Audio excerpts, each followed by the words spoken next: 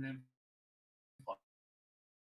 Well, thank you so much for having me, my friend. It's great to be here as we warp through this well, not series. I mean, this is a whole franchise. We're talking about from the very beginning today, all the way through to Discovery in the future. So we have quite a few to hit. We've got all the original series, all of Next Gen. This is going to be really exciting, and we're stoked to be able to bring something that we absolutely love, that has, dare I say, formed some of our lives, to be able to bring that, our love, and share it with everyone. So thanks for joining us, and we're really excited for this opportunity. Yeah, and Casey said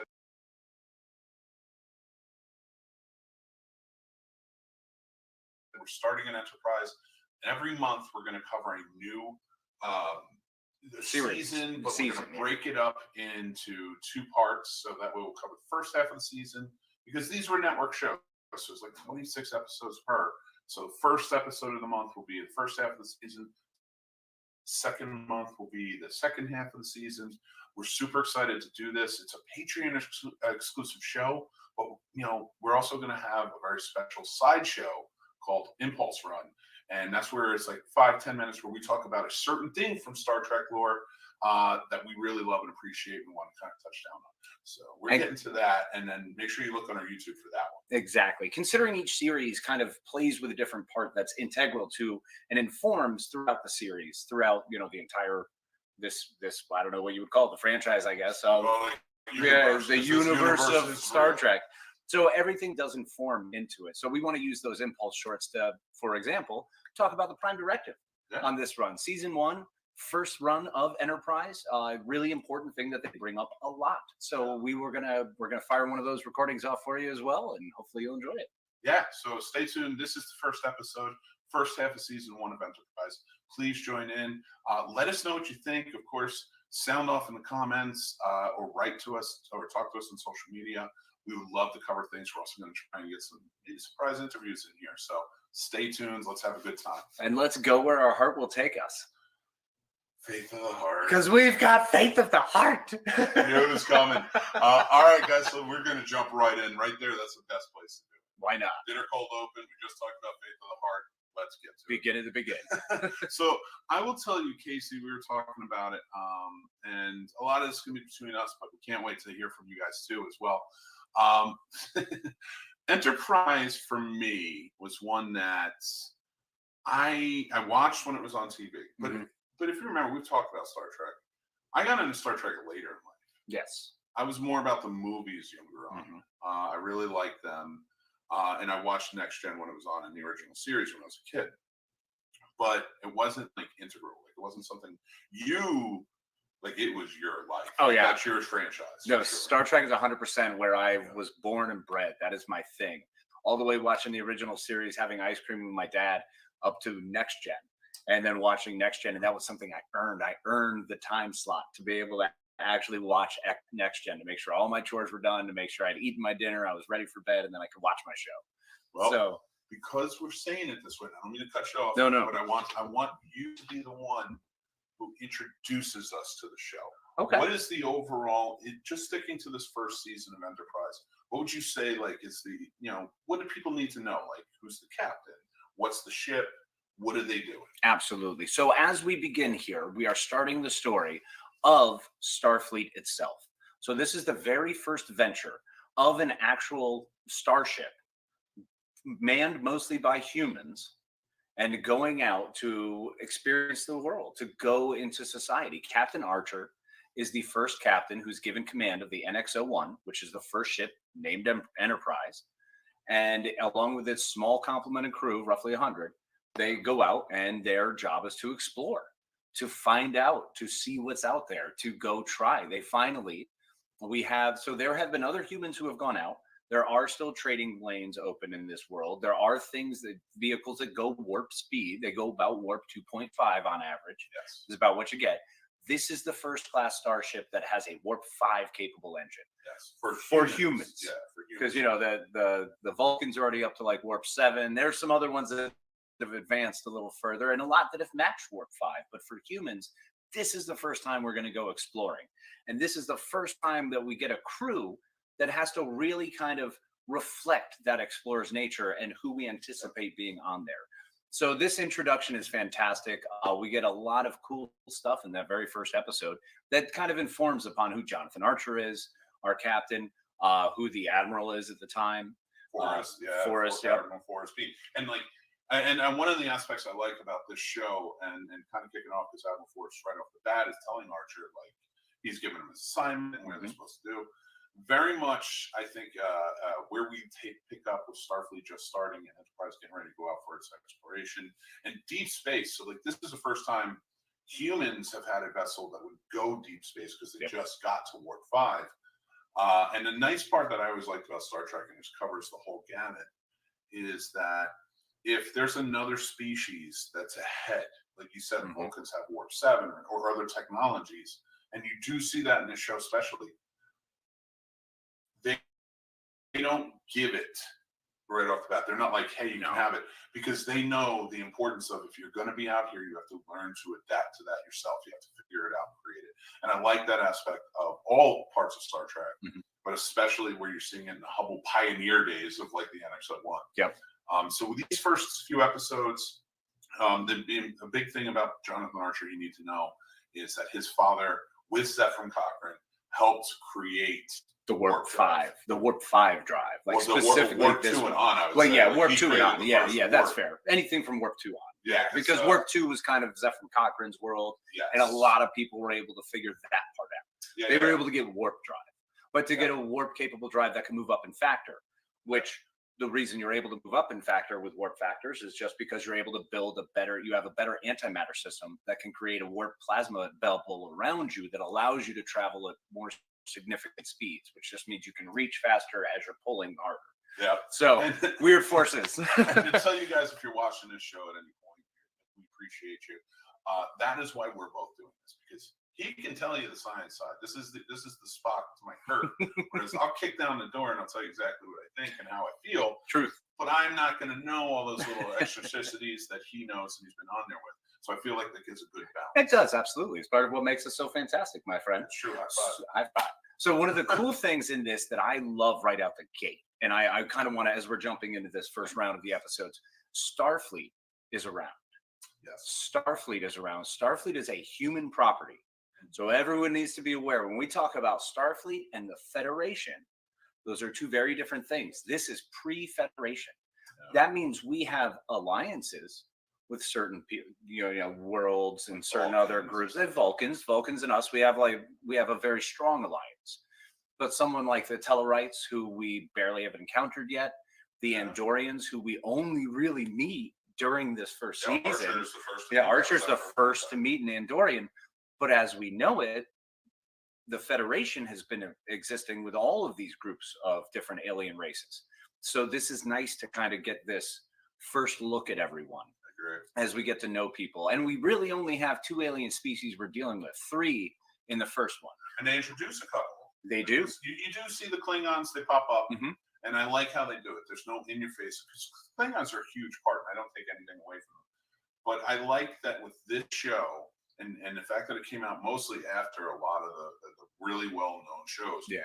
They went back and they said, we got to create some new ones. We got to take some out, maybe just have them pop in here and there. Like, don't expect to really have the Borg be a part of this. Don't have the not gonna be Romulans yet. We didn't meet them till TOS. So we still have a ways to go before we get there. But there's Easter eggs. Oh, there's Easter eggs all throughout. Right. So, and it's nice because then you only have Dr. Phlox, who's the other one, who's a Denobulan. Which we know is Denobulans are they're more of a giving race. There are a lot of races out there who just prefer to help and hang out just because they're curious. And we love that. As the humans, we're always excited for that. Yeah. It's just funny that we always go to violence when most of those races are like, what are you doing, guys? Why guns? So, which is, it's so cool to see that Starfleet is becoming this thing where we're working with Vulcans and other species. And it is a human construct, but to know where it goes, the fact that Starfleet accepts everyone once the Federation's in place, and the Federation, and it shows the bond of the Federation and how strong it is, that everyone that's a part of it really has an equal opportunity to work at things and to have a say in things.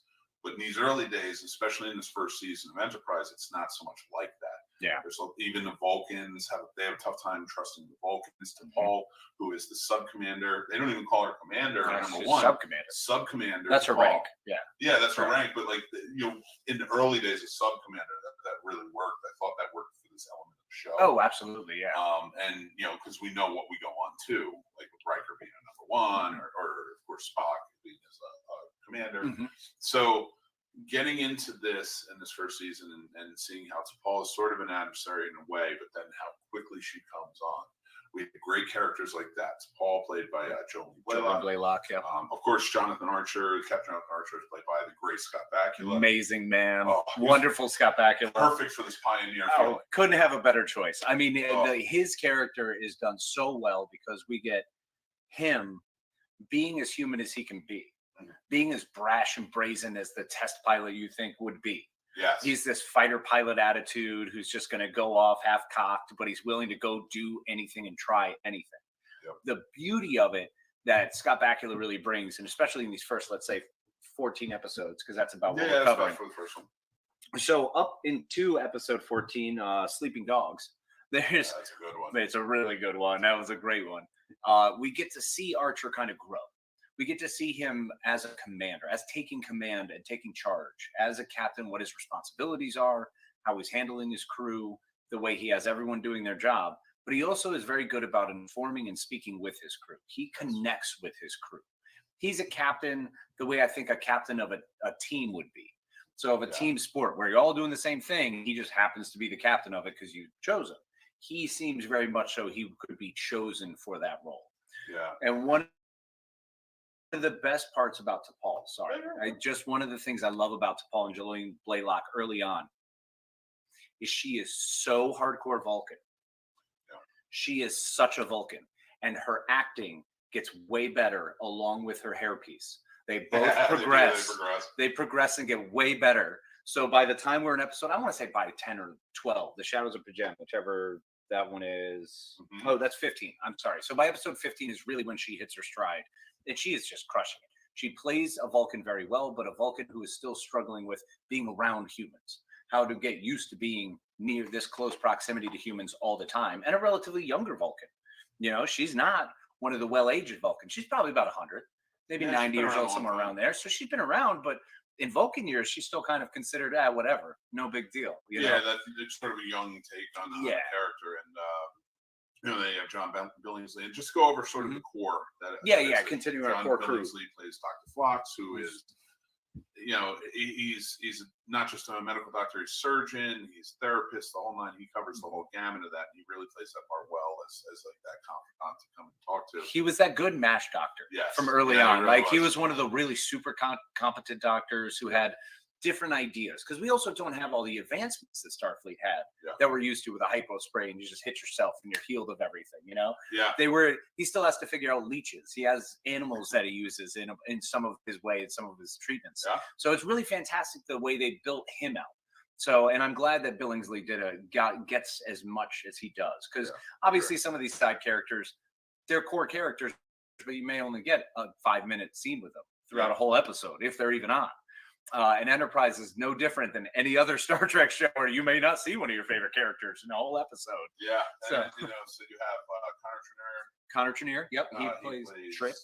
He's this chief engineer. And let's kind of go through so we can get to the episodes. But I think it's Anthony Montgomery plays Travis, who's a great helmsman. Travis Mayweather. Yep. Travis Mayweather in it. Yep.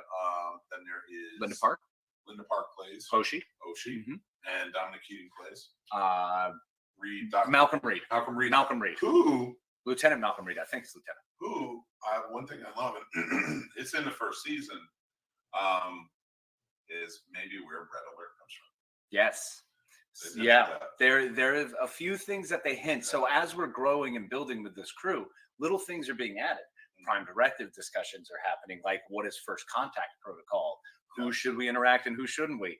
Who should we fire upon? This is the first ship getting shot, and they have to figure out they're good or bad. They get shot a few times, and they're like, "Are we supposed to keep fighting?" They even have to ask. It's wonderful that we get to that. And it's so much fun because first contact down the line is almost very rare. especially by Next Gen or Deep Space Nine. And it's all by the book. It is very strict rules on how you do rules. that. Yep. And there's no rules. They just the humans literally like they were getting ready to leave, and let's start with the first episode, which is Broken Bow, parts 1 and 2. They're getting ready to go on their mission, and a Klingon is found and killed in Nebraska by Suliban, who are introduced in this, which are a shape-shifting, not shape-shifting into other forms, but they can like go down into like flatten themselves out, sneak into things. Yeah, so the Suliban are like a lizard people basically, and we find out later that they can actually be genetically altered, and they love the genetic alterations. The more genetic alterations they get, the kind of higher they are ranked in society. So it's their weird little thing that they do. So being able to getting those little things are bioengineering that's being done to them, which is pretty rad. And we find out more about that in part 2.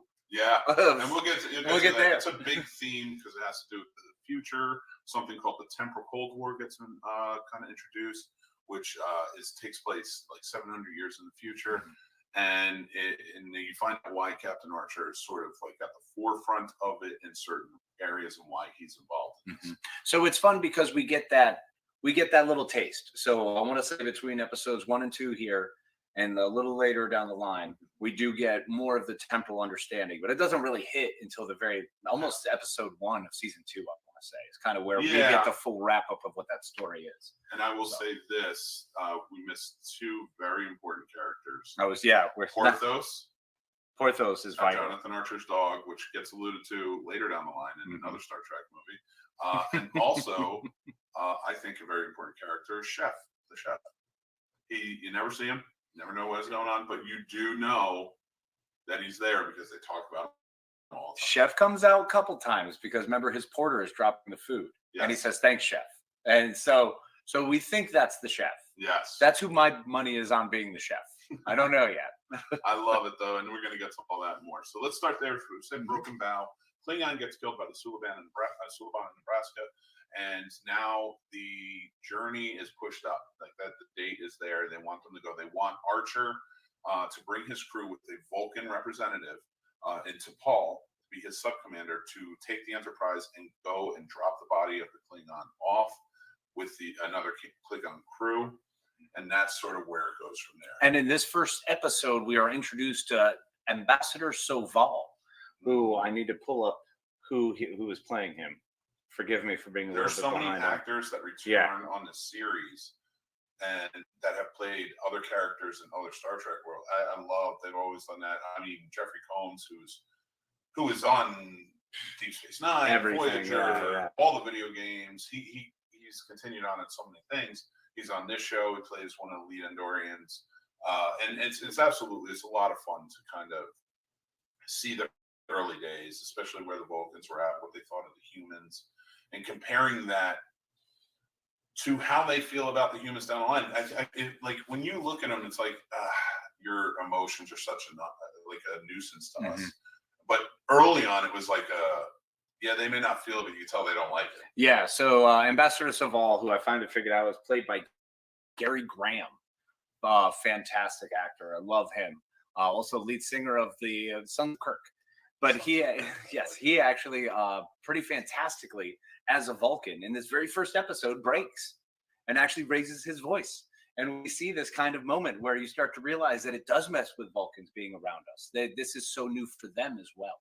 Yeah. So it was really cool to see that and see how they're still going to have to go back to their group and talk to people like Ambassador Sarek and explain how he's going to be reading the stories of Soval. So it's so much fun how all this is tied in together.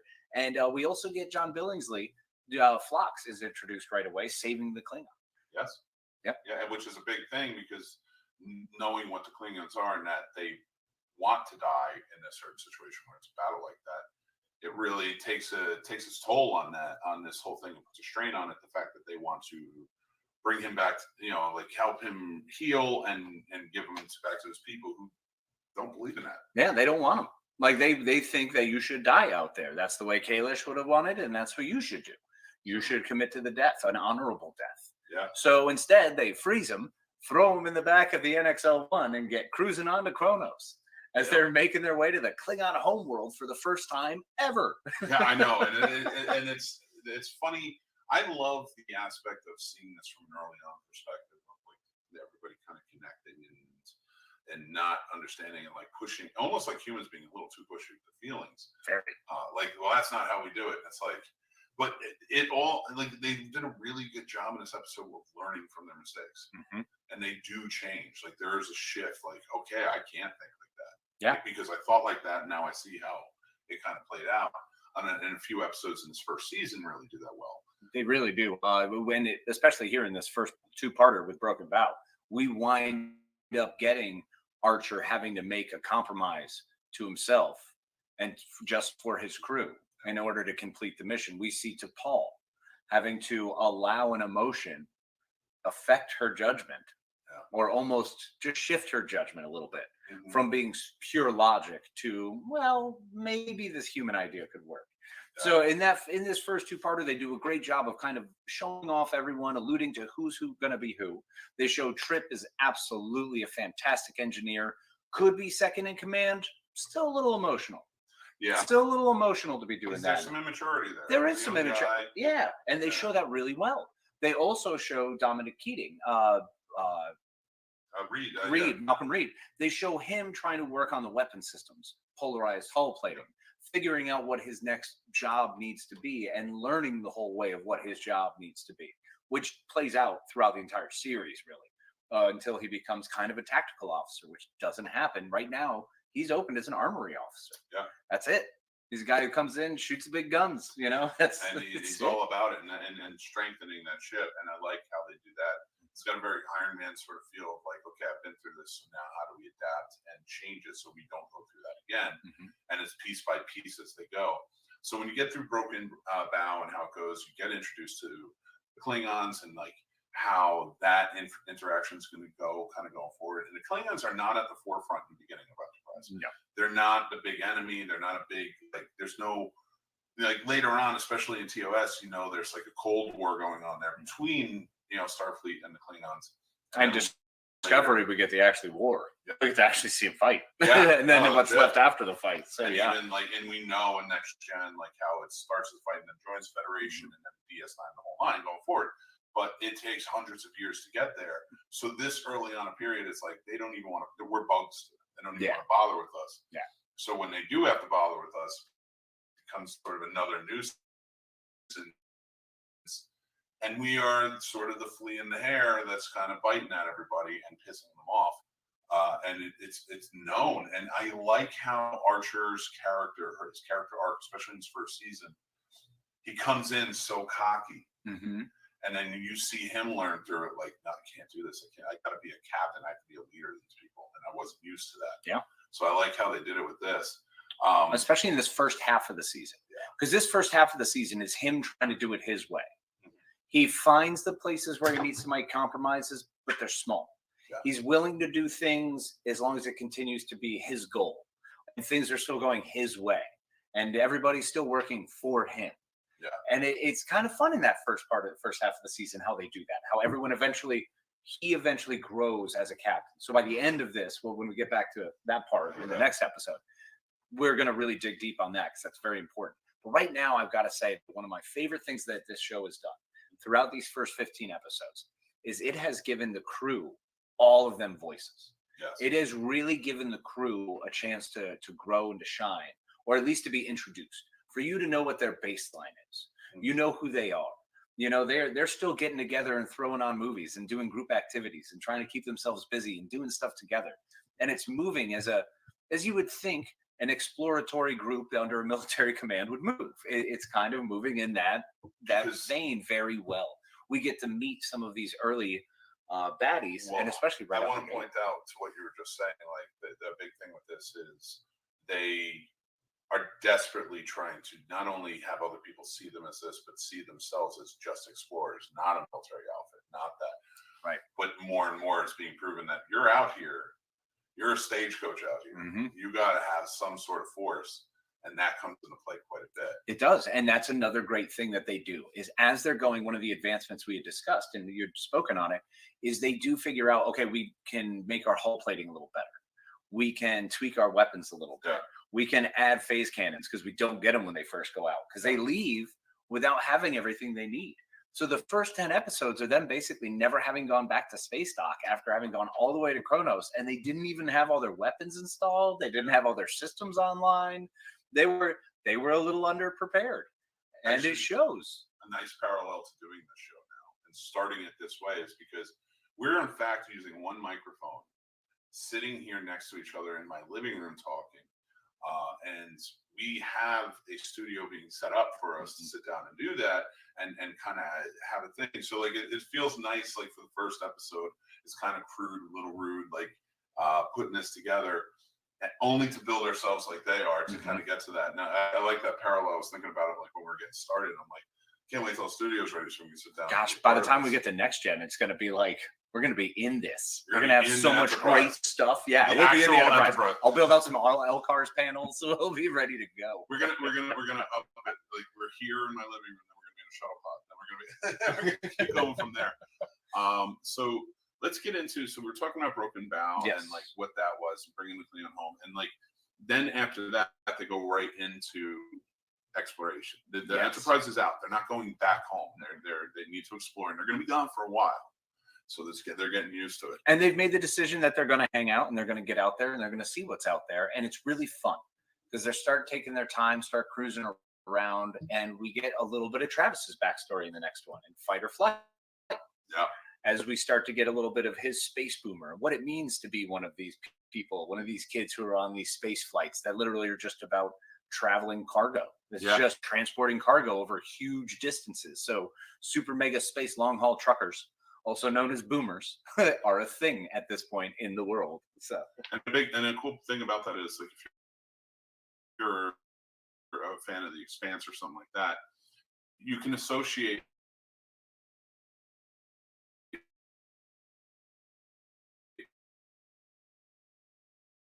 that those boomers, that's what they are. They're the ones that went out and decided to become.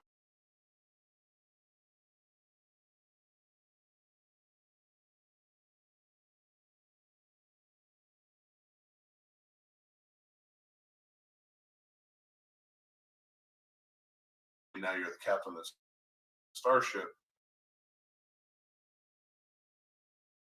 I've met certain people, so he does bring, for a young voice and a helmsman, he's only an ensign. Yeah, he's only an ensign, and they're putting him out here as the helmsman of the first Warp 5 capable ship. Unheard of. I mean, that's huge. Yeah. So he was just that good. He is, and he shows it. I thought about it, and I will do our rankings as the show goes on. Yes, like that. I think at the end of each of these episodes, we should rank where we feel the crew is. I like it. Yeah. And Oshi, even in this next episode, episode 3, she's in short. Strange New World. Now that's a great one. So episode 2 is Fight or Flight. Episode 3 is Strange New World, which is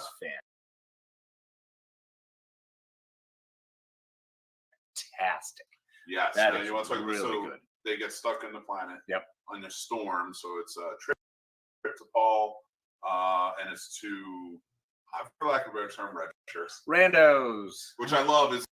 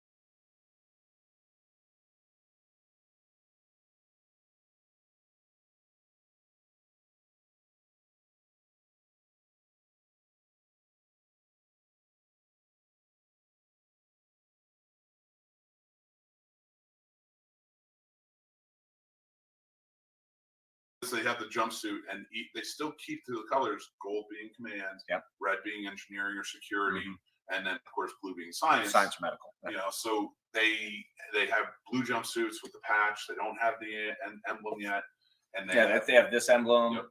So it's kind of like that, kind of like just that's not strapped even that. on. Remember, it's they have the NX-01. Oh, it's just the NX-01 mission patch. It's not even an actual Yeah. Starfleet patch yet. Yeah, good call. So they do that, and then of course they have the bars here, but it's just the colored lines to tell you where they're at. And I dug that because I was like, it's very rudimentary to everything else that we see, and how important those colors become later.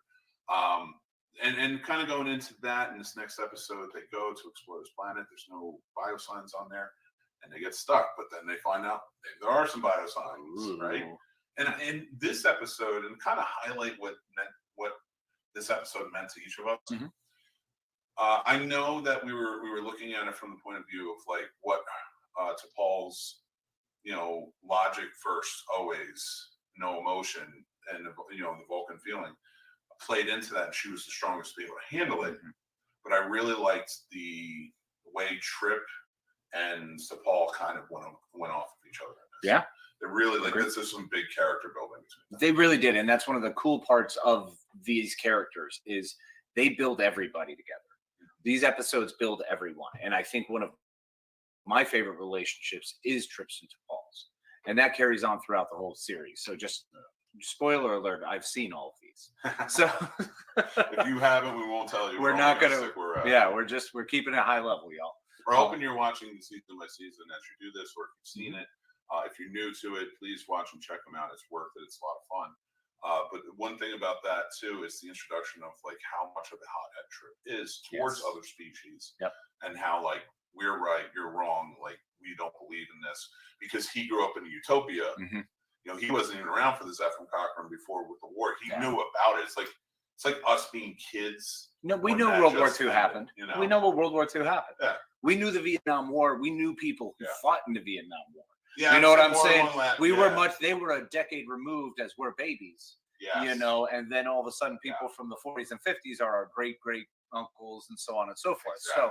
So this is the point. We're having discussions here where Trip is already, his grandfather experienced that. So it's different. We're that far removed.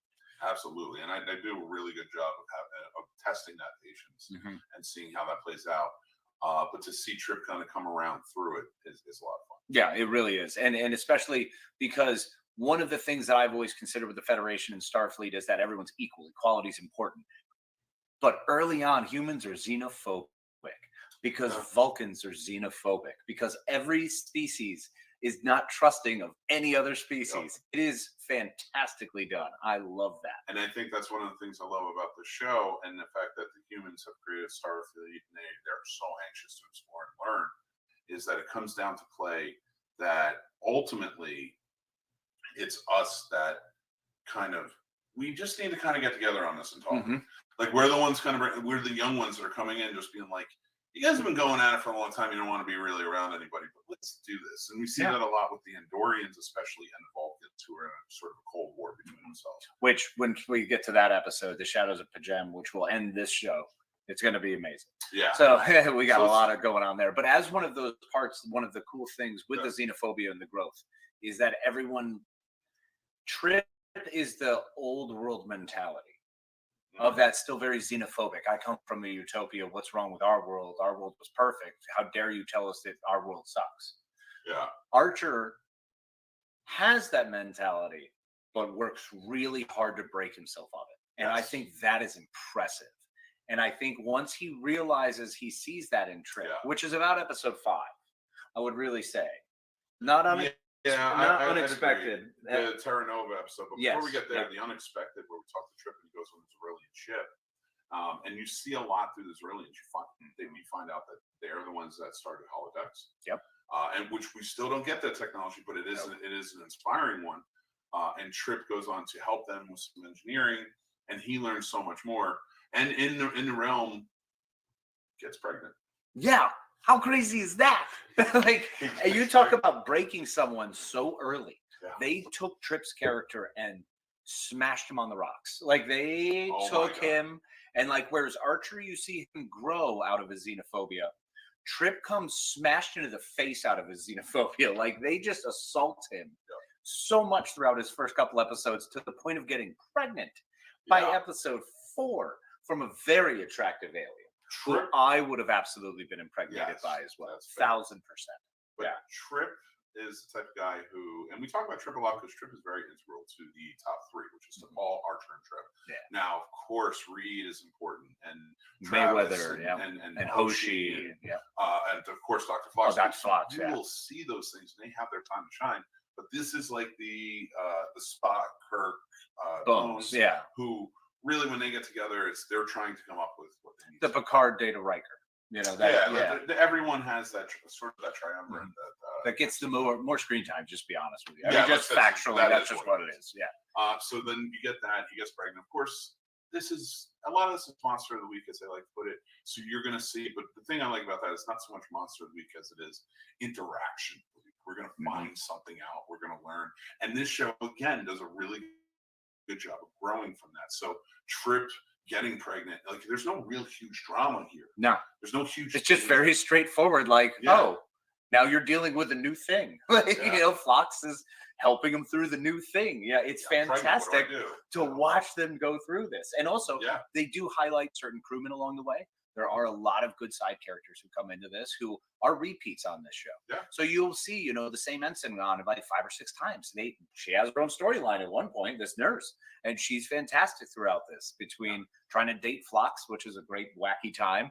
And like they're all going to pop up, and you're going to see some really fun characters. Definitely, this first half of the season really sort of is on the main, and I get that because you not only introducing them, but you're introducing so much more, because we catch so many more species of other characters that we're getting into this.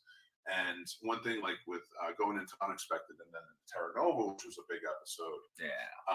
Terra Nova is an episode where they find this planet. They're going to find a colony that was set up of human beings that went onto another planet to live there and study it and such. When you get there, no one's to be found, and the colony has sort of been abandoned. And they find underground dwellers who may be related to those. It's like a Jamestown Croatoa thing. It's pretty rad. I really loved when I saw this, because I absolutely was like, oh, that's so rad. Because of course, we all lost settlements and colonies when everybody was going out early on. You always do, because guess what happens? When you show up to another place and say, hey, we'd like to take this, generally people don't like it. So, 100%.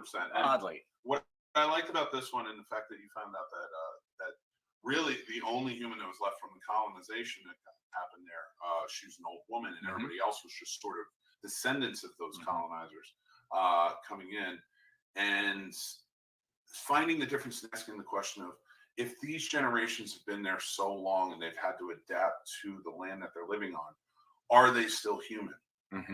Do they have that connection?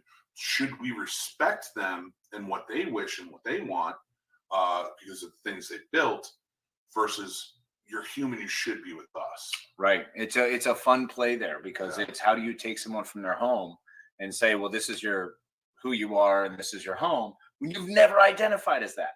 These people haven't identified as human. They don't grasp it. They don't wrap their head around it. They don't trust them. They don't trust. Yeah, why would you trust them there? Like, we haven't seen you. Yep. You know, even the older woman was a little girl when all of this happened. She's from Earth, but she traveled there and she was a little girl. So all she remembers is everybody suffering and, you know, kind of going through this whole motion. She has no connection to that world anymore. Yeah. And I really like the themes that they play into this. This was a very good episode. Yeah, it was fantastic. It was really good. And it actually goes into, I believe I have to call this, perhaps my favorite episode of this season, first half of the season. I like that. I thought this would be too when I was talking about it. You know, and I'm kind of coming into this as we go along with this too. Because when I watch it, I'm like, you know, I'm rewatching it and it's like, you know what? I really like this episode. I want to note something about it. And Terra Nova definitely stuck out to me. But I think that there's another episode we'll get to. But I do want to kind of move on to the next. Oh, no, the next episode is the one that I love. The Andorian incident is my all-time favorite. The reason it is because we're traveling now with Archer, Trip, and T'Pol, who get called over to Pajem. So they're going to Pajem because they want to visit the monastery, and they're very excited to visit the monastery because it's gorgeous. I mean, this is this amazing ancient structure, you know. Yeah, for some R&R, they're going to chill out on this Vulcan, you know, planet of of great holy importance, or what, not quite holy, but reverence for them. So they get there to this monastery, and they find out that it's being used as a listening post Yes. by the Vulcan High Command to spy on the Andorians. And the Andorians, who are very warlike, see this as an act of aggression, and they naturally want to aggress. Yeah. So they take Archer Trip into Paul captive, and then kind of work through with, once again, our guy, who's there? Jeffrey Combs. Jeffrey Combs, baby. Of course he is, as Commander Vash. Is that his name? Yeah. So he steps in, and he plays such a great character. And Shran.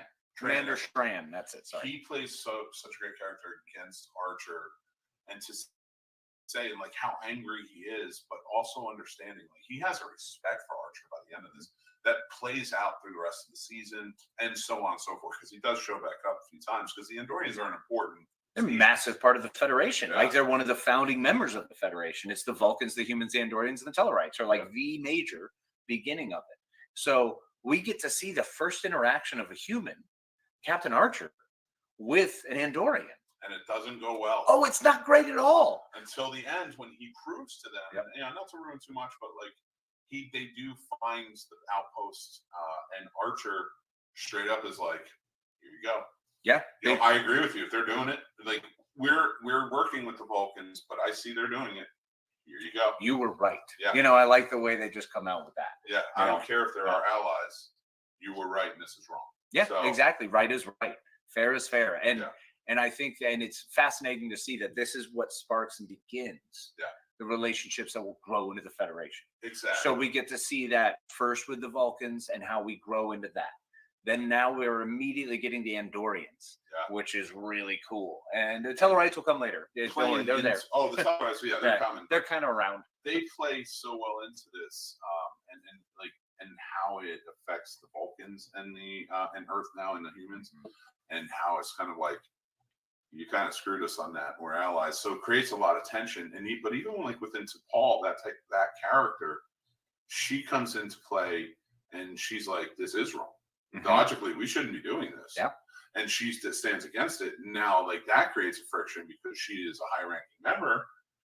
And they didn't want her on this anyway. And now this is why they didn't want her on it. She was supposed to be on for all the month, and now all of a sudden she's been on for 4 months, like 5 months right at this point now, at the Andorian incident. So it's fantastic to see. And it's one of the reasons it's one of my favorites, not just because Jeffrey Combs always smokes the role, but because we really see the Archer Trip to Paul, the unity starting to grow. We're seeing this unit now work with other species, because we've seen them against the Vulcans, we've seen them with the Klingons, we've seen them kind of interacting a few places, but now we're getting them with the Andorians, a massive name.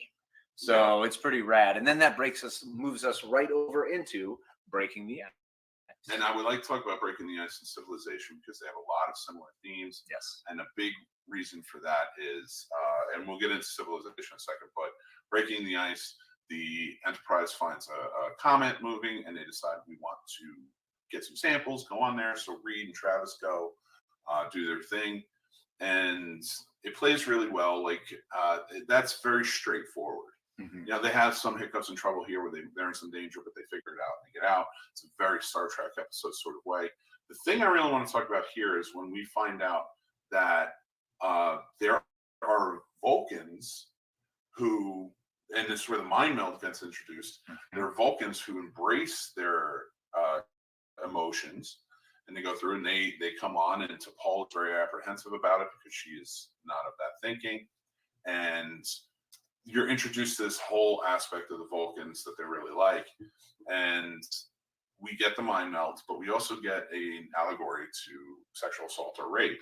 And to Paul being mind melded against her will, and how that affects, because when we see it, it's Spock doing it for the most part, and like in TNG or the movies and such.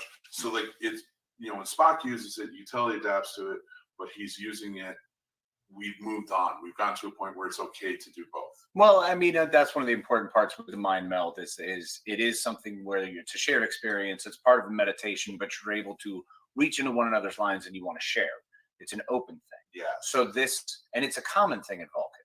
So what we're seeing now in this episode of Breaking the Ice, where the Vatash Katet, that's what I was looking for. Yes. That's what they're called. The Vulcans who have given back into their emotions, who have given up logic. She, or the Vatash Kator. So she gets assaulted. We see them handle things that you wouldn't expect to be handled in a Star Trek show. And we are now getting another level, which I think every Star Trek show has in their own way spoken for the time in some way or another. And I think this is now when we're really getting into a lot of assault things. Was popular at that time. It was hot. It was important. It was being talked about more. I think it was a more open. It was an open conversation, is what I meant to say. It's more. It needs to be discussed, and they did that. And Star Trek did that. So I'm very excited for that. And it's a rough episode to watch. That is a real difficult scene to watch. Anytime that is a violation on a degree that I can't even fathom.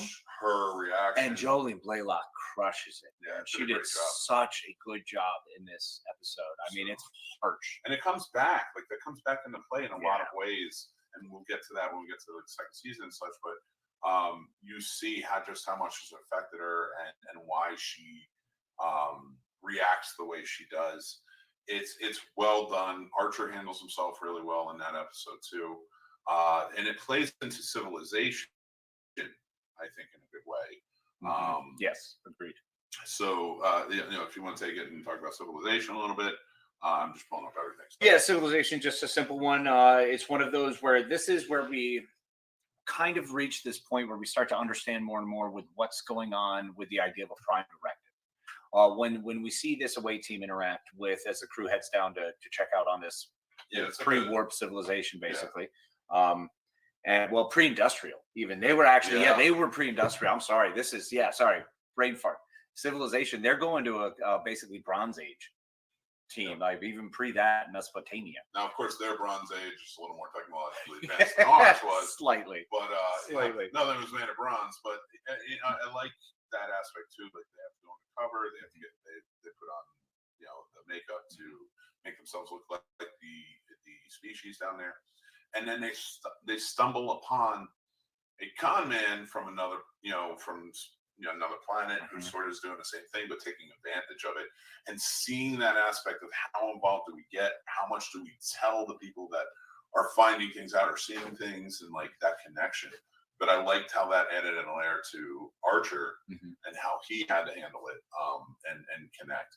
He did not do well. No, and that's the beauty of this. We get to see Archer fail quite a few times. Yes. We get to see every single member of this crew fail. And by this point, once we reach civilization and skipping right into Fortunate Son, which is not one of my favorite episodes. It was good. It was decent. It was fine. Something fell flat on this episode for me, but it really informs on Mayweather. So it is a great one for that. But the rest of it was just kind of bunk for me. He was kissing the one woman that he met on the planet and stuff like that. And I get it. Yeah. But I kind of like how they added it because it was like, when you have Kirk, he was the lover, he did things like that. Yeah. But then you have Archer doing it, and it's kind of like he's so torn after he does it. He's like, I can't believe I just did this. Yeah, I can't. I just took advantage, basically. And it's funny following right on the footsteps of that, where someone was taking advantage of his crew. Yeah. And here's another actually great point that I didn't bring up previously. Sorry, not Civilization, but the episode 7, Breaking the Ice. We see Archer care hard. Yeah. But previously, we've seen Archer cares. He's concerned. He is a good captain. Yes. Gets his ass kicked a lot. A lot. like a lot. Scott Bakula, man. It. Hardcore working out, because, the scratches, scars. He was almost Kirk, who, bared his chest 18 times in the original series, by the way. Oh, my God. Oh, ridiculous. Bakula didn't do that. He was a T-shirt wearing guy. He wears T-shirts everywhere. When he has a shirt off, there's a reason. Yeah, exactly. It was pretty solid. It was well done. But in Breaking the Ice, we finally see him really connected to Paul. He cares. She's the member of she is crew. And that's a really good part. So in Civilization, we hit then Fortunate Son. Great fun with Mayweather. We get to learn about his boomer background and kind of see how the space truckers fare. But I also like in that where Travis gets he gets his way of thinking challenged. He does, yes. And he turns around and he's like, you know what? I respect Archer. He's always pushing this is what Captain Archer would do, and this is, I think this is the best thing. You know, you have to show care, you have to respect these species, and I liked how that really came to the forefront because I think it made him better helmsman. I agree, and we actually see how the captain's influence is affecting his members of his crew, and I think that's fantastic because they grow the crew. This season grows the crew to be a crew that I loved, and makes me sad we only got 4 seasons of it. And that's the thing I really like about this too, and this plays a good part into it. Fortunate Son, and even the Cold Front, which is the next episode, which we're going to get into, which is very much an episode that plays with the overarching theme of what they're going to be doing. This is when they get back into, hey, remember that thing from season 1 that we started with? Let's bring it on back. But this is when it comes to Archer, like Trip is undying loyalty to him. Travis is warming up and has loyalty to him. Everyone in the crew is loyal to him, but Hoshi is aggressively loyal to him because she doubts herself. There's an insecurity for herself. And I love that they show this all the time. But Archer is unflapping. He's unwavering in his belief in Hoshi. That is one of the great things. That was the only one he went to bring on. Only one person he reached out to was like, I have to have you. Everyone else was generally assigned, and he backchecked, and he decided, okay, yes, you're my crew. But Hoshi, he went and sought after. Yeah, like Trip was a friend. So Trip was going to come. Trip was going to follow out of loyalty. But I like, you don't get Reed right away. Reed does his job. He's a fantastic at his job. In a way, a company man or military man where he follows. He's a Starfleet man. Yeah. He's by regulation. Everything's he questions within himself the captain and how he does things, and then he ultimately sort of comes around and say, "Oh, I get it. You don't want us to feel like military. You want us to feel like explorers, but we have to do both." And Malcolm Reed is a great kind of foil or opposite of T'Pol, because he's the human version of uptight. And then you have the Vulcan version of uptight, and the idea of the two of them together, it's like, this is brutal. Like, I could see where it's kind of hard to walk and fart at the same time around those places, buddy. Everything's so tight. It is, and it's so like when we get to Cold Front, this is the first time that we have sort of an invading force on Enterprise, trying to really mess around with things outside of the realm of what everyone knows, meaning the Temporal Cold War, which only really Archer knows, and Daniels, who is a crewman on the Enterprise, finally outs himself to say that he's from the future. And he's part of the Temporal Cold War, and that's why he's here, because this plays a big part. Right. So this is part of where Enterprise lost itself for me. I'm going to say that from the word go. This to me has always been the weakest part of it, and it always bugged me because I felt like there's just something missing to it. You know, I feel like they could just do a little more. It's not that it's bad; it just wasn't good. Wasn't great. It wasn't. They were just pieces. So in this episode, we get probably one of the best versions to this point, and possibly in all of season 1, for my opinion, of the Temporal Cold War, because we understand it. Daniels explains what's going on. The crewman has returned. It is only Scott Bakula, which does bug me because he talks to other people about it later, but not at this point. At this point, it's Scott. It's just Archer. So we only have Archer and Daniels learning about the Temporal Cold War. The fact that the Suliban creatures are, yes, they're here in the present time, but in future, the Suliban warrior is the one who's like an operative for this other dark force that we don't know, this dark menacing force still. They are still a mystery as to who is the other person sort of pulling the strings of these big bad things happening. So in Cold Front, we get this episode where we're taken along into being caught up to what's happening in the Cold War right now, and where Enterprise sits in this great battle that's sort of happening in the midst of them, yet they're sort of the flashpoint for it. They're the spot where everything happens. So that's what Cold Front covers. And it's well done. But once again, this is one of the parts of Enterprise that just kind of bugged me overall as a series. Yeah, and I'd agree with you. And then the reason I say that is because, and agreeing with you, is for me, you should have either said, I'm going to spend more time on this. Yes. Or you should just taken it out. Yeah, agreed. They've tried to almost middle of the road it too much. Yes. And I think that's the biggest thing they didn't do. They had committed to this and made it the whole ship. Let's go. Let's rock. We're going to have 5 episodes about it, and this is going to be huge. Yeah. Or we're going to do this, and we're going to piecemeal it, but we're only going to do it every 5 or 6 episodes, but they have to eventually get to something. And the problem is they took too long getting to different places. And by the time they got there, I lost interest because I was legitimately sold on what are T'Pol and Trip doing today? You know, what's Malcolm up to today? You know, what's Hoshi doing? I didn't care for this part of the story was really it for me. Yeah. As much as I cared about the crew. Once we get to that point, we see this, they go right back into almost like character episodes in the next 3 episodes before we get to our final episode. In this show that we will talk about, too many episodes. I felt like I lost all of meaning. Oh, man. Episode. Am I saying that word right? It's still a word? So we get 3 episodes right in a row. Silent Enemy, which is you would think it's a Hoshi episode. It's more of a Reed episode where you learn more about Malcolm Reed and who he is. But while on that front, they're being attacked, and the reason that Malcolm comes into play in this, Hoshi's trying to find out things about him for his birthday party to surprise him. Yeah, because they have realized they don't have any information on him. Yeah, and he's very kind of like seclusive guy. But while they're doing that, they're in danger. They're being attacked, and they realize that they don't have the necessary equipment and weapons to help protect themselves out there that they didn't think they were going to get into. It was things they didn't think about that now they're, Archer's like, we're down, we're out, we need to go all the way back to Jupiter to get fixed because that's where the yard is to fix things. And they're not going to be able to. So they have to figure it out for themselves. And I liked that. I liked that aspect. I like that they put Reed to the test to make it happen. And Trip is in there trying to help him. And you learn more about him and his drive to do those things. And that kind of rolls in just to get these 3 episodes and where they were at. Dear Doctor, of course. Oh, gosh. Dear Doctor is phenomenal. Man, let me tell you, Dear Doctor is one of my favorites. Phlox writing a story back to one of his dear friends. And they're both part of the Starfleet, alien exchange program, basically. And Phlox is just phenomenal. We get John Billingsley at his finest. He does a really good job in explaining what a Denobulan is, who it means to be him specifically, what drives him, what motivates him, how he just is there to help. And he truly he cares in a way that you can't fathom. It's hard to imagine someone who really, truly loves this way and cares and wants only the best for all living creatures.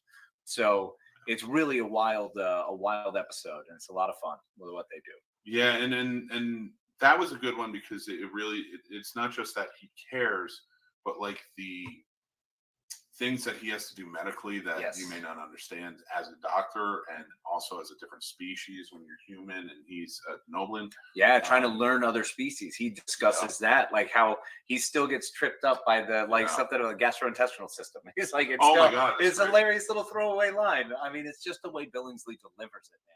He's so good. He's effortless. And he's so sweet to it too. Like he's a good doctor.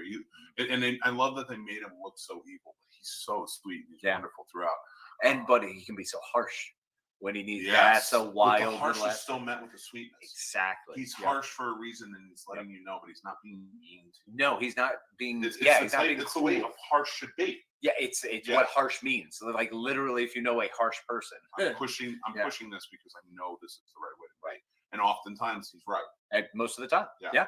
And I like that voice of reason, like a Troy from Next Gen. And you can compare it to, or Spock. 100%. I like that. I think the Troy comparison is probably most spot on. Occasionally Bones, he does play that voice of conscience and reason. It goes hard. Yeah. When it comes to like interference and actually hurting people, he goes real hard. You're wrong, Jim.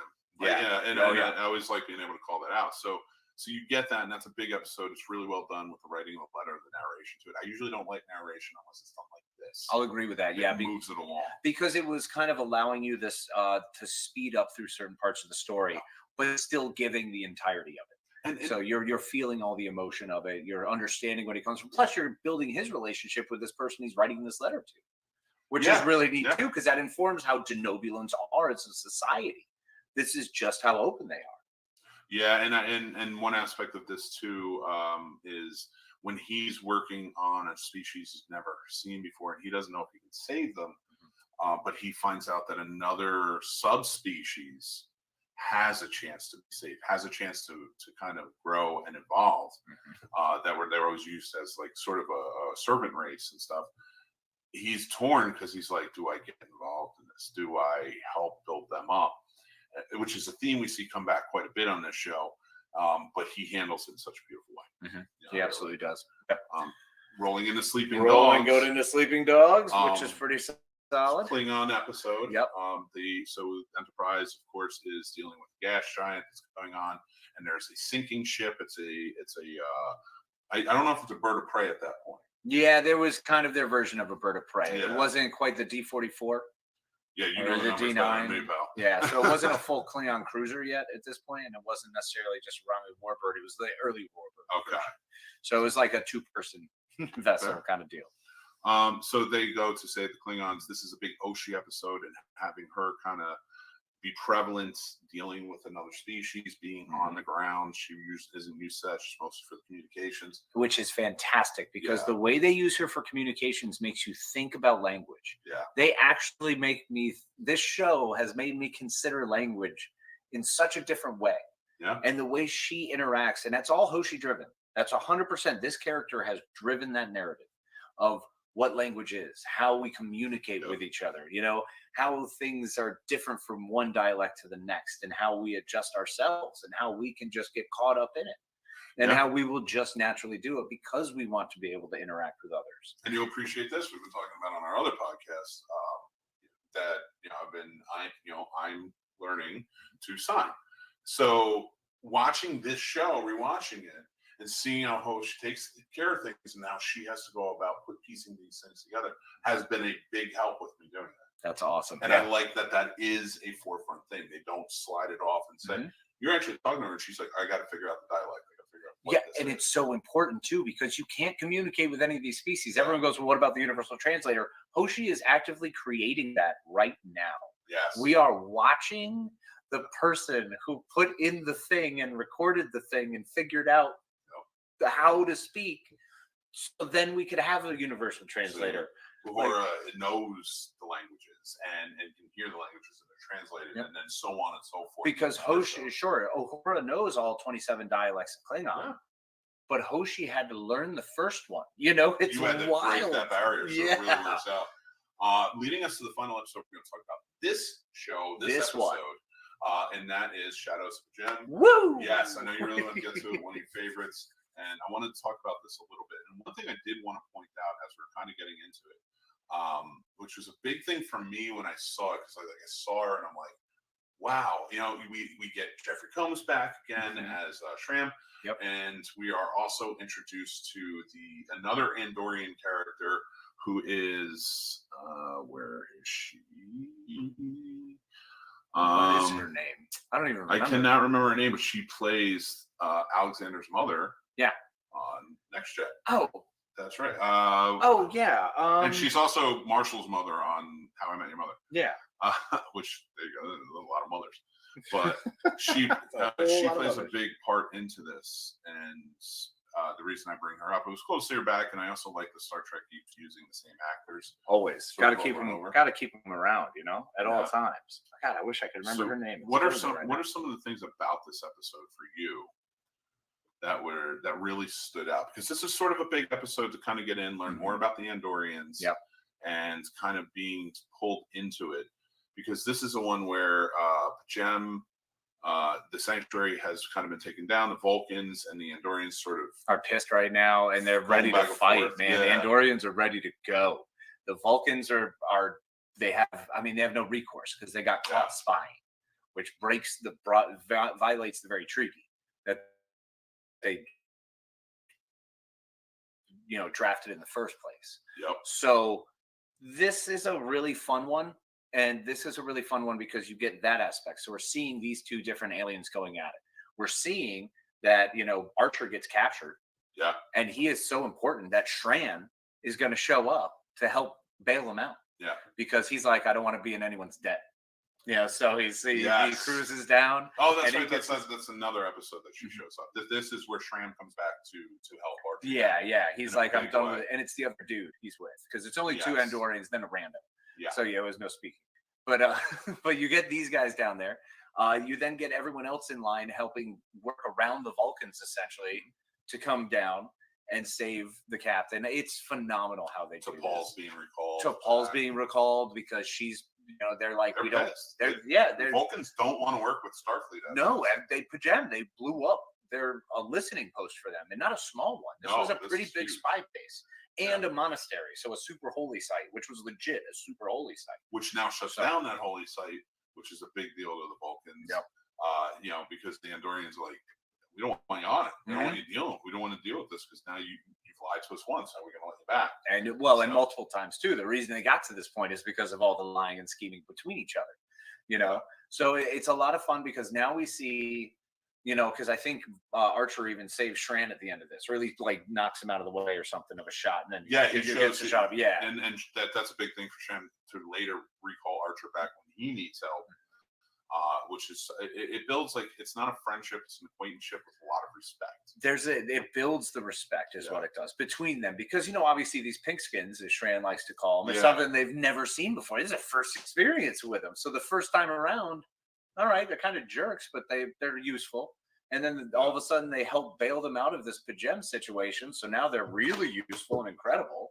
Yeah, and they have honor to them. And they have honor to them. And now we're seeing them be honorable and fighting back and bailing them out and shooting at Vulcans. That's another big thing that happens. Deal. Yeah, they do. There is a shot that goes at a Vulcan. Yeah. And then, you know, obviously once the bad guys are down, everyone stops. But they're shooting at each other. Andorians see that. It hits hard. And, you know, that's what I really like about this episode. And that's why it's a good one to kind of leave off with before we get into the next show where we talk about the second half of the season. Is that because the Andorians are also so influential as a founding member of the Federation, to see this early respect come in, because now you realize the Vulcans aren't bringing the Andorians to the Federation.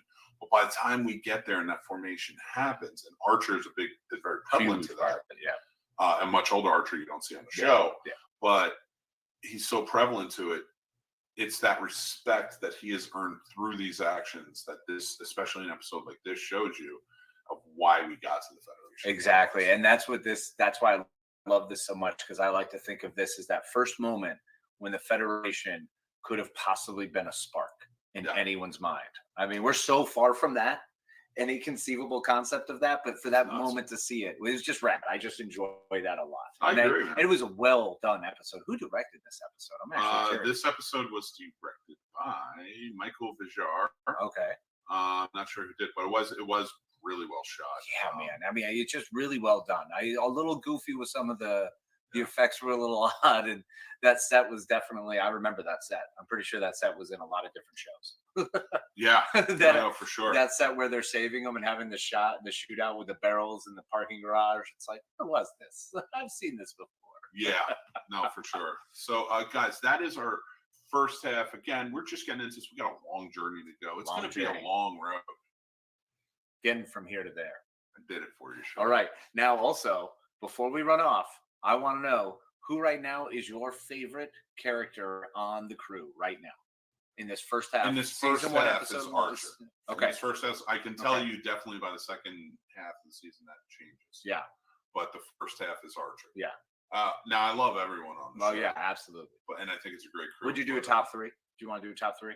Well, top three right now would be Travis, to Paul, and Archer. 3, 2, 1. Okay. What about you? On this one, I'm actually going Hoshi as number 3. Okay. To Paul, agreed, as number 2. And Archer is my number 1. Archer's my number 1. But I think Hoshi and T'Pol right now have done a lot. They did a lot of heavy lifting early on. Hoshi especially, because she's got 3 major episodes. And she's so well used all the time. You know what I'm saying? Yeah, she really is. She's really well used. When they're going to her, she's incredibly knowledgeable. She's always on point. She's got the best answers. She's there for it, you know? Yeah. Travis is still doing a little bit of that, like, oh, yes, sir. You know? But that's one thing I like about him is, like, you because we got that episode where you kind of get an idea of his life and what it was, Fortunate Son, and that those insights really helped me build him for me. He's a good helmsman. He's a Starfleet guy who believes in this. He's young. He's coming into it. I would say more of a well-established Chekhov. Yeah, actually, that's perfect. So, that's wonderful. Yeah, and I like that aspect of it. And I'm loving where T'Pol is at this point, just because they've done a great job establishing she's trying to maintain her Vulcanness, but keeping an open mind, because logic dictates. She keeps saying logic dictates, keep an open mind to learn. I like that. So it's a good balance, and I think we're seeing. And plus, the episode "Breaking the Ice" is brutal. Yeah, her not just the Jolene Blaylock portrayal, but what she's given that character of T'Pol that carries on, that we see carry on, is such an amazing choice. And the way she does it is so well done. So he was fantastic. And I think both of us, Archer is just, he's the guy. He's the guy. He's the guy right now. I mean, it's the Archer show. It's Archer and team. Season, my three will change. And we'll go through that in each episode. Kind of just not just characters, but we're going to ask different questions. Right now, it's the characters, but I would love to get into more as we go species, things like that. So join us. We're going to be doing this twice a month. Make sure it's a Patreon exclusive. Thank you so much for watching this episode. Very rudimentary, very much like Enterprise. We're going to be, the second episode will be the same way, and then we're going to hopefully be in a better place next time. Phase Cannon's coming up. So let us know what you think. Hit us up in Discord. Tell us if there's anything else you want us to get in more in depth on, or any parts of the show you didn't like. Actually, I lied about that second part. Don't talk about parts you didn't like. Just tell us that you love us and keep on listening. And I will tell you, there's going to be, if you are part of the Patreon, because we're going to add this part as clips, it's going to be fun because we potentially have a very fun guest coming on to talk about it, and you're going to want to see that. I'm pretty sure it might be something you're interested in. Yeah. There's a whole maneuver. I love it. All right, guys. So until next time, make sure you join us for part 2 of season 1 of Enterprise in March, and then again follow us every month going forward to follow us season by season to see what we think of Star Trek. Until next time, I'm Mick Manhattan, and I'm Casey the Madman Plot, and we will talk to you guys later. Take care.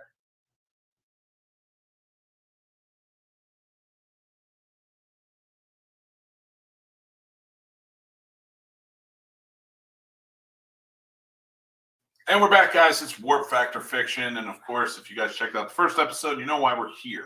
We're rewatching Star Trek, everything, animated series, the full series, live action, the movies, the whole 9 yards in chronological order. Every step of the way. We are walking through time on a trek, if you will, a journey, going forth to see every piece of Star Trek from the beginning. Absolutely, and I'm super excited because I've never done it this way, but also because there's a lot of things that I need to rewatch or some first watches for me, and I can't wait, and we're going to get into it, but we do need to make a little bit of an amendment. You might have seen the asterisk last episode when we were talking about a certain episode which was Breaking the Ice. Yes. And we referred to Paul's storyline in that having had more of a sexual assault connotation with the mind meld. Yeah. And we actually got it twisted. Actually, that episode is where she finds out that her marriage, her arranged marriage, is coming up and her time is limited. And she has to decide whether she wants to stay in that arranged marriage, which is very much part of her culture, or stay on Enterprise. It's a very good episode. It's very well played. I really like the Vulcan side of that. So we wanted to point that out. And actually, the episode we were referring to, which is Fusion, is in this later half. So we will be talking about it tonight. Yep. You heard us say some things, so we're going to kind of briefly touch down on it again. But yeah, I am excited. Yes. But we're here. It's the second half of season 1. Part 2, season 1. So here we are. First episode, Shuttle Pod 1. Which is a fantastic episode. So I love the phone booth episodes, the where you're a man in a box episodes.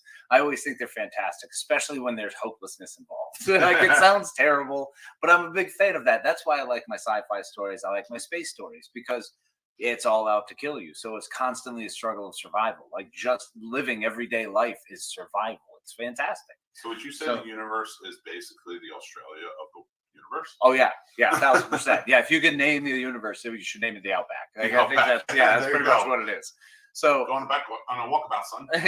You're not going to make it long. Sorry, fair. You've got seconds. So it's really neat how they do this one, where unfortunately Trip and Malcolm Reed are stuck in one of the shuttle pods. Now, one thing we should mention: Shuttle Pod 1, by the way. Shuttle Pod 1, which this is very early on in Starfleet. They have a transporter. They usually use the transporter for like goods and cargo and stuff like that. And they've been notified at the beginning of the very episode in season 1, episode 1, that it's been allowed for biological transport.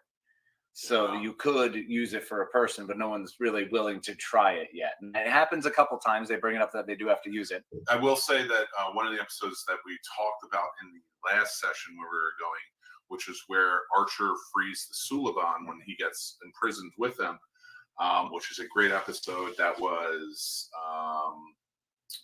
oh no, that's the season. We're coming up. I am losing my mind with the season, and I just watched the damn thing. All right, we're coming up on it, so we'll get to that part.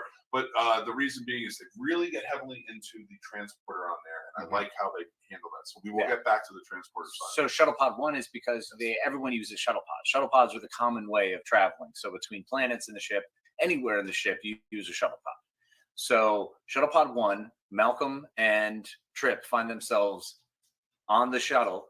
They look down, they see what they see is debris of Enterprise, and they just assume Enterprise has been destroyed. And everyone they love and care about is now gone. They are stuck in the shuttle pod, and things are going haywire. So they're losing life support at certain times. Like the heating is going up, the cooling is going up. The whole thing really plays out. But the character building of both these guys in this episode was fantastic. To which, and Casey can attest to this because he actually listens to it. Both the actors, Connor Trenier, my apologies, and Dominic Keating, both host a podcast called Shuttle Pod 1.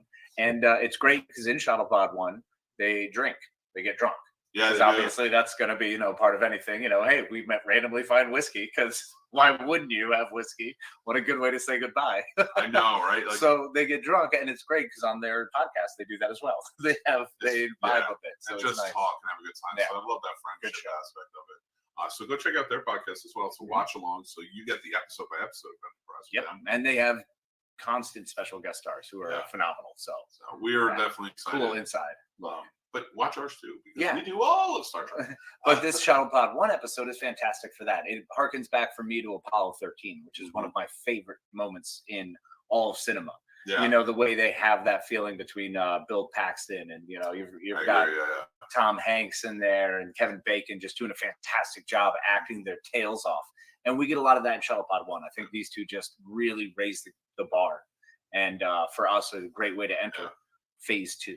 And because it's such an isolated episode and they're character building these two characters and what's going on, it's well done in the sense that, in many ways, but like they really play with the comedy versus the drama of dying. Like I really love that.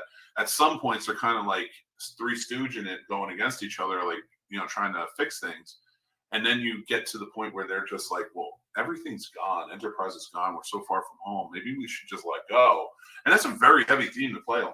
Yeah, and it's definitely a matter of when do you accept your fate? When is your fate decided? Yeah. They touch on that part even, which is great because Dominic Keating is a little bit negative towards it. Like he's trying to accept and embrace moving on and it's death. And, just it's mind-boggling. It hurts. It's tough. And Trip is just trying to power through it, and be like, just accept it and move on. And, it's fun. It's the dynamic change between the two. And it really kind of serves to grow them throughout the remainder of the series as closer friends and with a great bond. So. And it kind of plays into the next episode. Like we said, we went really in depth with it in the first part of this series. And so you probably already heard a lot of what we're talking about in the asterisk time. But just to kind of touch down on this off of Shuttle Pod 1, you really see again to Paul shine, Archer shine in a very dramatic way because of what happens to Paul, like we talked about. And the episode Fusion is what we're discussing. Yeah. So and you get the element of Vulcans who choose to have emotions and go through that, and that they feel they can balance it. So it's a good episode. Check it out. Of course, it's episode 17 in the series. And we were talking about Breaking the Ice earlier, so that's another good one. So really great episodes. And then we jump into Rogue Planet. This was a fun one. This episode, first of all, it's got one of those actors that I recognize from stuff. Okay. I'm gonna have to look him up real quick.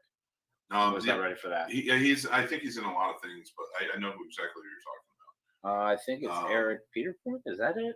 I don't see. I can see his picture. Yeah. So the cool part about Rogue Planet is, so Reed finds a planet that's completely covered in dark. He's in a ton of stuff. He does a really good job. Keith Says. Good, don't Zarabatchka. I don't want Keith Zarabatchka. I don't want the Russians. That's Keith Zarabatchka. There you Yeah. But he's a very recognizable guy. We're gonna give you a dime for yeah, there you go. So the episode's very cool. Reed finding this planet that's completely covered in dark. They decide they have this hospitable atmosphere. Mm-hmm. They go down to check it out. Just do the tests, kind of learn about the planet, and they run into 3 hunters from another planet that come here every year on a hunt. And once they find out what they're hunting, it's a pretty big ordeal. Yeah, it turns into quite the adventure, and it was a psychological creature, engaging with Archer. Once again, we get more a little Archer centric because we always got to have a big, strong Archer move. After having Fusion, which was T'Pol heavy, and then we have even before that with Shuttlepod 1 and Rogue Planet, we get back into Archer strong. So he's taking up the mantle as like going to have to save these creatures and these beings, and he does. Yeah, he does a great job. What you expect, and it was. It's wonderful. It's what I like. It's why Bakula really ruled this series the way he did, and did a great job. I thought he was wonderful. He is a fantastic driver, especially the first captain. That's what he was, and that's what he portrays really well. Is that combination of explorer but also adventurer. The fact that he is that maverick. He is going to go that extra level, but he's going to realize the regulations as he goes. Yeah, he's going to see the mistakes almost immediately. And then start looking at how to create a level of walls or, rules that will help impede any more problems. And he works with T'Pol to that end a lot, too. I like that, too. And you can tell he's building off of where he's going with it. Like, he feels like he should get involved with everything. Like, he's really, up until this point, he's really shoving his ideals on many other species. Yeah. And in a big way. But, like, and from our standpoint, we're saying, like, well, he's right. Though, like that's human decency and this, that, and the other thing, the principles of which we want to build on.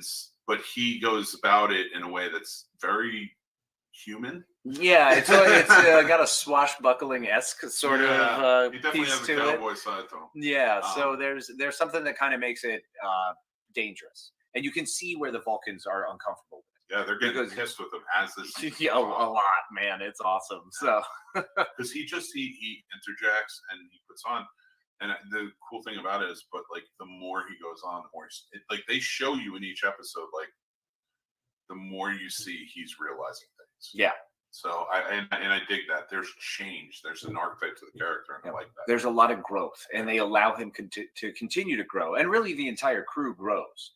Even when they get concerned or when they have problems or when there are struggles, they're all growing, and it's fantastic to watch. They do a really good job of that. By the time you get to this part of the season, we're 18 episodes in. Yep. Where are you at with it in your mind? Like, how is this show still holding up for you? So with most Star Trek series, I always take the first season and just have to kind of power through it. Kind of accept that there's going to be some gold in there. There's going to be a bunch of good character development. But seldom am I going to enjoy the entirety of the storyline. Might look a little crummy. I don't enjoy the outfits. There's always bits and pieces that I'll pick apart. One of the great parts about this series particularly is they kind of come out the gate, and by the 3rd or 4th episode, you're already in the crew. The crew development is strong. So you're already building in that avenue. Yeah. But you're also invested in Archer very early. Because it's a family affair, because he's following in his father's footsteps, because he's so committed to humanity, you link yourself to that humanity cause. Yeah. And you're like, you're goddamn right. I don't want anyone telling me that I can't go up to the stars. Like, that's a beautiful sentiment. And that's absolutely a human sentiment that any one of us are like, the moment you tell us we can't do it, all we want is to do it and do it better than you said we could. Okay.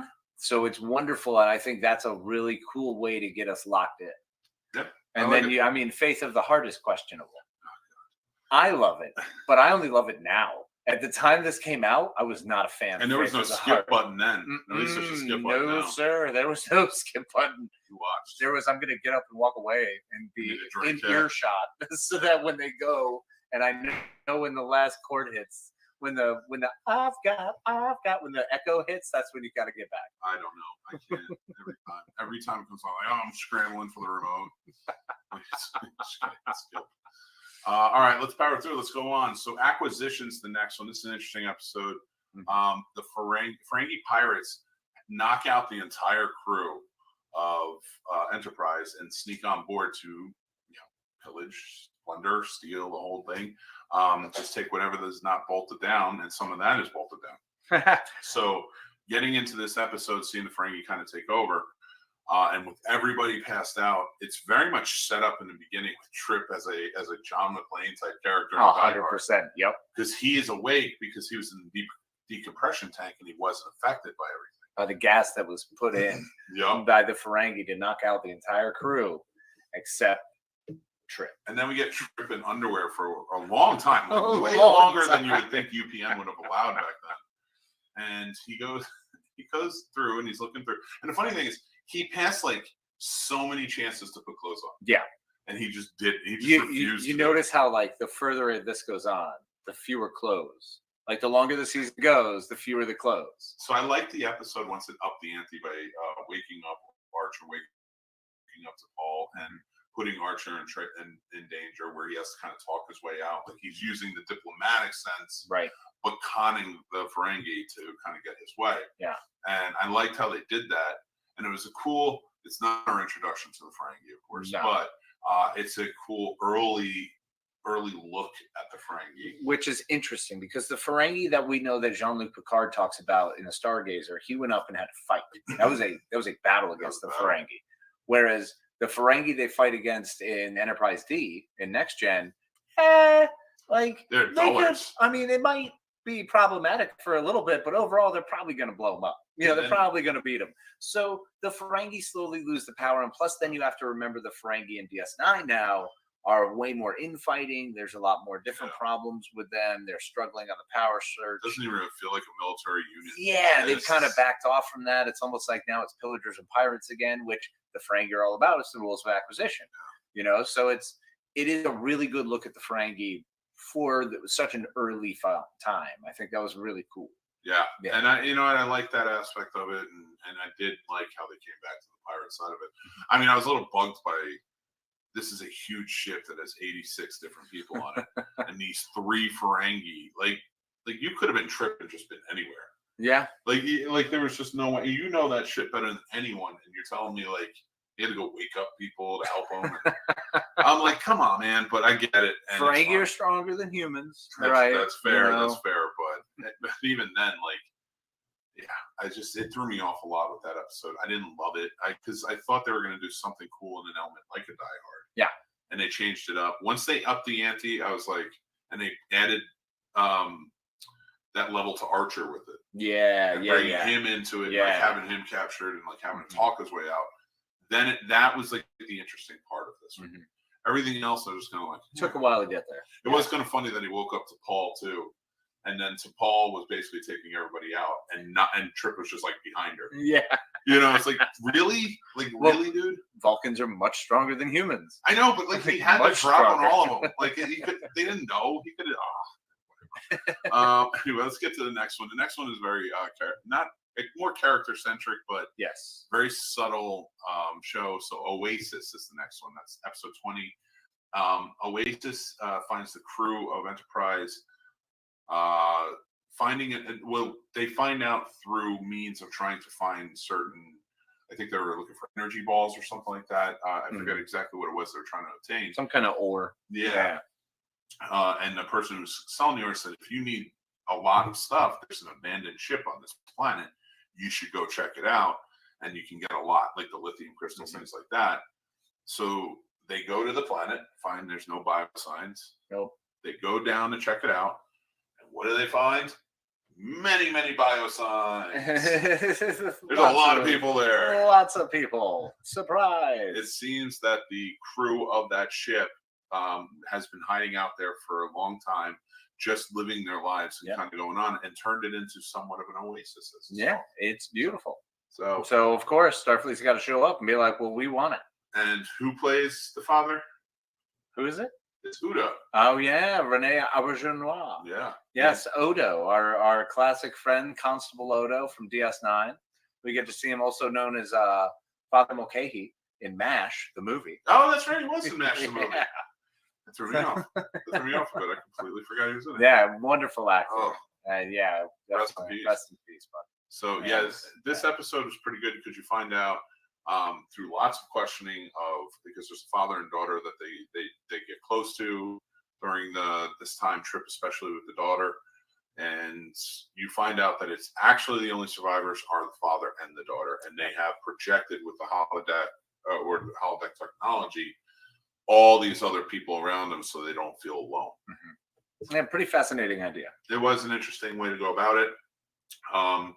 Really, the only thing I feel like you got out of this was like Tripp's interaction of trying to insert his opinion more into it, and seeing the other side of Archer kind of like, we need to hold off on it. I don't know what we need to do here. Like, yeah, no, and I think that was a really cool part that Archer does do. Yeah. Is he does do that whole, I'm not sure here. Like, this is legitimately a weird one. It's Yeah. so weird and off the mark. Like, what do I do? And I like that he kind of puts Trip. Is this the one where he hollers at Trip for No, that could happen in the okay. second season. Yeah. Okay, gotcha. That's a big one. Yeah.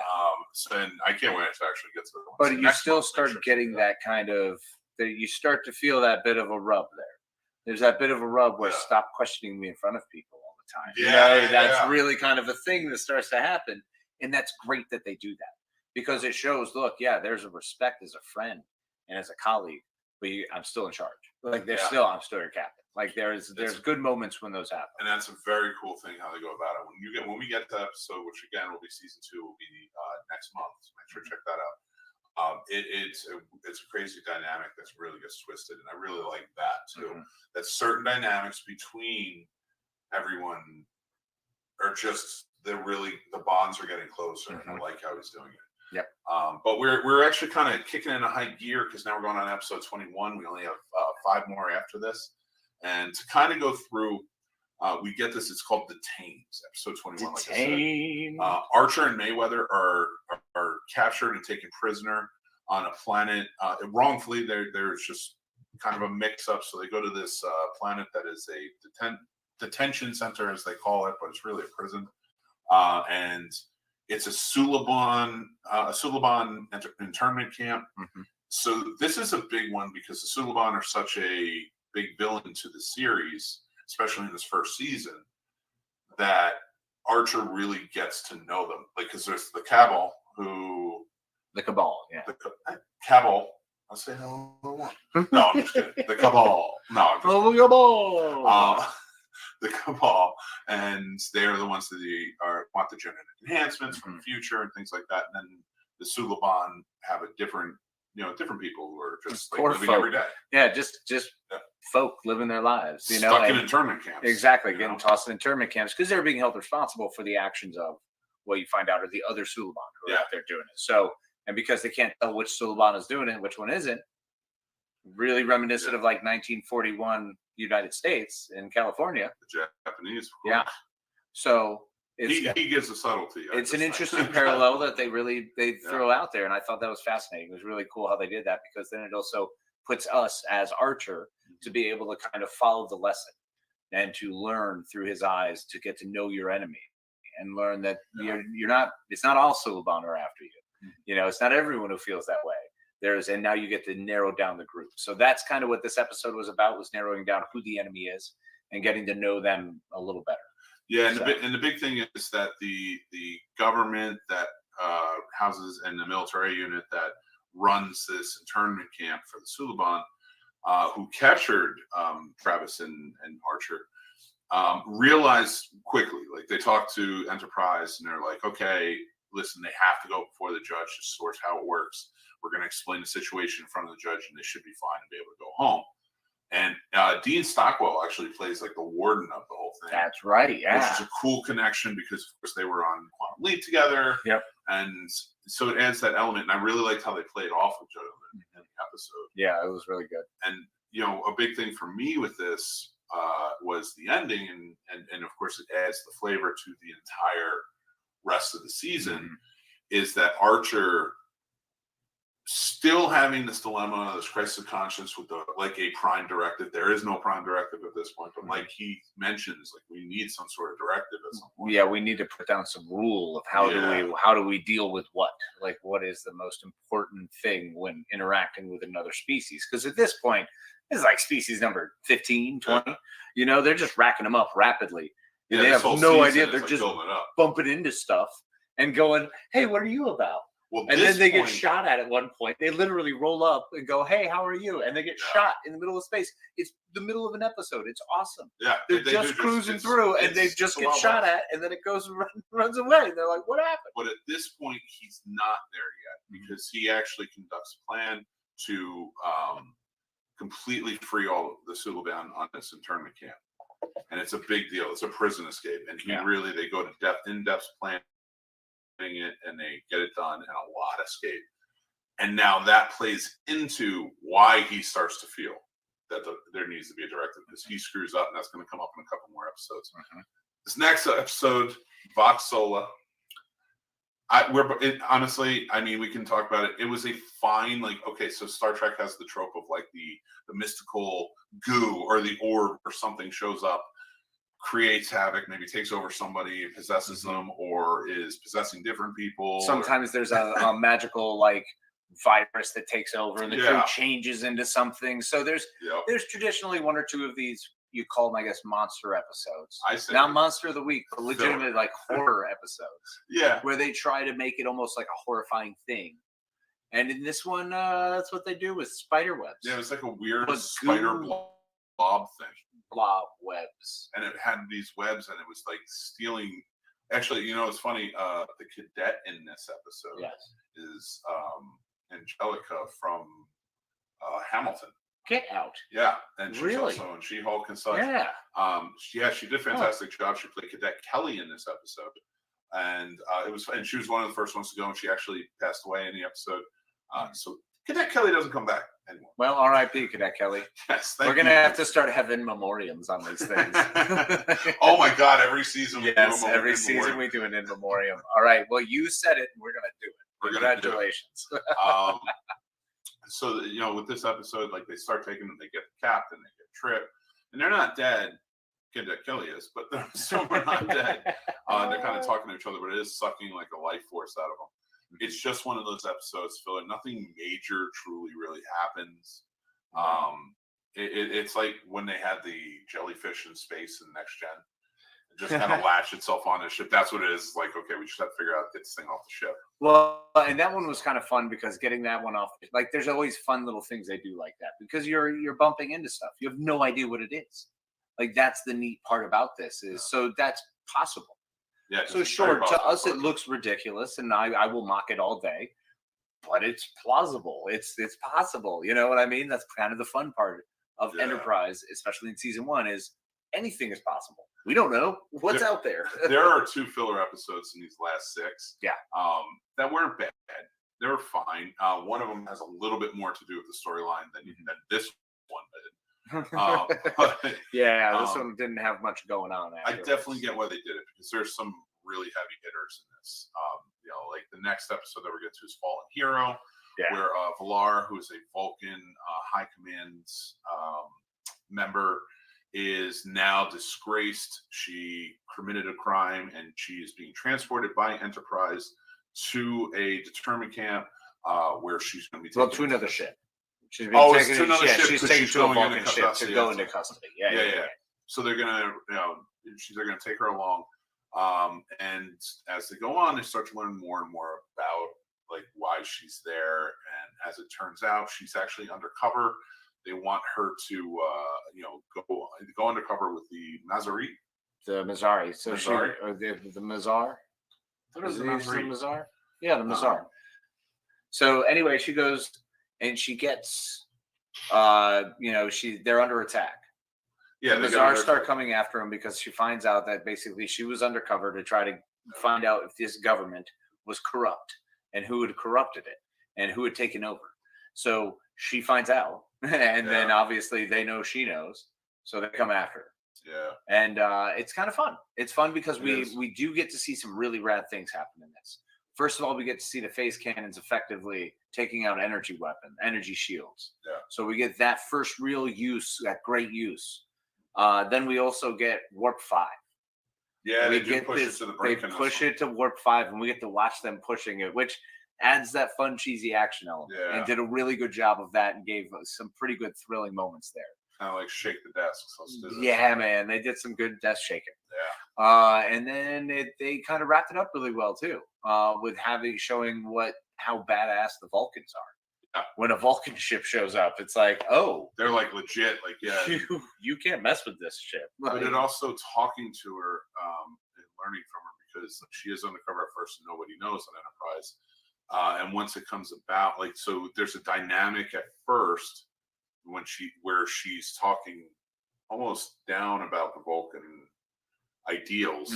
Yeah. But she's still trying to maintain to Archer certain things so that way to help him and like legit help him. And then when she does come clean, it's kind of like it becomes more forefront. And I like how that dynamic went. They did a really good job of her almost playing it off like she wasn't Vulcan. Yeah. Like she was almost leaning towards, oh, humans are interesting. Like, okay, what are you about with your emotions? Okay. And then when she's like, no, I'm Vulcan High Command. Yeah, there's no question. She's back in it. You know, she's just right back to it. So yeah, right back. It was very well done, very well acted. And yeah, it's just a good episode overall. I say, and in my opinion, one of the best episodes of the season. Now, Fiona Flanagan plays that. She's fantastic, crushes it. Now we get to my favorite episode of the season. I don't care who you are. I don't care what you decide to give me as a level of respect, because quite frankly, this is probably one of the lower rated episodes of this filler. It's a filler. It's not a filler because of what they're there for. Okay. It's very integral to the entire. Fair. So their exploration, right? This is a vehicle of exploration and Enterprise. So we get to Desert Crossing is our next episode. This is episode 24 because seasons used to go this long. It really did. All of these seasons do. So we get to some pretty cool story here. First of all, out the gate, we get Clancy Brown. Yes. His shuttle's about to explode. His ship's all banged up, so they save him. They rescue him. And it's Clancy Brown.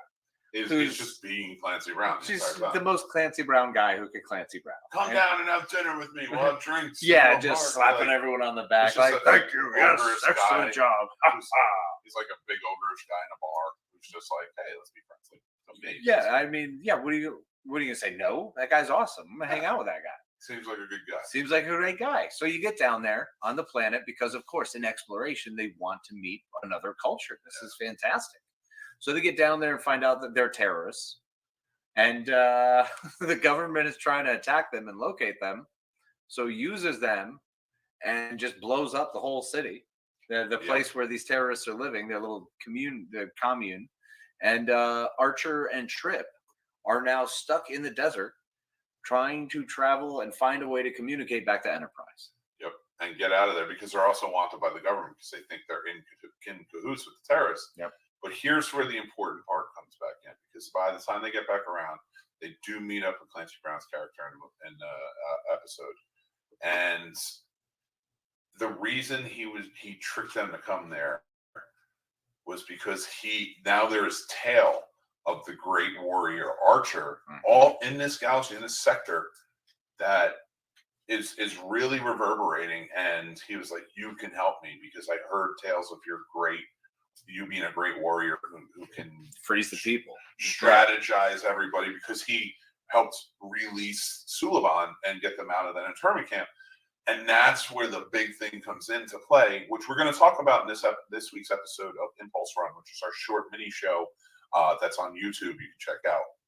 But is the Prime Directive and the need for it? It's now starting to linger even harder, seeing as how he got pulled in and duped to do something. Exactly. And this is something that consistently will grow, because the idea of a captain being known throughout the galaxy or some portion of this sector of space to this degree is not good. No. It's not a good thing. It's not what you need out there. When you're just exploring, you shouldn't be like, changing altering the course of a society. Probably not best, even though they constantly do, and that's what all these shows are about. So I love that they bring this up, and yet it's what they do. So it's kind of fun that the entire point of the Prime Directive is there is no Prime Directive. Yeah, and they're really showing that one. It's the golden scroll from Kung Fu Panda. There's the secret is there is no secret. And they run with it. It's kind of really fun that they do that.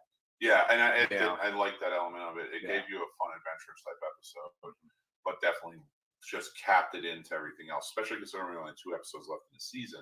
And episode 25, the next one, is 2 days and 2 nights. Wait, I'm sorry. Yes.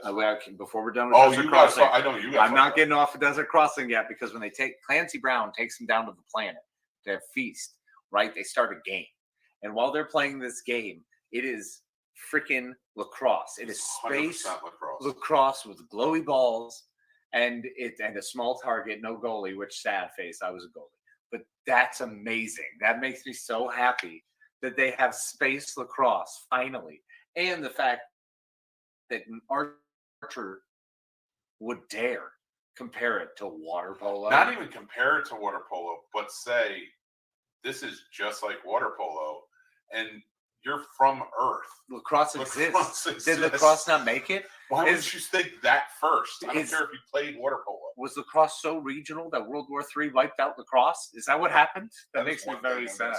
I'm going to save our final thing for the end after we get to it, what I'm going to say about the season. Okay. Because we have a few things we're going to talk about, kind of recap things and what we liked, what we didn't like. But let's get through this one. Yes. So 2 days, 2 nights. Half the ship's on vacation because, of course, you always have to have a reserve team. They're going down to Risa now. You might know that from other Star Trek shows, but I don't want to spoil anything for you if you don't. Pleasure Planet. Pleasure Planet. That's the only thing we'll say, and it means pleasure. Yeah. Anything that if you want to read at the beach, it's going to be the best reading and the best beach you've ever been to. Like, that's okay. We're ruining it for you now because we love it. We want to go to Risa. Yeah, I want to go to Risa, and it's definitely an interesting one because we never have a Horgon. Jesus, we never really got a good look at Risa from a vacation standpoint because, again, with the episode with Vosh and Picard that was very much adventurous. You didn't see much. And others that kind of touched on it was very subtle. Riker was always dressed real funky there. He really did. He really was. I love it. Did you notice that Riker wasn't really allowed down there often? Yeah, I don't blame them.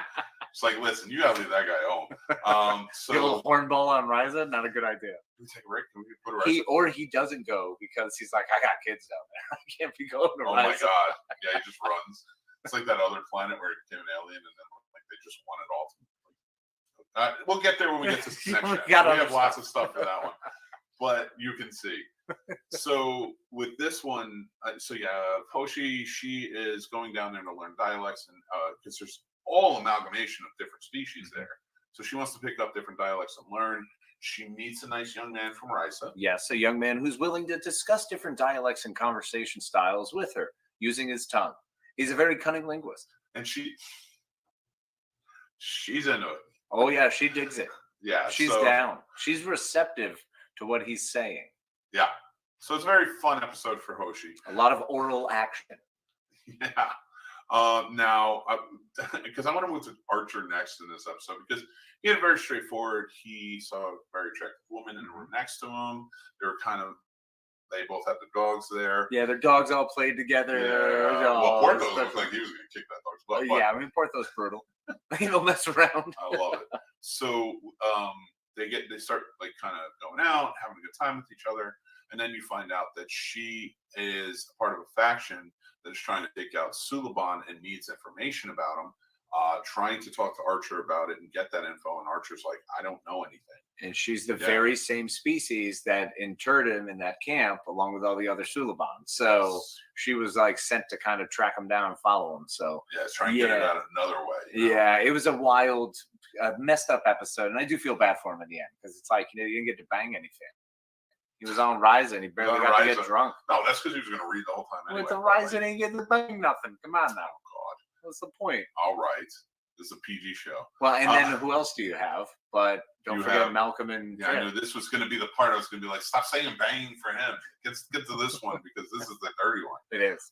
You have Trip and, of course, Reed down there and dressed in their best Miami Vice. Oh, my gosh. Suits. I don't know if Miami Vice spacesuits are going to remain in the future, but this gave me hope. This makes me believe. They were just exactly alike. Yeah, exactly, which means my style will proliferate to the world in the future. Due to the past, because art imitating life, imitating art. Don't do it. I'm telling you, don't do it. So, watching them, they're all. It's funny because they didn't even get into interspecies, relations because that's not a thing yet. Nope. Here. It doesn't exist, and humans can't. Well, it's not a thing with humans because there's still people are learning more without them and Right. get used to them. And they're putting themselves in the forefront now. So they get into that in the second season. They really discuss that about the future and where this could go because it's touched down on. And the reason I bring that up is because nobody told the writer in this episode because all they were trying to do was find girls and hook up. Bang. That was like And the bang. whole purpose. On the shuttle pod ride down, they're talking about banging. When they actually get down there, they're talking about banging. Like when they actually, it's pretty rough. This was kind of a boring episode from their perspective. And when they get tied up, because they eventually get hogtied because they get sucked into some trap, following some beautiful women, and they get mugged. And it's like, it's what you get. Yeah. You're literally walking around thinking with your penis the entire time. You're creepy. You're creepy. It was creepy. All right. Let's move on. But the Hoshi part was dope. Like seriously, that was awesome. That was like how Stella got a group back storyline. It was kind of pretty. Weirdly enough, the Hoshi was the best storyline. It really was. The most simple of all of them. Yep. But it was fun to see Risa from that point. And it was also funny because I kept waiting for the twist with the Hoshi storyline, and it never came. It was just an honest storyline. I was like, "Oh, it was really nice." It was fun and good for Hoshi because I think she found that appreciation because now there was an interspecies entanglement, and she got into it. And I think when she came away from that, you could see she's like embracing being out there more. Yes, exactly. It opened her up for this, and in Shockwave we see that. Yes, which unfortunately though it turns tragic rapidly.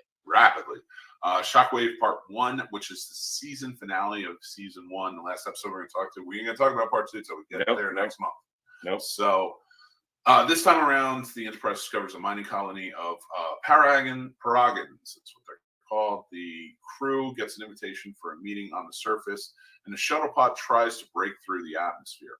All of a sudden, just under a shut. Oh, that's right. So when they went down, because the air was different down there, they had to have certain things shut off. So they had to have their plasma vents closed. Well, they had to more than that though, because they checked everything. Yeah, because if the plasma ducts had remained open during the discharge period, that's enough to ignite like basically everything around them. Yeah. So all they have to do is just close it, and then just make sure it's closed and set and sealed. And when they come down, no problem. No fuss, no muss. Well, that's what they had to check on, and that's why Malcolm was like, I did it, which, of course, in that future, you're going to be able to see in the logs if it was done or not. So clearly he did it.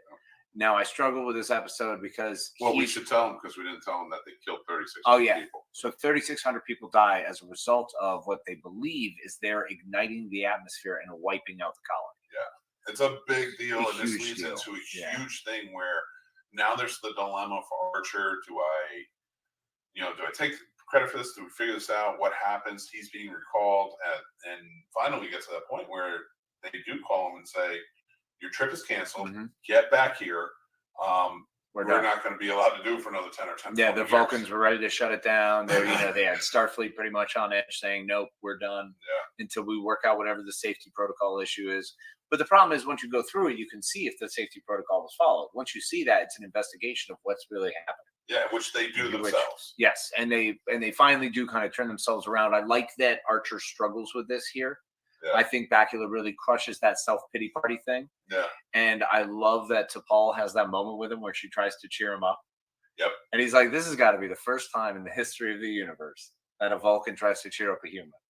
And it was really nice. It was great because that's when you see that T'Pol is ingratiated herself and allowed herself to trust and be part of this crew. Yeah. And really, really likes Jonathan Archer. Like is in awe of him and respecting him. Yeah. After he basically should be out there, and that comes the big thing. Yeah. Yep, it absolutely does. So Shockwave is done really well because it's a lot of time spent on the actors on what their dilemmas would be, how they're going to potentially deal with this news that Starfleet's done. Yeah, and they do eventually find out and go about looking for the footage or whatever evidence they can get to give to them. They get it. They find out they're being attacked by the Suliban, who are trying to stop them, who are the ones, in fact, that set this up. They find through their investigation to actually cause and ignite the atmosphere. It wasn't them at all. They did it from the future. From the future. So these are the temporal Cold War. We're back, baby. That's right. Just when you thought we were out, we're gonna pull you back in. Well, and what was it? What did we say that last episode? It was like episode 8.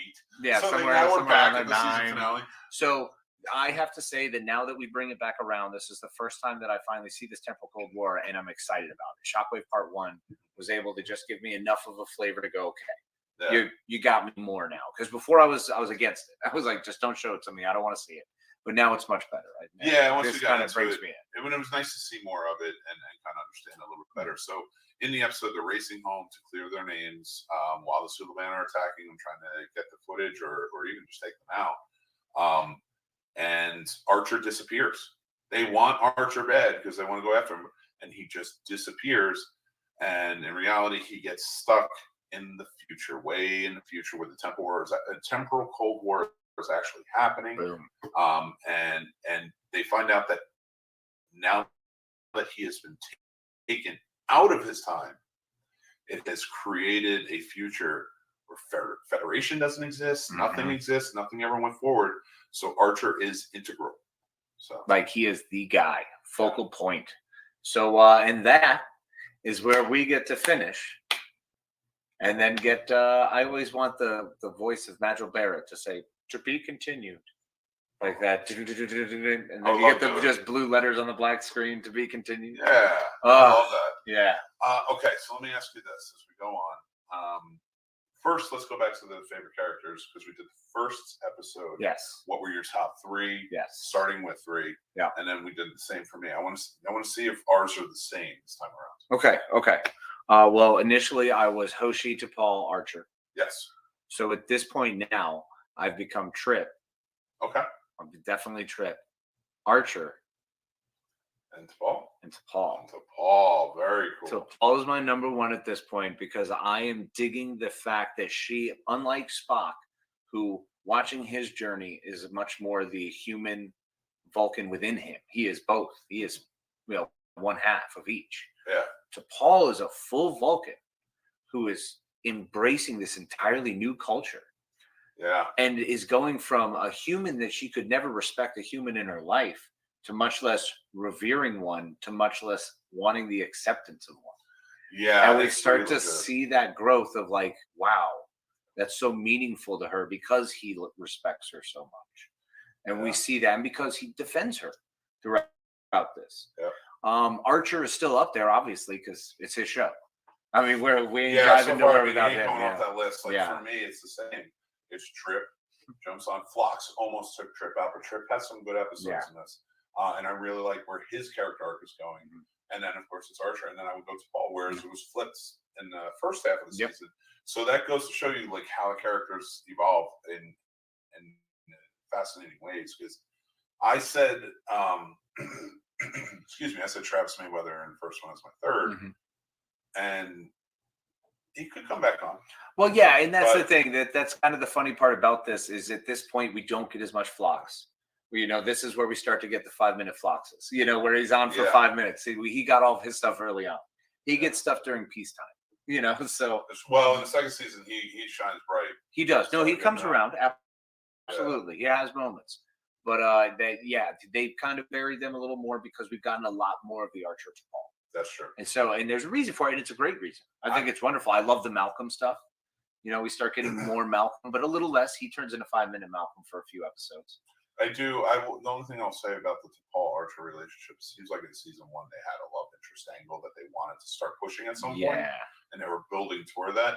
And I really think that at certain times in certain episodes they're like unsure if they wanted to continue, and then maybe another they'd like, okay, well let's just keep it open as an option. And like I just saw that in the writing, and it was kind of choppy in that sense. But when it was really focused in on her admiration of him, I liked it, and I liked that dynamic. Yeah.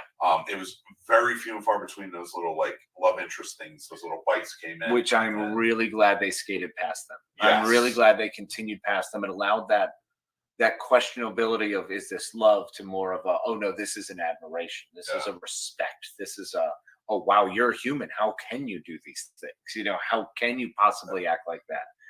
She's seeing everything logically. So when he's coming at it with a better answer that derives a better result, you can't argue it, So I think that alone has been mind-boggling to her, and it's happened multiple times. So it's really fun to see. To kind of close out on this and kind of go on to the for the next episode and say something for that. But in this season, I want to know, like,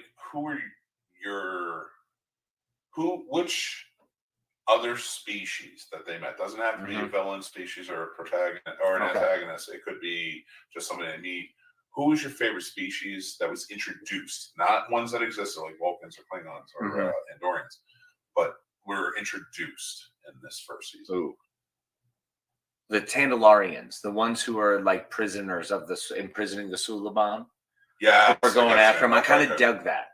I like that there's just they're not a bad species. You know what I'm saying? They're not the bad guys. To be. It doesn't seem like it. But also they're just kind of jerks. They are. And it's what happens when the jerks take over. So it's kind of fun to watch that in a Star Trek show to see, well, here's the jerk civilization. But even the jerk side, you get that sympathy of like, we're afraid, and it's not right because again, like absolutely not. It's not right. Absolutely not right.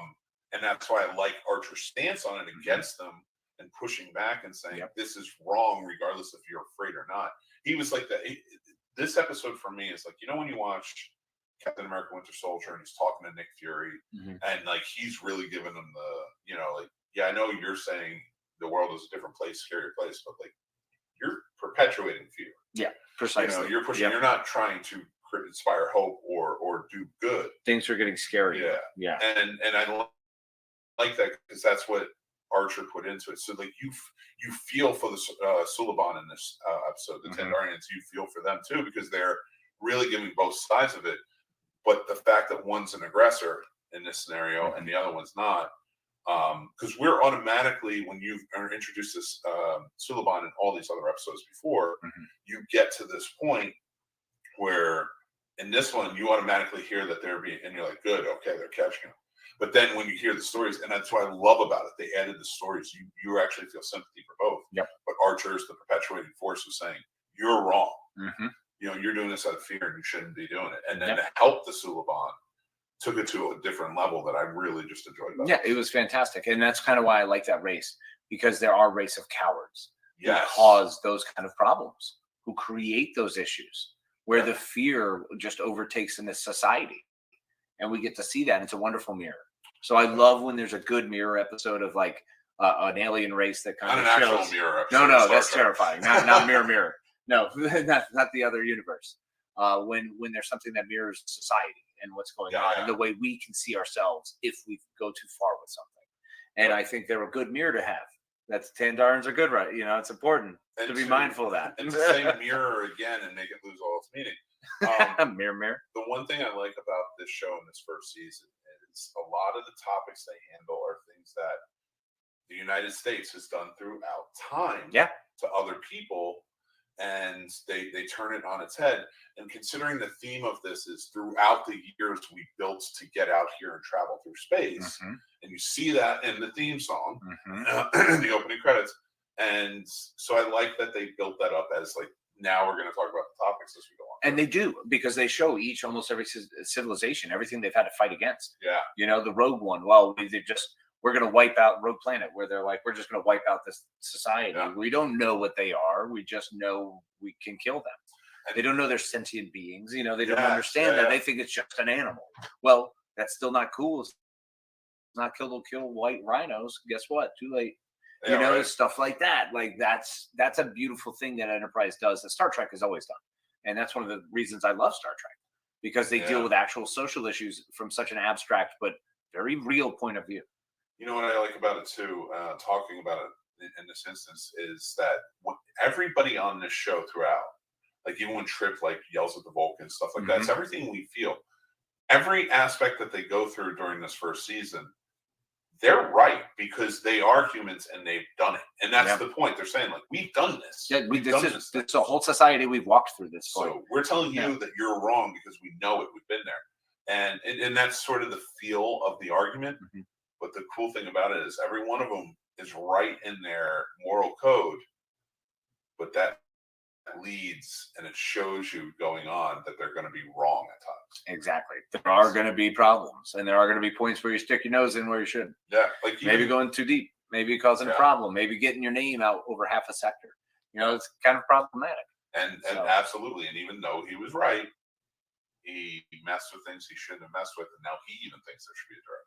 Yep. So, going forward in that sense. Yeah, we love doing this. Thank you for joining us for the first season here in March. Please watch. Let us know any questions you have for us. Sound off right here on the Patreon, and we will try and answer them for you. Also, because we do episodes coming up, we can answer them on the next episode. So we're happy to do that and keep going. Keep watching Enterprise. Join us for this very long journey that we're boldly going on. Boldly. And having a good time doing it. So thank you guys, and we really appreciate watching Warp Factor Fiction. Check out all of our other shows, The Scene Snobs and more, over on the channel. We appreciate you. We love you. Casey. Until next time, my friends, make sure to take care of yourself.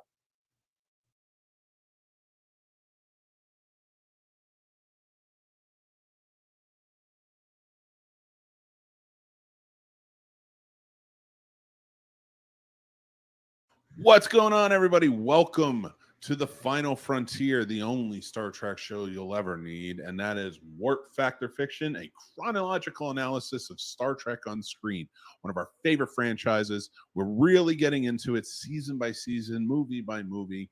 Every month here on Patreon, we are talking about them and going over them in depth. Now, also keep in mind, we have our companion series over on our YouTube channel, Quarter Impulse, where we get into like the real nitty gritty of things, specifically things we want to talk about within the Star Trek universe.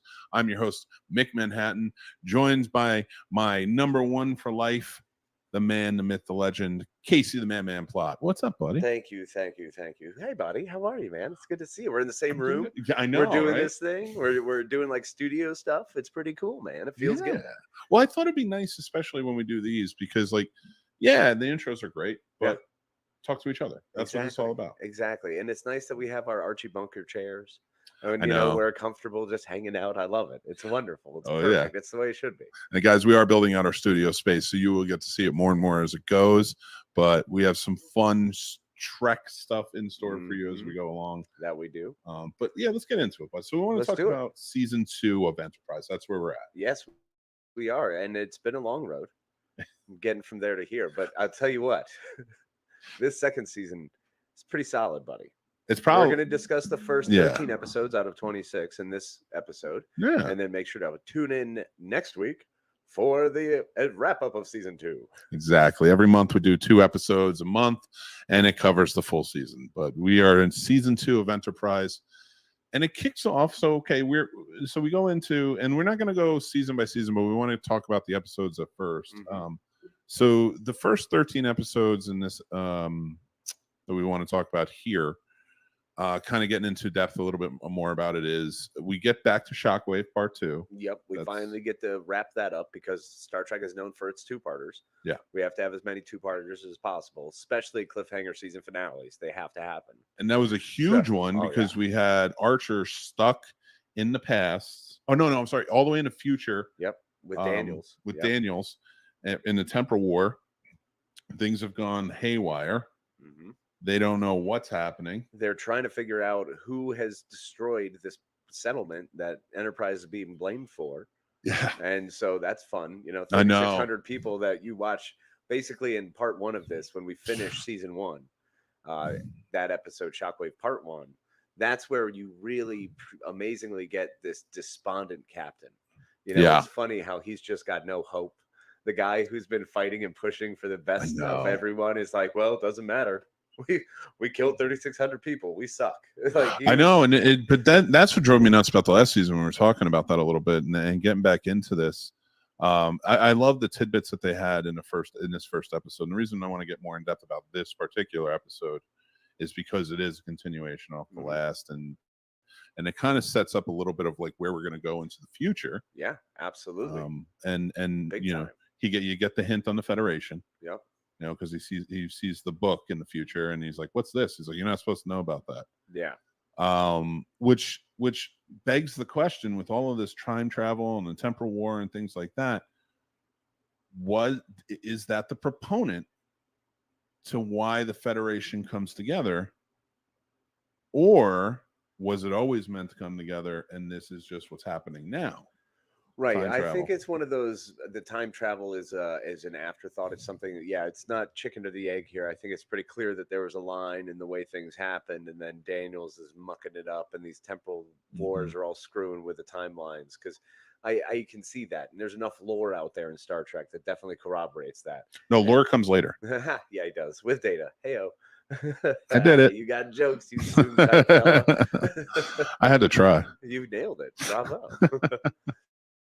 But there's this specific episode has one of my favorite parts of T'Pol's overall character arc. Okay. I love the fact that she stands up for the crew to Yes. her own Vulcan emissaries, and she's having these words with them like, hey, it took us time to learn too. Nobody got in the way of us learning. We just were allowed to learn. So who are we to do that to them? Are we not supposed to learn from our mistakes and be better? And it's beautiful the way that she stands up for him like that. It's just fantastic. So and we start to see now her not only respect but almost admiration now for Archer. So season one, he gets a respect. They all earn that with each other. Yeah, I see. That is a big thing. And Yeah. they figure that out, so that way they become the solidified crew that we're going to want to follow and love. In this episode, we see T'Pol kind of finish her journey.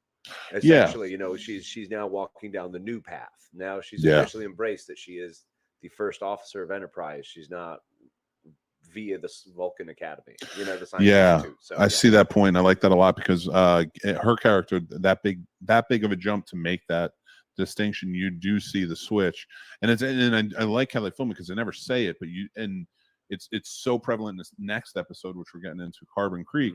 How she's now sitting at dinner with them. She's telling the story where it was always kind of like, why do we have to have dinner? Like, right. Yep. Because she considered herself separate, but at the end of Shockwave, because the fact that she's the one that primarily had to deal while Archer's gone in the future stuck. Yep. And then when he gets back, it's like, what are we going to do?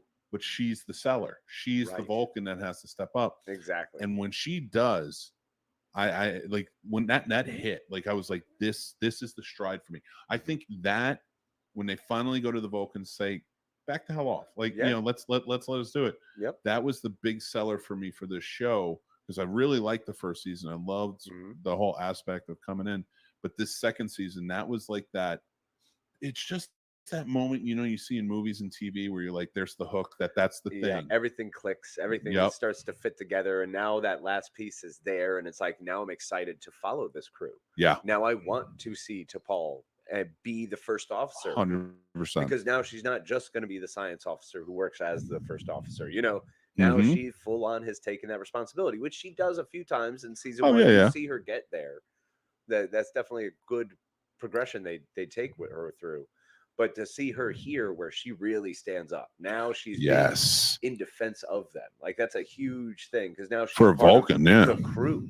Like, this is now her crew. It's wonderful. But see, that's the thing I liked about it. It didn't seem like she was in it with the crew yet. She was just completely sold on Archer. I mean, that she is. That's completely 100%. And well, she respects Hoshi. They scream it enough on the bridge. They yell at each other. I just love. Look, Jolene Blalock absolutely crushes being serious as an officer when she gives an order. Like, it's awesome. She does that very well. She's like, she looks at you like, you heard what I said. Like, you better do what I said. It's but like, I always loved her delivery on things like that, especially on this show compared to like a Spock or where we were elsewhere with it. I always loved her aspect to it because she is. You see the character arc turn, whereas like Spock in the original series, I don't think there was that moment, the click moment. Yeah. Well, when we get there, we'll find the click. Yeah. I don't know. I think we will find it, but I think that for me, it was the Vulcans weren't completely fleshed out, just like the Klingons weren't fleshed out. So I mean, that's fair. And also you have a different thing with Spock because he's half human. Yeah. So you're following someone who's kind of within the two worlds, whereas Jolene Blalock's T'Pol is 100% a Vulcan.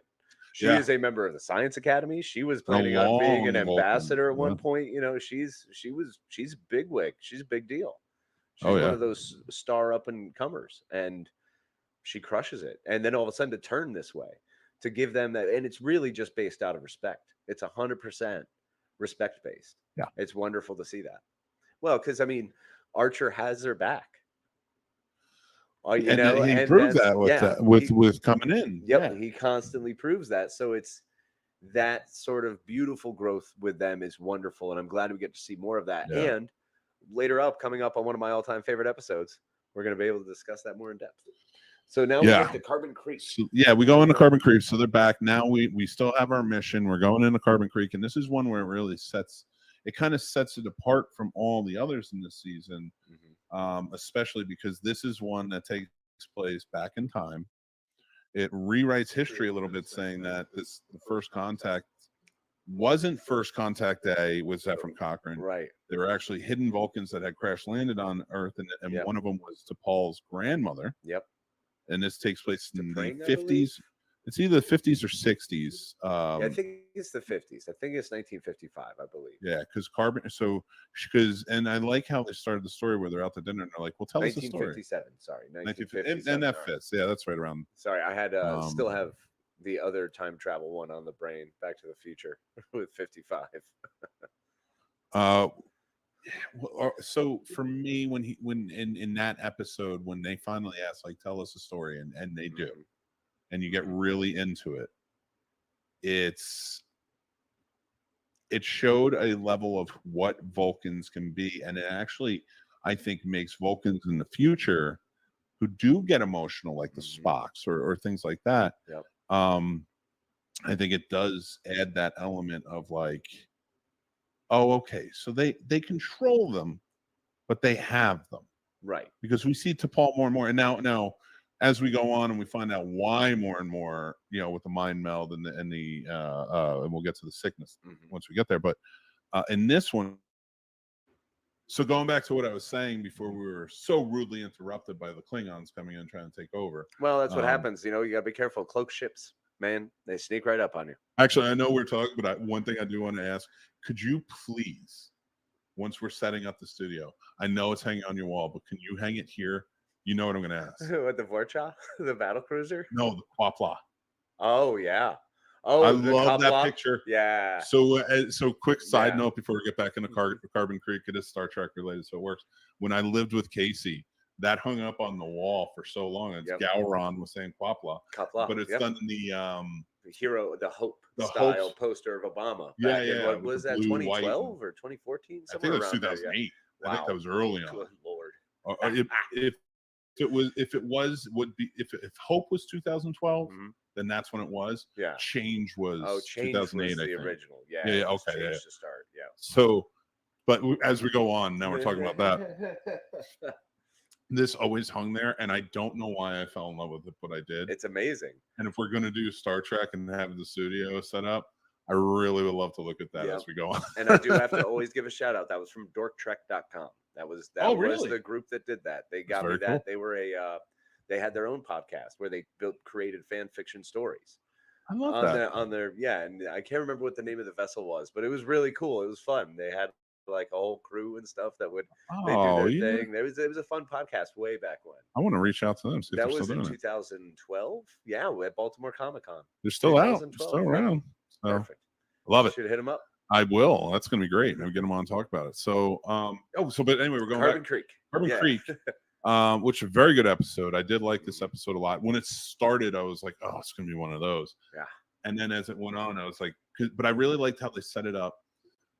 Because and like I was saying, like I think this really T'Pol really fixes her character as a Vulcan. I think really fixes a lot of inconsistencies we've seen within Vulcans down the line, like where we see some that have and maybe not just T'Pol, but the Vulcans within Enterprise, this series. Oh, like the ones that you see who are really hardcore, the ones who are so adamant about things are done by logic and they're so strict about it. Like there's two captains, actually, the two vessel captains that we follow later on in later episodes.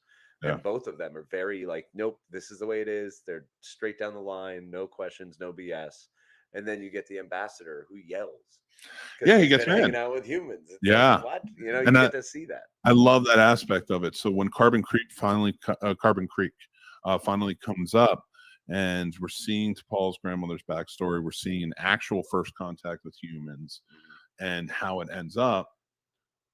One thing that I really took away from this is we had talked about it off the air, but when she at the end, they're like, "Is this true?" And she's like, "I don't know," and like she just gives that little, Yep. like sort of like I don't know, like And then- like And Trip's face, like you a Vulcan messed Yeah. with us, like how did you do that? And even Archer just is almost proud. I know, He's right? almost proud like, that we she rubbed messed off. with him. He's like, yes. But I think that opened up. I think this episode opened up a lot of doors to see the relationship between Trip and DePaul, because to Agreed. me that almost becomes taking out the romantic aspects that we see later. And you know, I don't want to get into that until we get there, Okay. but taking out those romantic aspects, there is a very serious from the beginning in the first season connection between these two. Very Sam and Diane-ish. Yeah. Oh, very You know, much so. I'd agree done with that. in a wonderful way, dramatically. Yep. Which I honestly, you don't really see that in dramas. No, you don't. Not the will they, won't they in the drama, at least not done this well. Yeah. Which they get to. So, but we're not there. Yeah. This is Carbon Creek. But We're this talking is about one of those Mestral, things where Tamir, and T'Pol. where she was fine getting under his skin and just being, well, maybe not she was fine with it, but she would, and it would, whatever. Yeah, and she was stupid willing to thing. mess with him. Yeah, she was Yeah. willing to actually mess with him a little bit, Now- even though if Yeah. like, and it's fun. It's that game of a Vulcan playing with you on 3 different levels, because she told you a story. You know that Vulcans don't lie, and she just said that she might have just told the story, so you don't know. No. And it's fun how she kind of does that to mess with everyone. But if you logic it out, you go, oh, well, that's real. And then she shows the purse at the end, her grandma's purse at the end of that episode, which is just perfect. And solidifies everything. Yeah. Yeah. And it also leaves it open just to talk about this. And I want to get into this topic once we go through the episodes, but coming back to it, because it actually shows up quite a bit in different ways. And this is the prime directive almost, where the one Vulcan stays. He wants to live his life out there. He wants to be with the woman, and they kind of go through that route. Yeah, So Mestral. Yep. yeah, that's a big deal. But before we get there, and what is your take on this episode? Oh, so this episode's a lot of fun for me because absolutely that could be true, that a Vulcan vessel would crash randomly and have to sneak their way out. Because how many times do we see the Enterprise do it? Any version of the Enterprise. Yeah. You know, don't mess with the population, try to stay quiet and subtle and just live out your life and figure out a way out. Orville brings it up. The freaking Orville has an incredible. That is an incredible, Oh, it was sad. It was brutal. It was a better version of this, and this I think is one of the best go back in times and change our history episodes that's ever been done. But I think to touch down on the Orville for everybody, we were going to add the Orville down the line. Yeah, absolutely. You got Brandon Braga as one of the writers and producers. I mean, so many. Robert Duncan Neal. Okuda, you know, the Okuda's help with the design of everything. It's like, yes. But it's okay to talk about because John Billingsley was also on the Orville. Yes, he was. Yep, absolutely. It fits. So Fox was there. It's so good. We had Fox and the EMH. We're together. Yeah, Robert Picardo was there. Yeah. They had a lot of people pop up. Marina Sirtis, all night. So now with this though, and driving that point home is what I really like that the Orville did is they showed both sides. Yes. And seeing that, like, oh, I have a wife, I have kids. You can't. You're taking everything away from me. And then when they go back and they tell him, he's like, "You did the right thing." It's so hard for you. Like, how could you do that? Like, he couldn't even fathom it Yeah. because it was a mere matter of moments for him. Yeah. Versus this entire life he'd let out. So that's kind of the joy in this episode of Carbon Creek is for me, I love watching Vulcans be uncomfortable around humans. It's probably one of my favorite things that's ever put on screen. And we get Jolene Blaylock playing her own grandmother, Tamir. And she does such a great job. She did do a really good one. Crushes it. But the Mestral character, I think, is wonderful because it shows that openness of Vulcans even at this time. You know, still before official first contact, still being willing to being fascinated by us. There's something about us that they go, oh, yeah, what is it about you? Like, I love that. I love that that's always been part of the lore is there's an affinity between our peoples. We don't know why. We're just like, you annoy the hell out of us, but we like to fight you a lot, but we also kind of love you. So you're like our brothers and sisters. Like, you got to it, you know? it's like that whole dynamic with the Vulcans and the fact that they were the first ones both times, first contacts. But and I like that aspect to it. But this episode was very good. This is very well done. I really liked how they did it, and it all starts from them asking the question, "What were you doing in Carbon Creek, Pennsylvania?" And she goes, and the fact that she twisted, she goes, "I wanted to go see the real first contact point." And their minds exploding. Oh God, watching them both be like, "What?" She's like, "No, first contact for you was first contact day. First contact for us was not first contact day." I loved it. We learned about you what, a decade or a century before they show back up. More than that, 3 centuries beforehand. And it makes 1957, and first contact is in 2156 or something. No, 2151. 2063, isn't it? Oh yeah, it is 2063. Yeah, 2063 is first. Yeah, we're 40 years away. We can do this. It just gotta make it. We both got to hit 80, and we can see it.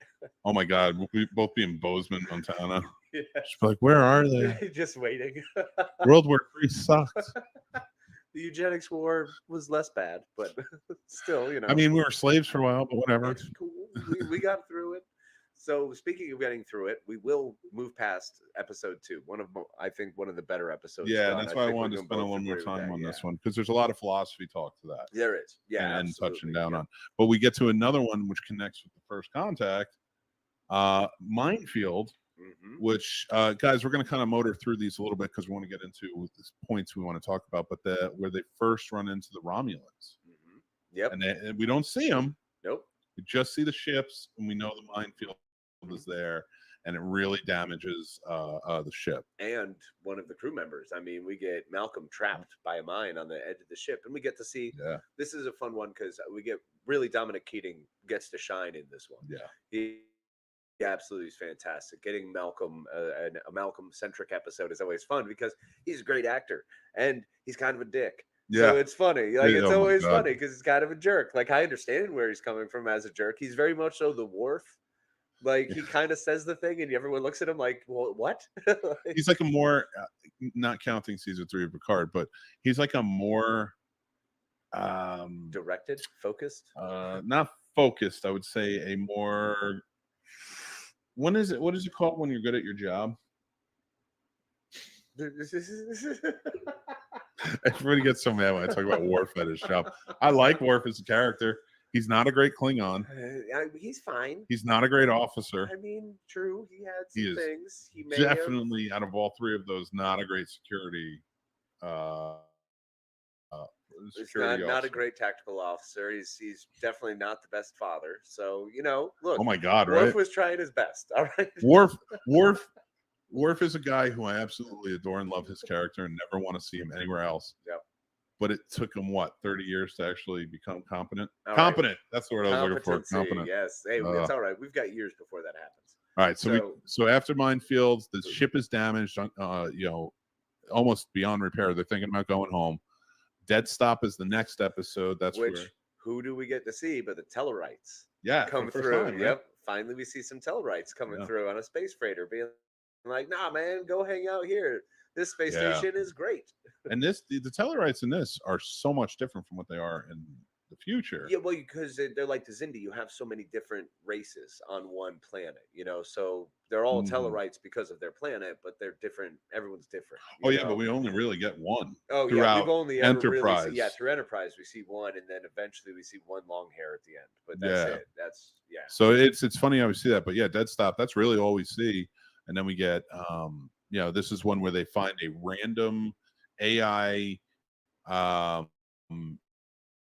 ship that can, or not ship, a station that can repair their ship. So they do that, but they have to give some things in return to do it, a payment. But secretly they're taking members of your crew and using their life force to run their ship. How exciting is that? They just steal a battery while you're there. No big deal. Hey, thanks for your 200 barrels of plasma. We're stealing that guy. Yeah, right. And then of course they steal probably one of the most noticeable human beings that you could have stolen on that ship. Travis Mayweather, the pilot. The pilot extraordinaire who you need. Like, the Enterprise ain't going very far without him. He's phenomenal.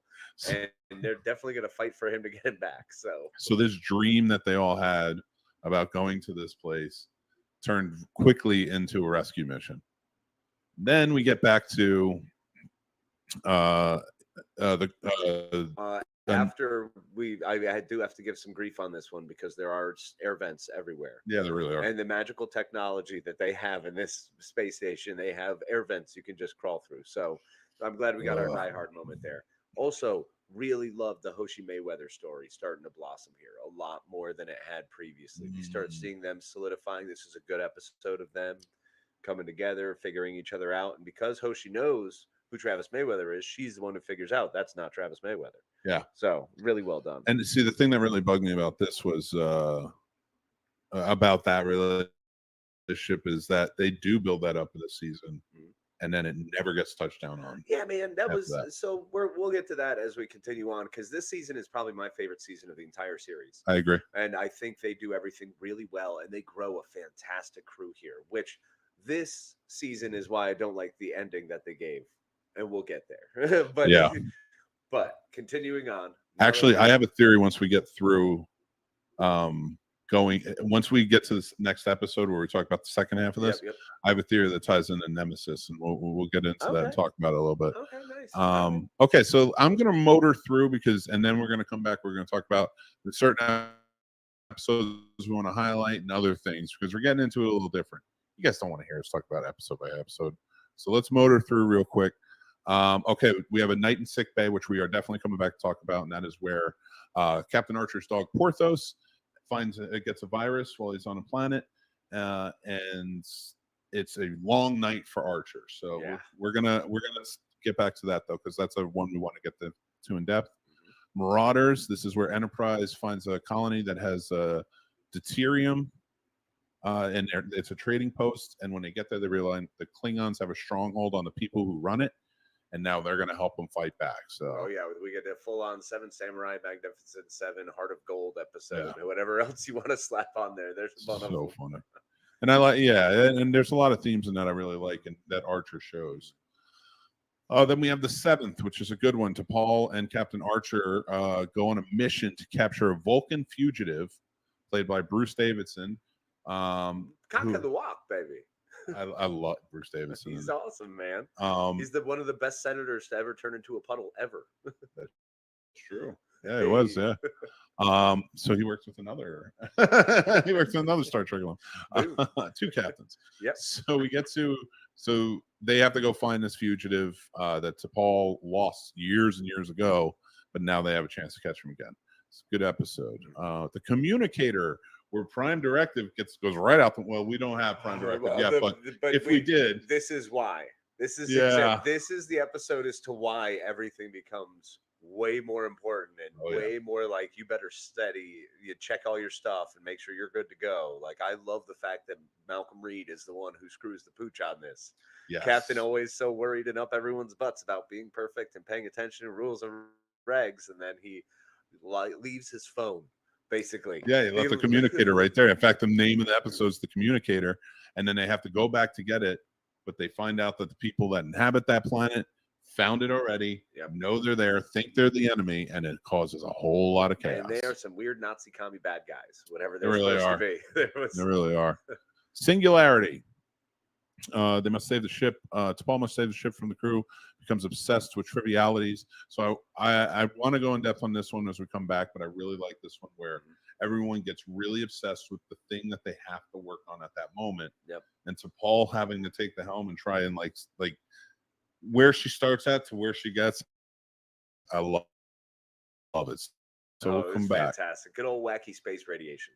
Yeah, Vanishing Point, which is a Hoshi-centric episode. Yes, loved it. And it also shows a little more of the teleportation and how the transporters. Well, it shows you why Bones is right. And that there's a lot of reasons why. Yeah, and especially we're thinking about like Picard season 3 and like jumping ahead, but like, and we're going to get into that in this week's Quarter Impulse. But transporters are a very vulnerable thing. Yeah, and you've got to be careful. There's a lot of things that can happen, but you can also, save your life by just chilling in a transport buffer forever. That's true. So it's a weird give and take there. Yeah, which we get to in season 4, so we'll get there. Oh yeah.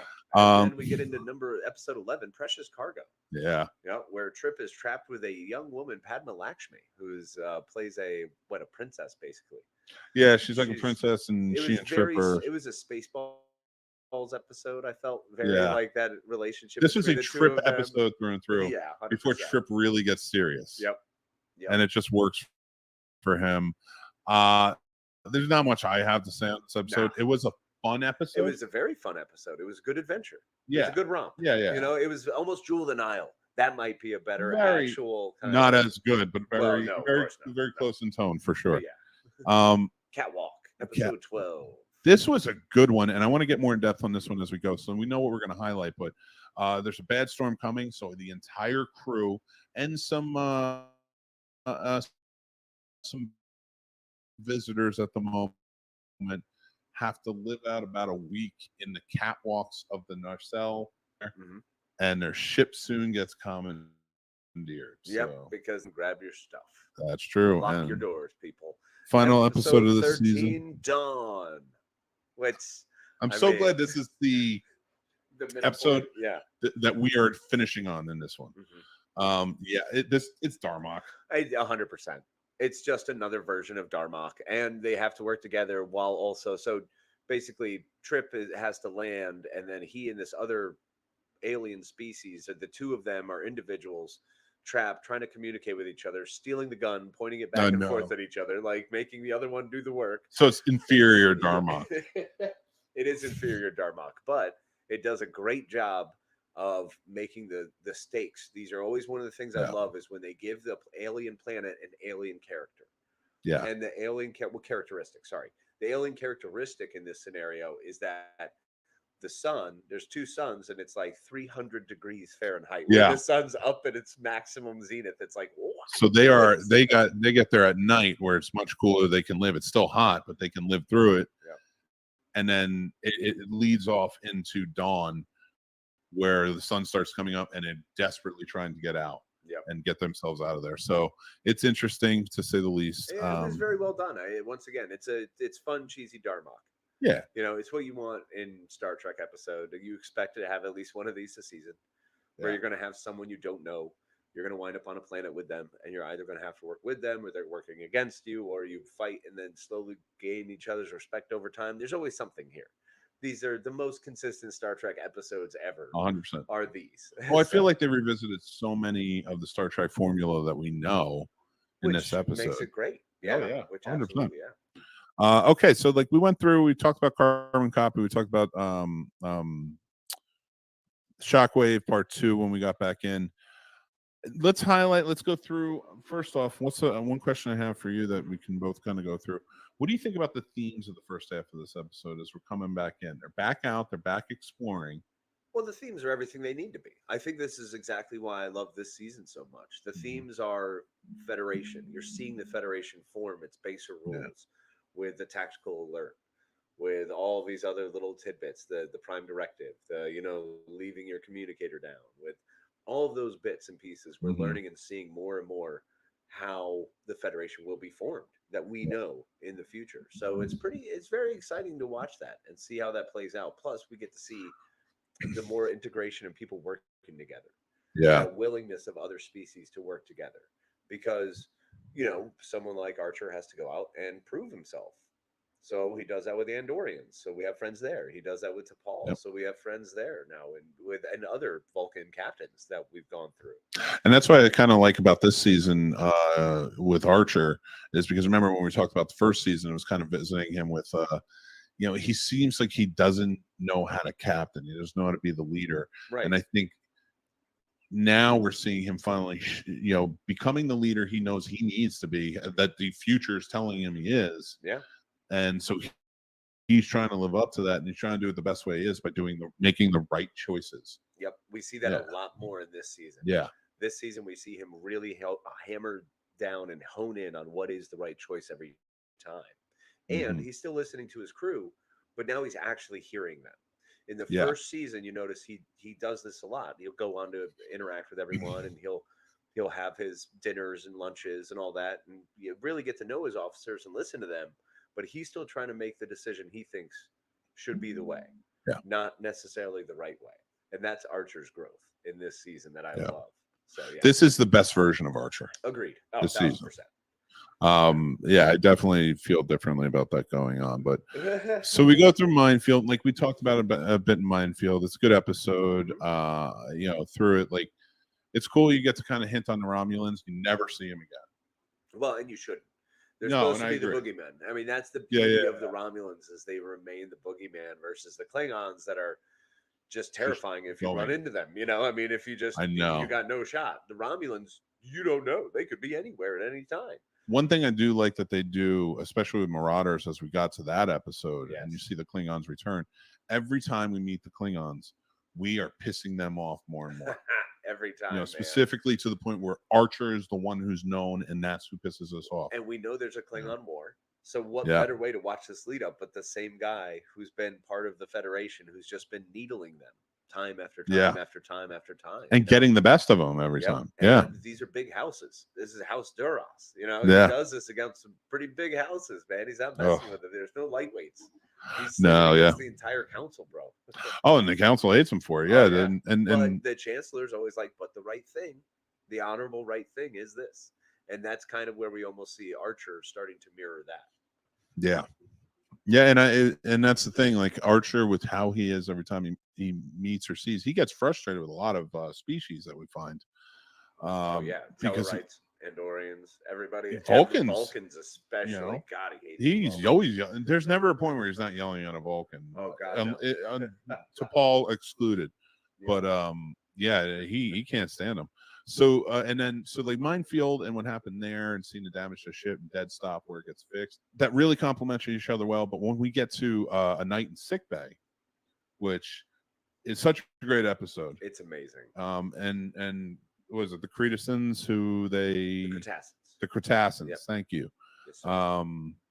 You're gonna have to do that a lot for this series, by the way. I'm It's all gonna need brother. to do That's it what quite I'm a here bit. for. This is my favorite. The A night- Klings. Oh, Yeah, Klingons. the Klingons. Yeah, this is I love this episode. We get to see Archer be terrible at being not normally a human. Basically, he has to learn to unlearn everything he's done because the Cretaceans are pissed at him. Just literally, they're just eating in front of him, and apparently that was enough to offend them. And this is one of those volatile nations where if you offend, that's it, you're out. Yeah. You have to go back and do like 7 hours, and it really shows the hubris of humans. Yeah. The Vulcans talk about it all the time, and we see it directly affect Porthos in this episode. Yep. Our beloved another dog species. Captain. Yeah, which is species. yeah. Yep. And like that's how Phlox kind of takes that stance. Like, you know, he didn't know any better. You're right. Right. But you knew better. You know, and he doesn't say that outright. So like when you're watching this episode, but he is alluding to you took him down there. Right. What do you expect? You know, even if you told them that he's coming, they peed on his tree. That's what offended them. Right. And it makes sense. Yeah, just use your brain, figure that out. So we get Phlox at night. Yeah. Who is amazing. We also get to see him be a beast mode doctor, caring for the captain's dog like he is an absolute loved one. Mm-hmm. Like he's his patient. And he takes that as serious as if it were you or I or anyone else. It's only one time he doesn't take it seriously, and he still is taking it seriously. And I can't wait to get to that episode. Yep, very true. So we get that. We get some weird porny dreams because we get Archer thinking about it to Paul the whole time, and kind of working through those feelings. And I'm glad they did that because what a good way to end it. I know. What a good way to go. Thank God. My responsibility is to you as my crewman. You know, my responsibility is to you as my friend, and then as my second officer, first officer, whatever. So there's that relationship that immediately has to go. If you have any sexual tension, you have to get it out now. Like, and that's what he did. Yeah. He kills it. He turns it off and goes, "You're right. That's not the way I can do this. That's not how this is going to work." And it's wonderful to see. It's just a really cool grown-up way to handle it. Yes, absolutely, 100%. So it's such a great episode of taking care of him and all the things that Archer, because he can't sleep, and it's so much tension all around. And the sexual tension plays a big part into it. But of course, his frustrations in dealing with so many different species and going through all of this is really shown here. And the fact that he cares so deeply for Porthos that he is out. Oh, he's messed up, man. Yeah. He can't be the captain he needs to be. Yeah. He's emotionally compromised. we see him emotionally compromised and then sleep deprived, which is fun that they show that too. They show everything. Like there's a reason he's a grumpy bastard right now, you know? Oh yeah. Or when he and Paul are just doing that classic running on the treadmill thing. It's one of my favorite bits that's ever done is when people are running on the treadmill and just slowly increasing to see who can keep up and who's better. Yeah. And to Paul, who's a Vulcan, who's obviously stronger and has a different metaphysical makeup than we do. So she is able to go faster for longer than we are as humans. It's funny to watch. He's trying to keep up, if not push her further. And he's no, he's not much older, but comparatively, well, yeah, to species, he is older than her. She's still young. She's a young Vulcan. She's what, 75? I think she said 66 at this point. Oh, okay. When she finally tells Trip her age, she was like 66. And I remember laughing because I think he even says something like, "You look good for a 66-year-old." Yeah, you know? right. But yeah, to understand that element of like, it's just different. They're just different the way they're built. Absolutely. So then there's also another character. Did you have anything else you want to say about Night in Sickbay? No, I'm good. So Marauders, I think we covered. It's pretty simple and basic. It's such a simple. The 7th is a fun episode because we get to see T'Pol finishing up her time in the Security Council when she was part of that. So that was neat. And we get Travis on an away mission. Yeah. Which I like when Travis is on away missions. I always feel like Travis is underutilized heavily in this show for A, how good an actor Anthony Montgomery is, and B, for how really fun that character is. Like, Mayweather's happy to be doing what he's doing. He's excited to do what he does. Yeah. Most everyone else is stressed, worried, everything's problematic. Mayweather is one of the few people who's like, hell yeah, let's do this. Like, it's great. But it bugs me because they really strive after a while as the seasons go. This is where he shines the most. Yeah, agreed. And then they just underutilize him for the rest of the time, and it really bugged me because like he was a big player on this. Yeah, he was. That's why in the next episode we get Horizon. We get to talk about that, which is a wonderful episode about his family. Yeah. Then we have, let's see, the Communicator. We discussed that one. Yeah, that was pretty self-explanatory. Yeah. They left the Communicator. So the one I really want to bring up here, because I know you have one you want to talk about as well, is Vanishing Point. Well, Singularity is right before it. And that was the one I want to talk about. So you want to do that first? Yeah, go ahead. So Singularity is the one where the ship gets they're moving too close to that black hole for a few days, and it's affecting all of them. And it's just T'Pol and Phlox that are not affected. Yep. And so they go into it, and everyone is really obsessed. Like Trip, before they went in, the captain Archer was like, "Trip, can you look at seeing about fixing this chair for me? I hate sitting in it. That's why I never do." So Trip is now obsessed over. He's like, should I add a cup holder? Man. Should I do this? Ridiculous. I love and it. Like he's fighting with Reed, who's now like, and this is where you get the Reed alert. Go to red alert, Reed alert. So he's making that the alert sound that's not Star Trek yet. No, it's just Oh, but God, I love that. It was a cool layer to see that Reed was the one that came up with that. Yeah, I mean, you got to think everybody who's on the first ship has to figure those things out. Yeah. That's part of what you're doing out there. Is the adaptability of humans, man. We'll find a way. Oh. But yeah, Singularity, when Phlox finally is affected in Singularity, it's hilarious. Remember? That's true. Hoshi's headache. And he finally is like, what could it be? It could be anything. That's right, he was affected, but it was... No, it was Hoshi, or was it... I thought Travis was... No, he was going to perform the surgery on Travis. Yeah, it was Travis who had the headache. Travis comes in for a headache, and he's like, we'll have to see what exactly the problem could be. There's a Hoshi headache one. There's a Hoshi headache one, but it's a little bit different. But it's the...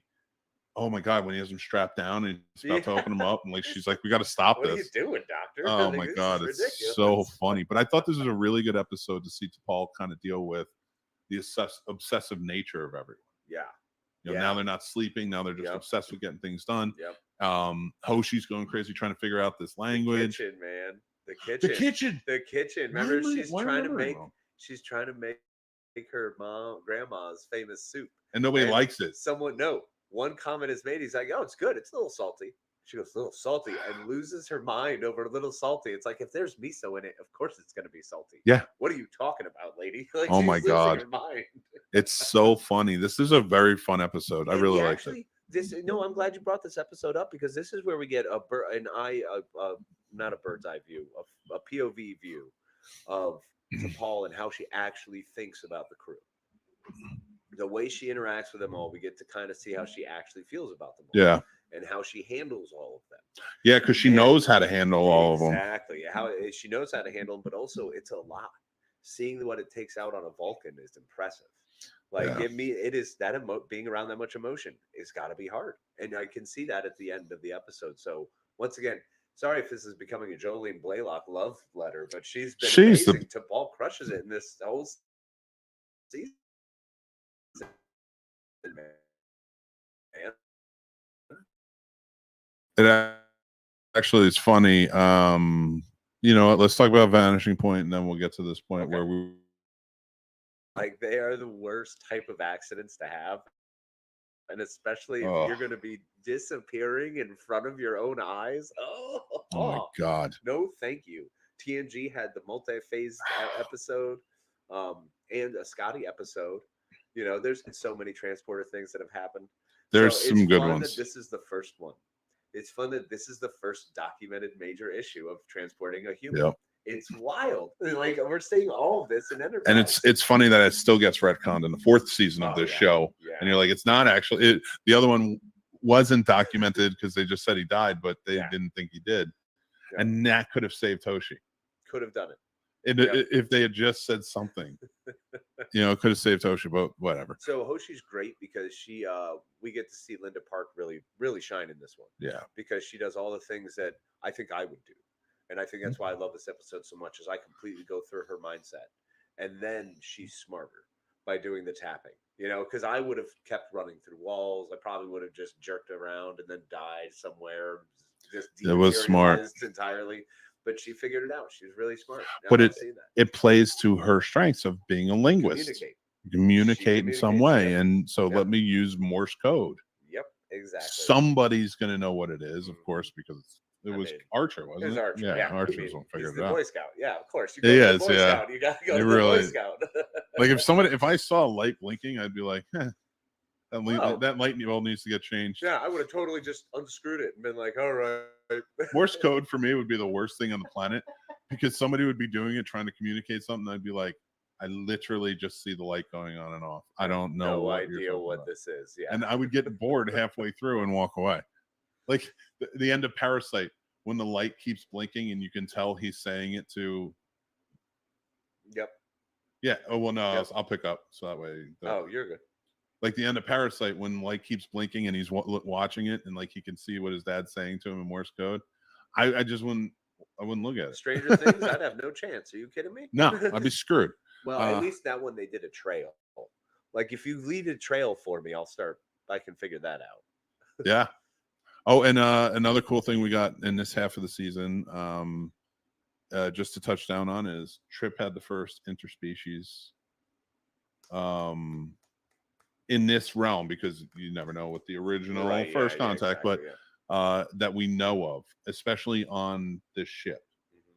He was the first interspecies because he slept with the princess. That's right. Yep. So that's a big deal. He did.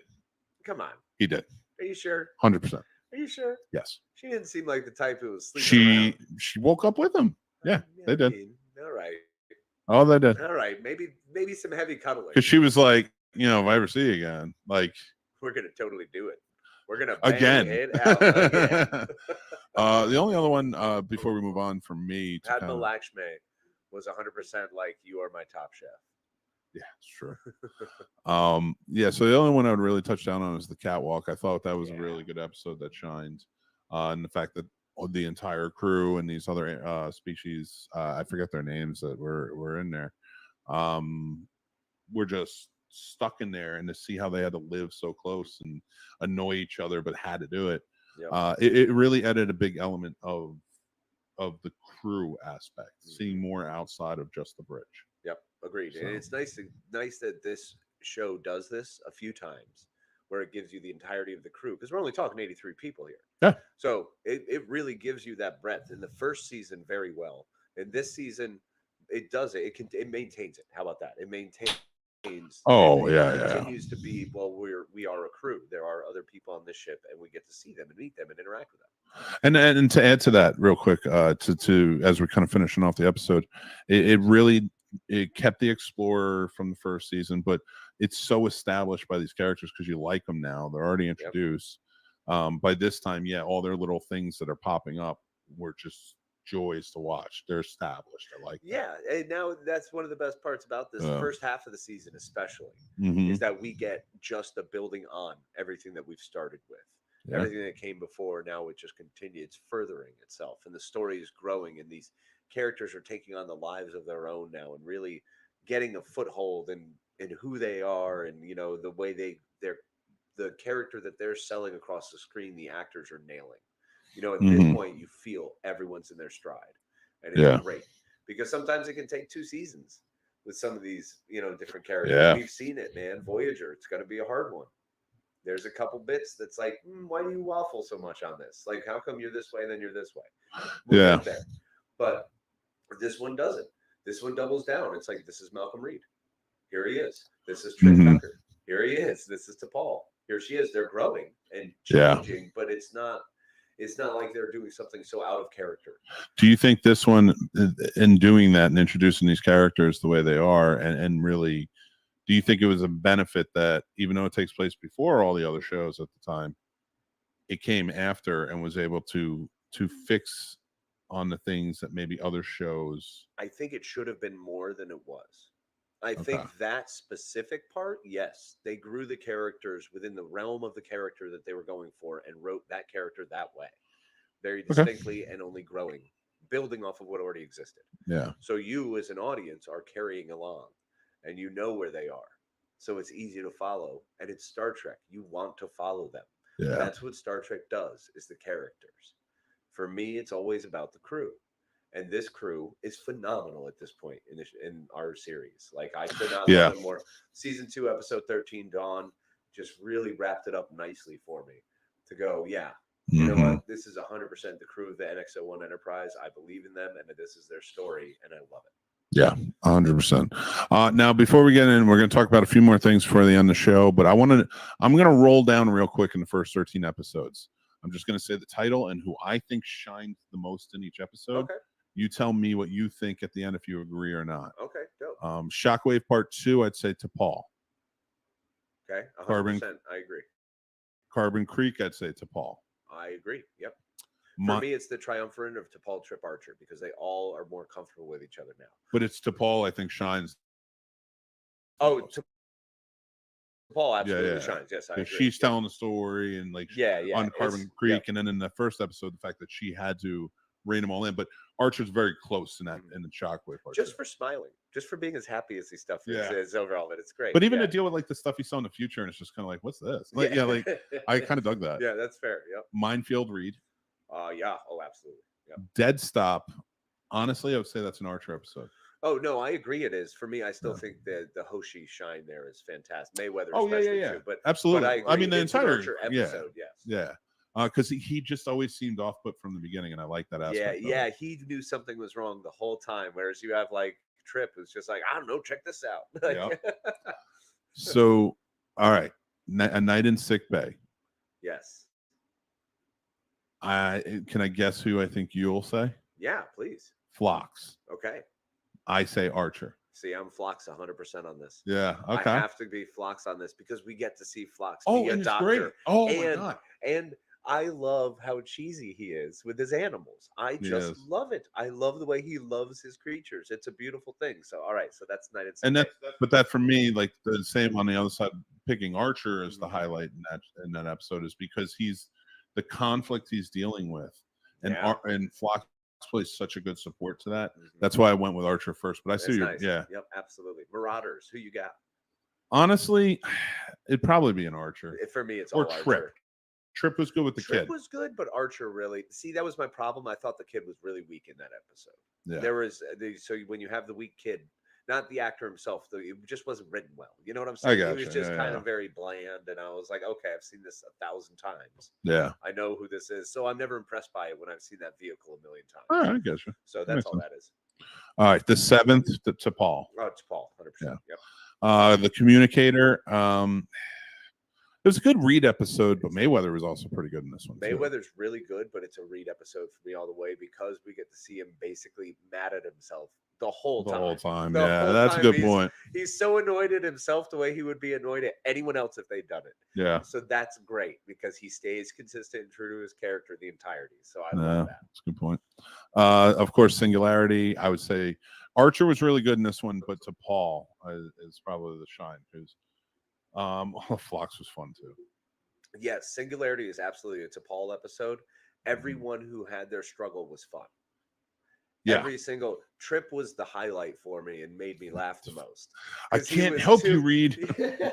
I have to fix the captain's chair. He's so anal about it, and please watch this episode because the way that story wraps up. Oh is my God. so good! I don't want to ruin it. That's And in great. in the beginning, when it's like Reed, like you think anything Reed's asking is not a big deal, like security checks. Absolutely, Sure. I understand that. Makes sense. Yeah. Why is it? And then as he starts getting more and more and like drastic about it, it's so good. It's great. Vanishing Point, Hoshi, 100% Hoshi. It's a Hoshi. Yeah, she crushed.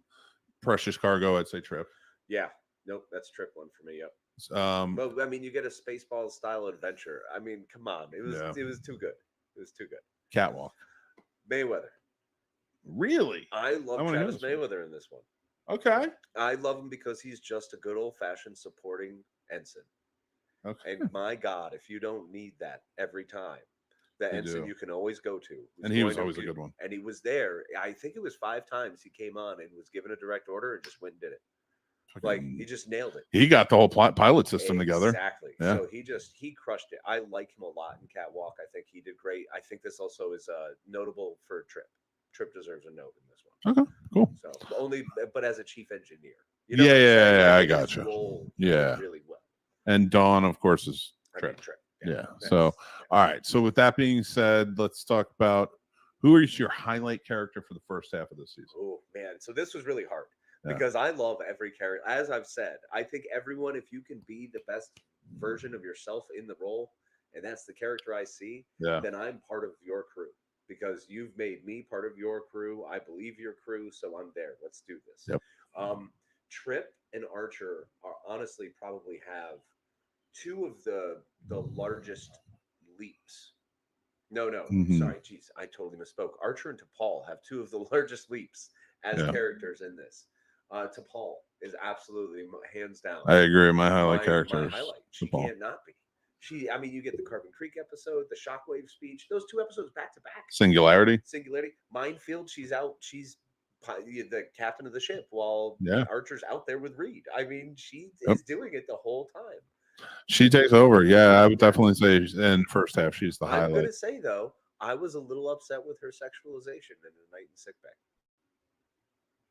Call me old. Yeah, no, there's a few. Was a little bit. It was fine if you're going to do it once to give us the understanding of what they're doing, or see like. Hey, listen, if we're talking about the sexualization, oh my God, here's the problem. There's so many times oh my God, not even now. Wait till you get to season 4. Oh God, people. Oh my God, like it's ridiculous. But the whole season 3. Oh yeah, we'll get to the sexualization of it. There becomes a whole lot of sex, and it's uncomfortable because it's like you have this strong character, who we're not putting down like she has a loving relationship. That's why season 3 doesn't bother me as much. But the problem with it is. It's clear like this is like we have to sell like teenagers on this. We need the TNA. And it's like, and it's unfortunate they have to push that because I felt like although yes sometimes it fits like I will always use the example of Starship Troopers. Starship Troopers has the shower scene that is not sexual at all. No, it's just people taking a shower, shooting the shit, messing with each other. Yeah, literally ready to go do work. No one's horned up during it. And I think there was the couple episodes of Enterprise start to horn it up a little bit. You can feel it being more horned up than just factual. Like, of course, we know you all go to the sonic showers together and just shower together. It's okay. It's fine. Lower Decks touched on it. They're like, of course this happens. Nobody cares. You're naked. It's fine. Yeah, because I like and I like where that's at. And that's why I think it makes it so uncomfortable. Because for me in Star Trek, there's a sexual component to it. There always is. Like Riker's always off humping or something like that. Maybe you're like, oh, hey, I'd sure like to, play some tonsil hockey or something. Yeah, like it's complete sense. But the fact that they treat it like it's another fact of life. Yeah, it's something that there's no shame in. So do what you do. and go about it. So when they over sexualize, Bam. that's where I think it's like, if you're over sexualizing a show that has completely normalized sex, Yeah. you're making it too much. You make it weird because then it becomes, like you said, too much. And Yeah. I that's one of the things about A Night in Sickbay did, because we're so Yeah. used to seeing these people just rub stuff on themselves when they're in decon, some sort of special gel that, you know, Phlox has to shoot to them in their Yeah. little pressure tube. Like, okay, cool. How about We I don't over care. sexualize it now? What's that special gel? Yeah. Now, how weird is it? Like, how uncomfortable is that? Well, I mean, he's a denobulan, so he might have just whacked off a lot. Yeah, Like, I mean, it's who true. knows? It could be some sort of space slug jizz that's supposed to, like, Oh my God. heal whatever burn you have or some weird thing. Jesus Christ. I will tell you, when it gets down to that though, and like with the over sexualization and stuff like that, and it's just those moments, because when we talk about, and I know people who are gonna listen are gonna be like, what about the green The Orion chick? the Orion chicks Yeah. from TOS and Right. No, stuff no, like that? and I it's get like, that. Look, it's like, but their species is built on over sexualization. right. Exactly. We go to You know, Ryza. Yeah. We know what's going on at Ryza. We're Everyone's trying cool. to throw down. We understand, but everyone in Ryza is cool too. We're Like, not that's saying the that thing. characters can't be oversexed. Oh, look, and I'm not saying that your captain can't look at the first officer and go, she's smoking hot, because she is. Yeah. I mean, that's understandable. It's how he handles it immediately was great. And I love that they showed that. There was something Yeah. about the scene itself that went too long. You know what I'm saying? The Yeah. scene itself just held on for a minute too long. Yeah. With the whole, like, they're getting closer to kissing and everything, and it was like, this is awkward. Like, I don't want to see that. You know what I'd love to see is as a show, either whether it's on a starship or it's like Starfleet Academy or something, where one of the Orion women is a part of it. So the sexualization's in it, because we know set up in the JJ movies that there was an Orion a female who was in Starfleet. Absolutely. There's been a couple. Yeah. So I mean, Tendi now. But play up that aspect, so that way it's like a normalization of sex even more, even through LGBTQ, which there has always been okay. In absolutely. Nemesis, they talk about transgender. I mean, in the original series, they had transgender people. They had the androgynous ones who were able to change what they were. And there you get your but I'd be more okay with it, because now you introduce this character, maybe she sleeps around, whatever. It's over sexualization. It's fine. Then, because that species is an oversex type of drive. Right. When you take T'Pol or you take Archer, somebody who we have not looked at this, I've never seen Archer as the Kirk kind. Never. He's not. You know, he's always the guy who's done it more by the book. Like, whatever, he wants to meet a woman, that's fine. We see it, but I mean, he's not wants to oversexed. hump, he'll hump. He doesn't need to. Yeah, that's not his thing. Is it weird that Kirk would be fine? Like, if Kirk was dreaming about her, I'd be like, yeah, I get it. Honestly, I think that's part of it too. Yeah. If Kirk did it, I wouldn't care. If Picard did it, it'd be like, that's weird. You're like 45 years old. If they did that on TNG, it'd be weird. If they did that on TNG, he would be having those dreams and then wake up distraught, like, oh my God. And it's like, you can't have a dream. Fair. Calm down. It would be more melodramatic. It would be so melodramatic. A little bit. If Cisco did it, we'd be like, yeah, boy. That's what's up. Because remember, he gets married 100%. For crying out loud. Yeah. And also, Cisco, I'd be cheering on because he needs to get over his wife.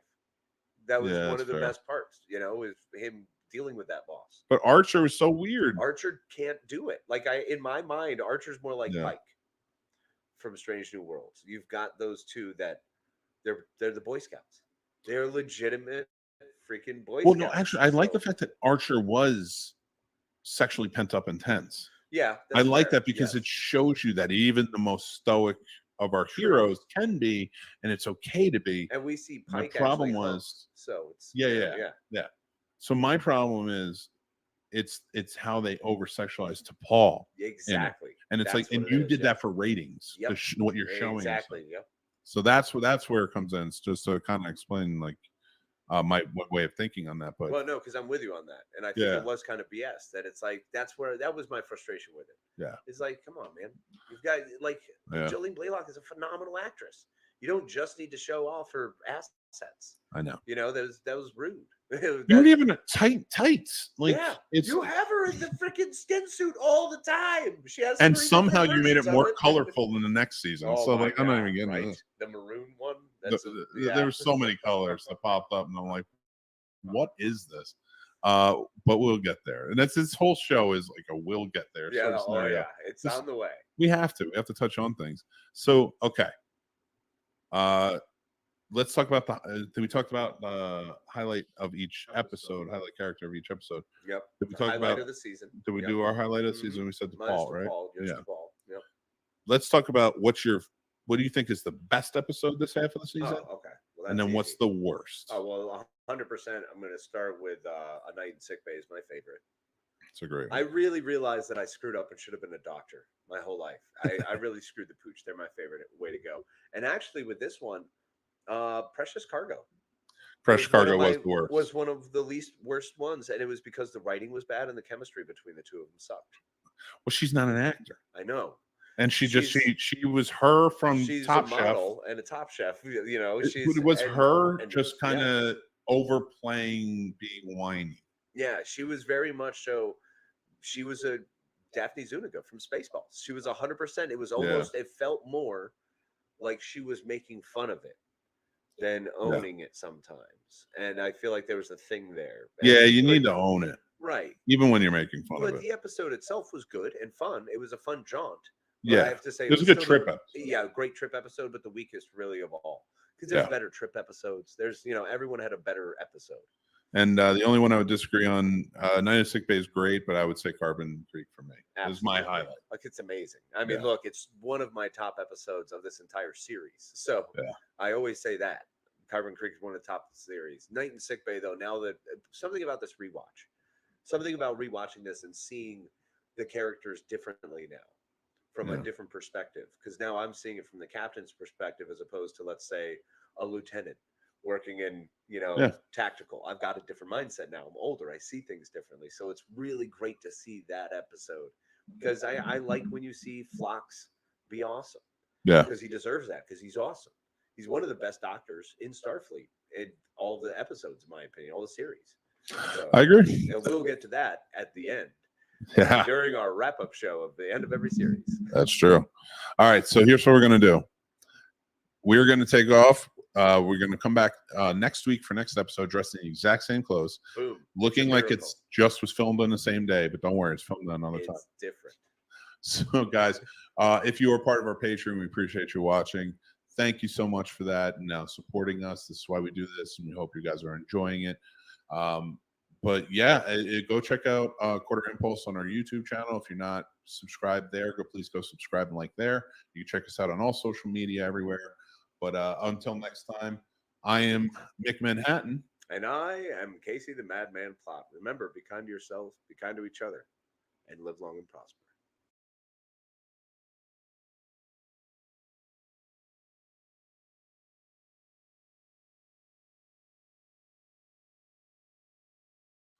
What's up, everybody? We are back for another episode of Warp Factor Fiction, a chronological analysis of Star Trek on screen.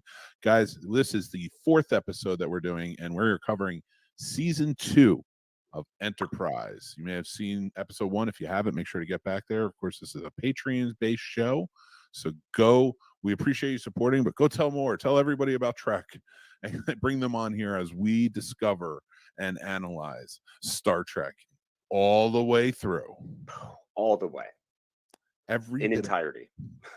I you know what? I before we get started on season 2, back half of season 2 for Enterprise, what is one thing in this whole journey that maybe you're not the most excited to watch?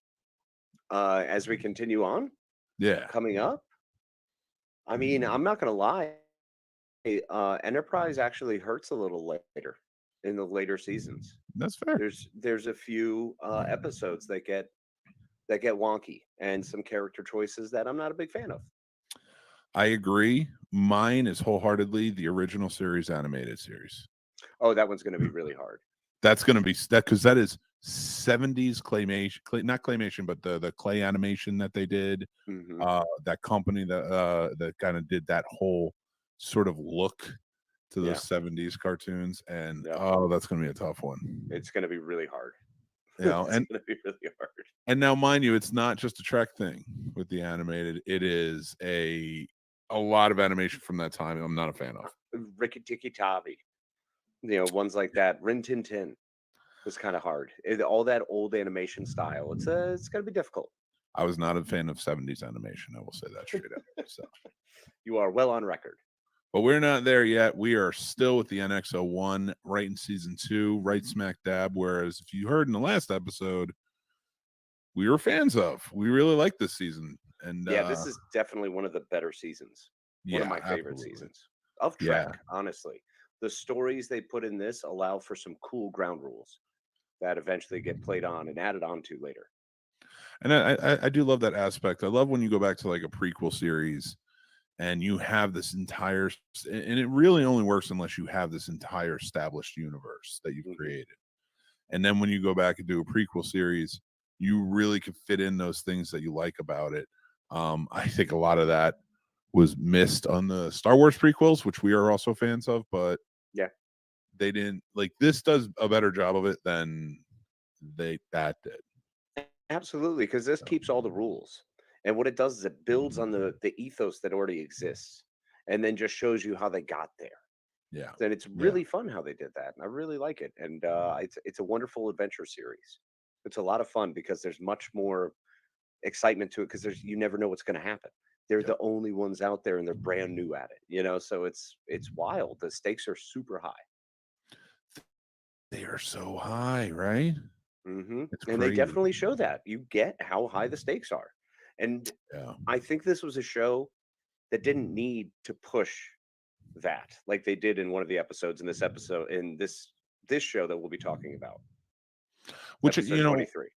Getting into the philosophy of Enterprise and kind of where we know it comes from, because again, the Prime Directive doesn't exist, the Federation doesn't exist. It is so far away from any type of Federation or anything that it gets hinted at in these seasons in this show, but it doesn't really it doesn't get touched down on as heavily as it does, and of course everything else. Exactly. I mean, this is at a time when we still have Mako. There's still an army. That's something that eventually there is no more army. It gets disbanded. And they touch on that in the Kelvin timeline with the U.S.S. Franklin in Star Trek Beyond. Yep. Yeah, he was a former Mako commander who then they gave a captain's chair to. I love that too. And I loved how they add to that element of like, we were trying to move past that our past of the war, the World War III, the eugenics war, and being a warlike type of species, we're trying to move past that desperately. And I love the element that they add into this because it plays heavily into this season leading into 3. Agreed. So I just thought that was a very cool element that I kind of want to touch down on. And it's as we go on, we're going to go. So how you guys know we did in the last episode, we're going to do it in this episode too. We're going to go episode by episode, kind of explaining a small summary on them, talk about the ones we really want to highlight, and then we'll go through a few other things. And you'll have your episode that we love to do. And thank you so much. This is for our Patreons because we love and appreciate y'all. So for that, we are going through every episode. Every series, chronologically speaking, because of how much we love this series and how much we love and appreciate y'all. We're even going to watch the god awful Next Gen episode that is very racist. If we're going to watch them all, we got to watch them all. Got to watch them all. I don't want to, but we got to. Well, yeah, I think it's really important. Shines a light on how far we've come and what it means in the Trek ethos to have an episode like that. And I want to, when we get to that episode, I'd love to talk about it a little bit more, and maybe we can get a guest on for it as well. But how the crew, the actors and the crew knew this is a bad idea right from the beginning. Like, we don't even want to film this one. So that self-awareness kind of plays in. I like that. It does. Okay, so Enterprise. Now we are starting with season 2, episode 14, and that is called Stigma. Stigma, one of my absolute favorites because we get Fiesel Phlox. Yep. Oh my God. So we got it. Talking about this episode. So Paul is diagnosed with a possibly fatal neurological disease, and as a result, because of the mind meld that she got from the first season, that was against her will. And so she and Phlox are working together secretly from the captain to try and find out if there's treatments at this medical like seminar, if you will. Mhm. And then Phlox wants to go talk to the Vulcans and see if there's any type of treatment for it. And we get a lot of surprises and a lot of things, a light shined on who the Vulcans are and how they Right. feel about it. But we get a very cool other B sort of storyline with Trip and one of Phlox's wives, Mhm. and how she really wants to sleep with him, and he is trying his hardest to get away from her. Yeah, it's hilarious. So there's the two parts of this episode that I absolutely love. Is John Billingsley, who plays Phlox. He's so fantastic, and in this episode, he really shines in the way he's caring to try to care for T'Pol. And I Mhm. love the fact that we see T'Pol dealing with PTSD. It's a struggle. You Yeah. know, it's hard with what this potential thing is, and we're seeing it handled very oddly by the Vulcans. The fact that they want to ship her off basically to an institution Yeah. and just have her locked up for a while where she can meditate for a few years. Um, not the greatest, not the best. I mean, I'd be okay with that actually. Yeah, It because is- it's this fatal neurological disease. Just it kind of breaks her down, and we see it going forward, like where her emotions become more into play. Mhm. And in this is a big thing. All that sect of Vulcans are very not illegal, but they are very frowned upon within the Vulcan community and society in a whole. yes. That they have no cure. They don't even look Yep. for it. They just want them to die out. Yep. They have no way of handling it. So they're like, it's better if you're just not here. Yeah. That's their way of handling it. Pretty Oh, messed up. God. Yeah, it really is. I mean, this show became very good about making you dislike the Vulcans. Yeah, the Vulcans are just kind of jerks. And understand and seeing the importance of compassion and how that empathy makes us starkly different. Oh yeah. And does eventually come into effect Vulcan society a bit. We Oh, do kind absolutely. of taint them with empathy. As we go on, and I 100% agree with you on that. And it is very cool to see that these two type of species that are very different in how they handle things coming together to work together for the first time. Like the Vulcans could have just stopped by in first contact, hey, good luck with the warp, and then just left.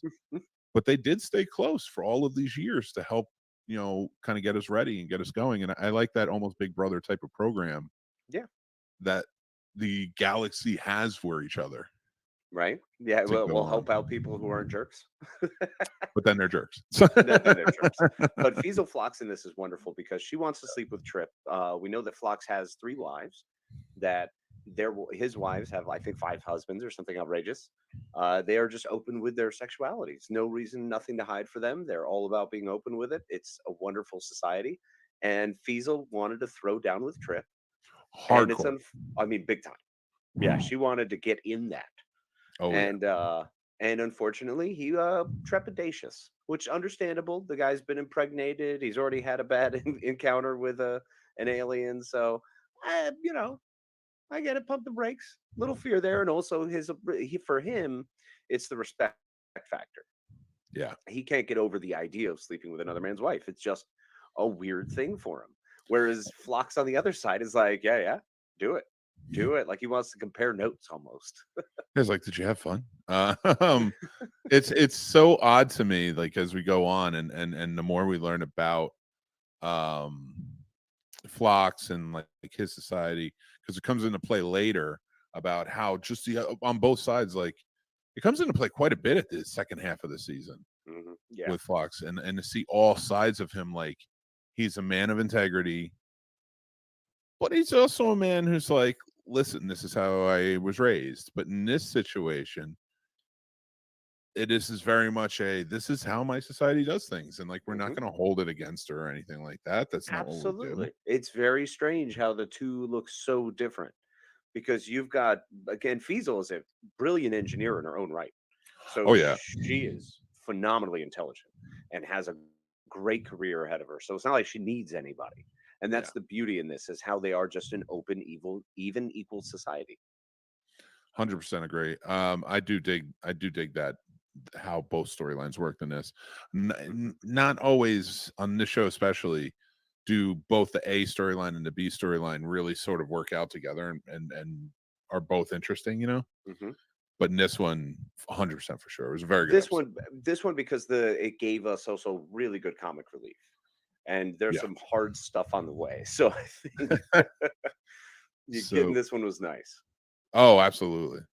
So we get to the our second episode. We're talking about episode 15, ceasefire, and this is where the Andorians and the Vulcans are battling. They're at war with each other, and Shran wants to create a peace accord, and he asks Archer to come in and just stand between and sort of broker that peace.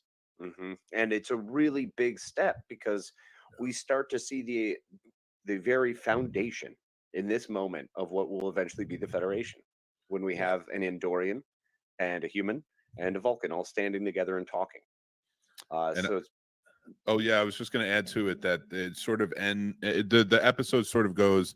Of course, so you guys know there's some drama to it. A special guest star in this, Susie Plaxton, who's been on. She played Worf's wife, Kalar, I think her name was. yep, Kalar. Yep. And then she was also came back in Voyager as the female Q. Hmm. So she comes back quite a bit. She's like Jeffrey Combs in that, right, where she steps back in and does a lot for Star Trek. But Exactly, and it's great to see because there's always a bunch of different character actors that they return to. So in this one, when we get Jeffrey Combs and Susie Plaxton, is fantastic. yeah, and the fact that she plays the saboteur trying to stop this whole accord, we see a lot in terms of who Shran is. Hmm. And why that's going to be a big element down the line in creating the Federation and being willing to create the Federation. Yep, just being an absolute man of honor. Yeah, I love Shran. He's completely stand up, and he's such a good character. And it's weird for someone who is so powerful in his command of a warlike culture, and at the same token, he's respected the whole way through. And he's tired of war. So it's really fun to get to some more depth on the Andorians. 100%. So as we go on, the next episode 16, we have Future Tense. This was the one that really resonated with me too much. Like, it seemed interesting. What we get is they find a capsule in space. It was actually a starship, but unlike any technology they've ever seen, there is a body in it. And once they start to, sort of dissect and poke and prod and do testing, and find out it's a human body, and the Suliban start to attack, and the Tholians start to attack the ship, trying to get not only that starship back, but the body, because it is from the future. And it's loaded with different codes of DNA. So there's all sorts of different stories it could unlock. So everyone's going after it. Interesting episode. I agree with you. It didn't super resonate, but I did really enjoy. There were a couple great performances, and we got to see the start of some more of the things that begin to stick with us, like the red alert, tactical alert, things like that. For sure. And the thing I liked about with this episode, because I'm not a big Suliban fan, and once they kind of went away, I was kind of cool with it. But this was an episode where it kind of gave us a little bit more information on the temporal war, which again is another thing I wasn't too keen on knowing. But if you're going to stick it down my throat, I might as well learn about it. Right. So it was just one of those, but didn't resonate too well with me. I have to say, acting was great across the board, though. Everyone did a really good job. It was just story overall. I agree. After coming off of a couple of really strong episodes, it was like, okay, little filler. The next episode is Canamar. Archer and Trip are accused of smuggling and sent to a penal colony called Canamar. While Enterprise manages to negotiate their release, a mutiny breaks out on the prison ship, and now it takes Archer and Trip to try and win them back over. Classic Con Air episode. It is. You said this when we were talking about it, and I don't mean to cut you off. I'm sorry, but I just want to add to it. Like, this is such a Con Air episode. And I 100%. Didn't see it at first, but now I do. Yeah, I mean, the whole thing is broken down the exact same way it is in Con Air. Well, very similar. Yeah. In that opening way when they first take it. A fun episode. It was a lot of fun. I think there were some great performances. I think it went really well. The story progressed well. I loved how they portray all the different aliens. that we're really getting the right understanding of all the different species we're up against. So it's pretty rad. It really was. And I like how the different aliens interacted. Like Trip kept getting annoyed by the one next to him because he couldn't stop talking, just because he was nervous. How Archer kind of handled it. We got to see him play sort of a con man sort of situation, which you don't really get from like the Picards and things like that. So it was kind of cool to see. No, So, it definitely showed more of his maverick, think from the cuff. He's got a different idea. It's a different time. It's a different era of thought. So it was cool. yeah, absolutely. All right, next episode is The Crossing. Enterprise is held captive by non-corporeal beings who claim to be explorers, and they're taking over their bodies little by little all over the ship, and they refuse to be released. So getting into this one a bit, let's talk about it a little bit, because I didn't love this episode. Yeah, I understand this one was kind of hard to fall in love with. It harkened back to any of the body snatchers, any of the things where body horror, where you get taken over and then kicked out to a different plane of existence, is pretty weird. It's pretty odd. This is definitely something that Star Trek has dealt with before. And it's fun seeing how they do it in this one. It's swallowing up in that big ship, like the giant ship is cool. I thought that was neat. And they had never way, seen anything at that point like that big. Yeah, I mean, this is monstrous. And they had no idea what it was, and it just shows up and eats them. It just swallows them whole. Good episode overall, but I think there were certain people who, when they turned, it was really cool. Like Malcolm, when Dominic Keating turns, when Hoshi, when Linda Park turns. I think it's really fascinating the way they did that. But they had to lock away almost half their crew before they were able to figure out the way to fix it. Yeah, I mean, again, it wasn't. I like the entity on board ones for the most part, but there's some that really just don't hit with me that well. And this turned out to be one of them. So that's fair. Highlight was definitely Archer blowing it up.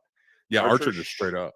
Archer showed what an absolute don't mess with me and my people he is. Like, there is no chance of you being like, I mean, anyone else could come along and get snatched up.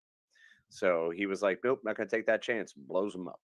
Yep, 100%. I don't know why I keep saying 100%. That seems really weird. I just agree with you, and I'm like 100%.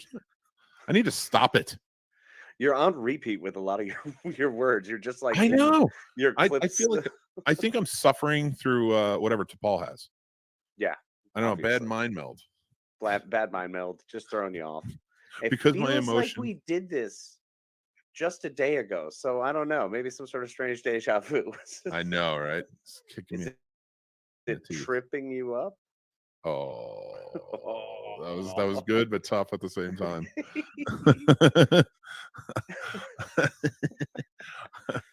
Oh Lord. We move on to episode 19, which is actually a very good one in my opinion. Is Judgment. Yes. The Enterprise lends aid to a group of accused rebels. Archer and Captain Archer gets taken by the Klingons to face a tribunal and charges for conspiring against the Klingon Empire. There's a lot more layers to it than that summary really gives. And to see because this isn't the first time we see it, but this is an early on human in front of the Klingon tribunal council, and it just nothing changed. No, the Klingons love putting us on tribunal. I'm pretty sure because of that giant gauntlet that he uses as the mallet. This little thing. I'm like, he loves that. That's what they always want to show us. The Klingons are like, look at my sweet judge mallet. Like, my gavel is so cool. Thanos one of the great walks in with his gauntlet, and then he's just like, okay, bang, your gauntlet judge. Gauntlet battle. So one of the great things about this episode is J.G. Hertzler, who's General Martok in DS9. We get him here as the advocate in Judgment for Archer. Really fun episode because it's Archer centric, and we get to see him up against Klingons. So we get to see how annoying he is to Klingons, and how annoying humans will remain to Klingons throughout, and how we got there. Like, how do we get to the war? This is all starting. He just bristles from the beginning, man. He does everything a little wrong the whole time, and they wind up on Rura Penthe. Yes. So, hold on one second.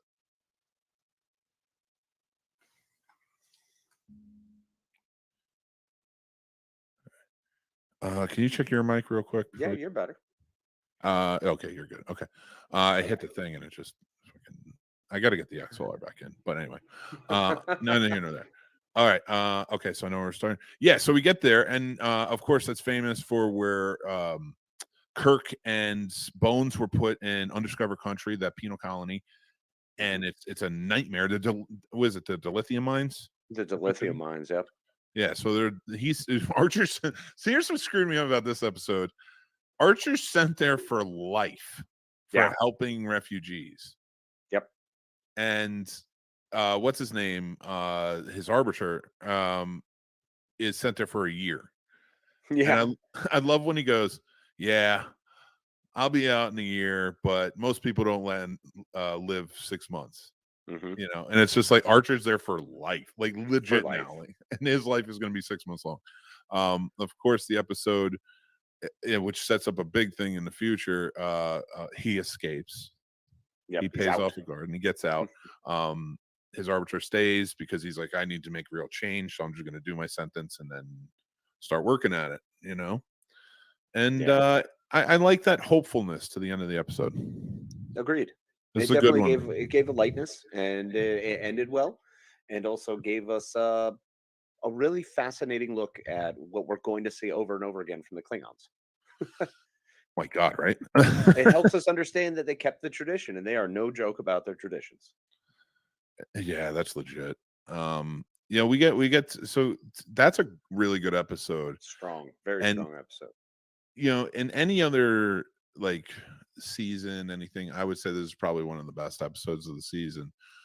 But right after it, we get 3 of the best episodes of the season back to back. Amazing, yeah. And that's Horizon is the next one, episode 20, which I'll let you take it away because I know this is one of your favorites.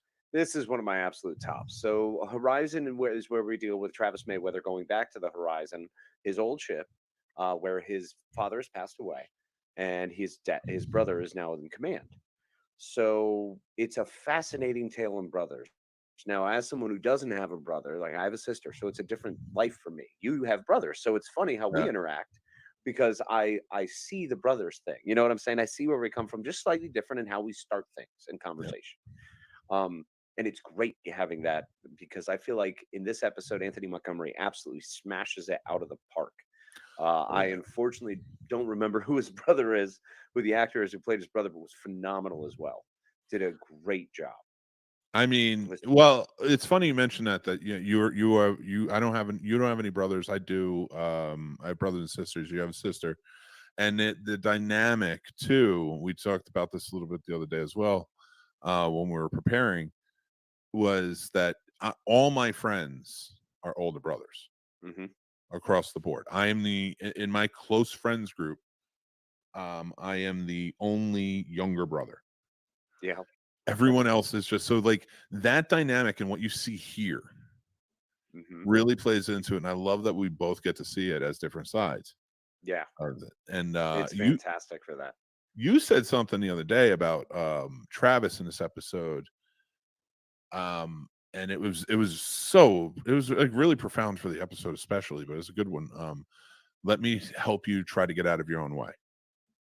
I believe is what you said.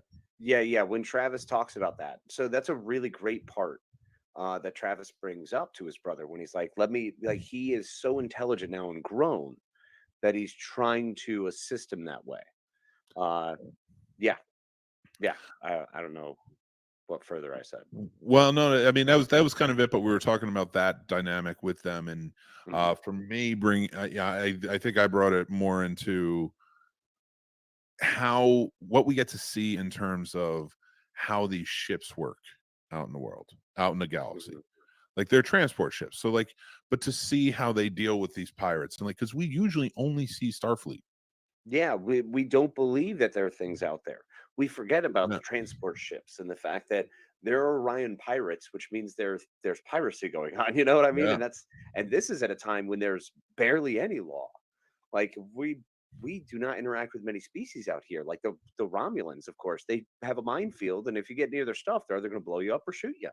Yeah, it's ridiculous. So it's a fascinating look into the other side of the world that's happening around Starfleet as Starfleet is growing, in necessity for some of these freighters to continue to be able to operate without the pirates. So it's interesting to see how all of this is going to grow into the Starfleet we know. Yeah, absolutely. And yeah, so I did like that inside look. And of course his best friend who walked in said two lines and left. Oh man, that was ridiculous. Like that's the most absurd, unnecessary character, and it upset me so much. So this girl, this blonde-haired, beautiful young woman, is sitting on Mayweather's bed. She says hi. They clearly have an exchange that they have known each other for their entire lives. Could be close, could have maybe been something, maybe a romantic interest. Maybe we could have had something wonderful. This woman is on screen for what, maybe a minute and a half, 2 minutes Yeah, of about no, I wouldn't conversation. even say a minute. She was They go in back and and out. forth, and then she never comes back. Yeah, They and never it's so return to her. Nothing. they never even mention her, but they kind of make it sound like they were friends as kids, and Yeah. there's something that was left unresolved Mhm.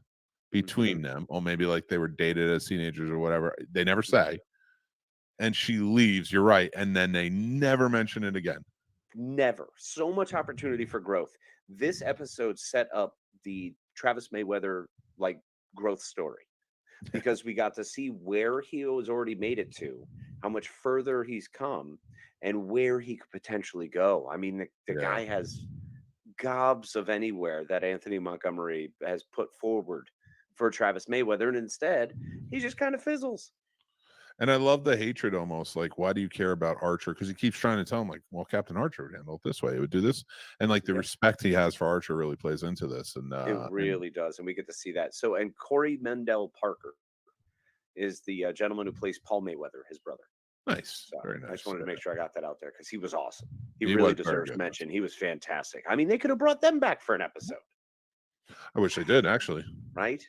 Instead of trying to pretend to be the expand. No, like, we'll get there when we get there. We're not there yet. All right, next episode is The Breach. So, at Dr. Phlox's request, Enterprise attempts to retrieve three Denobulan scientists from the planet Xanatoris, where the government has ordered all off-worlders to evacuate within 3 days. Yeah, they really don't like aliens. Yeah. Tucker, Reed, and Mayweather navigate a series of labyrinth underground caves in search of the scientists. Meanwhile, Enterprise lends assistance to a damaged ship fleeing the planet. Dr. Phlox faces an ethical dilemma when one of the refugees of the ship refuses life-saving treatment. The patient, an Antarian, holds a grudge against Phlox stemming from the war between the races 300 years prior. Yeah, it was brutal. It's such a an amazing episode because yeah, the B story where they're kind of going into the caves was cool, and I like that they saw a lot of danger in it. Agreed. It was a lot of fun in that one because we get another away team stuff. And you Yeah, know me and my away team stuff, you and love the especially away with team. these two. When we get Malcolm and Trip together, they're just so perfect because they turn into bickering Bettys over something. One of them is never happy in their Nope. interactions, and it's hilarious. They love each other, but they bicker all the time. All the time. It's truly amazing, and I really like this episode for that reason. But the biggest reason is what Dr. Phlox goes through and what we learn about him. Accepting the Centurions request of he does not want to be treated by Phlox, even though Phlox can save his life. Mm-hmm. And the duality of what Archer and he are going through with this, with Archer saying, you need to do this. You need to just Yeah. do it. You're a doctor. But you put it really well about the Hippocratic Oath, and I'd love for you to talk and expound on Yeah, that. absolutely. That's one of the best points in this episode is there's a point where uh Archer is arguing with Phlox to make him like to try to sway him to convince him that he should do it's the right thing. And then instead in his last moment it's like, all right, well, I order you. And Phlox straight up says no. And Yeah. that's terrifying. You can't do that. That's your captain. It's a totally different thing. But in that battle, he brings up the Hippocratic Oath, and Phlox immediately knocks it down, saying, "Do no harm." It's Hippocratic Oath is antiquated because the will of the patient is completely ignored in that. He's like, Mhm. and how is that fair? So it's a fantastic play into the idea that an alien species that is as advanced as the Denoblians have this completely different idea that maybe you should shut up and listen to the patient. It's Yeah. an interesting, odd take, which inevitably does weigh on his mind, and he does what for Phlox believes to be the right thing. So it's pretty cool. And the right thing being, and not to give anything away too much, is that he actually goes and he listens and talks, and like that's the convincing. So, and there's a lot said there, so I'm not, not giving that away, but you should go check it out for sure. It's a beautiful story of intolerance and how we're supposed to grow out of it eventually, but how hard it is bred into us sometimes. All right, so the next episode we have is Cogenitor, and this is Enterprise encounters a hypergiant star. While there, they make first contact with the Vissians, a technologically sophisticated race with 3 genders. While making quick friends and eagerly learning about the advanced technology, Trip gets curious about the Vissians' 3rd gender, known as the Cogenitor, which is crucial to the Vissian reproductive process. Against the wishes of the Vissians, Trip befriends the Cogenitor and encourages it to defy its culture's boundaries, which by the Vissians are made aware and are angered by. This is a very heavy episode. It really is. And it plays really strong into how the Federation will eventually have to walk that line of respecting other cultures that we don't understand, kind of thing. Yeah. And it's hard. It's a hard episode. It was beautifully done. It's a magnificent episode. It's easily one of the top 5 of the season. It deals with that whole third sex very well, giving an entirely different skew on how things are looked at by a different society, like the way it potentially could be. One of the best parts about Star Trek is how they just reinvent ideas constantly. Like any of these things could be. We don't know, infinite possibilities. So just play around with it. And Enterprise does a great job playing with it most of the time. Yeah, this one did a good job though with especially with Archer, and to see how involved in the first season, as we talked about, he was in really breaking the Prime Directive in a lot of ways. All the time. All the time. But realizing, and like but the nice part about his arc in the first season was he was learning from each experience. Like, wow, okay, I did something positive here. That's great. And then an episode later, it's like, no, you catastrophically screwed people and other species. And it's like, okay, we need a rule. So like he started calling for it. And to see him go after Trip at the end of this and really lay into him, which we've never seen him do with anyone before. And really lay into him to the point where Trip realizes I screwed up, because he gave this Cogenitor a wealth of knowledge and learning how to read and things like that in just a few days. And what it did to that Cogenitor, which I think chose a gender at the end. She chose as a woman, right? Yeah. And for her, then she comes in and for her to choose based on all this knowledge she brought in, and what it does to her is heartbreaking. Oh, it's brutal. It is absolutely brutal. And it was really well done, very well acted. Really enjoyed this episode all the way through. Like you said, Archer shines in the end. And Trip, it's great to see that what happens with the negative effects of white knighting, kind of when you stick your nose in where it doesn't belong. Sometimes you just have to learn and accept things at face value. So it was really great to see that. And then we get to the next episode, which is episode 23, which is the penultimate Borg episode, Regeneration.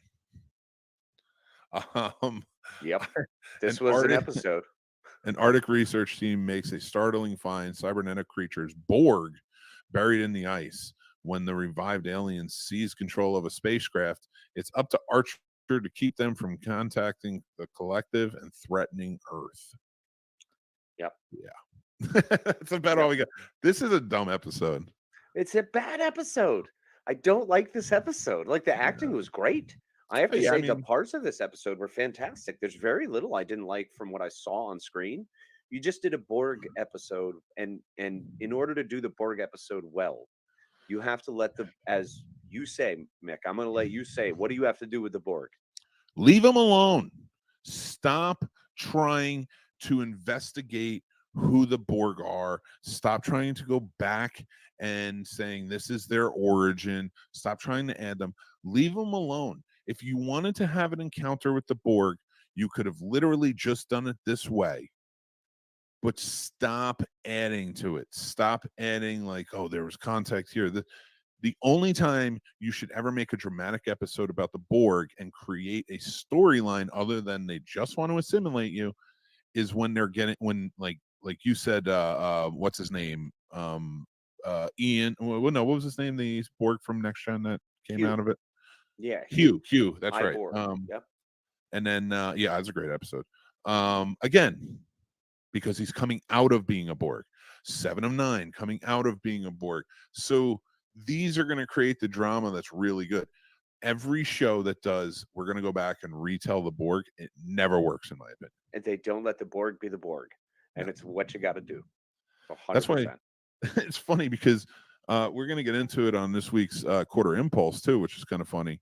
And I'm not going to give away too much, but like Picard in all 3 seasons handled the Borg, handled the Borg in different ways, and it was terrible, except for the 3rd season when they just let the Borg be the Borg. I don't know. I like the idea of it in the 2nd season. I really liked how they did that. You and I enjoyed that a lot. We'll talk about it on Quanta. We'll get there. We'll get there. We got a ways to go. I value your opinion, but we'll talk about it. But yeah, so episode 23 is the worst. Terrible. The worst this season. Every season, Star Trek has one super bad episode. Doesn't matter. Yeah. Could be the greatest series that's ever come out. For some reason, there's one awful episode. And Regeneration was it. I'm sorry, I was going to just add to that. I think from now on, we should pick out best and worst. Oh, absolutely. Yeah. Wrap up, sure. And I think Regeneration, that I know we talked about it kind of in the first half of the season, but there were no episodes. Marauders was probably the one that was closest and is not on the Regeneration line. And honestly, Marauders is only frustrating because when you do something so many times, when you take that Magnificent Seven Samurai, whatever you want to call it, story, when you try to redo that, it has to be done perfectly.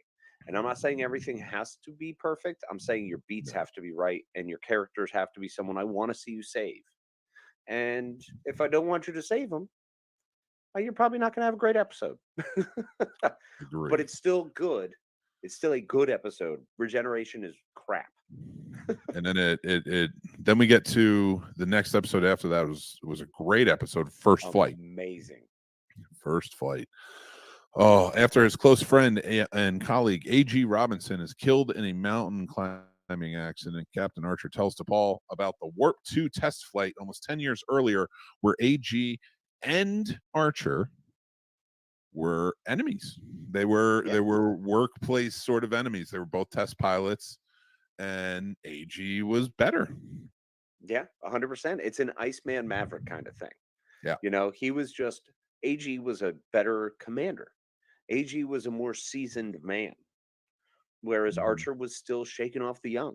He still had that impulsive, drastic, do the crazy thing because it could work out sort of mentality.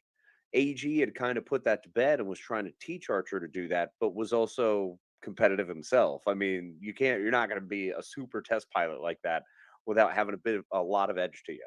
Yeah. So, but respected each other, really liked each other, and I love how this informs on Archer a lot. It's a really great episode, and the fact that he's retelling this to T'Pol when they interject, when they keep shooting back, and T'Pol will be like, "Wait a minute," but you just said, and like it's great with her questioning about it throughout the whole time. It's really a great episode, and she does a great job in that episode with the interest of learning more about him. So and I really I dug that aspect of it. It was great. They made their B line tied directly into their A line. It was pretty rad. Yeah, I love when they do that. I love when it ties in. All right, episode 25, Bounty, another good one. After exploring an uninhabited planet, Captain Archer is taken prisoner by a Tellarite bounty hunter who was hired by the Klingons to return Archer to Kronos. Yeah, I don't know why I would screw that up. Because it looks like Kronos. I can't even say English words right. I'm not going to say Klingon. Right? How am I supposed to Klingon? I don't know what you mean, bro. So it's pretty wild because Archer is in fact wanted still. Remember, he's got a life sentence looming over his head on Kronos. One of the cool parts about this is we finally get a full-on interaction with the Tellarites.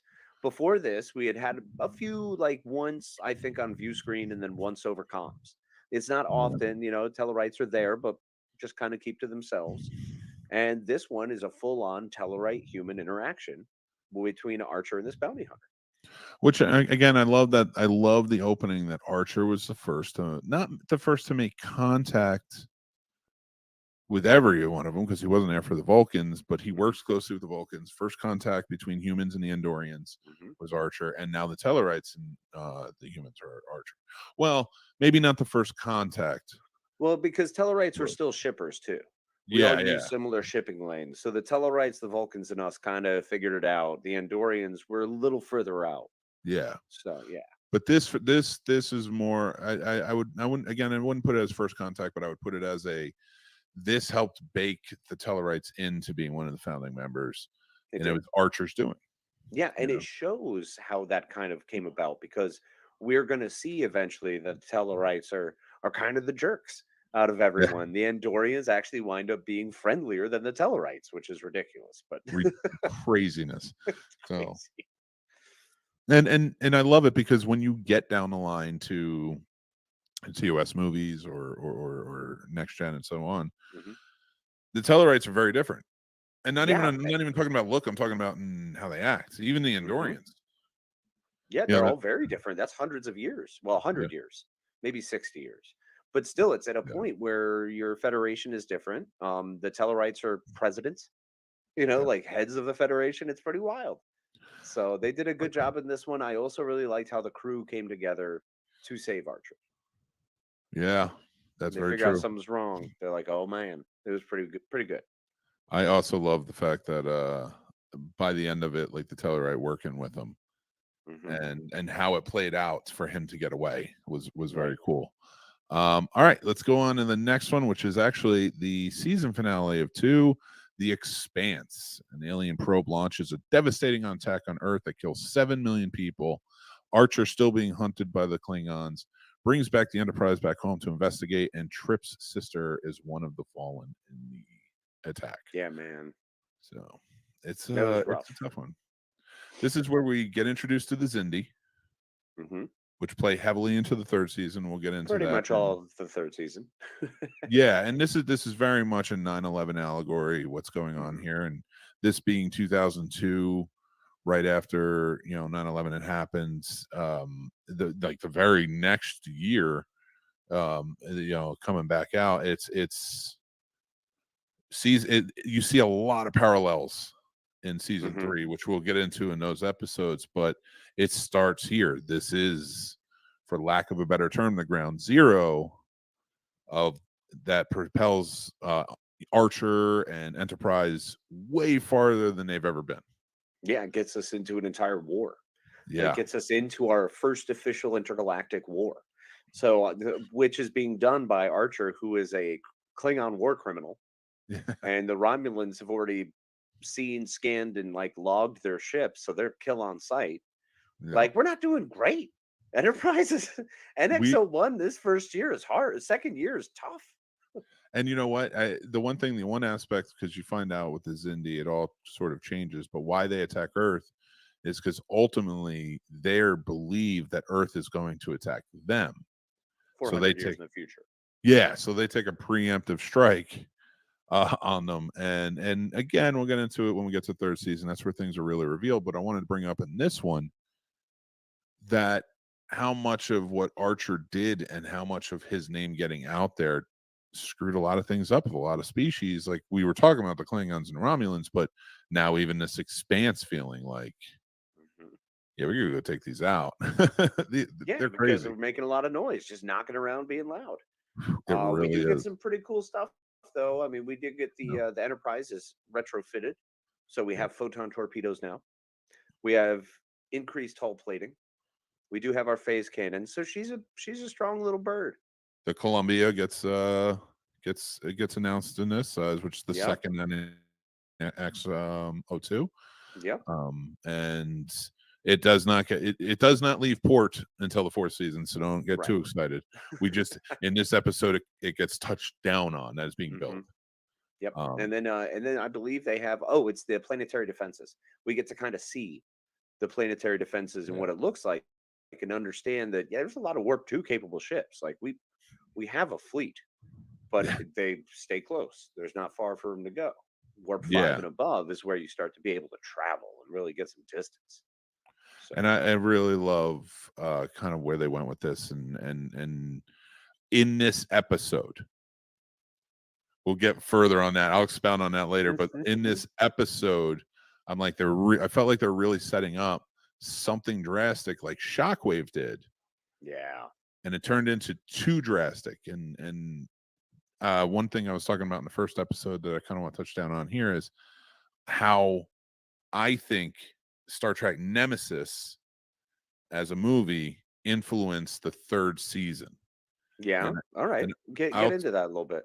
I'll talk about it more when we talk about the third season, but to touch down on it now, the action, everything that we get thrown at us in season 3 that starts here is very early 2000s, late 90s, early 2000s action oriented, like a lot of cliches there. Getting into the war, it's not handled the same way. It's more man of action, whereas like when you watch the Dominion War and DS9, there's a lot of action, but it's mostly about figuring out how to end it, how to stop this, what's going on. Whereas we're the ones who are gung-ho on revenge. We're hunting. Yeah. And it's a very different place. Now, how do I say that gets birthed from Nemesis? Is because Nemesis, in my opinion, out of all the movies, and there's some doozies, but out of all the movies besides JJ's, it's the one where it changed, especially the next gen movies, in a completely different direction that isn't Star Trek. It was an action movie. Everyone had their action moments. Yeah. It was written. The guy who wrote it is an action writer. The guy who directed it is primarily like. So I felt like going into 2002 when they were going to put it out, Nemesis was like we're going to do more action. We need more action in these movies because Insurrection then was more of a talking movie. Had a lot of great action. I was going to say, I disagree, but I also understand that it was, and that's what I've always loved about Star Trek is give me my talking. We need that. The personal connections are what continue to make Star Trek. The growth of characters that comes through talk, and then the action is the culmination of either their growth or maybe falling backwards a little bit, and how they are going to have to redeem themselves from those actions. So I've always enjoyed that aspect, and you're right. Nemesis did not go that route. It went very much so actiony. And the reason I say that is because I truly feel like for Insurrection, when Insurrection came out, that was the last movie in the Next Gen series. Of course, First Contact was huge. Insurrection did fine, but it just wasn't a box office hit. It was not. Yeah, it made its money back. Was pretty average. Yeah, a year later. I mean, as a fan, I was a huge fan. Oh yeah. Yeah. And I think for a long time, in the mix of Star Wars existing and Star Trek existing, everybody knew this is what Star Trek was. Everybody knew this was Star Wars. If you want that action war fighting, go there. Go Star Wars. Yeah, and we'll give you plenty of conflict, but it's going to be on our terms within our realm. And Nemesis is different in tone from that. It's more Star Wars. Yeah. And I think that's because the prequels started coming out. This is following on the heels of Attack of the Clones. And I mean Nemesis by that. So what do they do with the show? Which this season 3 came out a year after. Not even after Nemesis came out. So they were already filming it. So I think honestly, I feel like it came down. We're going this direction for Nemesis, and you guys aren't doing well on the show, so we need you to start going in that direction. So that makes sense. Yeah. I mean, I know it makes sense to you, but am I making sense? Or am I an incoherent bear shaking a rattler? You have in fact said it properly, and I hear no rattles. When keep in mind, everybody, when I say, does that make sense? That's not the shitty way of saying, does that make sense to your brain? That's me saying, I don't know what I'm saying half the time. Did these words come out good and stuff? Yeah. If you feel like you have dyslexia after hearing me talk, not completely uncommon. It's just- But that is my Oh. theory, and I'm going to show a lot more comparisons to what I see and like touch down Yes. on more in season 3 about the Nemesis thing. But I wanted to open it up there because this is where it opens. This is where it's It like we're does. going into action. And this is where it happens, and it's a great way to end season 2 Yeah. because it was still very promising to me. I really liked that they did this because absolutely someone would come blow us up after making up that much noise out in the earth, out in the universe. Oh yeah. So it's only logical. Yeah, we'll talk about season 3 when we get there, but congratulations. That's the end of season 2. But we're going to go over real quick. So let's go over our highlight characters of each episode, Mm-hmm. and we'll touch down on the half season. Stigma, what's your highlight for that? Who's your So highlight? Stigma, for me, this was actually one of those that I gave to Trip. Okay. I love Trip in this because I like seeing him trying to do what he thinks is the honorable thing, fighting his instinct of, well, of course I want to try doing this. Of course I'd like to hump her, but it's not right and that's not good. And it's very fun to see Trip become the litmus for what human being, I don't know, human beings and their idea of what's right, justice, what's the way things are supposed to be, moral and ethical codes being broken. Trip's moral and ethical codes constantly come into play. And this is a highlight of me for that. It was a highlight for sure. I really like Trip. I'm going to give mine to Archer. Okay. Because I feel once he steps in and he learns the secret of what's going on with T'Pol and how upset he is with not just T'Pol, but Phlox for keeping it from him. Yeah. And the fight that he puts up with the Vulcan Council on what's what. And the fact that at the end of it, he stuck by what T'Pol's wishes were. Yes. Yes, he 100% stuck by T'Pol's wishes, even though it could have bailed her out. Yeah. Even when the other adjudicator came out with it and came forward with it, and Archer's still like, nah, that's my crew and I respect her. Yeah. Like, And that yeah, pushed it even farther with her respect for him. Oh man, she just lit up over it. I mean, as much as she can. Once Yeah. again, Jolene Blaylock is amazing. She's fantastic. crushes being a Vulcan. Because you got to remember, we got Spock half Vulcan, so that's who we know all this time. But to Paul, as a full Vulcan, Yeah. and starting to really get into this experience of emotions is fantastic. If you want to know how good T'Pol is in the show, and honestly, again, once we get to season 3 and 4 and how they did her dirty, in my opinion, but the first 2 seasons, and even season 3 and 4, her reactions I'm talking about is from the beginning. T'Pol is mostly eyes, and what I mean by that is like her reaction really comes from her eyes. Like if they're dead set on you, it's almost like they feel lifeless because she's no emotion. But when she gets infected and slowly, and I went back and I was like looking for things, even before you find out about the neurological disorder, her eyes start shifting. Her eyes start getting weird. Starts looking more nervous. She starts like, and it's all in the eyes. And then like she'll say something, but it starts there, and like that's great acting.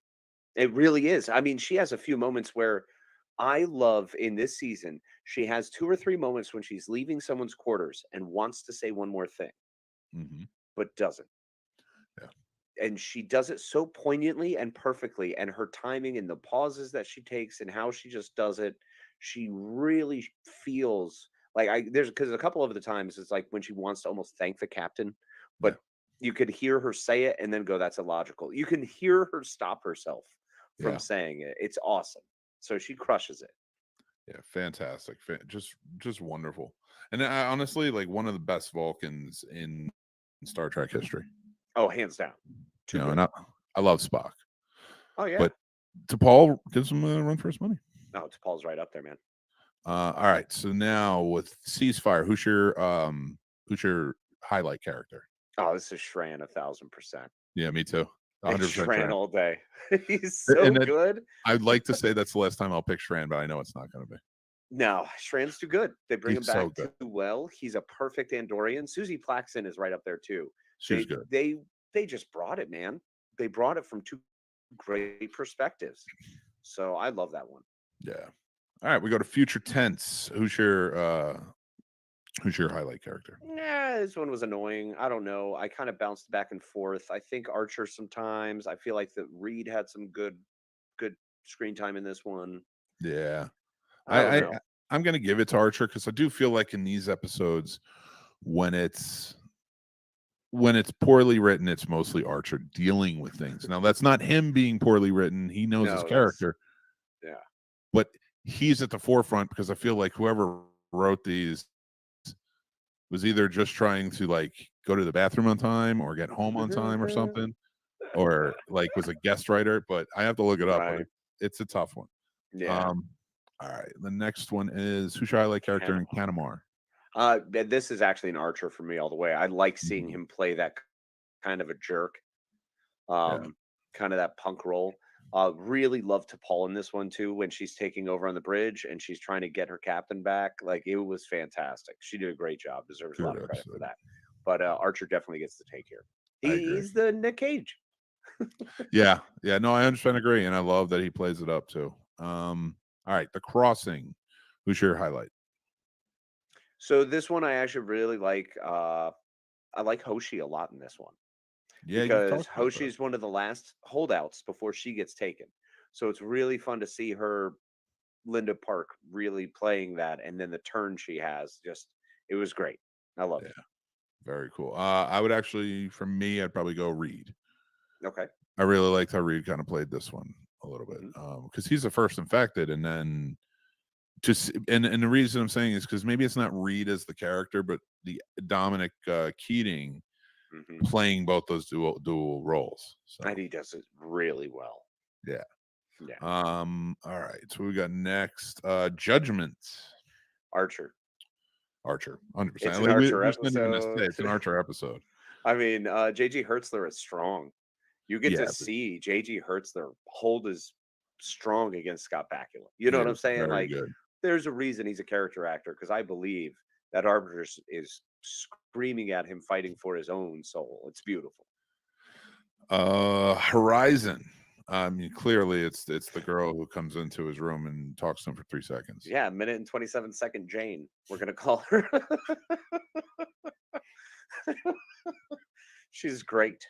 Oh my god. It's so frustrating. I want more of the Mayweather stuff. No, but this is 100% Travis Mayweather. It's a story. It was his story, and it was really well done, beautifully executed all the way through. I loved it. Yeah. Anthony Montgomery's stud in this. Yeah. The Breach. Phlox for me. I mean, I don't know how it could not be Phlox. Yeah. Like it's hard to choose someone else in that episode. Yeah, it's just got to be Phlox. Yeah, he's so good. And now I do love the B story, and I love the bickering whenever you pair up Trip and Malcolm. So together they work as a highlight, but really Phlox, because of the power he has in denying the order. That's the thing that blew my mind. When the captain orders him to do it and he says no, it's like, yeah. And one thing I did like, and you reminded me about as we're talking about it, is the dynamic between Reed and Trip as they go on the spelunking mission with Travis, who's an expert spelunker. Yeah. And he's happy to be doing it because he enjoys it. And he's annoyed because they won't shut up. They just keep complaining. It's so funny. It's so good. He's like, you guys are going to get us killed. And they eventually almost do. They do. It's their fault. The freaking security officer always does the security breaches. Always. Wait till next gen. Code Janitor, who's your highlight? I mean, I want to like anyone else, but Trip is... Archer's the highlight here because of the chewing he gives. Yeah. Trip. We really get to see Captain Archer have to do things because this is a family. We've seen them be a family and love each other and respect each other as a crew.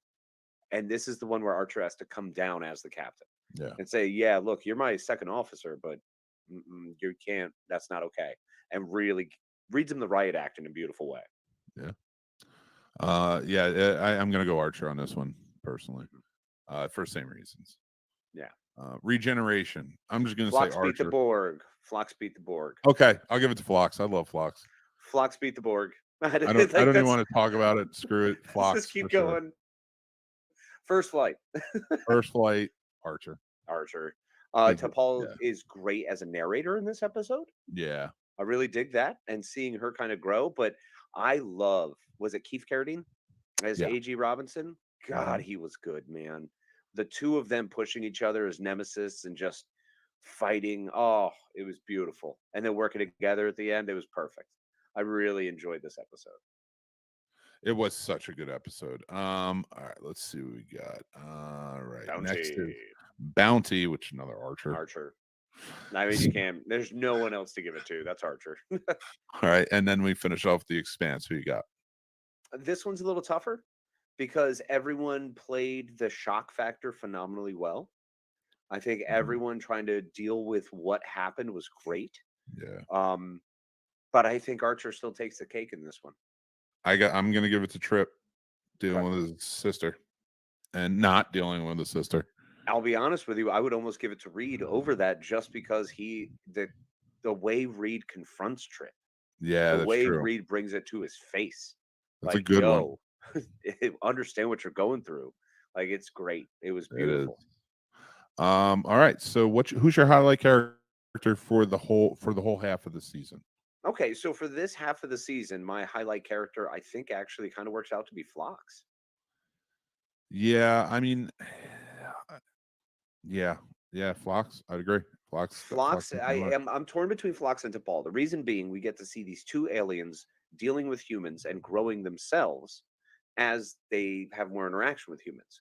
We're also seeing T'Pol really come into her own. Jolene Blaylock is own this character Yeah. from beginning of the season all the way through. She's most consistent, most prominent, and does a fantastic job.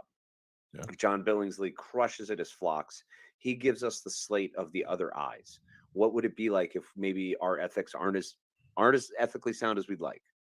You know, Yeah. and by being that mirror for us in our society, it means a lot when we find out that his society just wholesale infected a planet and tried to wipe them out. So, I mean, genocide on a mass scale, it's terrifying. Yeah, like that. You So find it's out some rough things about the Denobulans in this. big time. So it's really great to see, but we also find a love in Feasel. You know, we get to see that side of the Denobulans. We get to Yeah. see the episode where Night Shift, a night in sick bay. Yep. I mean, we Oh get well, to see that was earlier in the season, but yeah, it that was, was yep, another that's great one. season 5. But we get to see that growth of Phlox, and Yeah. you continue to see that all the way through. I agree. Yeah, I agree with you on Phlox. For all the same reasons. Nothing really more to add to it. It's just he does a fantastic job. John Billingsley's acting in it is great, and you get to learn so much more. All right, best episode of this half of the season. Okay, well, there's 2 there because I have a best and I have my favorite. Okay, what's your best, and then what's your favorite? I think the best for continuing on the story of an Archer-centric tale was First Flight. Yeah, I think learning the history of him, growing the relationship between he and T'Pol, and informing on who A.G. Robinson was, who drove him, I think absolutely makes it the best episode. My favorite, though, is Horizon. it's a good one. I think the brothers is just great. The bond is wonderful. Mayweather crushes it. It was a really well done episode. My favorite episode of the season, and I put it down as the best in my opinion, is Cogenitor. Man, it's so powerful. It was so powerful. From beginning to end, and it also is one of those episodes as I was watching, and I was like, I'm with you, Trip. You're right. This is how it is, especially in today's society here on Earth.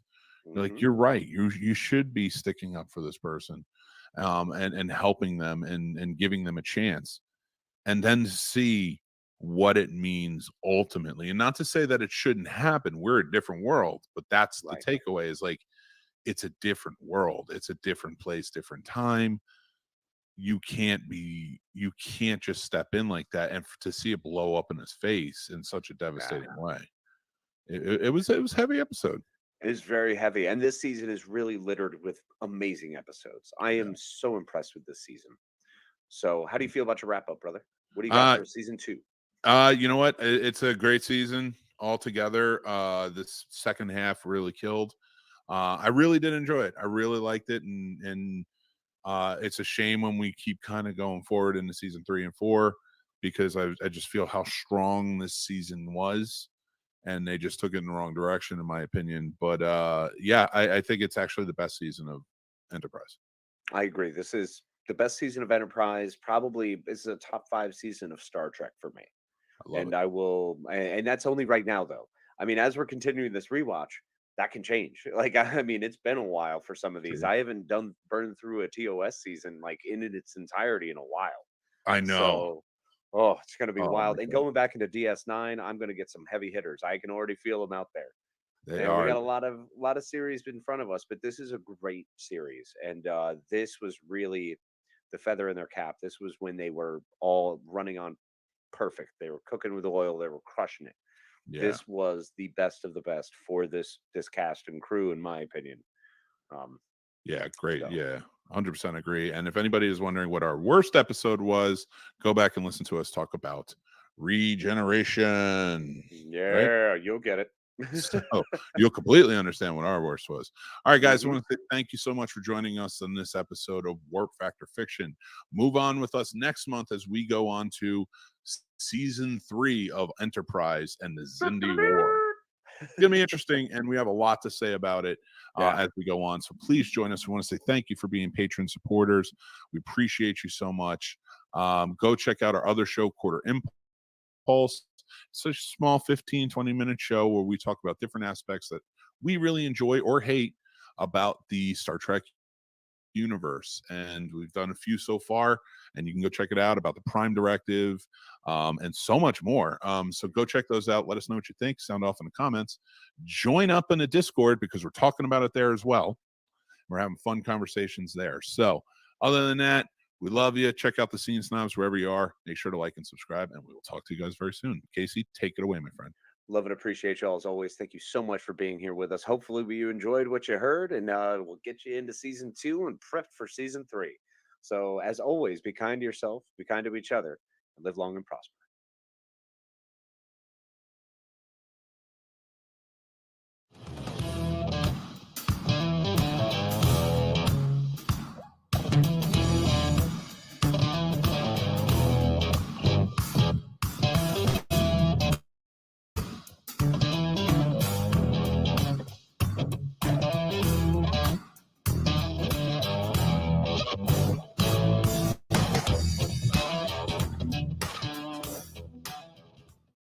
What's the strongest ship in the fleet? And I know fleets. Friendship. Scene Snobs, you guys are great. Welcome, everybody, back to Warp Factor Fiction. This is episode 5. We're back again. We are still on Enterprise. This is season 3, the first half, episodes 1 through 12. Now, you might be saying to yourself, Nick, who is sitting next to you? And I'm going to tell you right now. We've had a little bit of a change. If you guys do check out the Scene Snobs, you might know that Casey has actually departed. He's left the Scene Snobs. We are in good standings. Casey's my best friend. We talk all the time. We just talked a little bit earlier today, and he's doing really well. He actually gave me this hoodie the other day, and I love it, and I appreciate you for it. And thank you so much for your Casey Man. And but I am joined as my new co-host, who's joining in with me, and you'll be seeing him for a while. This is my stepson Tommy. Hello. Welcome, Tommy. Thanks for joining in, man. Want to tell everybody a little bit about yourself and your love of Star Trek? My name's Tommy. I got into Star Trek not long ago, actually. You showed me. I really got into it in Picard. Yes. Well, the one thing I really liked about it is because we did start watching it. What was the show? We started watching DS9. You started watching DS9 with me a few years ago. I never really got into that though. Picard was my first full season. Well, yeah, you were pretty funny about it because I would go back and forth between TNG and Picard, and you would always say to me, you always seem to like TNG more than Picard. Not Picard, TNG more than DS9. And then Picard you got into as we were watching because it seemed a little newer, and you like the newer movies as well. But I always told you how everything was interconnected, and you seemed interested in it. And when this happened, we started talking about it, and I wanted to bring him in, and he has an interest in checking it out. So I thought it would be a fun ride for him to join in on this and maybe kind of get a young perspective on the Star Trek universe. So what do you think, Phil? That'll be cool. And welcome to episode 5 of Wolf Factor Fiction. That's right. That's right. A chronological analysis of Star Trek on screen, where we are going in order of Star Trek, everything you've seen on screen, all the animated, all the live action, the movies, the TV shows, the whole 9 yards. We are, like I said, we're in Enterprise Season 3. We are in the middle of the Xindi War. Now, to give you a little bit of a backstory, guys, we've talked about it with Seasons 1 and 2. Leading up to this is very much the pioneer days of Starfleet and them joining in and their flagship in Enterprise, the NX-01, traveling around, meeting new species. Well, this is very much a change. The studio wanted to change things up when they started this new season. It was in danger of being canceled after season 2, but they gave it one more try and said, go out there. We want a little more action. They wanted and to add a little bit more, and I hate to say this to you in front of you, buddy, but they wanted to add a little more sexiness to it. And they kind of did that element. They wanted to add the grittiness. They wanted this whole element to come in and kind of change the flavor of what Star Trek was, kind of save it, and to kind of give them what they were getting from the Star Wars movies of the time and other science fiction properties. And we kind of saw that a few months earlier from this season through Star Trek Nemesis. We'll get into that and more. We've talked about it a little bit in other shows, our Quarter Impulse show, things like that. But in this season, it very much was an allegory for 9/11.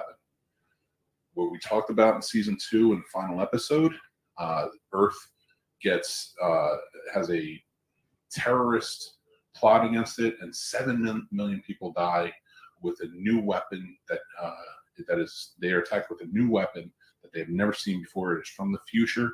A species called the Xindi attack them. They find that out, and then it is tasked. Enterprise is tasked with going out, led by Admiral Archer and his crew, with the Makos now in tow. And the Makos are the military faction that was with Starfleet in the early beginning, which we also see in Star Trek Beyond, which we'll get to when we get to that movie. And they go out and they go hunting the Xindi in the Expanse. That's where they're hiding out. The Xindi are made up of 5 different species, all come together as a council, and they live together, they work together, the whole 9 yards. So this is where they come in, and it is, like I said, it's an allegory for 9/11. There's a lot of themes that are very similar. It happened only a few years after 9/11, so many themes to talk about here, and we'll get into that. I realize as an 11-year-old, you don't know a lot about that. We're going to discuss it a little bit here and there, and you're going to learn about it for sure. But as we go on, we're going to talk about the first 12 episodes. So let's get started there. I'm going to go down the first 12 episodes. We're going to talk about it, highlight some things that we really like, highlight some things we really don't like, and then we'll move on from there. Sound good? Mm-hmm. All right. Let me pull up what I got. Okay, so we start off with the Xindi. That is episode 1 of season 3. It has now been 6 weeks since the attack on Earth. The NX-01 Enterprise is traveling through the Expanse. They have not found any clues to where the Xindi are.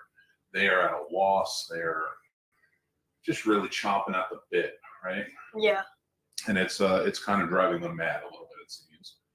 They get word that there's this prison mining colony, and if they go down there, and then Captain Archer, joined by Trip, go down to meet with the warden, so to speak, trying to adjust so you guys can hear me.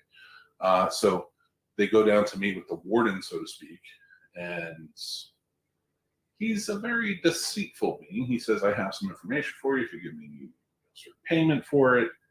And when they get down there, he traps them, and he calls the Xindi to come and get them. Now it's a mad dash escape. They find another prisoner who does know where the Xindi are. He is part Xindi. They all have to escape together. And it becomes this whole rescue mission / escape mission. I have to tell you, this episode wasn't one of my favorites. I didn't think it was a strong suit coming out. I would love to hear what you thought. I did not think it was one of my favorites either. I think the most key character there was Archer for that episode. Okay. To me, that episode felt like part of it felt like a Mission Impossible movie because how like they were going up through the thing with like all the traps and like they had to get past it. It almost felt like a Mission Impossible movie. I like that comparison a lot. That doesn't really feel like that, especially when they're climbing out of the shaft and such.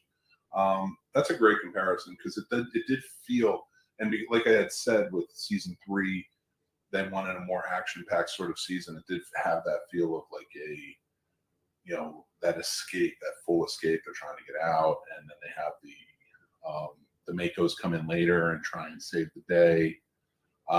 You know, I love the addition of the Makos and to get that backstory, but they really didn't shine as much as I would have liked to. And this wasn't a good opener, in my opinion. I do not. I think if they had this at like the 3rd or 4th episode, I feel like it could have been. I feel like it would have been maybe more fitting to put it not like late into the season, but like maybe like an episode or 2 at the beginning, like them in the expanse, like them traveling through to the expanse. Because like it took so long, that was like a big time skip. So I think they could have like just 2, like even if it's just 1 episode of just like the ship, just normal life on the ship without danger. I love that point. That's a great point. And I think I would have liked this episode more if it wasn't the first episode coming out. If this was like episode 3 or 4, and we're finally getting that clue. You're right. Like I think, or even if if it's like episode 3 and you got 2 episodes of them, like the first episode traveling, I would have actually liked to pick up and see episode 3 or season 3, episode 1. Then maybe meeting the Makos, getting together, starting to travel to the expanse. And like just like normal life on the ship, because you don't really see normal life on the ship. Usually it's something's happening. Usually it's something that spirals off course. Yeah. The one that would be closest to that was point. The one that we'll be talking about next episode, I feel like would be number 16, but even that wasn't the normal one. That's a great. I love that point. That is a really great point, and it goes to show you when it comes to TV shows how, and this isn't an out of order thing. Some TV shows do that where they might air something out of order on TV, and then it feels out of whack. Like, why is that character there when they got introduced 3 episodes later? You know, because it was aired out of order, and it happens. You know, it's happened in many other shows. This has that feel. But you're right. I don't like. I think I would have liked this episode more if it was deeper. Very good point. Really enjoyed that. All right. Let's move on to episode 2. Episode 2 is Anomaly. So because we're in the expanse, we're dealing with. There's many anomalies happening. They have these spheres that have been built. They don't know yet why they were built. We know because we watched the season, and we'll get there and we'll explain it a little bit. But these spheres have been built, and these spheres are creating anomalies. I will only leave the fact that these spheres have been are from the future, and that is what's creating the time paradox and the anomalies. I didn't think the spheres were from the future because during it they say the spheres were built about 1,000 years ago. In this episode, they were. Oh no! So they did it in the religious zealot episode. They thought they were built. That actually built by the sphere builders. The sphere builders. Yes. But I thought during that episode they were built 1,000 years ago, and then. But it's technology from the future. Oh yeah, that would. Yes, yeah, so it's creating the anomaly because it's not supposed to be there, and as the temporal war is fighting, it's creating those anomalies. Right. So when we get into it, all of these anomalies are creating catastrophe on the sets. Not on the sets, on the ships and such. I'm saying sets, but you know how it is. So as we go on, the anomalies are like it's catastrophe on like the dilithium's not really working correctly, which is their main source of power for everything. They get attacked by pirates in this episode. Yes, they do. The Osarian pirates. So it's just one of those things. Like they follow the pirates because remember when the Osarian pirates attack, they do capture one of them, but they steal pretty much all of their ammunition. And that is how they found the sphere, because they go in there and so do they. Yeah, and they get their stuff back, which I thought was a really good one. I thought this was a good one because we finally got this action. We finally see what's going on. We get a sphere. We see inside what's being kept in there. What did you think of this episode? And who's your highlight character in this? I do agree with you. By the way, for the first episode, I do agree with you that Archer is my highlight character.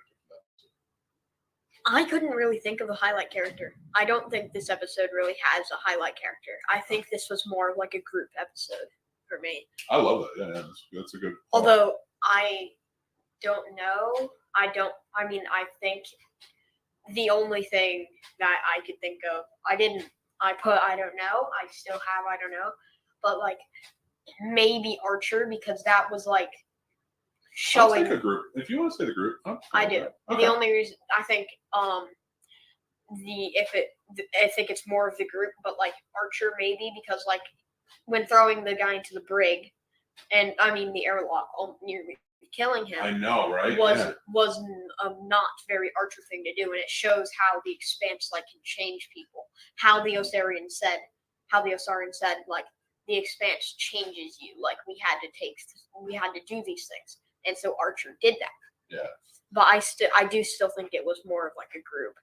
Yeah, and the one thing I really like about that is because I've talked about this with seasons 1 and 2, and how Archer changed through. Archer was very cavalier in the first season. Every time he made a decision, especially when he's breaking Prime Directive because he thought he was doing the right thing, and there was no Prime Directive. You know what the Prime Directive is. We talked about that, right? Where you don't, if a species doesn't have warp, we don't mess with them. Because if you start messing with them and they don't have that capability, you're kind of changing their way of life. So we create the Prime Directive. That's the number one rule. We do not break this directive. Because we can't change these civilizations. Right.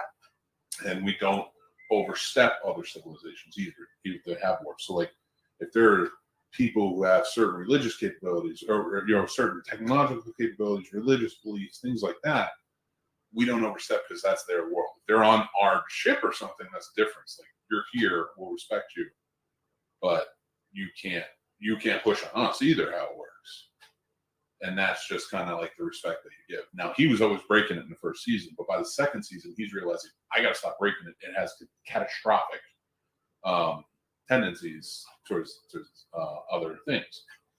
So, and we'll talk about that more in other areas. But in this, you're right, and I love the Osarian pirates doing that because we do see them when they become pirates later. We'll talk about that in the second half of the season when they have to steal the warp core, and what that does and who Archer becomes. And you'll see in season 4 how Archer deals with that PTSD of having to become that guy and become that warlike commander, So I like how you said the group effort on this. I'm going to go a little bit different. I think Trip really shined in this because he was dealing with the anomalies the most, and I really like how he did that. I also think that Travis did a really good job, and he shined as a pilot. All right, let's go to the next episode. And the next episode is Extinction. That's episode 3 of season 3. This is one where Hoshi, Archer, Reed, and T'Pol go down to this planet.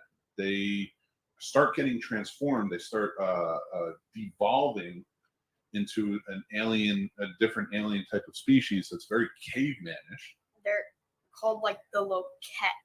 Yes. They're like the Lokek made this thing where it's just like to go back to I think it was Urquhart. I thought it was Lokek. Wasn't it? No, they are called Lokek, but they want to get back to their city, which is called Yeah, but the Urquhart. city's gone by now. Like it's all because they've run extinct, right? Yeah, they were going extinct, so they made this virus so that they wouldn't go extinct. Mm-hmm. Yeah. But T'Pol does not get infected. She does get affected, but it's slower for her genealogy because she's Vulcan. So she's not. But remember, she is affected, but she's slowly changing. So she's trying to stay with them. She can work with them, and they trust her because they were there the whole time with her. As they develop too much, and she's trying to work with Phlox and them, because remember they try to take her off so that way she wouldn't keep going too far, and they were going to send Phlox down. But she stayed, and she was like, "No, I'm getting through to them." So I thought this was a pretty good episode. T'Pol definitely shined in this episode. That was what I put as well. I had T'Pol. Some thoughts on it. It was kind of weird episode. It was weird episode. It was honestly, this was what we call for especially Star Trek, and it works perfectly for Star Trek. It was like a landing party episode, like a away mission episode, which is exactly what it was. It kind of took you away from the full story. Like, yeah, they were there for a Xindi reason, but it just kind of took you out of it. It wasn't a great episode, but it was well acted, I thought. Yes, I do think this was better than the first episode. Still. Yeah, I'll agree with that. And like I said, T'Pol to me really was. So I feel like T'Pol was like the only character really that got any development at all there, because like nobody else. Because like yes, it was Archer, Reed, and Hoshi, but like they were completely changed. Yeah. And like you barely saw Reed. It was mainly Archer and Hoshi, because like something happened to Reed like Reed got captured, and then Archer and Hoshi kept going to Quat, but like they were aliens, so it was really only T'Pol. Yeah, that's the whole thing. Good point. I like that. All right, so the next episode is episode 4, Rajan. And so basically, Enterprise helps an alien woman, Rajan, seeking to escape her life as a sex slave. Excuse me, I know you're 11, but we won't get into that portion of it, but that is what it is. Once on board, she uses her abilities to gather biometric data about humans and is recaptured by her employers, the Xindi Council. Now, as an 11-year-old, I do realize that Star Trek is going to have some adult themes. If you do have questions, I am happy to answer them for you. But let's save any deeper questions for the father-son talks later. Okay. I have this one for the key character being Archer. I don't know, because like I thought Archer shined in this. I thought Archer was when Archer went back, and I'm sorry to cut you off. I don't mean to interrupt you, but I wanted to add to this real quick while the thought was in my head. Archer really showed a lot of who Archer was in the first 2 seasons in this one. So please proceed. I do feel like this episode was a little forgettable though, because I don't remember a ton about this episode. Mm-hmm. I remember like the slave girl getting data for the Xindi, and that Archer was like the big character, but that's it. I hardly remember anything else. It is a forgettable episode. She was working with the Xindi Council. Right, she was working with them, but like they'd kill her if she didn't do the info. Yeah, she was being used for sure. And you're right. And she was sent on there to do it. And she was doing what she had to do, but yeah, it was a forgettable episode. But I agree with you. Archer was one that shined on this one. But it wasn't a high up for you? It wasn't it's for me, out of these 12, it's more like a mid tier, because like it was good, but it wasn't great, and it was like a little forgettable. So like it would be like top 4, but it's forgettable. So I put it at like maybe 7, 8. I did like the Makos in this. I like that you got to see the Makos more in action on this, and you started learning a little more. It was a good opener to learn more about them. Yes. Okay, so we go to episode 5, Impulse. Enterprise answers a distress signal from a stranded Vulcan ship. Only when arriving, they find the ship completely desolate, wrecked, and filled with Vulcan zombies. Now, this one is one of my favorites. I did like this one. This was a cool horror side of Star Trek, which you don't often see. And they dealt with the Vulcans coming in, and they're affected. So basically, I can't remember the name of it at the moment. I should. It was Trillium D. Trillium D. That affects the Vulcans and like slowly turns them, and like they get addicted. You'll see that later. But it changed it. And I love how they did it, because they say zombies here, and they do come off very zombie-esque, but it is almost like very, and I don't expect you to know this, but at 11, and I hope you never know this, but it is the way they made them look. It was like hints of zombie when it was in the horror parts, but then if you really got a good look at them, especially with T'Pol, it was almost like very remnants of drug addict. Like you can see the effect can kind of see that because like later in the later half of the season, T'Pol would use it similar to how a drug gets used, like because like she's addicted and like she takes like the shots of it. Yeah, because she has to wean herself off, and that's very close. And like they just become addicted. Very close to like methadone, and how meth addicts have to wean themselves off of meth. You just can't quit it. So you have to go through doctors and such and get the medicine to go off.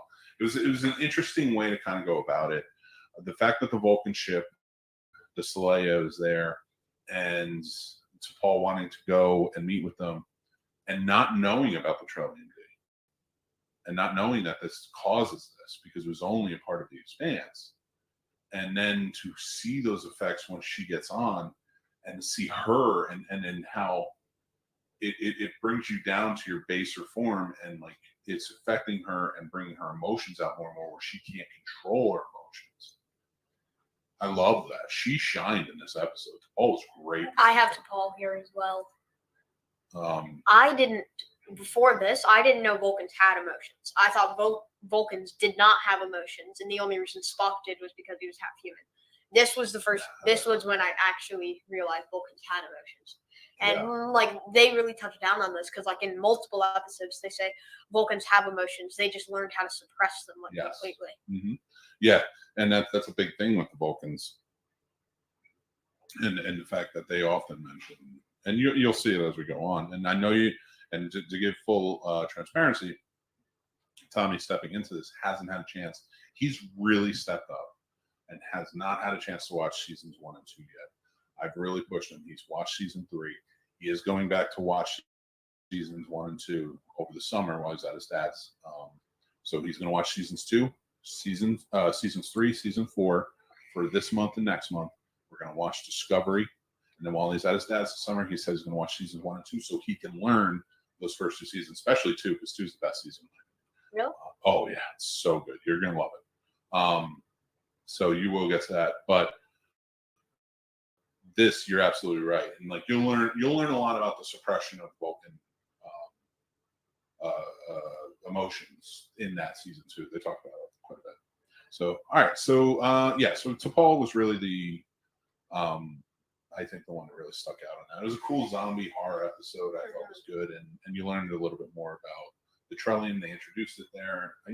Other than that, I didn't think it was a big episode to really shine. Wait, they introduced the Trellium in the first episode, though. But I'm sorry, you're right, they did. But I meant because they were in the Trellian mines. Mm-hmm. That's what that mining colony was. Yeah. But I meant, yes, they introduced it, but I meant in this they introduced what the effects were. Because that plays in a lot this season, and even the next season, even season 4, it still kind of comes up because she still has the addiction. I meant with T'Pol and what Trellian D does to Vulcans. Because the reason they're so affected by the anomalies is because they can't use it, or T'Pol will become like that. So, well, they still do. They still have to use it to ward off the anomalies, but they have to use it very little. And so sparingly, they have to use it to kind of keep going. And she's trying very hard not to. This one. Okay, so Exile is the next episode, episode 6 of season 3. Hoshi starts getting haunted by somewhat of a ghost on the ship. And he's calling out to her. And then once she starts to realize that it's not a ghost, it's actually a man reaching out to her telepathically.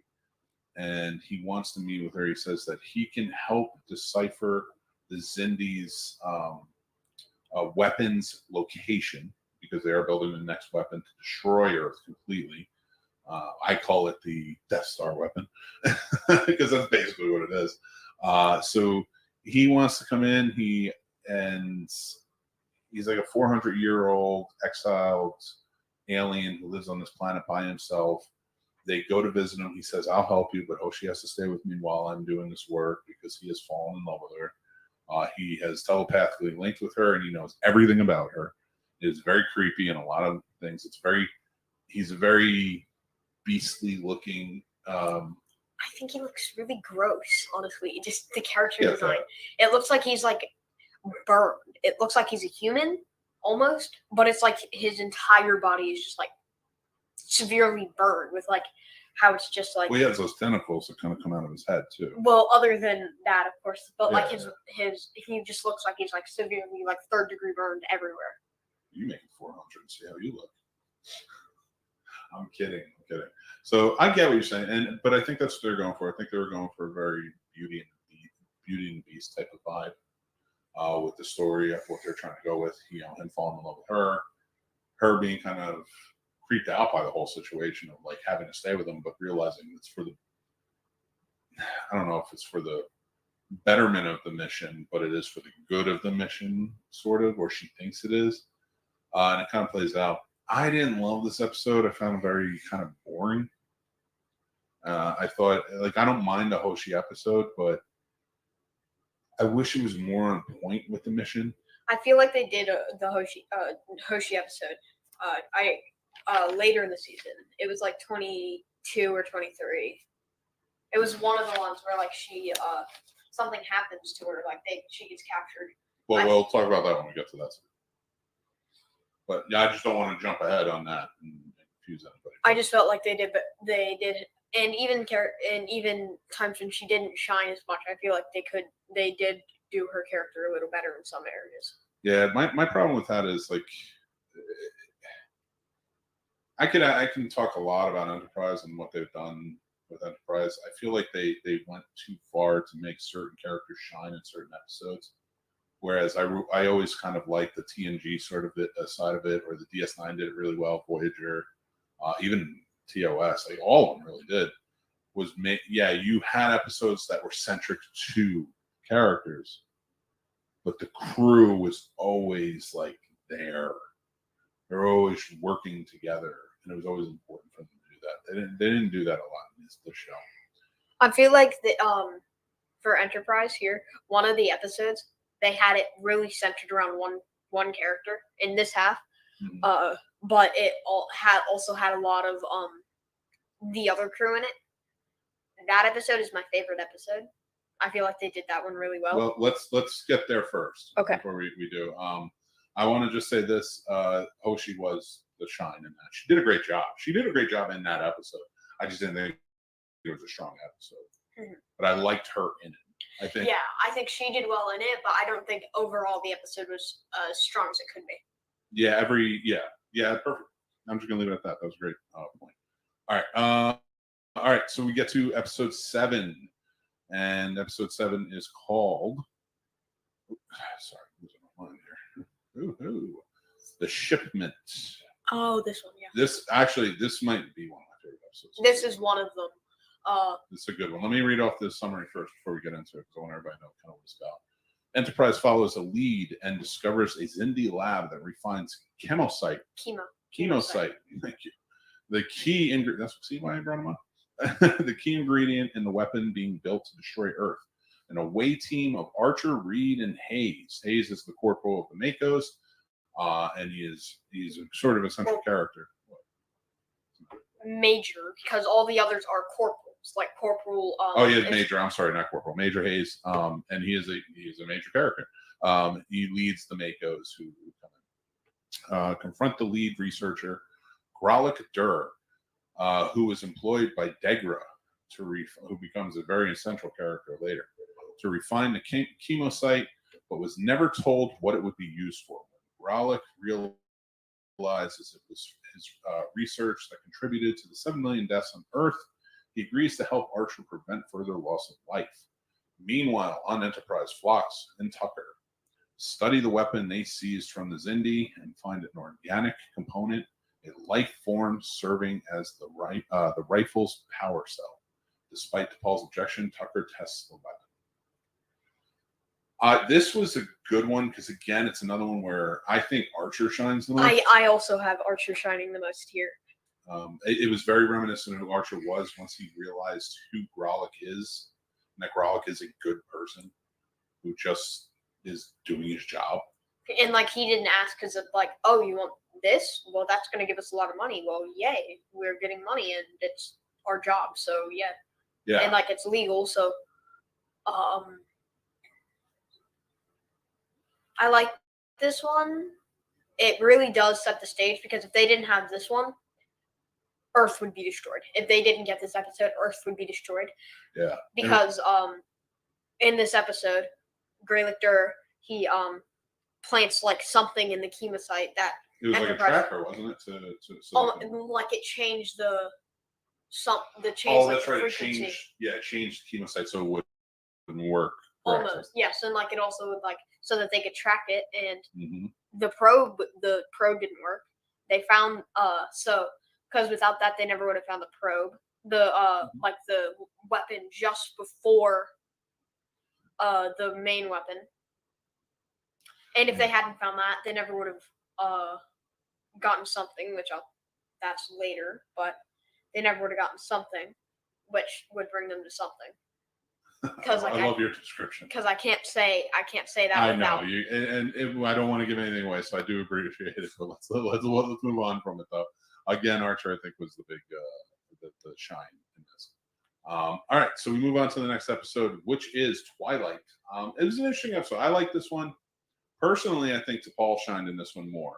I said that I put T'Pol as well. It was hard. It was close. Archer was a good one, but I had T'Pol here. This game. Let me read the summary before we start. Okay. His memory crippled, Archer awakens years in the future after the Xindi have reduced Earth to a cinder, and the remnants of humanity have settled on a distant planet. Now, Archer learns that he may be the key to undoing this tragedy. Proceed, sir. This gave me mirror universe vibes. This gave me almost like a mirror universe. At the end, it explained how it isn't, but this was almost like a mirror universe to me. Yeah, because it changed it up. Because in the beginning, like it tricks you because like T'Pol has long hair, she's dressed down, like not in uniform. They're living in a hut. He's like got the gray hair. They're married, and they're just living on this colony now. It's a really good episode. There's another episode in this app that almost seems like a mirror universe episode at the beginning, but then it's not. Don't worry, you'll get your Enterprise Mirror Universe episode in season 4. 2. You get a 2-parter. And it is a weird one, but you'll love it. So this episode was not anything that I think blew it away. I think it was just sort of showing a glimpse of what would happen if the weapon went off, and it kind of, for Archer, solidified we have to stop this at all costs. I do feel like it was. I liked this episode. This was a top 5 episode for me. Oh, I like that. Okay. But I do.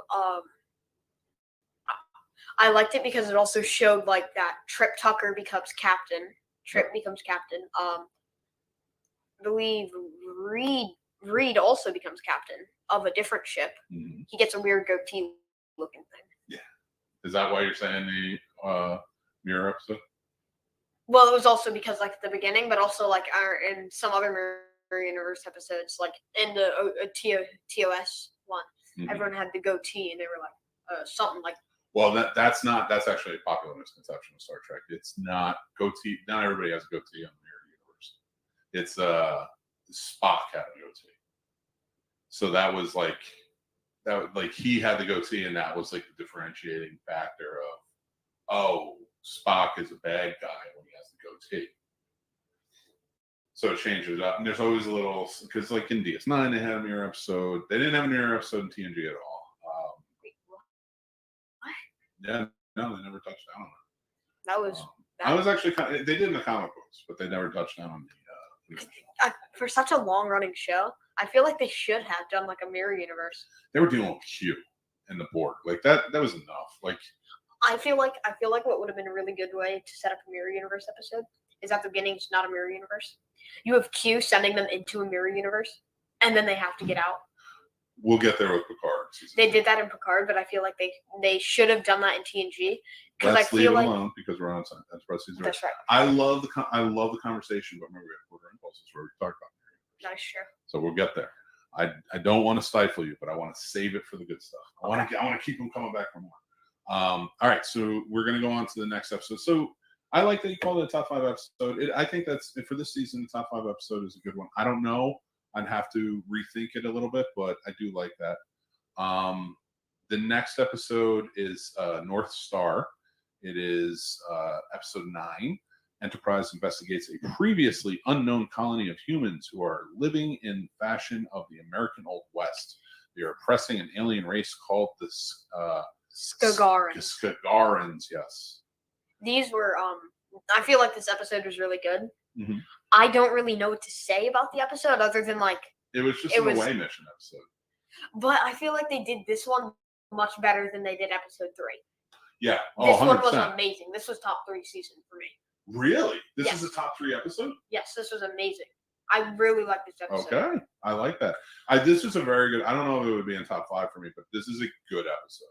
I did really like it. And I do like how their involvement came in to try and help the Skagarans and stuff like that. So And where it's like they broke the Prime Directive here, but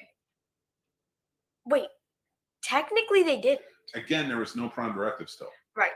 But like I mean, if it was the Prime Directive was there, technically they didn't break it because if you remember back then they said that the Skagarans had a ship, but they burned everything.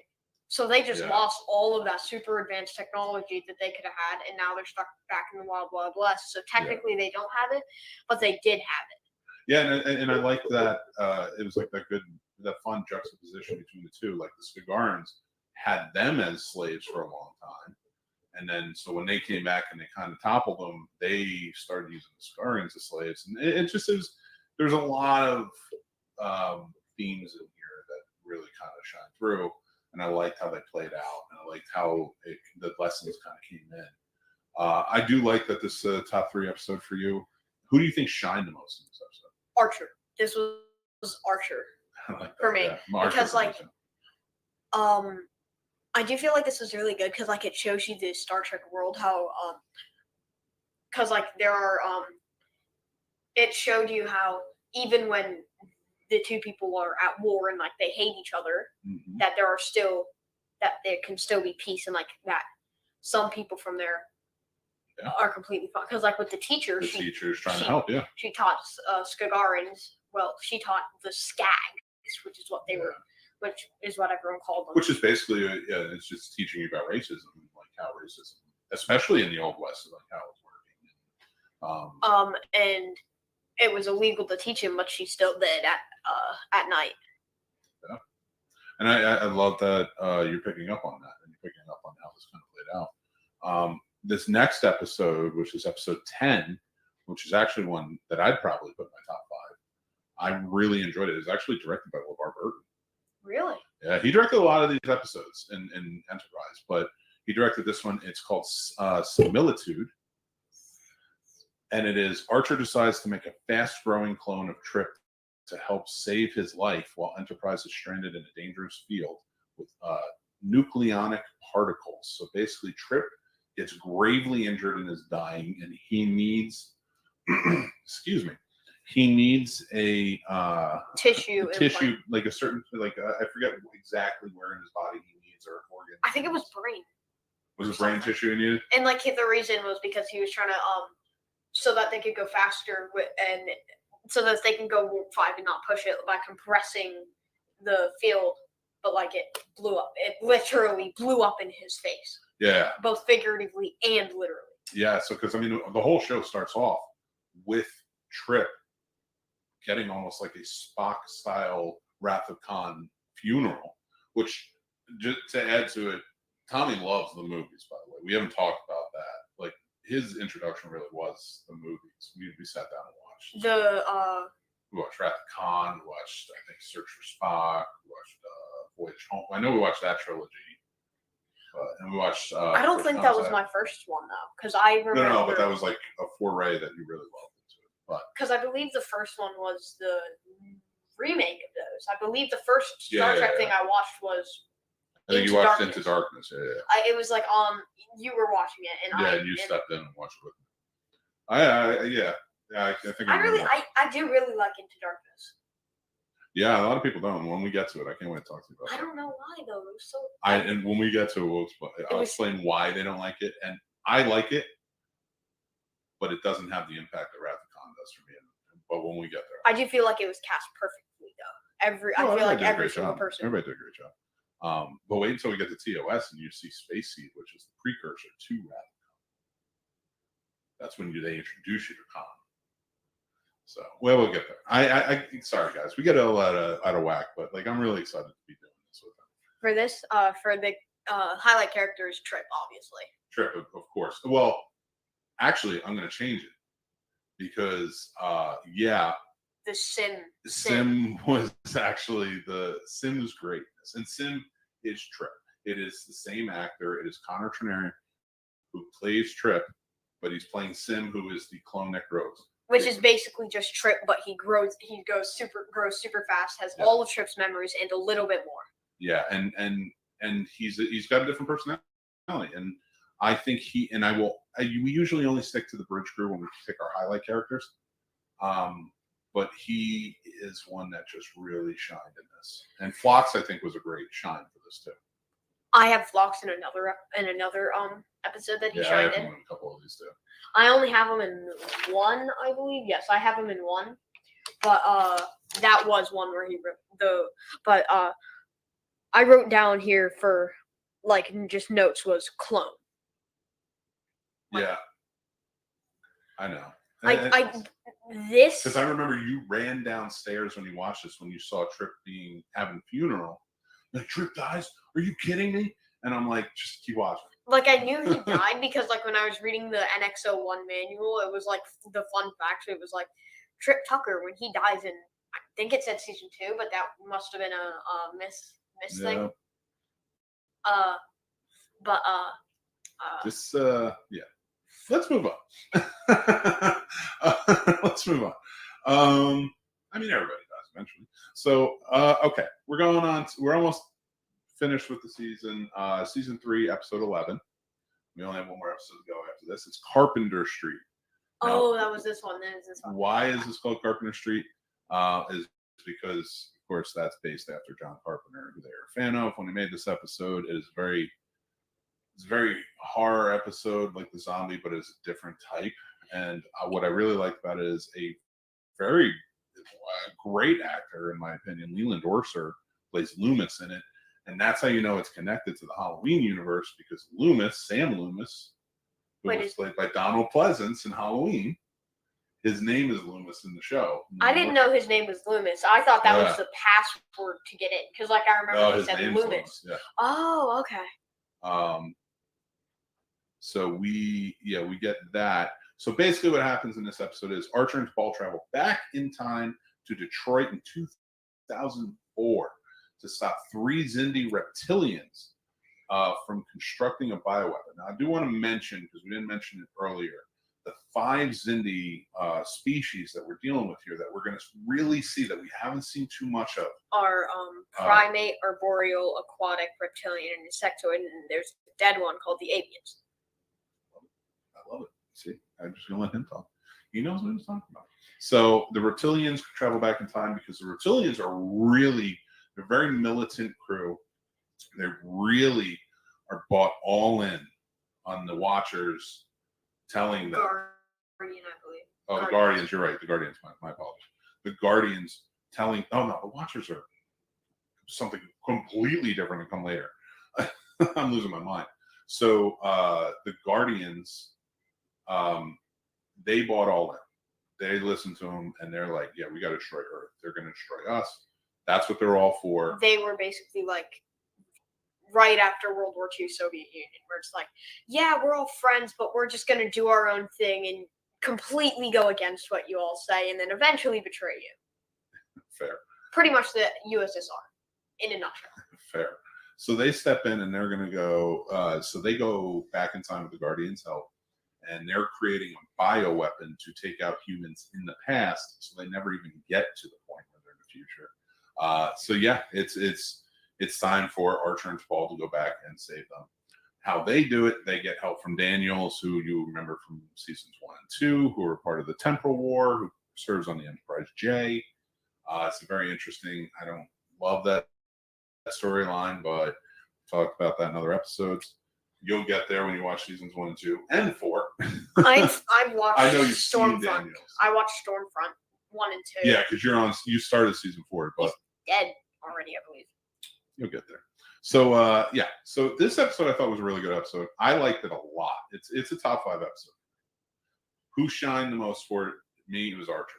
I also put Archer here. Yeah, this is a good one. Do you have anything you want to add to it? It wasn't going to. They were originally trying to kill everyone, but they were setting it off, even though it would only kill 3/4 of the population, which still would cripple it so much that like they would be virtually no threat. The bioweapon, also the Zindi Council were like, no. They decided to build a giant Death Star that will obliterate humans. Yeah, but they didn't want to use it there because they still had their Growlick had talked to his people, and like there's doubt. There was some doubt stepping in. Like, are they our enemy? Like they didn't, like they're out there, but like we're attacking them. Like they haven't attacked. Like, us. do we think that this might fail, and that's the reason they attack us? Because this is a 400-year war that we start, so they end up winning. Yeah. This was a top 5 episode. I don't have this in top 3, but I do have this in top 5 for the season. Okay, cool. You know what? When we put this out, I would love to. We're going to round out your top 5. And now we're on to the final episode of this episode, which is episode 12, Chosen Realm. It was an episode that I didn't find very memorable. Enterprise answers the distress call of a Trianon ship after taking them on board. Digimon. Thank you very much. You're really good at this. I really appreciate that. Their leader tells they are a religious people visiting a sphere. They believe the expanse, the chosen realm, and the spheres were created by the makers 1,000 years ago, and the anomalies are their breath. It soon becomes clear that these people don't have the best intentions.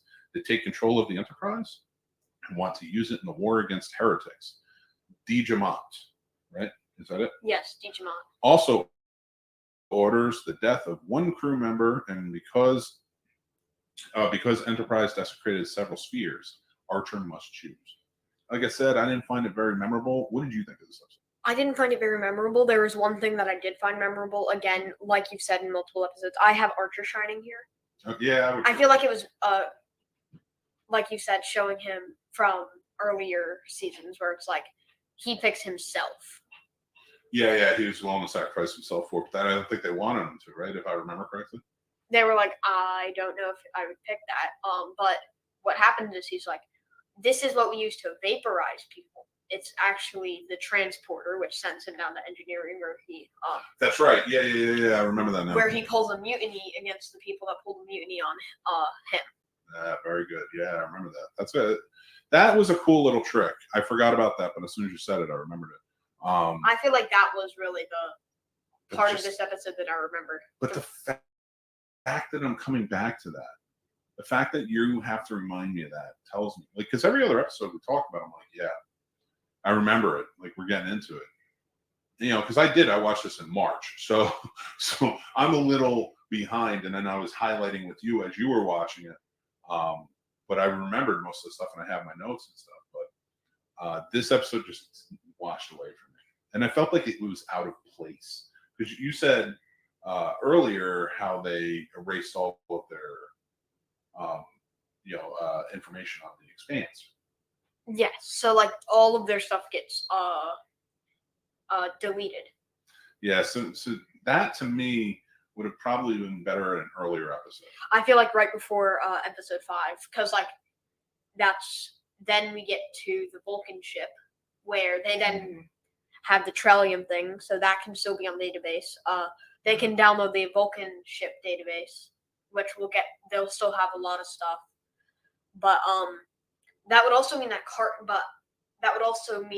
I feel like they added this because if they didn't, because like if we move this, Carpenter Street would be the rounding out of the half, which actually I feel like that would be a good thing. That would have been a good one. Because like you stop something about the reptilians, that the reptilians have their own agenda. Mm-hmm. And that leads into the second half of the season, which is really more of the Zindi, where you really see more of the Zindi, not like we need to find the Zindi, but like we need to stop the Zindi. Sure. So that's a great point. So I think we can agree Archer. Archer, yeah. I have Archer here. All All right, so let's talk about the full season. There's a few things we want to talk about before we close out. Who do you think shined the most throughout the season? That first half of the season, I should say. I'm going to say personally, it's probably Archer or Paul. Archer. I have Archer I here. feel like they made it more Archer-centric in this first half. Because like here, if we were to, because if I count what episodes, episode 1, 4, 7, 9, 11, and 12 for me were all Archer, which is like half of this season. Yeah. So Archer, yeah. What was your favorite episode of the season? For this half, it would be Similitude. That's a good pick. For me, I would probably say, this is a tough one, but Similitude's a good one, but I'm probably going to go Carpenter Street. That's a top 5 for me. I have that at 4. I would put that at 4. What's the worst episode of the season? Probably either episode 1, 3, or 4. Oh, so either the Zindi extinction or Rajan. Yeah, Regine. Yeah, Regine. one of those 3. I'm gonna go with 1. I'm gonna say. I have 1. I feel like it wouldn't have been the worst. Like we said earlier, it wouldn't have been the worst if it had gone not like right at the start. So now, knowing that you have completed the season, because we're covering this in both episodes and such, and you know it's a 9/11 allegory, and I know you weren't alive for 9/11, and it was a very crazy time, and you didn't see that happen, but you read about it a little bit, and you learned about it in history class. I'm not expecting you to have any crazy insights or anything about it, but knowing that it was based on something that happened here in the United States where you live, what do you feel about it? Like, what is your feelings like seeing these characters and knowing something about Star Trek and kind of what it's supposed to be about? How do you feel about like where they're going in their intense feelings on this mission? I don't know. I feel like they were trying to do something where it's like this was similar to how I believe it was like our Afghanistan. It was Afghanistan that we went to war with because of this. Well, all right. Just quick history lesson in a abridged version, a very short summarized version, I should say. So 9/11 was orchestrated by bin Laden, who was leader of Al Qaeda, I believe it's leader called. of Al Qaeda, which was a faction of the Taliban, which was coming out of Afghanistan. Not blaming the Afghanis, not blaming Afghanistan. It was, and there's plenty more to talk about the horrific nature of what the Afghani people went through and are going through now. When this happened, and we found out, and because Osama bin Laden came out, he claimed it. We knew it was him. George W. Bush was in office. He was our president. He declared war on. He declared a war on terror. Thinking back on it, I don't know how you declare a war on ideology, but whatever. We did need to do something. People were scared. We got hit. A lot of people devastatingly died and are still dying to this day from the effects of that day. Wait, really? Yeah. People. Yeah. We can talk about that off air, but because this is a podcast about Star Trek, so I don't want to get too deep. But so it really affected a lot of people. This was very fresh in people's minds. It's like 2003, 2004 that this had come out. So when this started, I think it was 2003, the storyline, but then it went into 2004. So it was a tough time. People really had to deal with things. Still coming off of it. We almost immediately went from, he said the war on terror because he went from, we're going to be searching for Osama bin Laden in Afghanistan, but he redirected and started a war in Iraq. Why Iraq? Well, he wanted to fight his daddy's war, and we can talk about that later. And I'm not saying that Saddam Hussein should have been caught and tried and everything else. That's a talk for another day. But that's where this sort of comes into play, where the terror had many faces. The terror was represented by different. That's why there's 5 different factions that look so different and are different people, because terror is represented. The terror that they're going through and that they're feeling from the attack is represented. The evil that they feel is represented by different people, right? And it's not even, and they're even. And one of the things that I like about that they did here is even the Zindi are basing their attack on fear. You know, so like it plays out in the end and comes around. But a lot of what they talked about in doing the season was them dealing with 9/11 and their emotions towards it. Yeah, because Daniel says the Zindi are in the Federation. Yeah, later on, like 400 years down the line. But we're getting there. We're going to get there. I don't want to jump ahead, but I think so. The worst one would be 1 for me. The 5th, I have 5. I have episode 5 at 5th place for me. I liked Okay. it. I do feel like it was worse than just give me a Carpenter quick Street. top 5. Just go down, because we talked about the episodes. Number 5 is episode 5. Number 4 is Carpenter Street. Nice. I have number 3 being. It's probably going to be 7. I really like 7. Number 2 is North Star. And There's number no 1 wrong answers here, pal. And number 2 is North Star. Number 1 is going to be Similitude. It was either North Star or number 7. Okay. The Shipment, I believe. The Shipment was good. Okay. Yeah, I like Shipment a lot too. What was your top 5? I don't know that I have it in order, but I did 5 that I really liked the most was Carpenter Street, Similitude. All right, if I had to guess right off the bat, Carpenter Street, The Shipment, Similitude, maybe Impulse, and North Star. So pretty similar. You know, so sort of like kind of where we were. All right, guys. Well, actually, before we go, I do want to ask you. I want to start a new segment because you're so young. We're getting into Star Trek, and Star Trek has a lot of influence in a lot of areas. I would love to know what is a life lesson, or maybe a couple of life lessons that you can take away from this season of Star Trek, or maybe this half of the season that you saw that you're like, maybe that's something that you want to emulate when you get older, like a stoicism of one of the characters, or a trait, a personality trait, or maybe it's a technology, or maybe it's a something like that. Like, what do you... Here, I think it's the world is a rough place, and it's not all sunshine and rainbows. It's a good one. I mean, like, I knew that, but like this really like did it well, where it's like the world is a rough place. Like in this, it's like the galaxy, but like basically the world is a rough place. It's hard to hold on to your humanity, huh? Yeah, it's hard to hold on to your humanity. But you gotta try.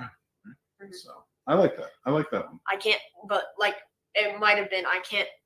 One of the things was I can't save humanity without. I can't save the humans without keeping my humanity. Or was something along those lines. Okay. I like that a lot. Very good. All right, guys. Thank you so much for joining us. This is Warp Factor Fiction, a chronological analysis of Star Trek on screen. I'm your host, Captain Mick Manhattan. And I am Ensign Tommy. And make sure to check us out on YouTube with Quarter Impulse and subscribe to our channel. Our video is only on Patreon. You can watch this on Patreon. But if you're listening, you can listen on any podcast platform. It comes out on Patreon, and then a month after it premieres on Patreon, you can listen to it anywhere on any podcast platform. But everything comes out on Patreon first. You can only watch it on Patreon. But if you want to see Quarter Impulse, you can also watch it on YouTube. I appreciate that. Make sure to subscribe on to the Scene Snobs YouTube channel. We have a lot of good stuff that is not Star Trek related. But like we have the Scene Snobs podcast. There's the Friday morning show. Did I Just Fix This Movie? Which is a different movie given to me by Patreons or other Snobnation community members. We have tons of fun stuff. Make sure you join up on the Patreon, hang out on the Discord with us, join us on social media. Tons of great things. What should they do to that subscribe button? You need to smash that subscribe button and hit the like button. I can't pull that off. You do a good job with it, though. So, guys, go check it out. We love having you. We appreciate all the support. You guys are amazing. Casey used to finish off this show in a brilliant way, and I really appreciated it. I'm going to do the same thing, and I'm going to say, live long and prosper. Good night, everybody. All right.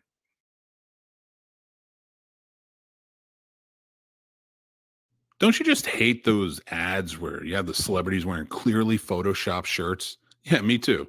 That's why I'm not a celebrity. Go check out snobsmerch.com for great gear and more. We have tons of fun stuff. Go check it out.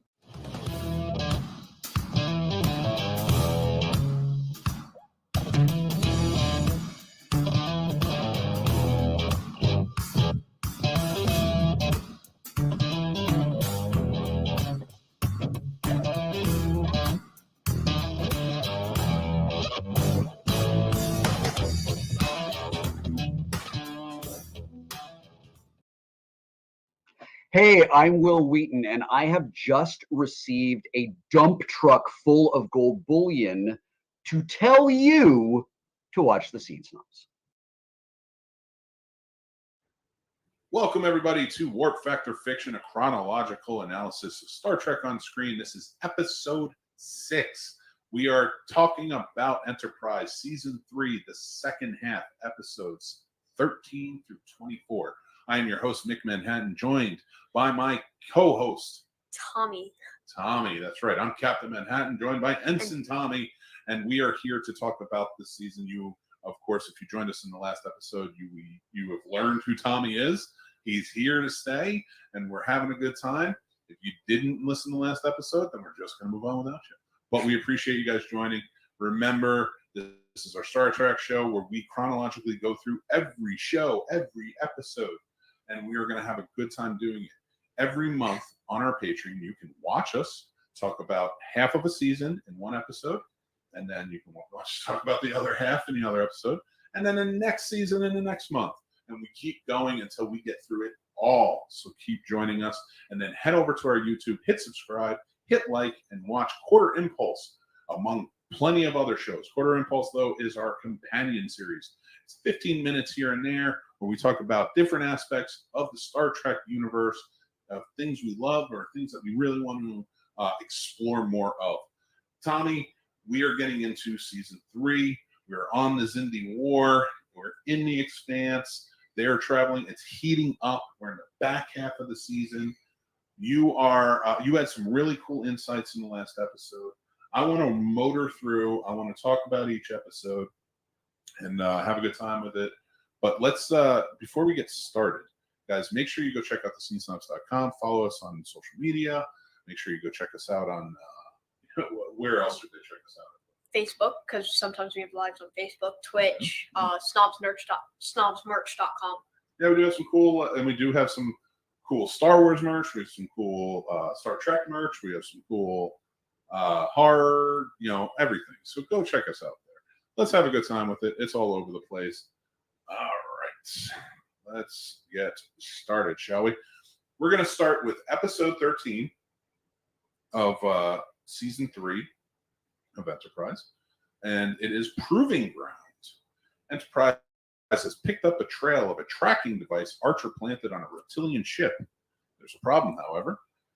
To get to its location, Enterprise must cross a giant and very dense field of anomalies. When something gets wrong and Enterprise gets enveloped into an anomaly, there's some unexpected help. Enterprise is pulled out by an Andorian tractor beam. Commander Shran tells they are here to offer the help the Vulcans refuse. Weary of their intentions at first, Captain Archer still agrees on having the Andorians make repairs on Enterprise. Soon it becomes clear that the trail leads to Xindi testing site for the weapon that is to destroy Earth. Archer and Shran make plans to retrieve it. Anytime Shran shows up, I am 100% in. What did you think of this episode? I really liked it. It's a weird highlight character for me, though. I have Shran as the highlight character here. I do too. Shran is, honestly, if Shran's in the episode, Shran gets a pass because yes, he's not a bridge crew, but he is such a mainstay. And the fact that Shran is the precipice to where the Federation, how the Federation gets built. Now, granted, it's Archer that ultimately builds the Federation with the Vulcans, the Andorians, and the Tellarites. Yes. Oh, God, why did I'm losing it?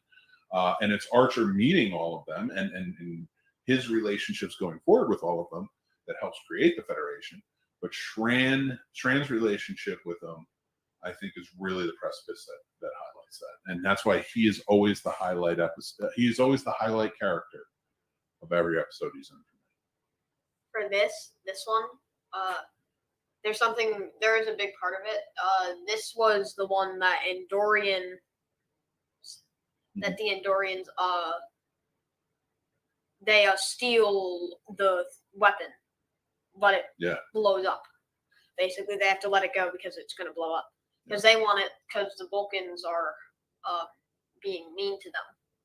Yeah, the Vulcan. Well, you were still you were prepping for this summer to watch seasons 1 and 2 because, of course, as we talked about in the last episode of War Factor Fiction, you were jumping in. You were my new co-host. Casey had to leave the Scene Snobs, which again we are. He's my best friend. There's no ill will or hate there, and hey, listen, I'm wearing this hoodie that he gave me. I love the guy. So, but Tommy has stepped in, and you're going to be watching seasons 1 and 2 over the summer while he's at his dad's visit. So, with that being said, you don't know Shran that well yet. This is actually your first introduction to Shran. Really? I've seen him before because, I've watched a little bit of it with you. Yeah, I mean, yeah, you've seen episodes when I was watching, but yeah, no, for sure though. This was an episode that I thought was really good. It really expanded on Archer and Shran's relationship in a big way. I have this in top 5 for this half, but not top 5 season. For the full season, I have it top 5 in this half, but not top 5 for the entire season. I love that. Okay, it was a good episode, and I'm definitely with you on Shran. All right, let's move on to the next episode. So, episode 14 is called Stratagem. Archer and the Xindi Degra are in a shuttle with Degra suffering from memory loss. Archer tells him they escaped together from a prison and that the insectoids took power after destroying Earth. I love this episode. I loved this episode. To give everybody sort of a backstory of what happens in this episode, because it is more than meets the eye. They captured Degra in a ship. Degra becomes a very integral character for the rest of the season. He is part of the Primate Xindi, and he becomes an influential voice. He created the weapon. He designed it and created it. And so when they capture Degra and his crew, they decide to concoct this plan that it's 5 years, 7 years, or whatever it is. 3 years, I believe. Was it 3? I thought 5 for some reason. But for 3 years down in the future, they escaped this insectoid prison colony. They were cellmates, and they're traveling. When all really it was a ruse. They're actually on the Enterprise, and they're tricking Degra to try and figure out where the weapon is being stored. It all goes awry. Degra has his issues believing Archer, and it comes around, and ultimately this is where the relationship between Degra, the whole purpose of this episode is to build the relationship between Degra and Archer.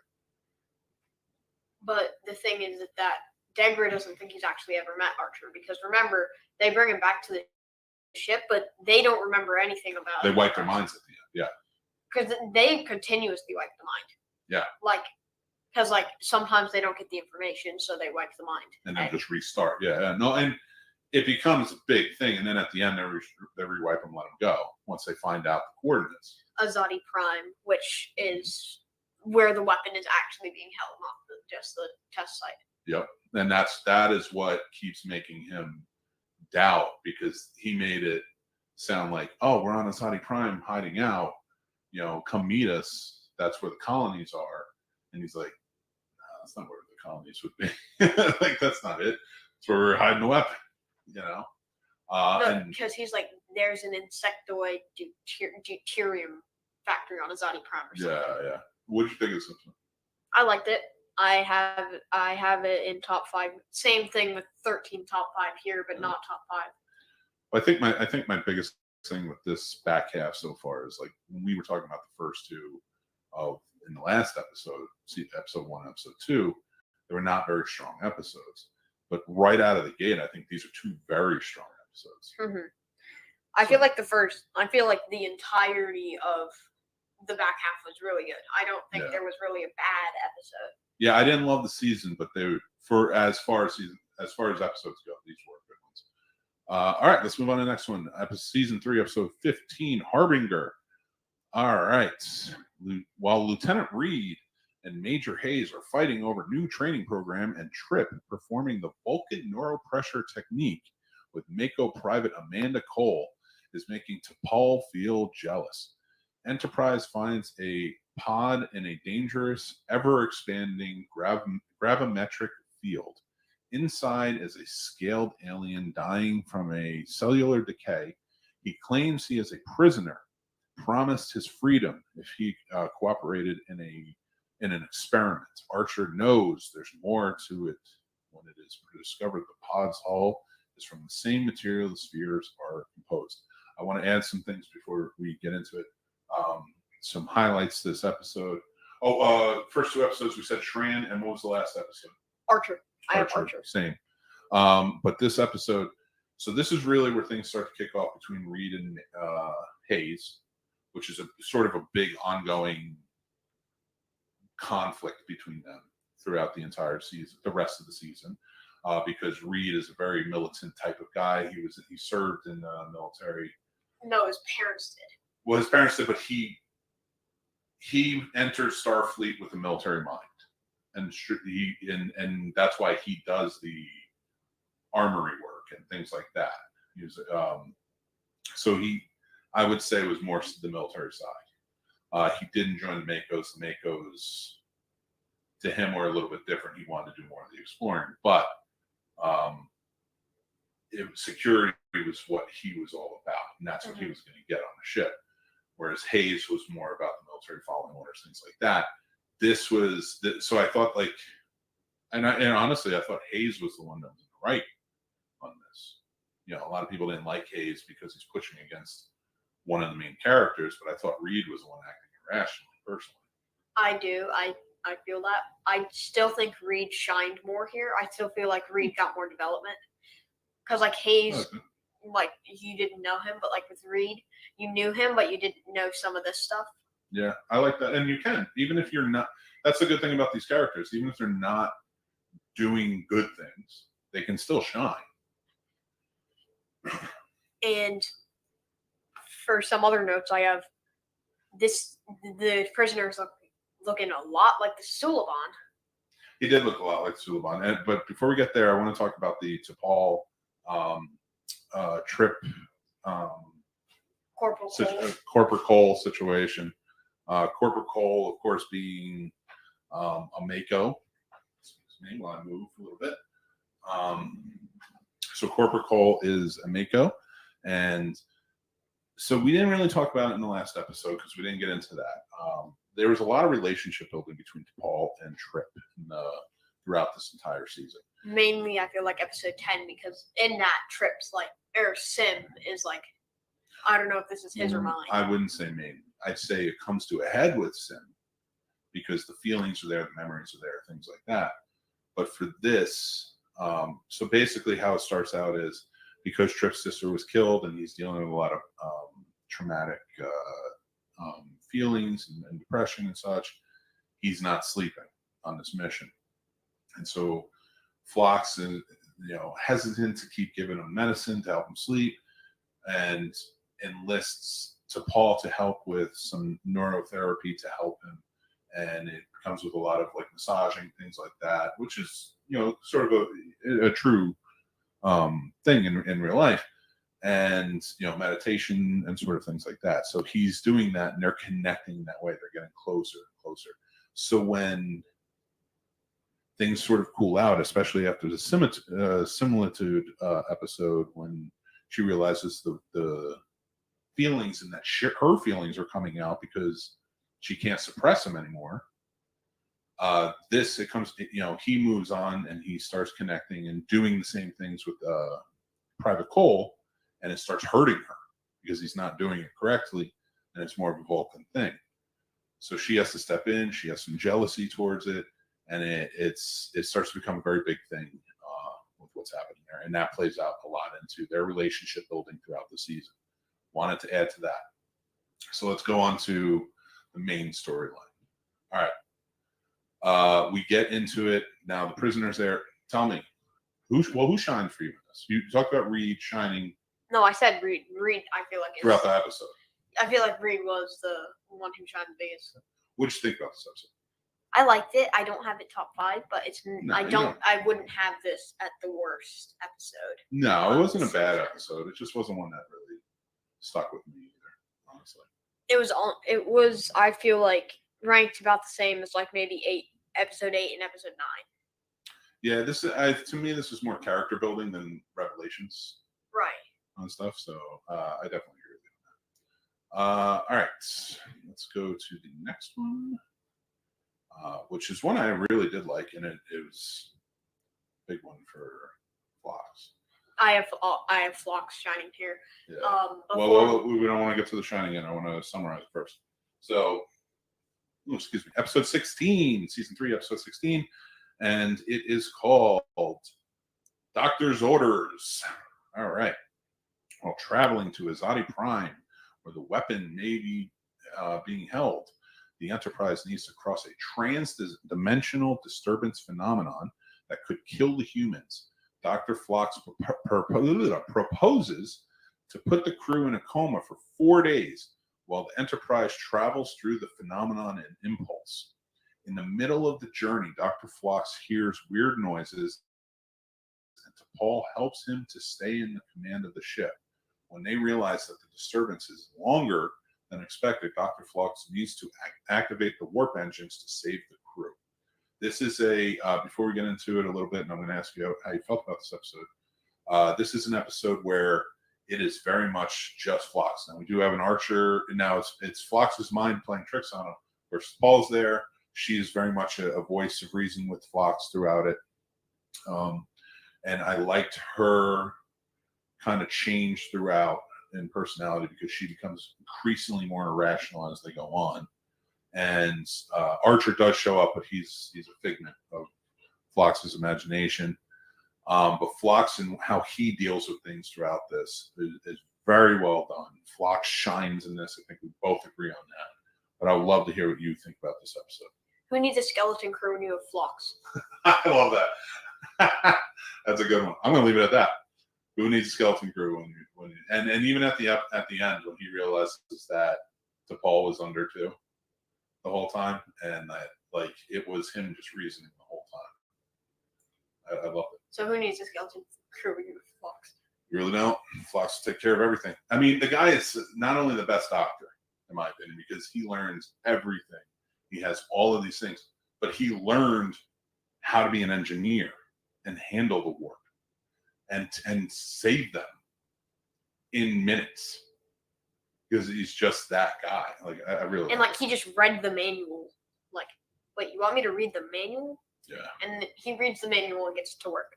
Yes, he does, and I love that aspect of it. I started thinking T'Pol wasn't actually during the engineering because T'Pol usually helps with engineering, so she would know it. But she kept saying no. And she's like, wait, she wouldn't put her hands on anything. I agree. Yeah, I love that. That's a great observation. Nice, dude. I love that. Because earlier and later in the season, she always goes down to help with engineering. Yeah, I noticed that as we got into the engineering, and she wouldn't touch anything, and she was like, I don't know. But also her increasingly, I knew she had time suppressing her emotions, but she was increasingly becoming erratic. It was becoming very weird. All right, we're gonna move on to the next episode 17 from season 3. probably Tommy's favorite, we'll get into it, is called Hatchery. And it is the Enterprise finds a Xindi ship crashed on the surface of a planet.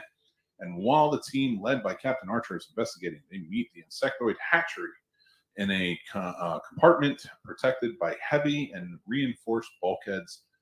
Reed realizes that the air inside is breathable, and the group removes the helmets, the breathing apparatuses, but Archer is hit by a sort of substance on his face and sent to sickbay. After the examination, Dr. Fox realizes that no damage was caused to Captain Archer, but the crew notes that he becomes obsessed to save the insectoid offspring, claiming humanistic reasons when he orders to give 1/3 of the supply of antimatter to restart the reactor of the Xindi ship to maintain the life support system of the Hatchery. T'Pol questions his command and is confined to her cabin. Then Reed and Trip and Dr. Phlox are successfully dismissed, and the senior officers decide that only mutiny can save the Enterprise. Real quick, I want to take a minute, and based on last episode and this episode, I read a lot of these summaries off of IMDb, and Claudio Carvalho from Rio de Janeiro, Brazil. I don't know when you wrote these, but these were very good storyline summaries. Thank you so much. I'm reading yours, and I appreciate you adding them. Now, Hatchery is a very good episode. I liked it a lot. For me, the one that shines here the most, I thought, was T'Pol. I would love to hear what you think. I had Archer. You know, it's funny. We talked about this in the car when we were driving after we had watched it. We watched this one together again. Like, I watched it again and I watched it with you. And in the beginning of this episode, when he is first sprayed, and he's like, no, we got to try and save them. That was a very Archer thing to do. Yes, that was Archer. And then he gets obsessed, like, Yeah. oh, who cares about Earth? We can use these guys. These guys are more important. Exactly. Like, I don't care about my crew. Then it's like, okay, this is an Archer. I wrote down on other things as mutiny, because they just mutiny. Yeah. Yeah, they do mutiny. They have to mutiny because he is compromised. And Hayes was really good in this too, because Hayes was following orders to the T, and I do like his interaction with Malcolm and his Malcolm Reed. Because like in it, they aren't really fighting anymore. Because they're at odds, but they're not fighting.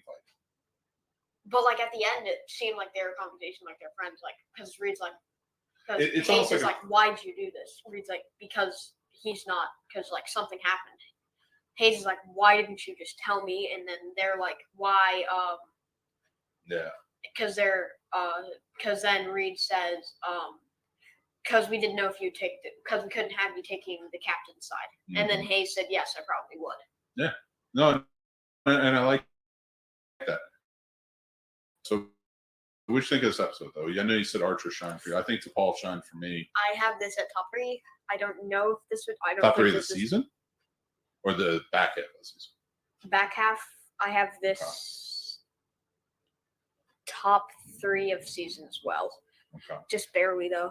All right. Next one is episode 18 of season 3, Azadi Prime. All right. Enterprise has finally arrived at Azadi Prime, the suspected location of the Xindi weapon, only to find it protected by a very sophisticated security grid. There's one way to pass it, by using the insectoid shuttle. Mayweather and Trip visit the planet, find out the weapon is indeed there. To destroy it, the shuttle must be sent back for a one-way trip. Mayweather and Trip are prepared, but Archer decides he should be the one to sacrifice himself. Then he gets a visit from Crewman Daniels, the time agent. He tells why the Xindi want to destroy Earth and urges him to reconsider his decision. You know what? There's a lot of revelations in this one. That kind of explains the whole story. And before we get into it, to me, Archer, of course, was the one that shined the most in this one. This is a very Archer episode. I loved. This is the only episode where Daniels really showed up, and I'm like, okay, cool. I was like, you're actually doing something that's helpful, because he finally tells them, like, they're going. Archer's going to sacrifice himself. He's going to blow up the weapon. Weapon's not there when he gets back. And Daniels, of course, takes him and says, you got to talk your way out of this. You have to be diplomatic. You can't fight your way out of this. We need the Zindi to be on your side. It's not their fault. They're afraid too. They think you're going to destroy them. And that's what they're being told. So it added a lot of layers, changed things up a bit, changed relationships. What did you think of this episode? I liked it. This was a top episode for me. The best in this half. I don't know if it's the best. I'm gonna kind of revisit after we go through it, but This might be top 5. It's not top 3.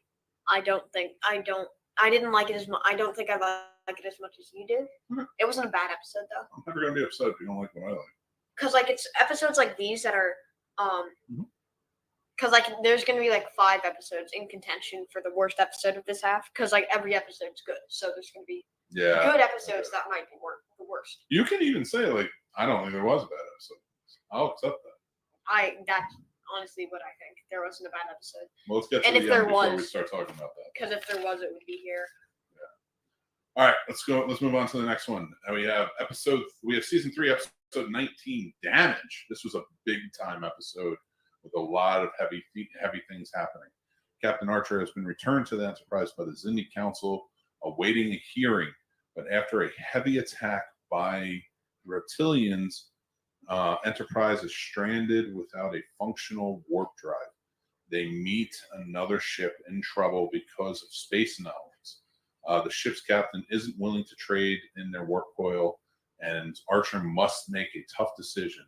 Meanwhile, T'Pol is having some strange sensations and can't control her emotions. Now, before we get into it, I do want to explain to you guys, he does decide after talking to Daniels that he needs to meet. He reaches out as he's captured on Azadi Prime and taken by the reptilians in the last episode, and he's beaten mercilessly by the reptilians. He calls on them to reach out to Degra. He tells him the name of his third child, which Degra told him during the episode when he was going through all the motions of wiping his mind. So when Degra meets up with him, he explains everything. This is what happened. This is how it kind of went down. And this is what's happening. I'm not your enemy, blah, blah, blah. So Degra decides to go and meet with the council, decide on this, meet with Archer. Archer has proof that he wants to show him about, especially going back in time to stop the reptilians and their bioweapon, everything, all of that. There is an open communication with the Zindi now. This episode, while Archer's doing all of that, at the end of the last episode, they get attacked. So in Azadi Prime at the end, they get attacked by the reptilians, and God, does Enterprise get this? Like, it gets so dismantled. Like, it gets destroyed. It is hobbling places. It's barely moving. So when we get to this episode, now the damage is there. T'Pol is like dealing with so much, and her emotions are all over the place. She's not effectively handling anything well, and people are dead. Everybody's all over, and the ship is in disarray. So now this episode, They steal a warp coil, basically. they basically become the Osarian pirates in this. They have to they meet up with this crew. It's like, listen, we need our warp coil. If you take this from us, we're stranded here for 3 years. There's nothing we can do. And they become pirates, and they steal the warp coil from these people. They leave them things.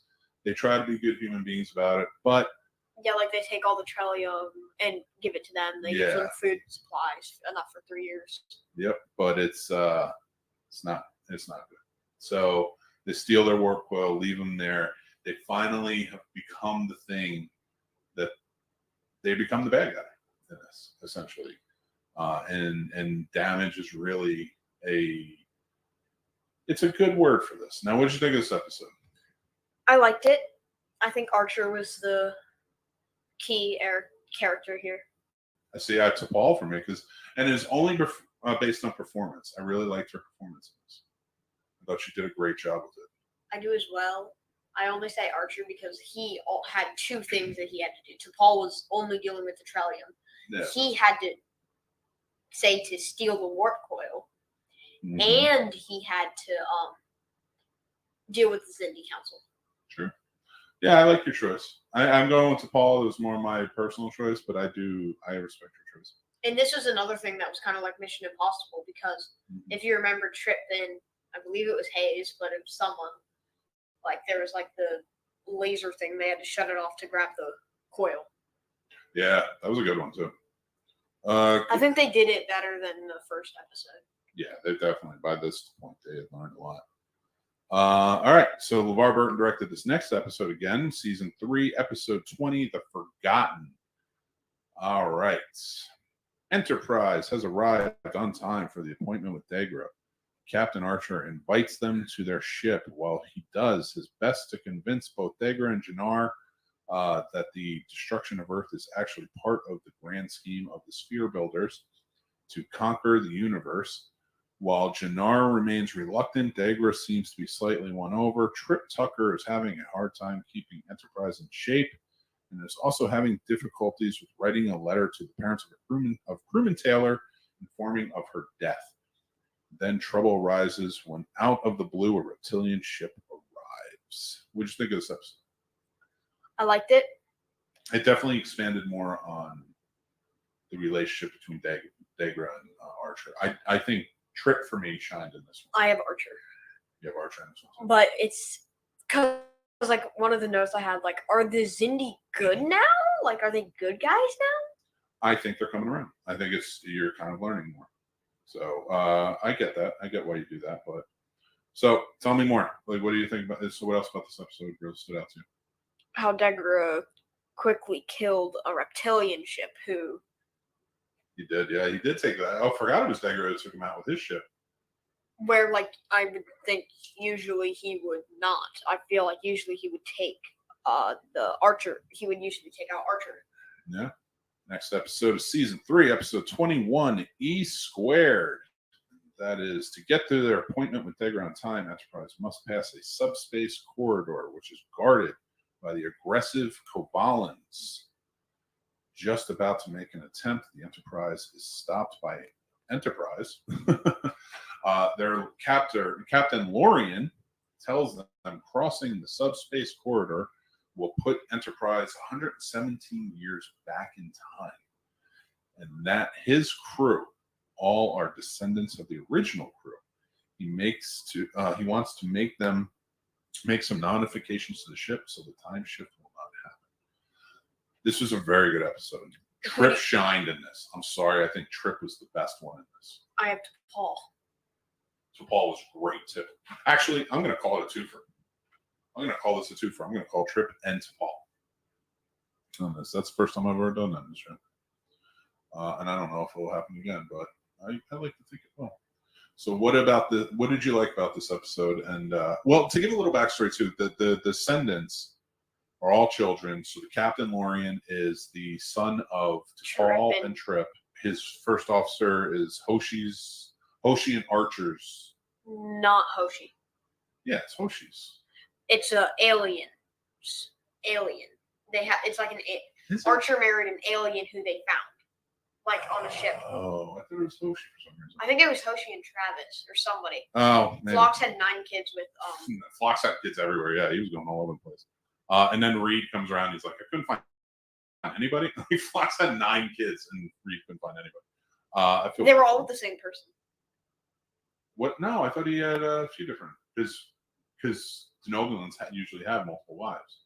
All right, well, we'll figure it out. Maybe. I don't know. Yeah. I thought it was all with Corporal Cole. I thought it was a cool episode to kind of shine down, and it opens it up for where season 4 goes in the beginning, and the end of season 3, season 4, which was Stormfront, and you know, it just like kind of leaving the Expanse and going through the subspace corridor, leaving the Expanse and going back in time. So, of course, the future Enterprise, which is basically patched together with like any and everything they could find, comes out, and like there's some nefarious feelings towards it, but it's because they want them to do it. They want them to continue this and go through, so that way they live. But to Paul, who's still alive in the future, wants them to succeed, wants the original Enterprise to succeed. So what did you think of this episode? I liked it. The reason I said to Paul shine is because I feel like they would have failed the mission if Paul hadn't been like, but there's a chance of this failing. Yeah. So I wouldn't do this. I liked it. It was a good episode. It was different, and it was a good break from everything we're getting with this India at the moment. All right, let's move on to the next episode, which is season 3, episode 22. We're almost at the end. The Council. Enterprise has arrived at the location of the Zindi Council, and with the help of Degra, Archer can make his plea in front of the 5 races of Zindi. Archer needs to prove that the Sphere Builders have been telling lies, while the primates and Neborials are already aware of the truth. Convincing the other 3 races will not be easy. The reptilians and the insectoids refuse to even listen to Archer. Meanwhile, the Sphere Builders haven't been sitting still and have arranged to secret meeting with the reptilians. They know the reptilians are basically zealots in this, so they're going to be. They're basically what? Zealots in this, because they look at the Sphere Builders as almost like gods, and they're like on point. Like, yeah, okay, we'll do it. Like, they want to kill the humans. They want to destroy Earth. So, all right, let's. For this, I still can't figure out. At this point, I'm like, are the Zindi good or are they bad? I still can't figure it out. I think it's just torn. That's the thing. You can't. You got. With next episode, I'm like, oh yeah, they're both. Okay. But to me, it's you can't look at it as good or bad. It's a conflicted viewpoint. There's evidence coming up. There's things that, like, the reptilians are refusing. Now, are the reptilians bad because beings from the future who have been supporting them and helping them and showing them things? Yeah, they're being manipulated. But like anybody who's manipulated, yes, you're doing bad things. You're killing people, but you are also being manipulated. There has to be some sort of sympathy there, but doesn't mean that you are not. You shouldn't be punished for it. Right. You know what I mean? So I think in this episode, Archer shines the most. I have Archer here as well. Archer kind of shines throughout the rest of the episode, the rest of the season, in my opinion. I have Archer on both as well. You gotta move up. You gotta talk to the mic. Oh, I have Archer on both the other ones as well. Yeah. All right, let's move on to the next episode, which is Countdown, and we have 2 episodes left. Countdown is episode 23 of season 3, and that is, while the weapon is in control of the reptilians and the insectoids, they still can't launch it. 3 species must give the codes, and the reptilian commander, Dahlem, forces the kidnapped Hoshi to decipher the code of the aquatics. The primates, the Boreals, and Archer think of a plan to stop the weapon. They see only one option: to convince the aquatics to join their cause with their powerful ships. Archer makes an emotional plea to their 2 council members. Trip and T'Pol try to find a way to destroy Sphere 41, which might be the hub holding the system intact. So, what did you think of this episode? It's kind of coming to a head. Hoshi, of course, is taken. I feel like this is one of the episodes where Hoshi sort of shined. I have Archer here, not Hoshi, but I feel like they did this one better than Exile, which is the 6th one. Yeah, I like that. Yeah, and I agree with it. This is a very good episode. Hoshi did shine really well in this, and it was kind of heartbreaking. I did feel like the Enterprise was not utilized perfectly. Like, I felt like it was kind of shipped off, like, go destroy this sphere, and it did a good job. I really liked Reed in this, and especially him with Hayes, because when one of the Makos dies under his watch, Hayes is upset about it, and then when they have to go save Hoshi and Hayes gets killed, Reed, it affects Reed in such a huge way. So, what do you think about Reed's transition in this? I did like it. I feel like they haven't been fighting as much since Hatchery. No, not as much fighting, but there's still contention there between them. There's still this ideology that they both have different viewpoints, and I feel like it's just kind of now like, all right, you do your thing, I'll do mine. Because, like, I believe it was at some time, Reed was like, you want my spot as security officer. Yeah, and I don't think Hayes wanted that. Hayes said no. Yeah. All right, let's move on to the last episode of the season, season 3, episode 24, 0 Hour.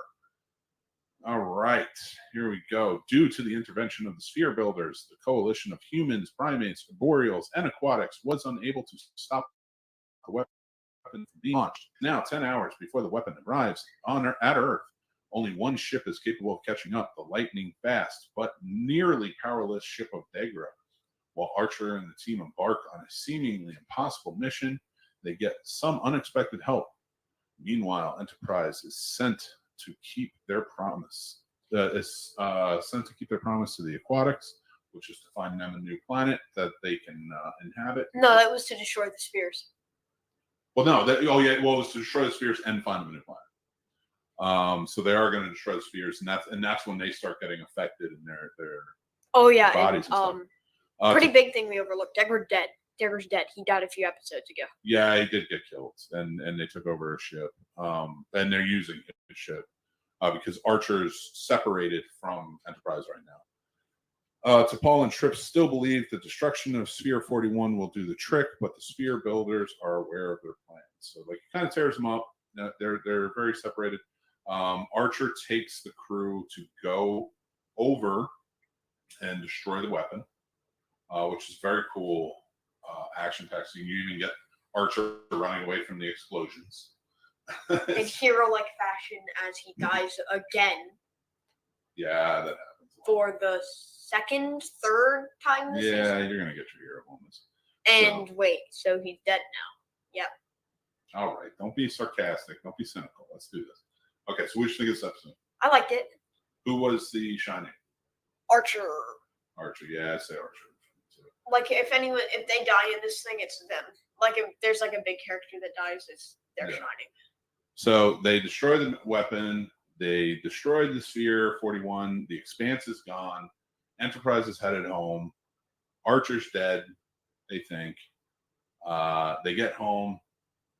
They take a shuttle down because they're not hearing anything. None of the space stations are there or anything like that. And they start getting fired on by German bombers with lasers. German bombers with lasers.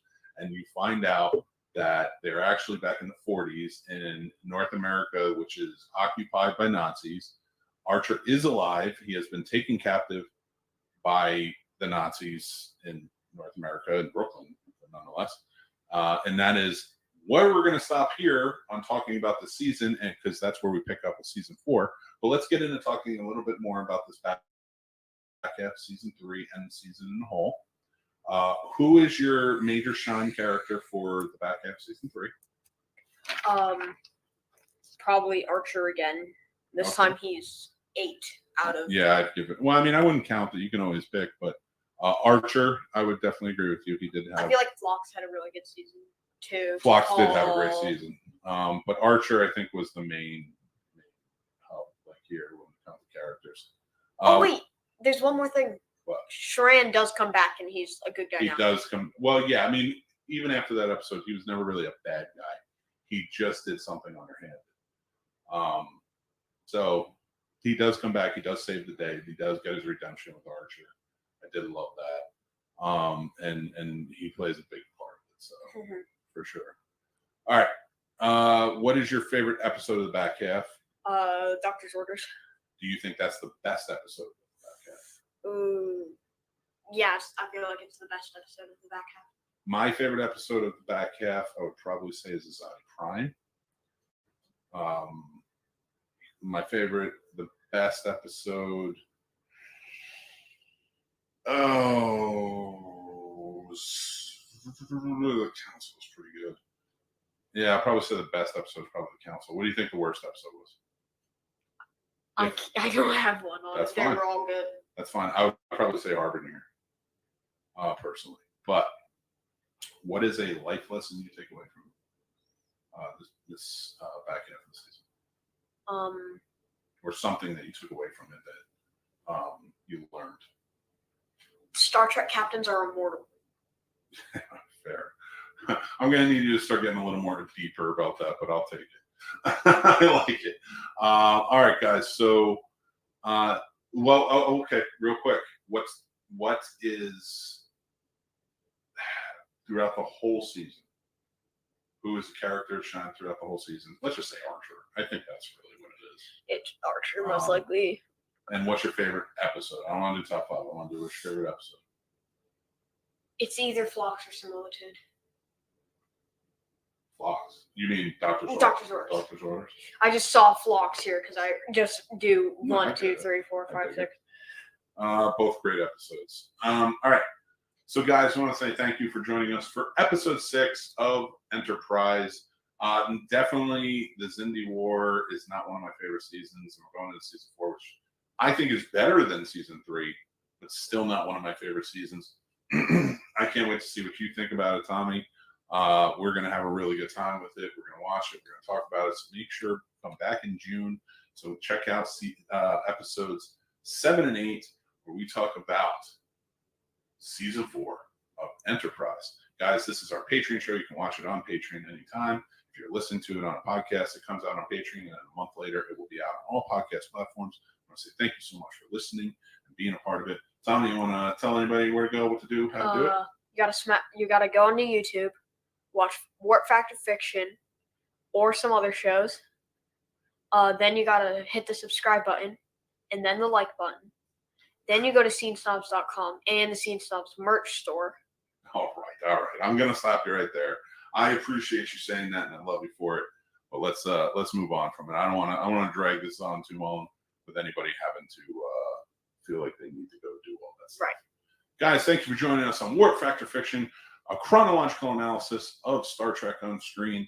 This is where we are examining Star Trek franchise all the way through in order because we love it so much. Join us next month for 2 new episodes, and make sure you check out the Scene Snobs YouTube channel where we have our companion series, Quarter Impulse. Make sure, like Tommy said earlier, smash that like button, smash that subscribe button, hit the notification bell, and make sure you check out all of our great shows.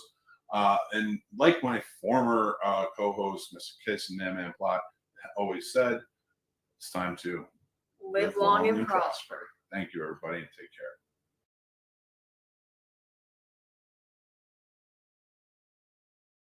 Don't you just hate those ads where you have the celebrities wearing clearly Photoshopped shirts? Yeah, me too. That's why I'm not a celebrity. Go check out snobsmerch.com for great gear and more. We have tons of fun stuff. Go check it out.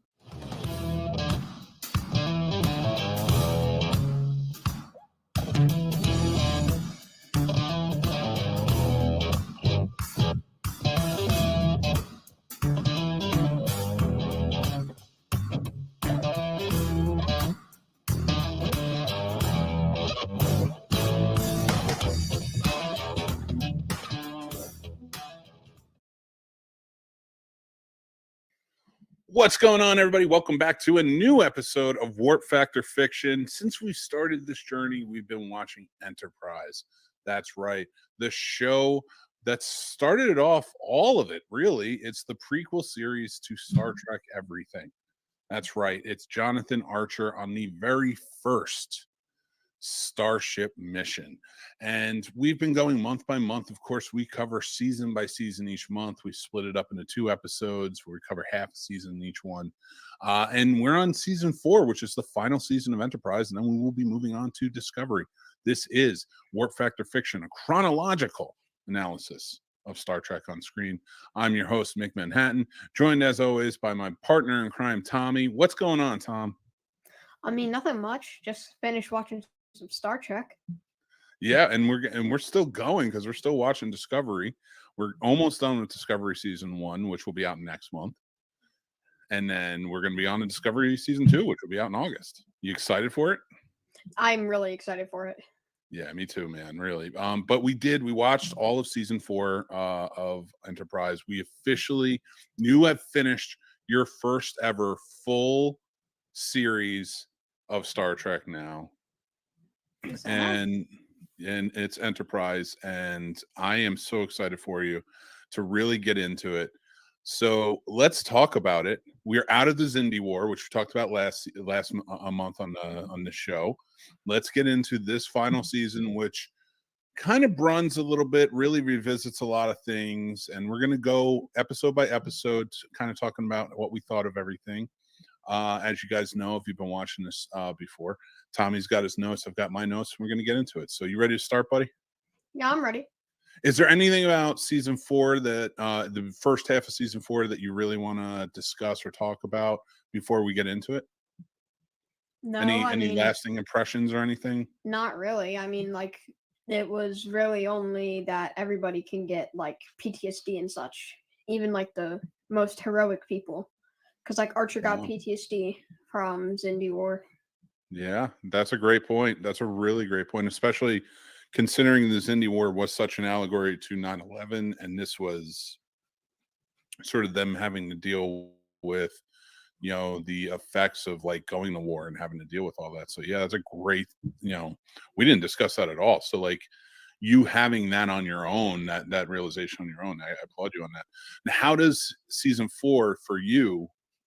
How did it compare to season 3? I did like it.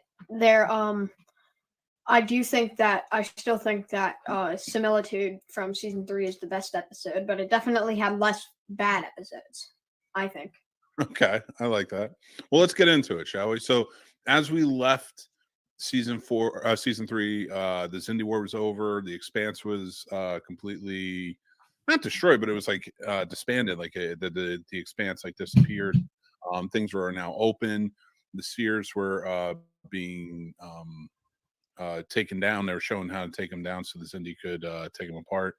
And Enterprise was trying to get on its way home, and they found themselves stuck in an alternate past of the 1940s during World War II, where they were being attacked. Their shuttle was being attacked by fighter pilots with lasers, and the Nazis had taken over, the White House and most of the eastern seaboard of the U.S. And this picks up right where that left off. Archer was taken in custody by the Gestapo Nazis, and there were some aliens among their ranks. So the first episode back is Stormfront, followed quickly by Stormfront Part 2. Stormfront is following the destruction of the Zindi weapon. The Enterprise crew discovers that they have been sent back in time to 1944. However, history has been altered, leaving Nazi Germany in control of a large portion of the eastern United States. Jonathan Archer is captured and must escape must escape and use the help of the people around in Brooklyn 1944 to help him figure out what's going on and get back to his crew, while his crew has to figure out how to get back home. What did you think about this first episode coming in? Like it's a time travel episode, which is not new to Star Trek whatsoever, but more new to you when it comes to Star Trek. How did you feel about it coming in, and especially for a World War II time frame? I didn't have super high hopes for it because the first episode of last season was not good. I don't think they did it right, but this one exceeded my expectations. I liked it. Mm-hmm. It was not the best episode of this half, but it was still a good episode. I think so too. I think it was a good episode. And Stormfront Part 2, talking about it some more. So Archer is now he's joined up with another woman who helps in the rebel fight on the city streets of New York with some mobsters who are trying to go against the Nazis and take them down. Silic attacks Trip. Silic is a Suliban who attracts Trip.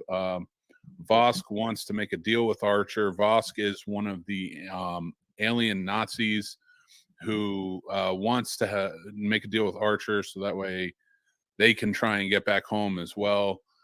Supplies of the ship for the completion of his time machine to return for a trip to the 22nd century. That's where they're from. So like there's a whole bunch of alien mishaps going on here. The Nazis don't totally trust the aliens. The aliens definitely don't trust the Nazis. Archer and the rest of the crew are kind of stuck in the middle of it all, just trying to stop them and correct the timeline. And I thought they did a good follow-up to it, but it did seem a little rushed. How did you feel about Stormfront Part 1 and then going into Stormfront Part 2? And then I'm going to ask you who your in each episode was your shining character. I feel like this would have been better if they had done a 3-parter. I think because like you can get more in depth, get a little bit more background. You don't have to rush things as much. I liked it. It was not as bad as the first episode of season 3. I mean that was a pretty rough episode, but to your point, like when we talked about that in the last season, like it was one of those ones where if it had just been placed maybe somewhere else in the season might have been better. Just it seemed to kind of come out of nowhere. This didn't really seem, they set this up pretty good with the last season, like, you know, even saying that once you try to leave the Expanse, it can mess with you, it can warp time, you can put you in different places. So it's kind of strange, but I did like how in Stormfront and Stormfront Part 2, they, you know, it was that away mission feel. They were in, you needed some sort of, you couldn't just have them go home. You needed to have that separation between the Xindi, the Expanse, and them. And, you know, kind of bringing that back and changing it up a little bit, I thought really worked. And it kind of gave us that, again, that time travel episode, which, again, is not something that's missing in the Star Trek world. What did you think about this, the time travel element to this? I like the time travel element. I feel like it was done well. I like it better than how they used it on Carpenter Street. Mm-hmm. In the last season, Carpenter Street was a good episode. I think it's a better episode overall, but I like how they use time travel in this one better. Okay, I like that too. So you liked how it was all tied up, and this story was just done and brought back. Mm-hmm. Okay, cool. Who is your shining character in Stormfront Part 1 and Stormfront Part 2? Both of them were Archer. Yeah, Archer seems to be the one that really kind of really stuck out to me as well. And that's going to be sort of a theme, I think, in this season. A lot of Archer. That's not really for me. Well, no, and I can't wait to hear more about that, because I think it's going to be mostly Archer trip to Paul, because I do feel like in this season, you got a lot of, the season 4 seemed to shy away from a lot of the crew aspect and focus more solely on certain members of the crew. Mm-hmm. And I didn't love that aspect of it. So there's things that are taken away, and it seemed like a lot of fan service to it. So now we get back to the aptly named episode, Home. The crew is finally home. The crew takes some time off. Archer meets an old friend, Captain Erica Hernandez, who is now heading out the NX-02 Columbia, the second starship in the command at Starfleet, and she will be running that ship. But they're out on a nature hike, rock climbing expedition, just taking a nice vacation, which Archer desperately needs, just like the rest of the crew. T'Pol takes trip to Vulcan with a surprise waiting to go stay with her mother. And T'Pol is a future husband waiting for her. So Phlox finds out Earth has become xenophobic after the Xindi Wars and the attack. So you know what xenophobic, right? It means, right, my friend? Yes, like fear of aliens. Well, it's a fear of anything on the outside. So you can be xenophobic as a Virginian or an American.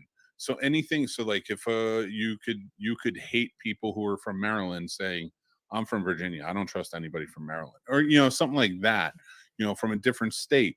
You can be xenophobic in people, you know, it's more racism when it comes to race, or it's more, you know, things like that, but it's more people from outside of where you're from. Mm-hmm. You know, so it's more geographical than anything. But in this instance, because aliens do live amongst, and the attack came from an alien race, the xenophobia is about other alien races. So the humans are xenophobic against alien races. So this was a big episode. This showed a lot about, this is the most I think we've spent on Earth in a long time. We get a lot of different things happening here. What was this episode like for you? What were some highlights for you about it? I mean, it was really crowded. There were 3 different storylines. There was the Archer and Captain Hernandez. There was the trip into Paul one, and then there was the Phlox, Reed, and Hoshi one. Mm-hmm. And like, but I mean, those were a lot going on in them, like you said. What did you think about them? How did they stand out? Archer and Hernandez, that one didn't really feel like Star Trek, because like it wasn't anything really to do with like that. I really like the way they did the trip into Paul one, though. I think that one was done pretty well. Well, elaborate a little bit more. What did you like about it?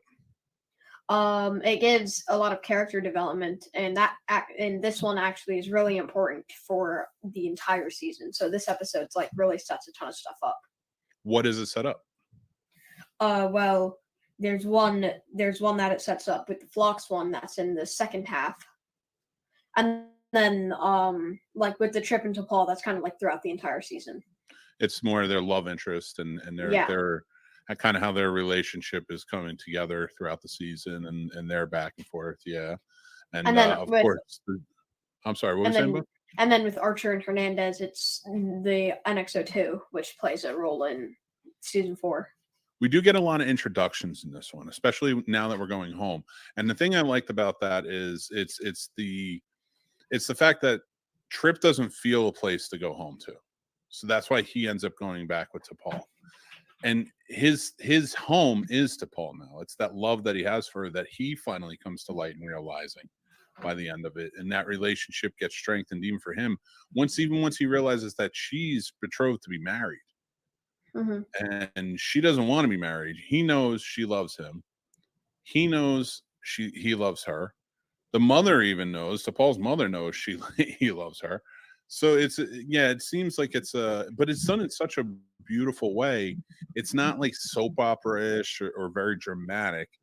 It's done in such a way where it's like it's very respectful.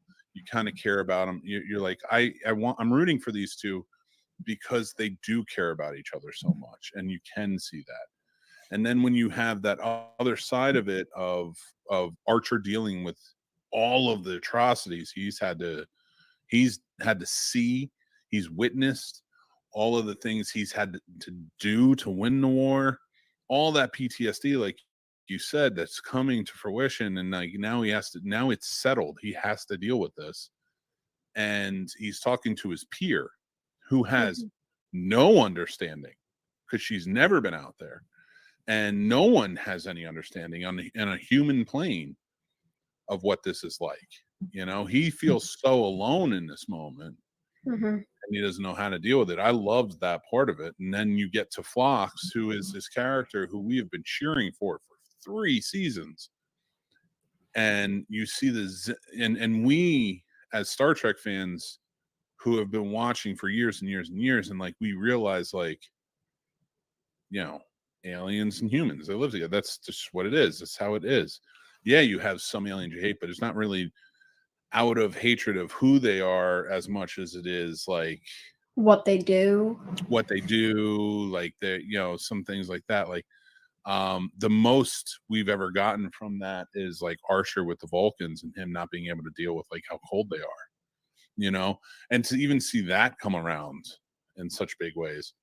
But this is a big deal for Phlox to be treated the way it was, even somebody who was fighting the war, you know, and have Earth treat him in such a way. And he's still the one voicing the reason. This was a great episode. This might be one of my favorite episodes this season. It was. I feel like it was a little bit too crowded. I get that, but I feel like it needed to be. It needed to be noisy because there was so much happening, and it was their first time home in such a long time. Right, because it's been like a year, maybe even 2. Yeah. So I mean, yeah, probably more. Because if you think about it, like, yeah, they may have like popped off at home, but not really like extended stay at home. You know, like since they left, like this is supposed to be like a long mission. So, yeah, what did you think about this episode overall? And who's your highlight character? And what was a moral maybe you took away from it? My highlight character here was Trip.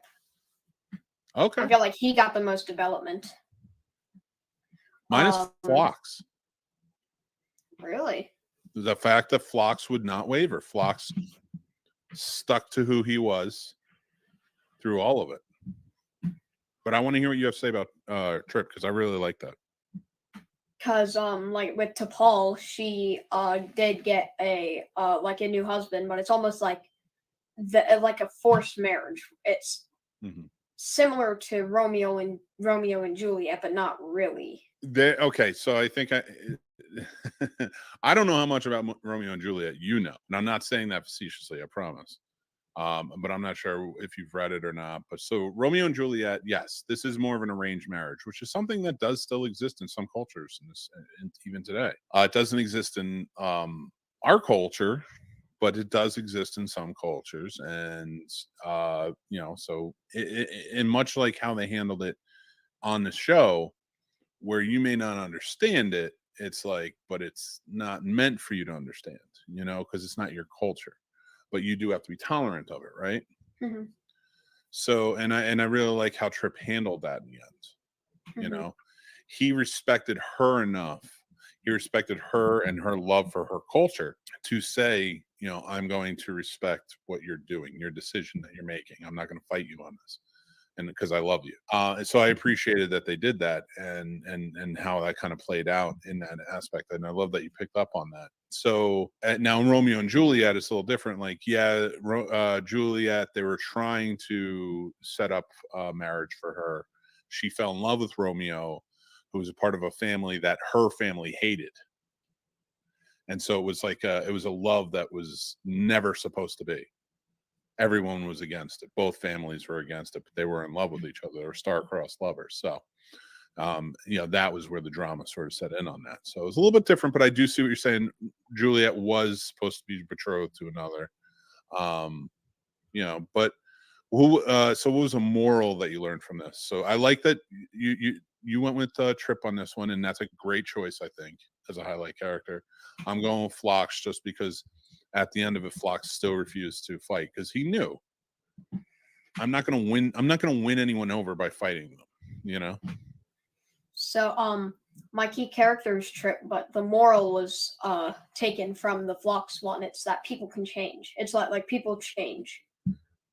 Yeah, I love it. That's a great, and I love that we haven't had a chance to talk about this. So like, I'm learning. You really took these morals and you went with it. So good on you, pal. All right, let's move on to the next episode. Episode 4. Now, 4, 5, and 6 are a 3-parter. They're dealing with the augments. Those are the genetically enhanced. Now, if anybody doesn't know this from Star Trek lore, the eugenics wars were about genetically enhanced humans who were basically committing genocide against regular humans because they thought, well, why should they be allowed to exist when we're the perfection that exists? We've learned this through episodes like Space Seed, where we first meet Khan, and then of course Wrath of Khan in the movie, and then they've redone it and they've touched down on the floor quite a bit. Well, in this series, this is descendants of Khan and his people and other eugenics survivors. These are the pods these are the the wombs, the pods of the augments that are still being brought together, and they've been protected and raised by Dr. Soong, Eric Soong, who is an ancestor of Dr. Soong, who created Data. Basically, what happens is a Klingon ship is attacked in the episode Borderland, season 4, episode 4. And a Klingon ship is attacked. It's discovered, and the imprisoned Dr. Soong's genetically enhanced humans are responsible. Archer takes him on the mission to stop the augments to help prevent a war between the Klingons and the augments. So, what did you think about Borderland? This really sets a lot up.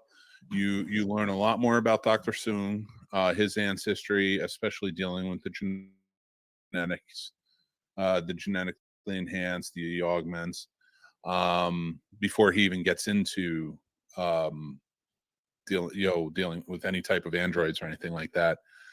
And for you, like you see the augments really in action here. Mhm. What was that like for you in this first episode?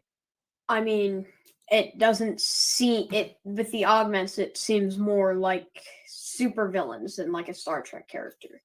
To me, the augments don't seem like really like Star Trek characters because they're supposed to be human. So, and like they're similar to humans. So, like they're all built up to be. And then they have superpowers. So they're like metahumans.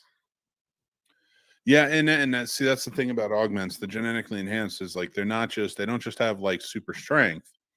they've got the speed, they've got the thinking. So like they are enhanced in every way. So to try and outthink them or try and so like it was a lot. And when we get to the original series and you see the episode Space Seed, where because I know we've watched Wrath of Khan together, so you've been introduced to that aspect of it. But once you see Space Seed and kind of see how they play it out, oh, okay, these seem like they're okay people, they're just kind of trying to do their thing, but actually no, they want us regular humans wiped off the face of the earth. And in Borderlands, where they purposely go to take out a Klingon ship, that's no easy feat, and they do it very easily. With They like really two do. of them. Yeah. So yeah, two of them take out like a whole bunch of Klingons to take over the bird of prey. So for you, and now of course Dr. Soong is now on Enterprise. He's being carted around, and you always get that feeling throughout the episode, played by the great Brent Spiner, who always plays Dr. Soong or plays Data or some variation of. He's always the guy. So it's so great to see him back in action and be a part of the show. So for you, what did you think of the episode? Before we go on to, let me read the other two episodes so that way we can kind of talk about it, because this is a 3-parter, so I don't want to leave it on. So then it's followed up by episode 5, which is Cold Station 12. The augments are on their way to Cold Station 12, where the augment embryos are kept. So is Enterprise.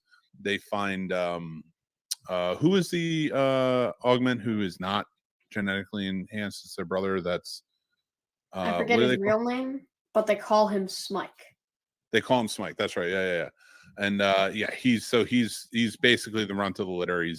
They call him like a dud, like he doesn't have any powers or anything like that, but he is their brother. So, and like even like Soong is like, that's your brother, like you're gonna respect him, don't hurt him or anything. But they always kind of like leave him to protect things, the embryos, stuff like that.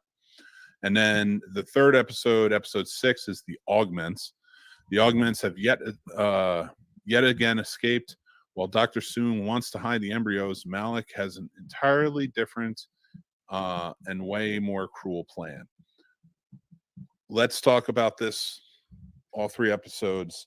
We'll talk about the morals you learned in each one. We'll talk about your key characters and such. Mm-hmm.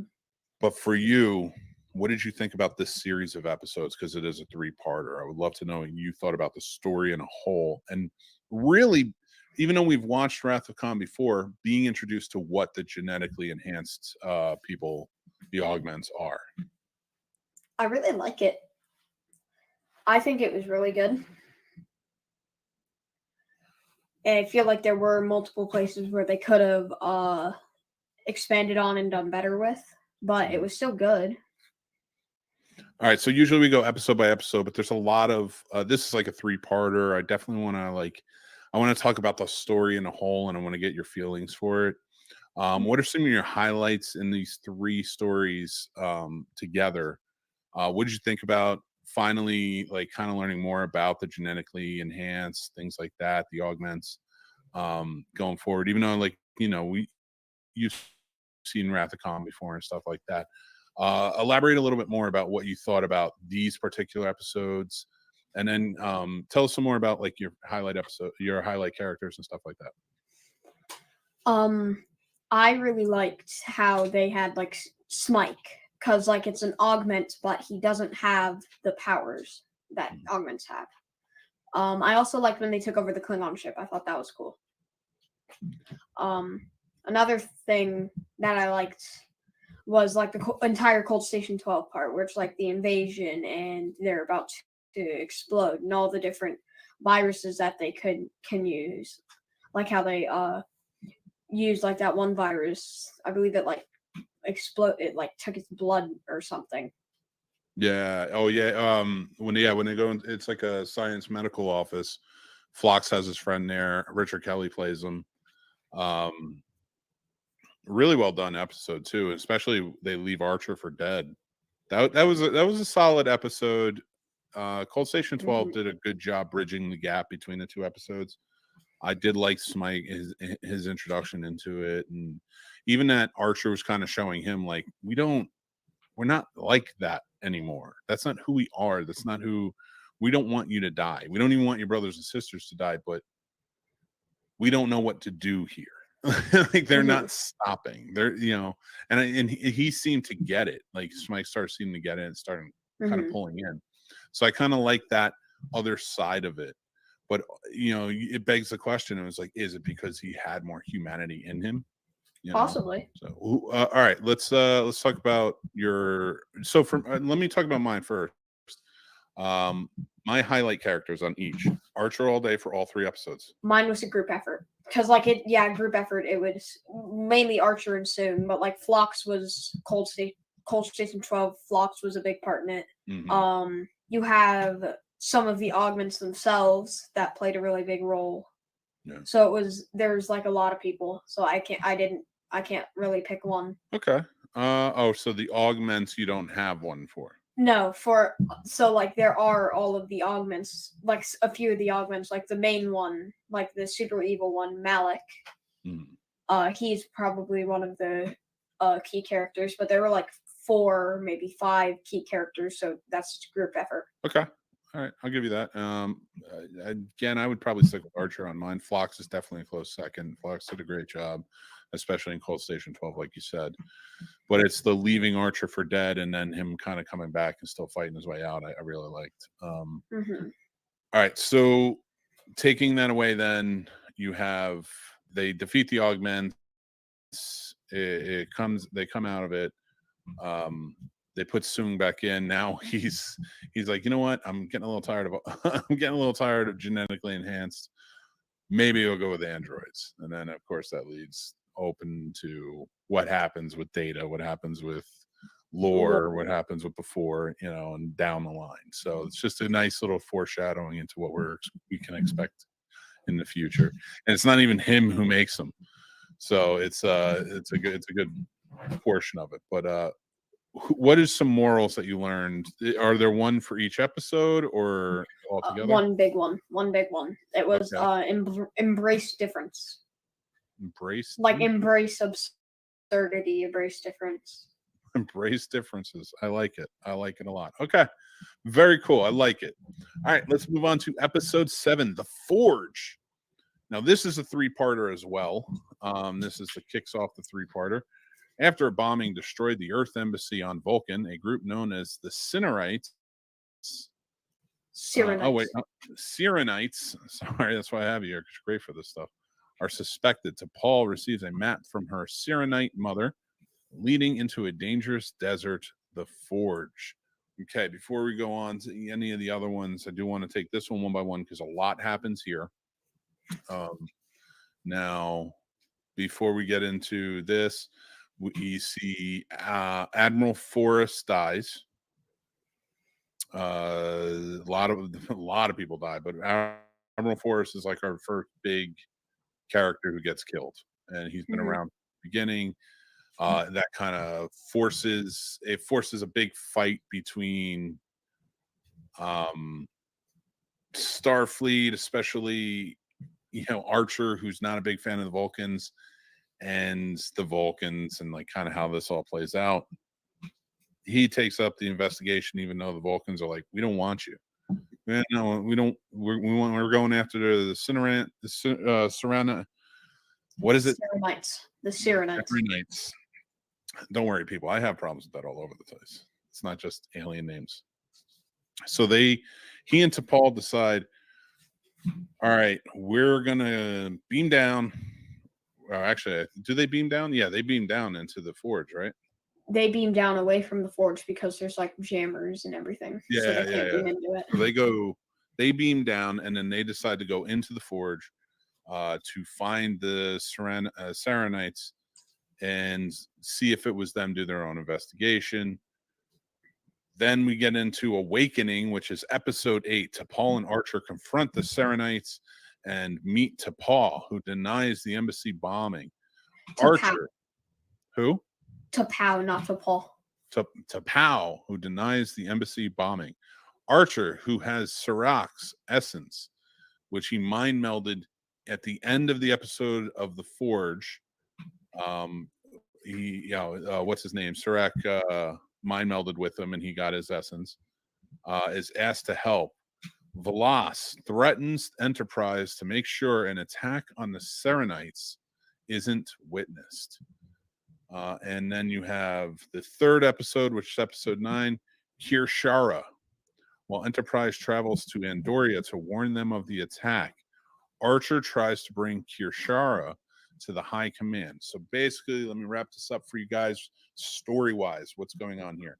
A faction of the High Council of Vulcan have planned this bombing of the Starfleet embassy on Vulcan, so that way they could blame the Andorians and reignite a war with them, because they don't want that peace. They don't want that treaty that they've been working on and Archer's been pushing. That a lot of other Vulcans were really happy that was coming about. They bombed this Starfleet embassy, and they are going to blame the Serenites, who they say are a terrorist organization, whereas they are just more of a religious organization who kind of stick with it, and that's how they deal with things. And that's their sect. As Archer and T'Pol kind of go through the forge and they deal with all this, of course, Archer gets Sirac's essence through a mind meld. He has to bring the Kirshara, which has all of the answer of the Serenites, to show them that it wasn't them who did it. So now it becomes a race against time. The Andorians team up with Starfleet Enterprise against the Vulcans. There's Vulcans helping along the way, and they have to expose the High Council for what they are. That's what these 3 episodes, the essence basically is. It is a very intense 3 episodes, because we get more in depth about who the Vulcans are and a lot of problems that we had with Vulcan very early on.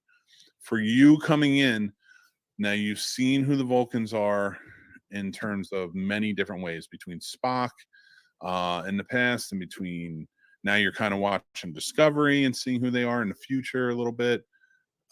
Going back and seeing this, what did you think of these episodes? The Vulcans seem more savage. They don't seem as logical. But I mean, if you take it and you see it, but also taking into account where Starfleet is at now compared to where it is in Discovery, where it is in next gen, things like that, the Vulcans are coming up with us as well. Mm-hmm. So I think that kind of opens it up a little bit, and I think that's kind of cool to see them being a little more savage in the beginning, because really beforehand, if you think about it, the Vulcans didn't really deal with many other, they knew who the Klingons were, they knew who the Romulans were, who were a distant cousin. They've had people in the past, but for a long time they've just been kind of dealing with themselves. And now that they've been they've first contact with Earth, and they've taken to kind of mentoring Earth in this whole thing. It's become this huge thing, so they are very involved in this. So they're kind of coming up now, and there's an allegiance there. Now the Starfleet has been started, and now Vulcans are joining Starfleet. It's different, Yeah. So what are some impressions you've had on Vulcan especially after these 3 episodes?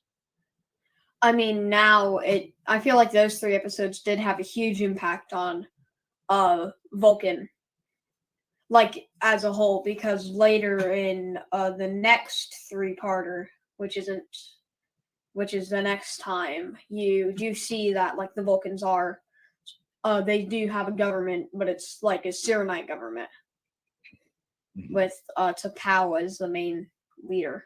All right, we have so now you have these. Now they figure out the bombing, the whole thing goes through. What are some takeaways you had from these episodes after? How did you feel about the Vulcans after this, and kind of their place within, the Federation doesn't exist yet, but they are founding members, I didn't trust them for the rest of the season. Not even the Vulcans who were trying to help. I mean, like not really, no, because like if Vulcans did that, like part of a certain government in the country attacked, let's say you had a country, they attacked you, part of a government did, would you trust another part of that government that was in the government? No, I mean, I can see your point.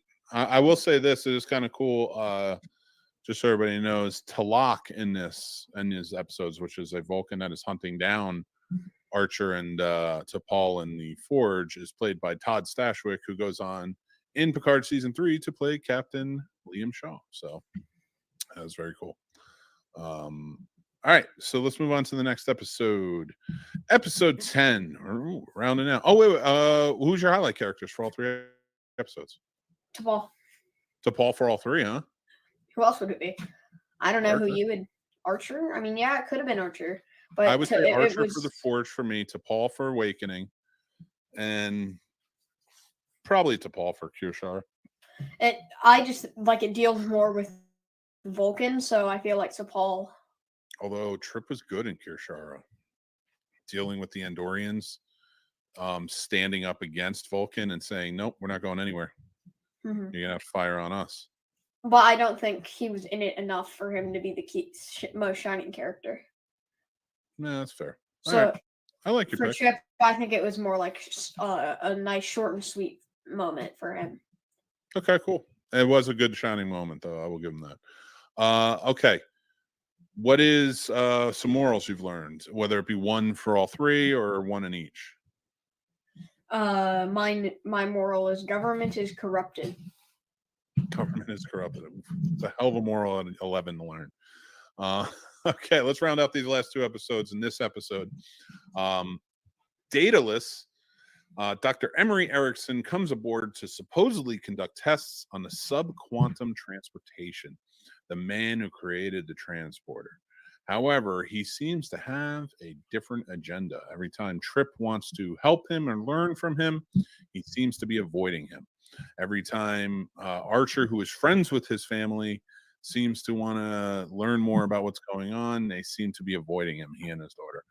It is furthermore found out that years before, Emery's son was disappeared in a freak transporter accident, and he is actually leading the Enterprise to the spot where his son had disappeared, because he thinks with the right frequency and the right the right fix, he can bring his son back to life. This was a pretty heavy episode. It wasn't one of my favorites in the season, but I didn't dislike it. It was a different one, especially considering we just got 2 3-parters right in a row. Yeah, so I like that it's we get 2 single-parters and then another 3-parter, then a 2-parter. So yeah, they're really heavy on these multi-parters. They really are. This season was big for that, but I am glad that we're finishing out this episode of Warp Factor Fiction on 2 episodes that were not like connected, Mm-hmm. They gave us 2 one-offs. Yeah, I like the idea of like the transporter and like the freak accident, but I do feel like that happens. That's like a common thing where it's like old genius inventor wanting to get back a family member after a freak accident. It's quite possible when it comes to Star Trek, yeah, especially in the transporter world. No, I don't mean like Star Trek. I mean like movies and such in general. Like that's kind of like something that you see, not like a lot, but like it's not like super rare. It's a trope. It definitely is. It definitely fits in that. And a trope is sort of it's a cliche thing that kind of happens a lot in TV or like movies. Generic. No, generic's a little bit different. I would stick more with cliche as the right word for it. It's something, but like a trope is something. It's a device used in storytelling, especially in this instant, like TV and movies, where if you see a certain type of show or a certain type of movie, you can almost count on this trope existing. So like on a procedural like this, where this is more of a science fiction, but it's an exploratory, it's something like that, you're going to have this type of episode, because it's almost like this trope is almost like the sins of the father. So an older an older character trying to atone or trying to make up for something that he did that nobody knows about, and he's trying to do it secretly. That does happen quite a bit. You're right. What'd you think about this episode, and what are some of your takeaways? I like this episode. It's one of my favorites. It's not my favorite, but I say it's top 10 season, but top 5 here in this half. Some of my takeaways from it were like, not everybody's perfect, so everybody makes mistakes and things that they shouldn't do. But the moral that I took from this was it's always better to tell the truth than tell a lie. It's a hell of a moral. It's a good one. I like that a lot. Okay, so who'd you say your shining character was in this? Trip. Why Trip again? He was with he helped with it a lot. You know what? Actually, I think you kind of won me over on that, because originally I was going to say Archer, but I think I'm going to go with Trip on this one. That's a good one. Really. I really like your moral on this too. All right, so let's finish out this episode. The last episode of this episode that we're going to talk about is episode 11. Of course, we do half a season, so we'll be back next week with the second half of season 4 of Enterprise. So make sure to come back and check that out. And we want to thank you guys for watching. Make sure to go and check out our YouTube channel as well if you're not watching this and listening to it, because we do have short episodes called Quarter Impulse, like 15-minute episodes where we talk about things about Star Trek that we really enjoy, like what are our favorite badges, what are our favorite starships, what do we think happens, like what do we think the food is like, stuff like that, like things that we really enjoy. And if you have things that you want to hear us talk about, let us know in the comments. We'd love to hear them. So let's get started. Observer Effect, season 4, episode 11. Non-corporeal aliens inhabit the bodies of Enterprise crew members to study how the crew reacts to a lethal virus infection that has afflicted Trip and Hoshi. Now, it isn't just Trip and Hoshi that get affected in this. Everybody sort of does at one point or another. It's a good episode. It's not a great. It's a very contained episode. I didn't love it. I really like this episode. Really? Tell me what you like about it. I liked how it's like aliens that aren't physical, and it's like them. It's almost like how we imagine aliens are today. Like they're watching us, wondering if we're ready to make first contact. So it's almost like real life.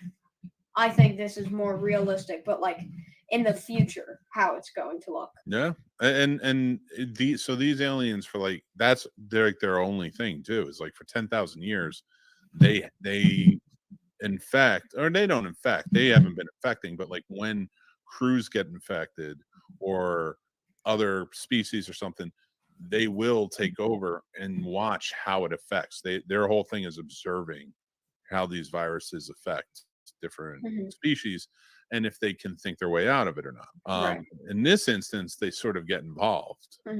So it's definitely an interesting one. This is one for me that just didn't land too much. I don't mind the ghost episodes. Those are, they call them the orb episodes, or the ball of light episodes sometimes, where it's somebody's going to get possessed by something that's floating around. And we've seen them before. They're no stranger to Star Trek at all. It's sort of a thing that has to exist. It's a trope that literally exists in the Star Trek world. I'm glad you liked it though. Who was the highlight character for you in this episode? It was a group, I think, for me. There was also a mistake. What was the mistake? That I noticed. So the reason that they couldn't find a cure for it, the Enterprise couldn't, was because it was a silicon virus, right? But silicon viruses can't replicate in carbon people, so they couldn't find a cure because it's not compatible with the human body. But that would mean that it can't replicate either. So they messed up there. Fair. All right. Well, for me, you would know that more than I do. You're the Mr. Science over here. You'd be the science officer. You should be wearing a blue shirt right now. Kind of. Is that purple or is it blue? It's closer to blue than any of the other colors. But yeah, Fair. It is purple. But I will say, overall, this season for me, this half season that we're covering, it just seems a little jointed. It seems like we got, I didn't love season 3. I really liked season 2 is my favorite. And I really liked when it seems like there's a direction. It just doesn't seem in this first half of the fourth season that there was much of a direction, especially coming off of the Zindi War. Now, I didn't love season 3 of the Zindi War where they went with it, because mostly because it went into a war type of zone where it was like, okay, we're going to fight. And I'm not against that, because when we get to DS9, I do like the Dominion War stuff. But that's set up over time. It isn't like, all right, we're just a war show now. You know what I mean? Right. This is tensions have been boiling over through the Cardassians, through so many people, through so many species for so long, that on DS9 it just all sort of comes to a head and everything sort of plays out. And we didn't even get the full effect of it until Picard season 3 that just came out. So you know what I mean? So like it Right. took, so like that was Star Trek being set up perfectly. So yeah, we got the war, but it's but it's mostly battles that I'm cool with. Like when you start spanning out into these big wars, it becomes this huge thing. So I didn't love that aspect of the third season, but the thing I did like about the third season is it had a through line. The whole season was building to something. These first 11 episodes, I don't feel like that's happening. No. In fact, I mean, most. Oh, sorry. Go ahead. The most would be season 3 with the Phlox part, because that plays a role in 15 through 16, that 2-parter. Which is funny to me, because that small bit is what plays a big part later, or even the T'Pol and the Trip stuff, right, plays a big part later.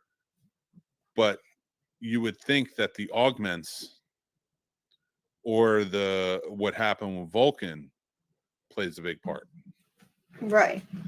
but it didn't. And those Not each really, had no. 3 episodes to tell their stories. So like that's why it felt so disjointed to me. And then the one-off episodes felt like the stronger ones.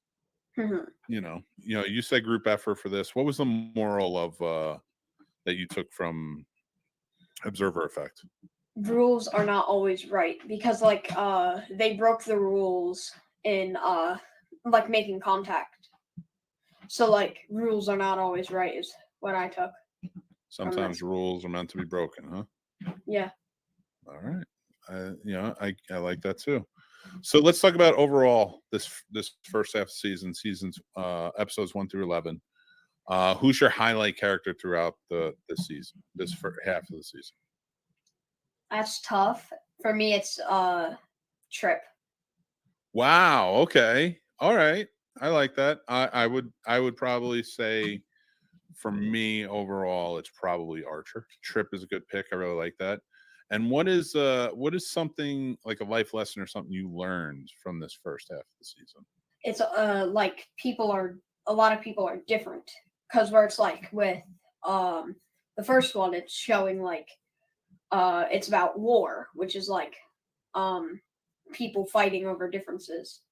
And then the third one is people changing, becoming different because of Archer with the PTSD, xenophobia going around.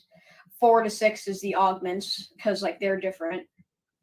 7 to 9 is different factions of Vulcan. And then 11 shows that not all aliens are physical. Some of them are so far advanced that they just don't have a form anymore. One thing I really liked about this is this first half of the season, as disjointed as it looks, the theme here seems to be that our past can come back to haunt us, if that makes sense. Yeah. Because we get World War II haunting us in the first 2 episodes. Then, T'Pol having to deal with her mother. The Zindi War haunting Archer. Then we have the augments coming back, these genetically enhanced coming back with Dr. Soong.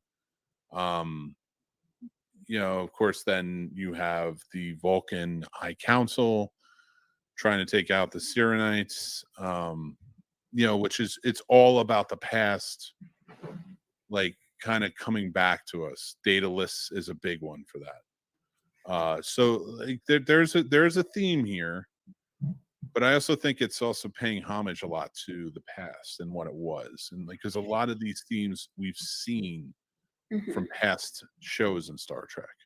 There's a lot of fan service. What's your favorite episode of this half of the season? 11. I really liked it. I don't know why. Cool. Mine would be 3. It would be Home. Really? Yeah, I think that it was a different type of episode. It was nice to see them at home for once. Something a little different, and yeah, I kind of dug it. Another thing I liked about the 11 is it was also kind of like a different type of episode. I think because we're watching as a, how do I explain this? Oh, so like as a series, we're watching the characters, but then in this one, it's we aren't watching them. We're watching someone else watch them. So it's like they're being watched and we're watching the watchers instead. Oh, I see what you're saying. Okay. Well, yeah, sort of. We'll get there though. Let's get there. Let's get there in because we're not, I think that comes up in the last episode, doesn't it? Yeah. I don't want to start giving that away then. All right, guys. So that was the first half. This is episodes. What are we on now? 1, 2, 3, 4, 5, 6, 7. That's episode 7 of Warp Factor Fiction. Episode 7, guys. You made it this far. Keep going. Next week, of course, we'll be doing the second half of Enterprise Season 4. Then when we're done with Enterprise, we're moving on to Discovery Season 1, and then Discovery Season 2, then Strange New Worlds Seasons 1 and 2. So hopefully you guys are joining in. Hopefully you guys are enjoying them. We're having a lot of fun doing this, discovering a lot of things, talking about them. So stay tuned. Go make sure if you're listening to this, rate and review us. We really, truly appreciate it. It helps us go a long way. Follow us if you're, you can follow us on Spotify or iTunes or wherever you are. We really appreciate it. Head over to the Scene Snobs YouTube channel. Make sure you hit subscribe, hit that notification bell because we have Quarter Impulse there, which are companion series to this. Of course, we have tons of other great shows as well, like 5 Takeaways, Did I Fix This Movie, the Scene Snobs podcast, and tons more. And we have great stuff coming out every day. This summer, we'll be doing Snobs movie summer school. So make sure you go check that out. Go check out snobsmerch.com. Everything is down in the description below. You can go to our link tree, or you can go to any one of the links that are down there. Some really fun stuff. We have some cool Star Trek designs. We have some other cool sci-fi designs. If you're into horror, we have those. If you're into adventure, we have those. Just some really cool stuff. We'd love for you to go check it out. Tommy, you have anything you want to say before we take off? Live long and prosper. We'll just finish it off that way. Thank you guys so much for watching. We really appreciate you. I'm Mick Manhattan, of course, joined as always by Ensign Tommy, my young snobbit friend, and I will talk to you guys very soon. Again, let's do it one more time for him. Live long and prosper. Take care and have a good night.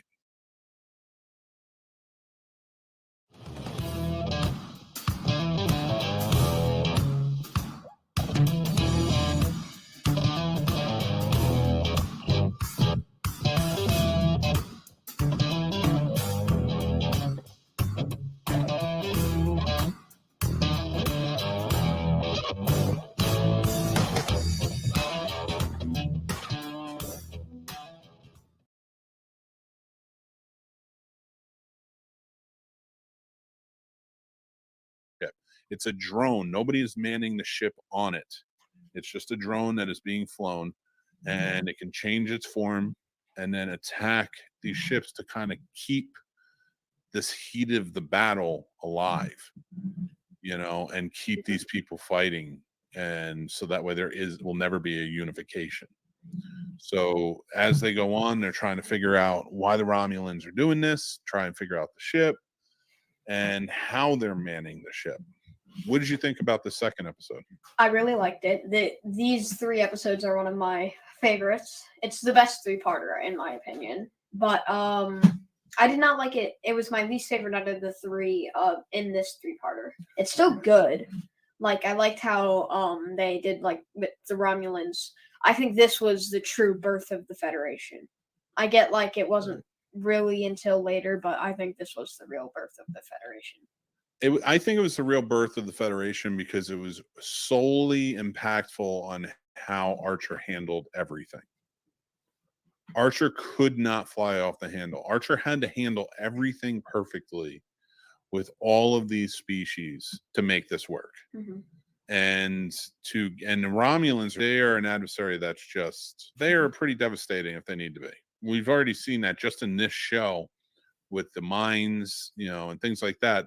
So for them to be coming out and be aggressors and trying to stop any type of unity, it's pretty interesting. So the third episode in this, episode 14, the Anar, Enterprise finds out that the Marauder, which is the name of the drone, was piloted telepathically by an Anar, a subspecies of the Andorians.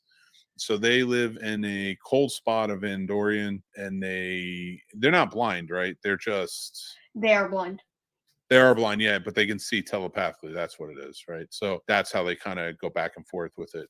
And the Romulans took one to go and to link up their ship so it can telepathically fly it around and cause this trouble. It's using the Anar. That Anar's sister goes to help them try and stop this. It's an interesting situation how they kind of this all plays out. Lots of tensions sort of boiling over. Archer has a lot going on, but it is an interesting, like you said, it is a good birth of the Federation, I thought. Mm-hmm. Babel 1, who's your highlight character and what's your moral? I have my highlight character being Shran across the board. All three, huh? I love Shran. And I would normally say that too.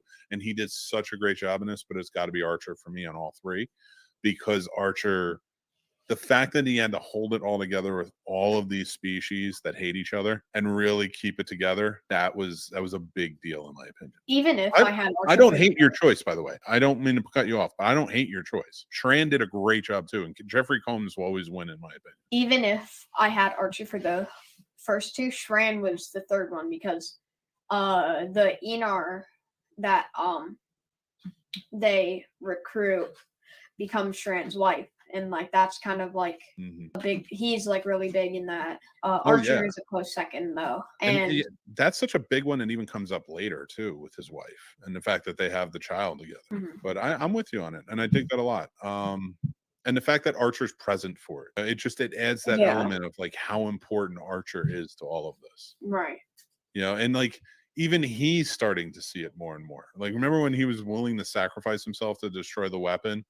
And now more and more it's like, oh man, I'm kind of the guy, aren't I? I kind of need to be here. This is too big. What did you think about these episodes though? I really liked them. Like I said earlier, they were my favorite three-parter. I still think the one that was just before this, 11, was better than these. Okay. But 14's a close second to 11 for me. I like that. What are the morals you learned from this? Is there one singular moral through the three, or one? Mainly one. It's the common term is 2 heads are better than one, but it's 4 alien species are better than one. I like that. I like that a lot. Working together is better than working alone. I like it. Yeah. Episode 15, Affliction. While Enterprise is visiting Earth, Phlox is abducted by the Klingons and forced to research a cure for a virus destined to wipe out the race. Reed is tapped by a secret agency and ordered to betray Archer. Trip transfers to the Columbia. This is a 2-parter. This is the first one. This is a lot to unpack. Let's talk about this one first. Episode 15. Affliction was a good one, so let's unpack it real quick. Phlox being abducted by the Klingons. He was brought on because one of the Klingon doctors knew who he was. And knew how brilliant he was, and realized that he could probably help. That the Klingon Empire wants to be wanted genetically enhanced Klingons, and so they were making them. But in that point when they were making them, created a virus that could kill off the entire Klingon population. So they had to race against time to try and stop it. There were some genetically enhanced Klingons that existed. This was partly done because what it was doing was it was making them look more human-like. And that was partly done to kind of explain their look, the Klingon look in the original series, which as we go on, you guys will realize, like in the original series, Klingons looked more human. In DS9, there's kind of a small explanation where they ask Worf, why did they look so human back then? He said, we don't really like to talk about it. It's because of the genetically enhanced Klingons. So that's just a tidbit for you guys. That's why they did this. But it was an interesting episode, to say the least. James Avery plays the Klingon general who's in charge of all of this. If you don't know who James Avery is, he played Uncle Phil on Fresh Prince.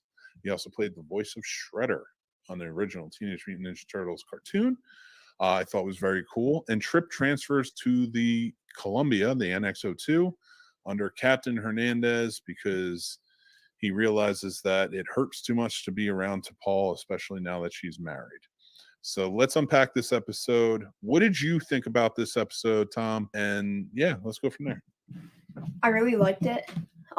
I mean, like, it was really deep. Like, there were multiple things. Like, Trip transferred to Columbia for a little bit until he went back on because he had to do something in this two-parter. He tripped for a little. Trip left for a little bit to help them, but he ultimately wanted to make it a permanent thing because he wanted to get away from T'Pol while she was married. Right. But later we'll explain why he doesn't have to. True. It's very true.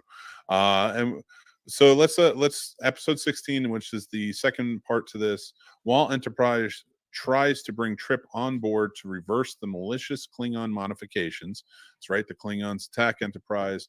They make some modifications, and it really does a number on the ship. So they try to bring Trip back on so that way he can help fix some things.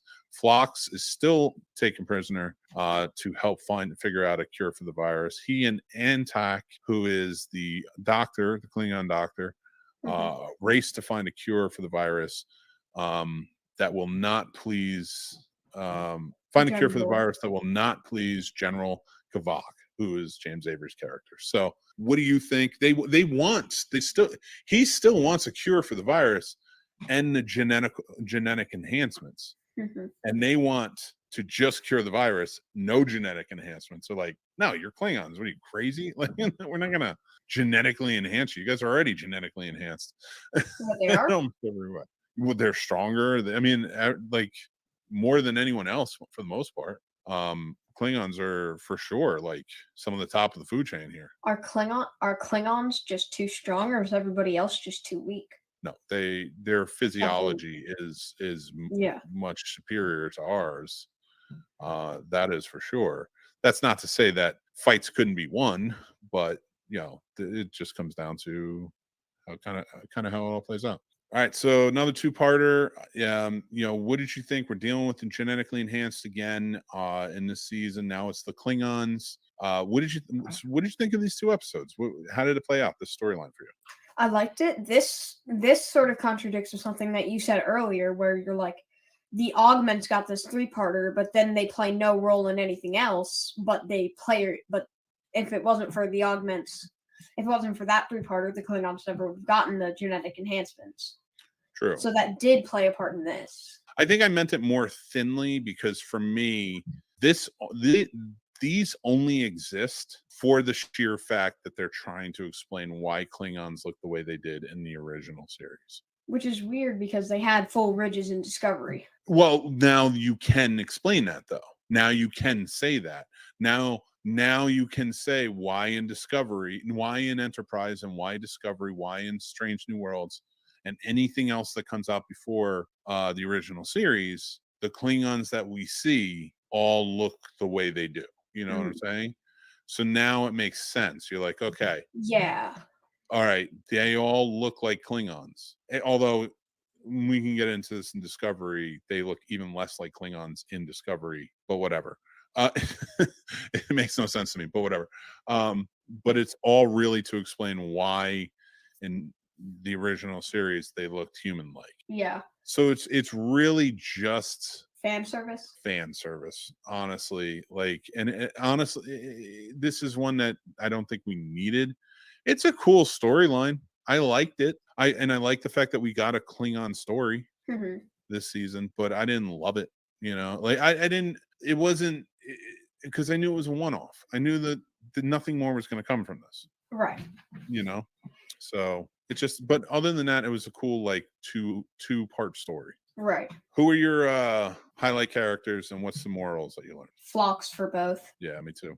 Phlox definitely. And then the moral is it's okay to ask for help. Because Okay, because Phlox was like, why didn't you just ask? We would have helped you. And the Klingons were saying asking for help is dishonorable. We can't do that. Okay, I like it. You learned some good lessons here, kid. All right, let's get to episode 17, Bound. The men of Enterprise fall under the seductive control of 3 Orion women. Trip is the only male member of the crew not to succumb to the women because he's so in love, and I don't blame him. So the Orion women, Reed and Archer go to visit the Orion Syndicate once they're called upon. They give them these 3 women, that's who they call slaves, and they say they're yours now. They come on the plane, they start seducing them, and they start taking over the ship, basically. Is what it comes down to. Trip really shined in this one. The Trip does not fall for it. Yeah, right off the bat, I think we're both Trip on this because like he was his episode. And if anything, this was his way of like coming back out of it and like showing to Paul he cared. You know what I mean? I feel like this was like a Trip to Paul, like character development episode. I don't feel like anybody else really did anything other than Archer putting him in the brig. What'd you think? So what did you think about the episode in a whole? Like, it's a very over-sexualized episode. I know you're 11. That's a hard thing to kind of really talk about, especially with your stepdad. So I'm not going to force your hand on anything in this or make you feel uncomfortable. But as an episode, what did you think? Weird. It was very weird. Very weird episode. Okay, that's as far as I'll make it go. We already talked about Trip being your highlight. What's a moral for you that you pulled over? Love conquers all.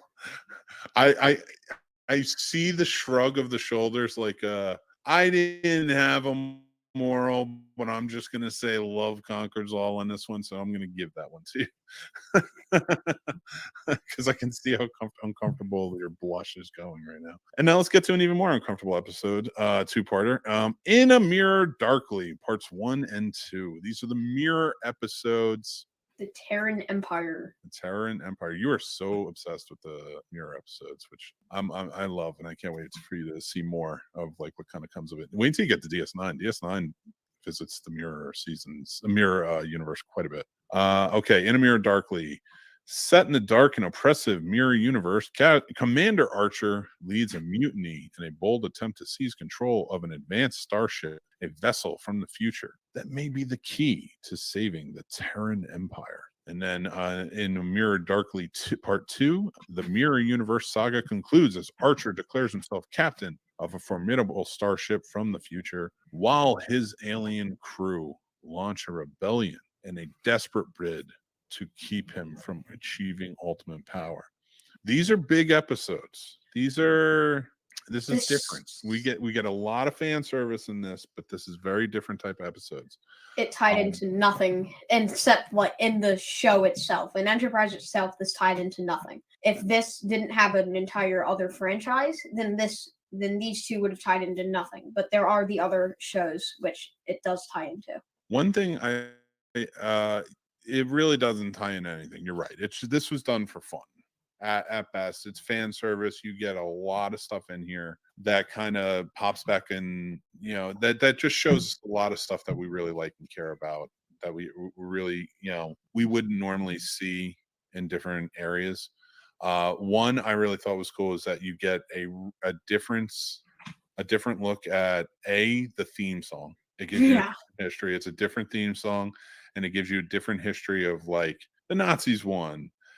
All the bad guys throughout history basically won, and that's how the Terran Empire was forged, and now we just destroy alien beings all over the place. And whereas you say it's not connected, it is connected a little bit to the theme of what the last few episodes in the season before the final episode really touches down on, and that's the xenophobia. Because the Terran Empire is all about xenophobia, right? Mm-hmm. They want to take it out as much as possible. So it really like they come back to that quite a bit, and I really dug I really like the how they kind of played into that, how Earth is sort of becoming what the Terran Empire already is and is set up as, Now come back to it and you see how different things are. Like look at T'Pol, who is clearly T'Pol and Hoshi and everything. They're women are treated almost over sexualized and like second class citizens and not listened to very often, and things like that. So you're dealing with some really mean motor scooters here, right?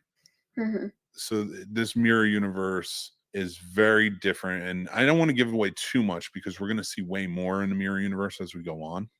And because it's chronological, I don't want to give away too much for you to see. It's super different from how it is in Discovery. Because, like, you won't. No. You don't get to say that because you've literally, where we're at, you've seen one episode of them in the mirror universe, and you know nothing yet. I know that some stuff that I can't say. No. You know nothing yet, and I'm not trying to pick on you. You have to there's so much for you to discover about the mirror universe coming up.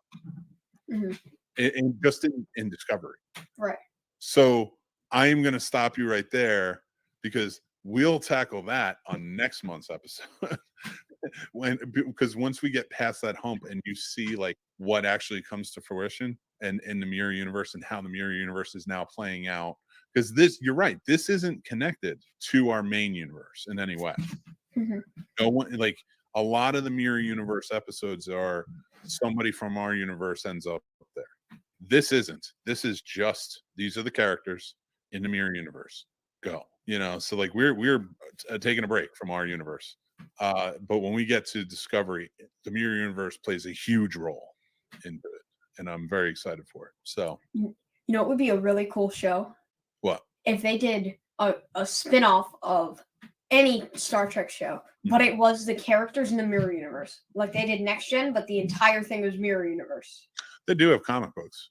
They have mirror universe comic books. And then like if they were to do a mirror universe episode, that would be them going into the main universe.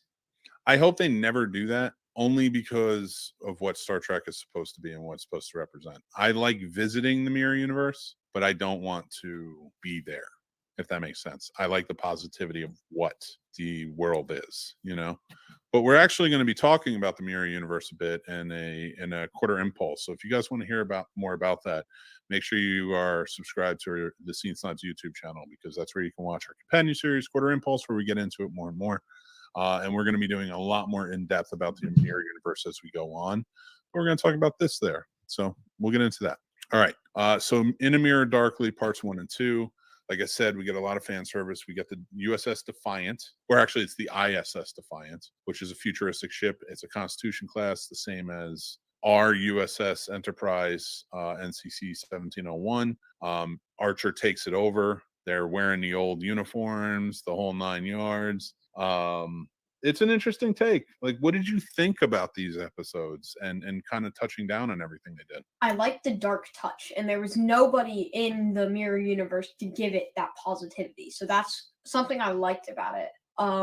Everybody looks really different. I think the person who looked the least different was either Hoshi or Archer. Yeah, I would agree. You didn't. It was actually pretty funny when we saw T'Pol because she had the really long hair and she was wearing the Starfleet uniform, but it was like they had it weird where it was cut like in a crop top, like cut in two. That's how Karen, all women do at that point, I feel like. I know, and it's like I said, it's an over-sexualized thing that they do specifically for the mirror universe, and I get why. But I remember pointing out and saying, it's T'Pol, right? That's Jolene Blaylock, and your eyes just like opened up, like, are you kidding me? Like, really? Like, no way. It was so funny. But who's your character, your highlight character in this? Archer, really? I would say T'Pol in this. I really like that she was more the voice of reason. She was more the good one, really. And what was like a moral maybe you learned from the mirror universe, if any? Everybody has a dark side. Everyone has a dark side. Yeah, pretty smart kid, you know that. All right, so we got episodes 20 and 21, which are 2-parters. This is the one where it all kind of comes to a head. the xenophobia that's been encompassing Earth. Demons is episode 20. While attending a conference on a proposed interplanetary alliance, Trip and T'Pol find out from a dying woman that they have a baby. Investigation shows the woman was a member of the xenophobic organization Terra Prime. And then in episode 21, Paxton threatens to destroy Starfleet headquarters if all aliens don't leave Earth. Enterprise must shut down the Verteran array on Mars, but it is extremely well defended. I like the fact that Peter Wells shows up in this one. Also, I want to go back to in Mirror Darkly, a Gorn shows up. You don't know that reference yet, and you will when we get to the original series. But yes, you get a Gorn in it, so you get a lot of very cool fan service in the Mirror Darkly episodes. That's all I'm gonna say. Is that the blue thing that they torture? No. Oh, it's the like the insect lizard thing? type of monster that they're hunting down. Oh, that thing. Yep, you got a Gorn in it. I love it. So demons. So okay, so now you got Trip and T'Pol. They find out they have a baby together, which they don't ever remember having. It is being taken by Terra Prime. They have to go undercover to try and find out where it is. Enterprise is now working to figure out where Terra Prime is working out of, get over to Mars, try and stop it. Enterprise has to get over to stop the Verteran array. Yes, Verteran array. That's right. So a lot of things are happening here. Things are coming to a head. Peter Wells, RoboCop himself, Buckaroo Banzai plays the bad guy who's heading up this Terra Prime organization. What with these episodes, what did you think? Like, was this what you were expecting it all to kind of come to? No, but I like it. Okay, elaborate, please. It's unexpected. I didn't expect it to be like an organization. You also see that I believe it's sector or section 31, the place Reed used to work for. I believe that was section 31. It wasn't called Section 31 yet, but yeah, it was like an offshoot of Section 31, which you find out. We didn't really talk about in earlier episodes. There was some touchdown on it where Reed was, because he was military intelligence, was connected to what would eventually become Section 31, and whenever they needed him, they'd reach out to him, which was few and far between. And when they did reach out to him, he would always kind of do something a little underhanded against his crew. And it was starting to come to a head now. And this time he needed their help. So he called them. So, and now that means that they can now do more stuff like that with him. Yeah. And it really took I think it really kind of tarnished Reed a bit in there. Like, I get that he needed the help, but like, I don't know. It was like towards the end of the season, towards the end of the end of the show, how that was all kind of playing out, and like it just kind of left a bad taste in my mouth for Reed personally. But I did like how they kind of played everything all together. So it was what it was. Like, I do like that if you're going to lead up to the formation of the Federation, this should be something that comes up. They've hinted at the xenophobia. They've played with it in other places, seen how other species are dealing with it, with other, like how the Tellarites don't like the Andorians, Vulcans don't like anybody, the Klingons don't like anybody, Romulans, how they're trying to stop everybody. So like, but isn't the Romulans' goal just infinite expansion? It's just like they don't want allies because that will be a threat to them. So because isn't their goal to take over the universe? They're very xenophobic. They don't even want Vulcans. And that's like their most related species, so like they're very much about themselves. Like, and of course, later down the line, we see that the Romulans, of course, through the help of Spock and through the help of Jean-Luc Picard and such, they do become integrated. Then they become part of the Federation and things like that. And like, there's a lot of elements that kind of open up down the line. Now, this is 400 years or so down the line, but in the beginning, like, no, we don't want anybody near us. And they were very adamant about, like, we don't want anybody near us. Like, we're doing our thing. And when we see you guys starting to have alliances, we're going to try and stop it. So this whole season did build up to that. And it built up to a lot. So you see the crew of Enterprise, especially Archer, understanding and being able to be that voice of reason, especially for the humans. Like, nobody wanted to just be us, more than me, but it can't be. We have to expand. We have to have alliances. We have to be doing these things. We have to be doing it peacefully as much as we can. We have to stand more and for betterment. And so, like, I liked this war between it, and then also taking the first, interspecies baby and as hostage. That was a big deal. So, do you think this was an effective end to the season?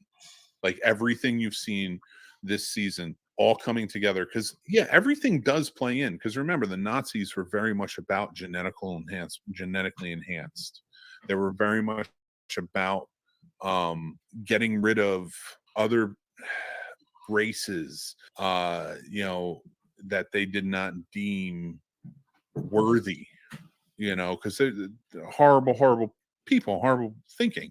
So, like, that's very much a theme throughout all of this. The genetically enhanced augments feel the same way. Like, you're not as good as us, so you should be gone. Klingons feel the same way. Like, everything sort of feels the same way. Like, even when you find out about the Orion Syndicate and find out that we looked at the women and over-sexualized them, and that's what they wanted, because they're actually in charge. They actually make all the decisions, but they throw us off by making us think that they're just sex slaves. Right. So, like, in situations, so, like, it's that way of thinking that, like, now we have such preconceived notions about them that they were able to take over, whereas we need to get rid of our own biases. Really what it comes down to. So, like, when you get to this now, the biggest evil we're dealing with right now are our own people. How do we do that? Did you think this was a good ending, and that it actually was a good culmination of what the entire season was trying to tell? Yeah, I do like the next episode, but I do feel like it would have been better if they ended it here. Really? Well, how so? Oh, so you mean not the very last episode? Yeah, so I mean, they don't do these are the voyages, which I didn't dislike. I liked the episode, but I feel like it could have been better without it. Okay, I got what you're saying. All right, and we're going to get into that in a second, because there's a lot I want to say about that as well. But these two episodes in a whole, you think they were effective, though? I do think they were pretty effective. And who's your highlight characters for the two episodes? Trip and T'Pol. I couldn't pick one. Okay, that's fine. I'd probably, I'll go Trip and T'Pol on that. I'm with you on that. They're really good. Who were you thinking before? I was thinking more Trip, but Trip and T'Pol in this episodes were very good. They're both really good. But okay, so Trip and T'Pol, what's the morals that you learned from? Differences can still work together and, like, coexist. Yeah, I like the coexist portion of it. And working with people and the differences that you all have. Yeah. So in fact, not that differences can work together, that most often cases differences should work together. Other ways of thinking kind of coming and collaborating in different ways. So I like that moral and kind of where you're going with it. But I did think that these were effective for the season. Yeah. I just didn't think they were I didn't think it was a completely strong way to end it. Right. I am glad they did that extra episode. These are the voyages, which episode 22, which we'll get into in just a second. But this was, of course, the final fight. The final episode was more a huge fan service episode, and kind of like the birth of the Federation and what happens there. But yeah, this was an interesting season for sure. Of course, you said Trip and T'Pol, and I agreed with you on that. Is there, before we get into the last episode, what is your favorite episode from this half of the season? Ooh, that's tough. Probably one from the Babel series, like probably 14. Yeah, 14 okay, so would probably be my favorite. The Anar is yours. Babel 1 is probably mine. You liked 1 the most? You liked number 12 the most? Yeah, I really like the interaction between Shran and Archer and the Tellarites, and kind of how that whole thing played out. And it was a good build up to opening it up for the next 2 parts. So I liked the mystery of what was going on with the Romulan ship, Yeah. the first portion of it. But yeah, so I'd say Babel 1 was my first half. Do you want to pick a favorite for the season? I can't pick. It's either 11 or 14. 11 So- or 14? Okay. It's I either Anar or Observer Effect.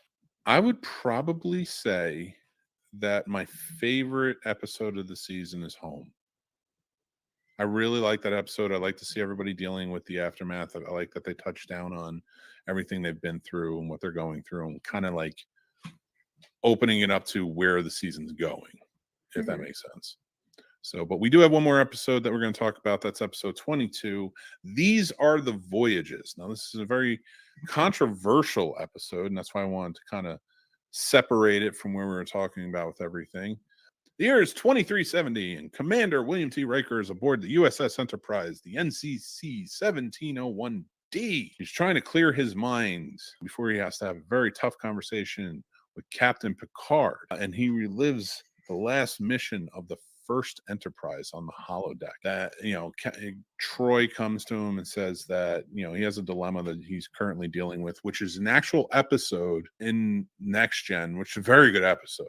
And I'll save that for when we get to Next Gen, and I'll point it out to you when we talk about that. But he was dealing with that dilemma of telling his new captain something that was classified from his old captain, and kind of how this is all going to play out. So Troy says, why don't you go back and kind of relive the days of Enterprise, the first one, NX-01, and just kind of see what it was like with Trip, and because Trip actually in this episode, not to give everything away, spoiler alert, he dies in this episode. And it's the forming of the Federation. We are now 7 years into the future after the last episode. It's days away from the Federation being formed. Everybody's coming together for the ceremony. Archer gets called by Shran to come help him find his kidnapped daughter, and it all kind of comes to a head with some bad guys. Riker kind of goes along for the ride in the holodeck to kind of get guidance on how to handle a situation where you have to go against what one captain has ordered you to do to possibly do the right thing. And Trip is the main focus of that, because Trip goes against what his captain tells him to do what he thinks is the right thing. He realizes, and then what that is Archer is willing to sacrifice himself to save Enterprise and save Trip from these marauders who are trying to kill him. Trip realizes, okay, we need him. Archer needs to be alive for the Federation to happen. So Trip sacrifices himself to save Archer and the rest of Enterprise and save the Federation. He realizes for the greater good, he has to sacrifice himself. And that is something Riker looks up to, and that's ultimately why he is reliving this. This is a big episode. A lot of fan service, a lot of controversy. When we had Jonathan Frakes on the show, we asked him about, and you guys can go back and check out that interview anytime. That's in video or on podcast. Go check it out. And his take on it was that he didn't like it. He didn't think he should be a part of it. He thought it was Scott Bakula's show, and he felt like coming in was just wrong. I have a different take. Casey also had the same take. He didn't like it either. I have a different take on it. And before I ask you yours, Tom, my take is this last season has been all about fan service, really. And this is like the biggest fan service you can do. Even the last 2 seasons have been very high on fan service, but especially this 4th season. All things Star Trek, they're calling back to almost every. So when they did this, I was like, you know what? It's fine by me. It works. It's a time jump 7 years ahead. We get to the formation of the Federation. We get some more Shran. I'm cool with it. Riker's there. Troy's there. I was fine with it. It didn't bother me because there was nothing better in place. So I didn't mind it because every episode had fan service. What did you think?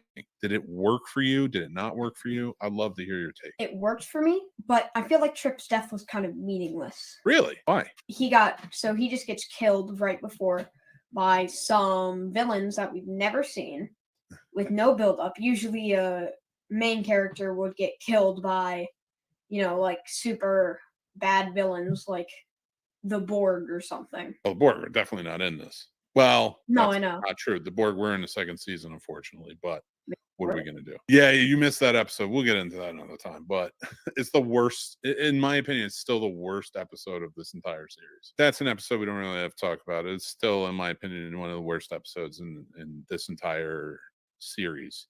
And that was one that was kind of shoehorned in too. But so I didn't have a problem with him showing up. I didn't have a problem with being a holodeck episode. I got it. It was what it was. Could it have been better? Maybe. But with where it was going and kind of how it played out these last two seasons, it didn't bother me that they brought in Riker and Troy towards the end. It didn't seem to really bother you. What were some of your takeaways with this last episode? It's a different ending than you see for most Star Trek shows, because usually it ends with the ship getting like destroyed, so they have to go on to like a new one or something. But that's not how this ends. This ends with you like watching something happen and such. So I think it's a different like take on the ending. So okay, so I see what you're saying. So it's not like we're not actually seeing them move on. Yeah. We're seeing their holograms by this point. So we're actually in the next gen world, and we're looking back at this crew that we've been watching essentially like, for 4 years, in our case for 4 months.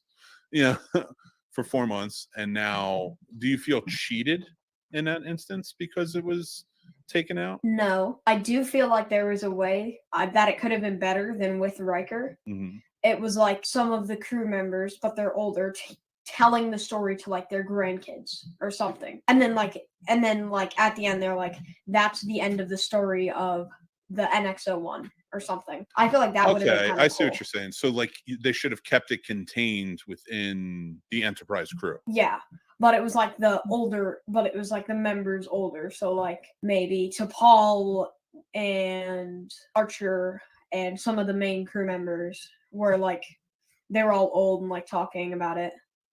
I gotcha. That would have been cool. That would have been a fun one. Okay, I like it. Who's your shining character for this one? Riker. Riker, really? Slash chef. Okay, I like it. My shining is Trip. I think Trip was a good one. Shran was good as well. But to finish it off, I think Trip did a really good job, and I think he gets it because he got the death. They killed him off. I'll give it to him. What's the moral you learned from this episode? I didn't really have one that much. I don't know. Okay. I couldn't really find one. You've learned nothing. Like nothing at all, son. Don't get into debt with shady friends with weapons. That is true. Actually, there you go. That's a moral. That's a good moral. Learn it. I'm fine with that. Don't get into debt with shady friends. I like it. Okay. Is there like a moral, or it doesn't even have to be a moral, but like, is there something, a life lesson or technology or something like that, something that you learned or something that you saw that overall throughout the whole season that really stuck with you? Not really. I mean, I don't know. Like the transporter, I think would be cool because like they really got a lot with the transporter. It would be cool to just like, instead of having to drive to school, you could just type in some stuff on a computer and then you're beamed into school. I like it. Although that would put a lot of bus drivers out of jobs. So not all good. You're always thinking about commerce. I love it. All right. I love it. Who's your over this entire season? Entirety? Who's your shining character all the way through? Trip. That's a good one. I would say Archer for me, but Trip, I like it. Very cool. All right, guys. I want to say thank you so much. I want to thank you, Tommy, for being a part of this, joining me. Yeah, absolutely. Finishing out Enterprise. So that's the fourth season of Enterprise. We are done with Enterprise, guys. Thank you so much for joining in this last 4 months and doing this. It's been pretty crazy and amazing, and we really appreciate it. Thank you, guys. We are going on to Discovery Season 1 next month, so make sure you join in. That's going to be 2 episodes.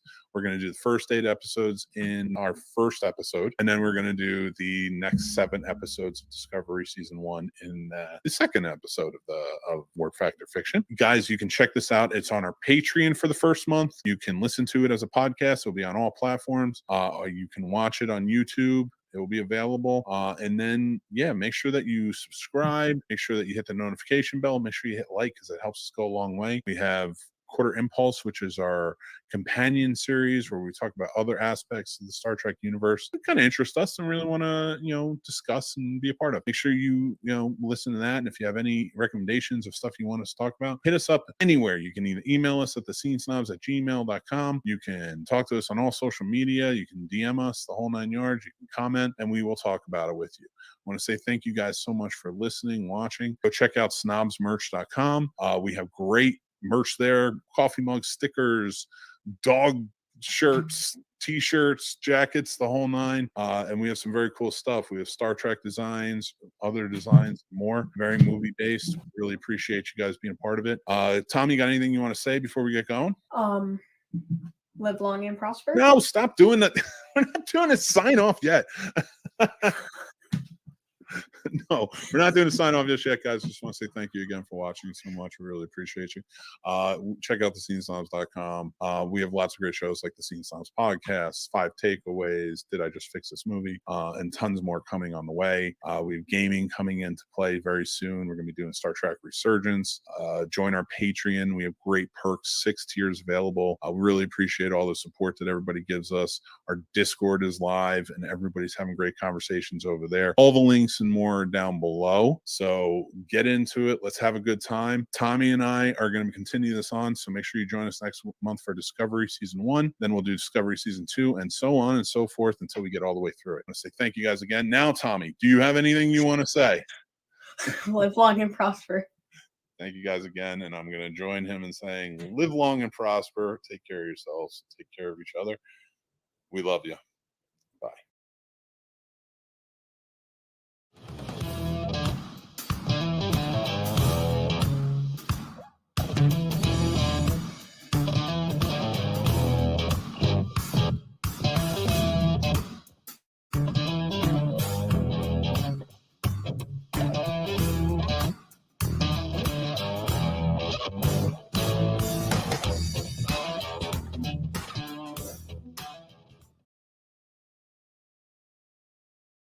What's going on? Welcome back to Warp Factor Fiction. That is right. It is July. It is summertime. Things are heating up. We're on to a new show, finally. Now, I loved watching Enterprise. We went through it the past 4 months, but we're like, it just feels so good. It fits different now that we're officially, as a rewatch show of the entire Star Trek franchise, moving on to a new show in the chronological order. So season 1 of Discovery. I am, of course, your host, Mick Manhattan, joined by the snob at galore, Mr. Ensign Tommy. How are you, sir? I'm doing good. Yeah, man, I'm excited. This is a new show. We had some fun with it, right? Yeah, it was really good, I think. Yeah, you were really getting excited about it. And I think it was a different, like, because you really liked Enterprise. You got into it and you had notes galore, and like we really went into it with that one, especially off camera talking about it. But this one, I think this was an introduction to what the new Trek looks like for you, because you haven't really watched any of the new Trek other than maybe the J.J. Abrams movies. And Picard. Right? Well, yeah, you did watch Picard with me. You watched some of the first and second season, but you did watch the whole third season with me.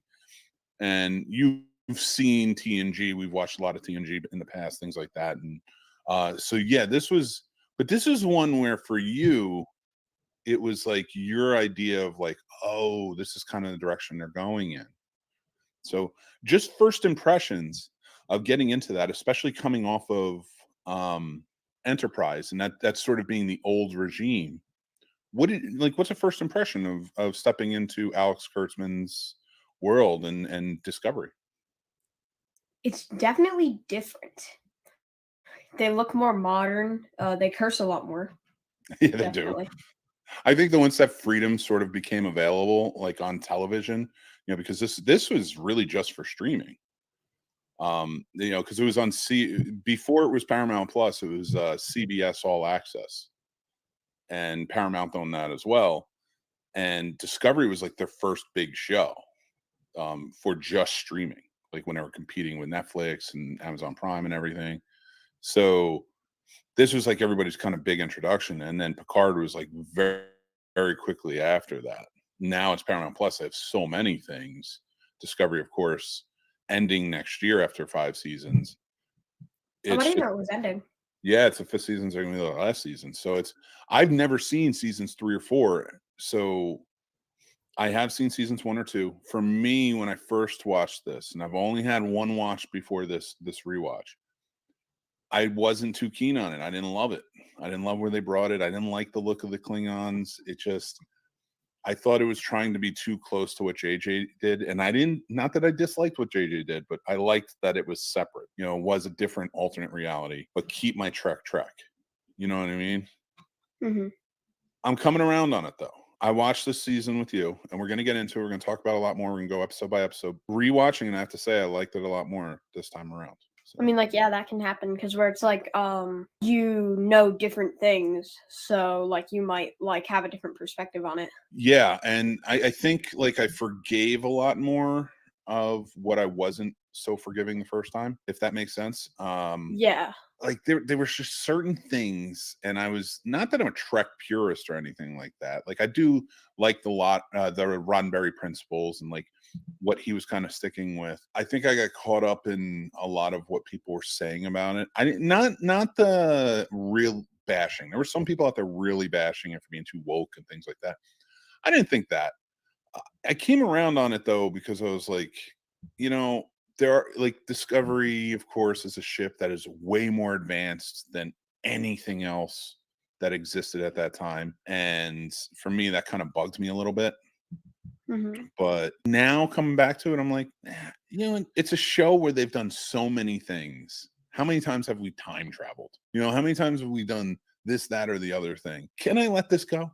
And I realized, yeah, I could. I mean, suspension of disbelief, just kind of let things go a little bit. It's a fun show. I liked the cast, and I liked the adventure they took me on in this first season. Mm-hmm. So overall, you coming into it for the first time, you really like this first season of Discovery? Are you looking forward to the second? I am looking forward to the second season. I really like the design of Enterprise as well that they showed at the end. Yes, yeah. It still looks very similar, but it's also more not looking like. I didn't exactly like the design of Enterprise at the beginning at first glance. I don't know. It just seems very plain. And maybe I should kick you off the show. How about that? No, I'm kidding. No, of course not. Everybody's entitled to their own opinion. I love that first NCC 1701. I love it. That's my ship. So, and I love it from TOS. I love that weird green look it has. It's just, you know, it's so beautiful. I love all versions of it, especially the D and the E. I'm all for all of it, but there's something about Kirk's first one. You know, I will tell you my favorite version of it, and we'll get into it more, especially when we get to the motion picture, is when they do the glorified shots in the motion picture of the 1701.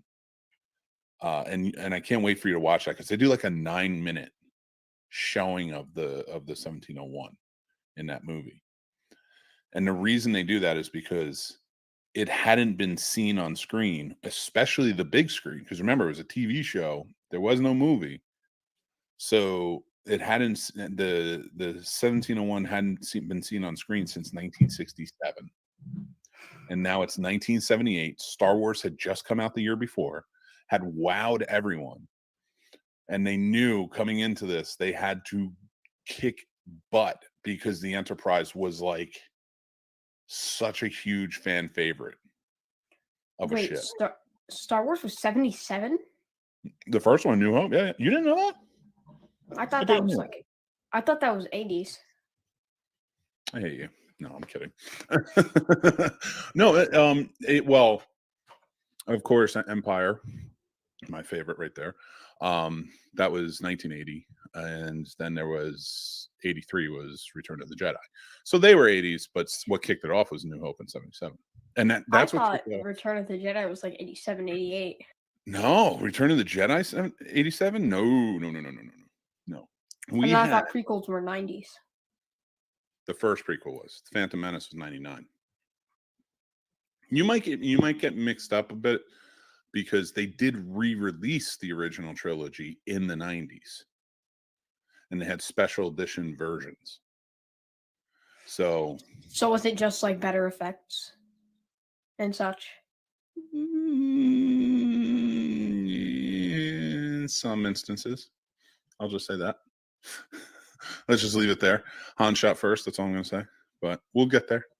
I've shown you. You've seen the special edition versions when you watched them. But I do want to show you because I have them on VHS. I have the original versions. But this is the Star Trek show. We'll get to the You Star still Wars. have VHS? I have certain. I don't have the VHS. I wish I did. I used to have over 5,000 VHS tapes.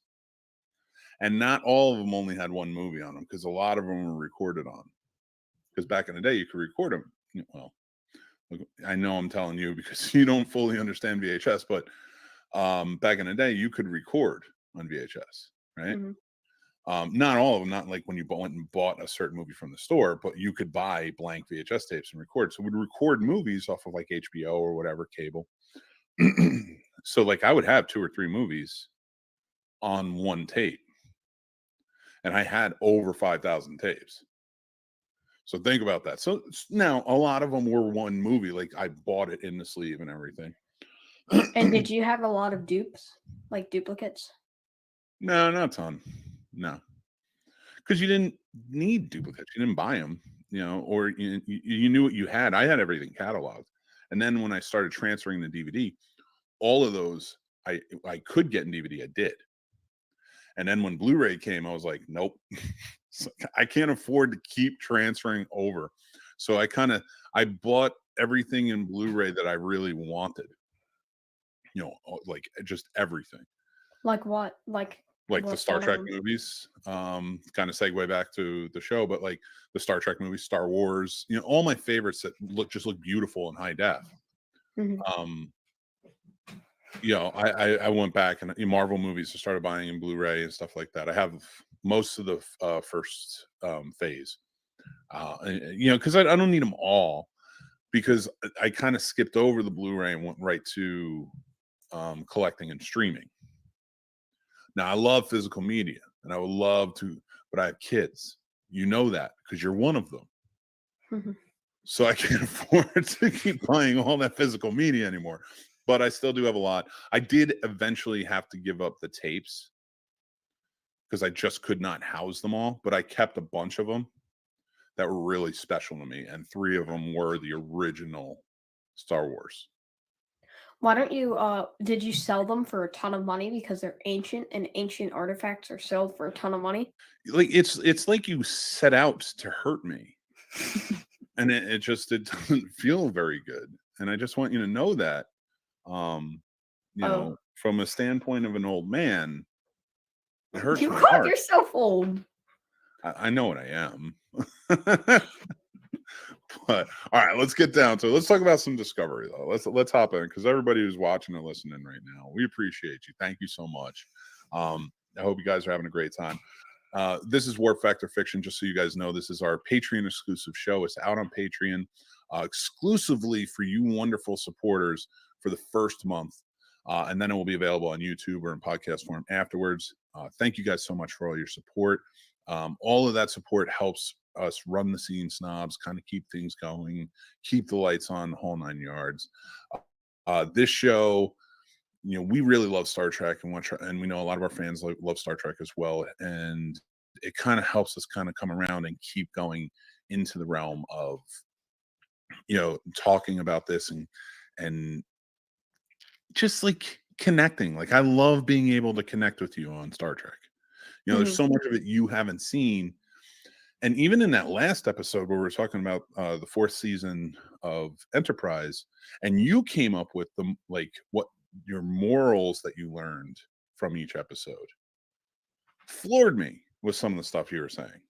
Like I loved it, and I love that you're picking up on this and bringing it into it. So that's why we love doing this. So thank you guys so much for watching and listening. But let's get into the first season, shall we? I'll start with episode 1. Mm-hmm. All right. The Vulcan Hello, episode 1, season 1 of Discovery. While patrolling Federation space, the U.S.S. Shenzhou encounters an object of unknown origin, putting First Officer Michael Burnham to her greatest test yet. Now, this is an episode where Michael Burnham, who is the first officer under Giorgio Philippa. I don't know why I can never say her name. We kept doing this all throughout. Philippa Giorgio. Philippa Giorgio. I knew it too. Like I know this. I love Michelle Yeoh. I love her character in this. I can't wait for the Section 31 movie. And I mess up her name like it's going out of style. It drives me crazy. That's why I'm so glad to have you here, because you fix those things for me. I don't even have to keep up with it. So yes, they encounter the Klingons. It is a huge encounter, one that they haven't had in a very long time. They do not know how to deal with it. Michael Burnham, who was raised by Sarek, Spock's father, goes to him to ask, how did the Vulcans deal with the Klingons? And he tells her they are an aggressive species. They are a warlike species. And we fired first. And that's how, like, her respect was garnered. She puts that to the test, goes against everything that Starfleet, her captain, Philippa Giorgio, and her entire crew believe in, and pulls a mutiny to fire on the Klingons first. Let's get into this first episode. What did you think about this first episode? It's a big one. It hits hard. It is a big one. Like, it is really a lot for the first episode. Like, the first scene of it, like on the desert planet, was kind of like relaxed, kind of what I thought was the episode was going to be like. And then you get the next part of it, which is just like starting a war and such. So I thought it was going to be more of like an exploration. Well, they open it up so much, yeah, because like before you get into the next episode, which Battle of Binary Stars, which is the big one, that is the big confrontation with the Klingons. You're correct, and it leaves so much. It changes the scope of what Starfleet's going through and everything that's happening. It really leaves its mark. But the fact that we're getting our first time a mutiny happens on a Starfleet vessel. Now, we've talked about it before, yes, in the Hatchlings episode of season 3 in Enterprise. They did pull a mutiny against Archer. We don't really count it though, because the difference here being Archer was under control of something. It wasn't himself. They knew that because they knew him well, and that's why they had to take over. And he understood that once he became himself again. He was like, you did the right thing. Like, this needed to, like, I wasn't me. This needed to happen. And then you turn right into this, where they're all of the right mind frame. And we even learned later, like, probably wasn't the best option here. There's, in any way, shape, or form. But it was coming to a head. She did what she did, and it was mutiny. And that's why it's considered the first time. Yeah. Plus that first mission, I mean, come on. NX-01, it was a Wild West. You got to let it go. So things go. Well, so we get to it. What did you, so for you thought, with what you thought about this episode, everything kind of being thrown out, you see the relationships building between everybody. Philippa and Michael Burnham are very close, like almost like mother and daughter. There's a love there. So this is a huge betrayal in a big way. When it comes to the mutiny. How did you feel about the character interactions of the bridge crew? How did you feel about Michael Burnham coming into this? I think she's like Kirk in a way, because like she'll break a ton of rules and such, but like she has good intentions. It's kind of what I thought of Michael Burnham at this point. I am so glad you said that, because for me, when people say that about Kirk, they don't know Kirk. But it's forgivable for you because you're young and you only know Kirk through a point of watching episodes with me or what I've talked about. I have always respected Kirk because he's a kick in the door type of guy. He's a jump into action. He doesn't always think things through. Like but he thinks things through to his capabilities. He realizes he's not the smartest guy in the room. He knows that, but he trusts everyone who's in the room with him. He knows Spock is the smartest guy in the room. He knows Bones is super smart. He knows Uhura is going to take care of business. He knows Chekhov's going to do the same. He knows Sulu will get them out of trouble. Like, he trusts his crew. He knows Scotty is going to make sure that that ship's running, no matter what, even if it's on duct tape. So his strength lies in the fact that he can trust his people. If he kicks that door down, he's kicking that door down. Like the no-win scenario, like a lot of people seem to, and they talk about it in the show, the no-win scenario. So that's why I'm kind of bringing it up. And I like the comparison you made between her and Kirk, because Kirk is alive at this point, you know? So I really like this idea of what you said, because Kirk is the type of guy where he's thought about it. He may not have an answer right away, but he's thought about it. But he's also the guy who trusts the people he trusts to help him get the job done, you know? And he knows when to push and when not to push. He may be a kick the door down type of guy, but he also knows when not to kick the door down. And he also knows when somebody he trusts says, don't kick this door down. It's not a good idea. If he knows they're right, he won't do it. But if he knows, if I kick this door down, we're going to get the results we need, then he'll do it. He's an effective leader. And I think that's where your comparison comes in. Michael Burnham right now is on her track to be an effective leader. I think the mutiny was the wrong choice. And by the end of this season, she's become way more of an effective leader because she made the wrong choice. She didn't trust in the people around her. She trusted somebody else. Like, she trusted her fathers, which, not taken away from Sarek, but even Sarek was saying to her, like, that's what we did. I'm not telling you to do it. That's just what we did. You know, I'm not saying this is going to work in your scenario. She just chose to take that advice because he was like somebody she revered and looked up to. So I really like that comparison you made, but you're going to learn so much more about Kirk that I really think you'll appreciate more as we go on. That no-win scenario is effective because Kirk doesn't give up, and he'll never lose his faith in his people. You know? And that's what a lot of people, I think, forget. Between, like, a perfect example of that is Wrath of Khan into Search for Spock. The reason Search for Spock exists is because Spock knew to mind meld with Bones and leave his Katra in him.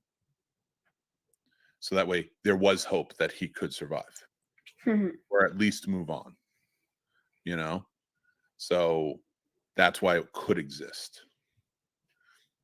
Point being, we're going to go off on tangents, but like, so we get through that. That's what that is. I love your comparison of it. And I think that's where that's where we kind of get to. She does become an effective leader because she learns from all sides of the leaders around her. All right, let's go to second episode. Wait, but we didn't do key character. Oh yeah. I'm sorry. Key character or the moral. Mine yeah. I want to hear your moral. Let's talk. Okay, key character. What did you think of this episode overall compared? And the moral you took away. It's definitely a lot different than like any Enterprise episode. The closest would be like one of the Xindi War episodes to this. Yeah, if you're getting into war, there's a lot of tension here. And then what I took was don't believe everything you hear. Okay. Because it didn't work for Burnham to take what Sarek said, so don't believe everything you hear. I don't know that. Maybe I would take that and just tweak it a little bit, because it's not bad advice. Don't believe everything you hear is good advice, and that's a moral you should hold on to. In this instance, I would say be adaptable to what you hear. So, like, if you're catching advice from somebody who maybe even not there, which he wasn't, and not going, and they may have been through something similar.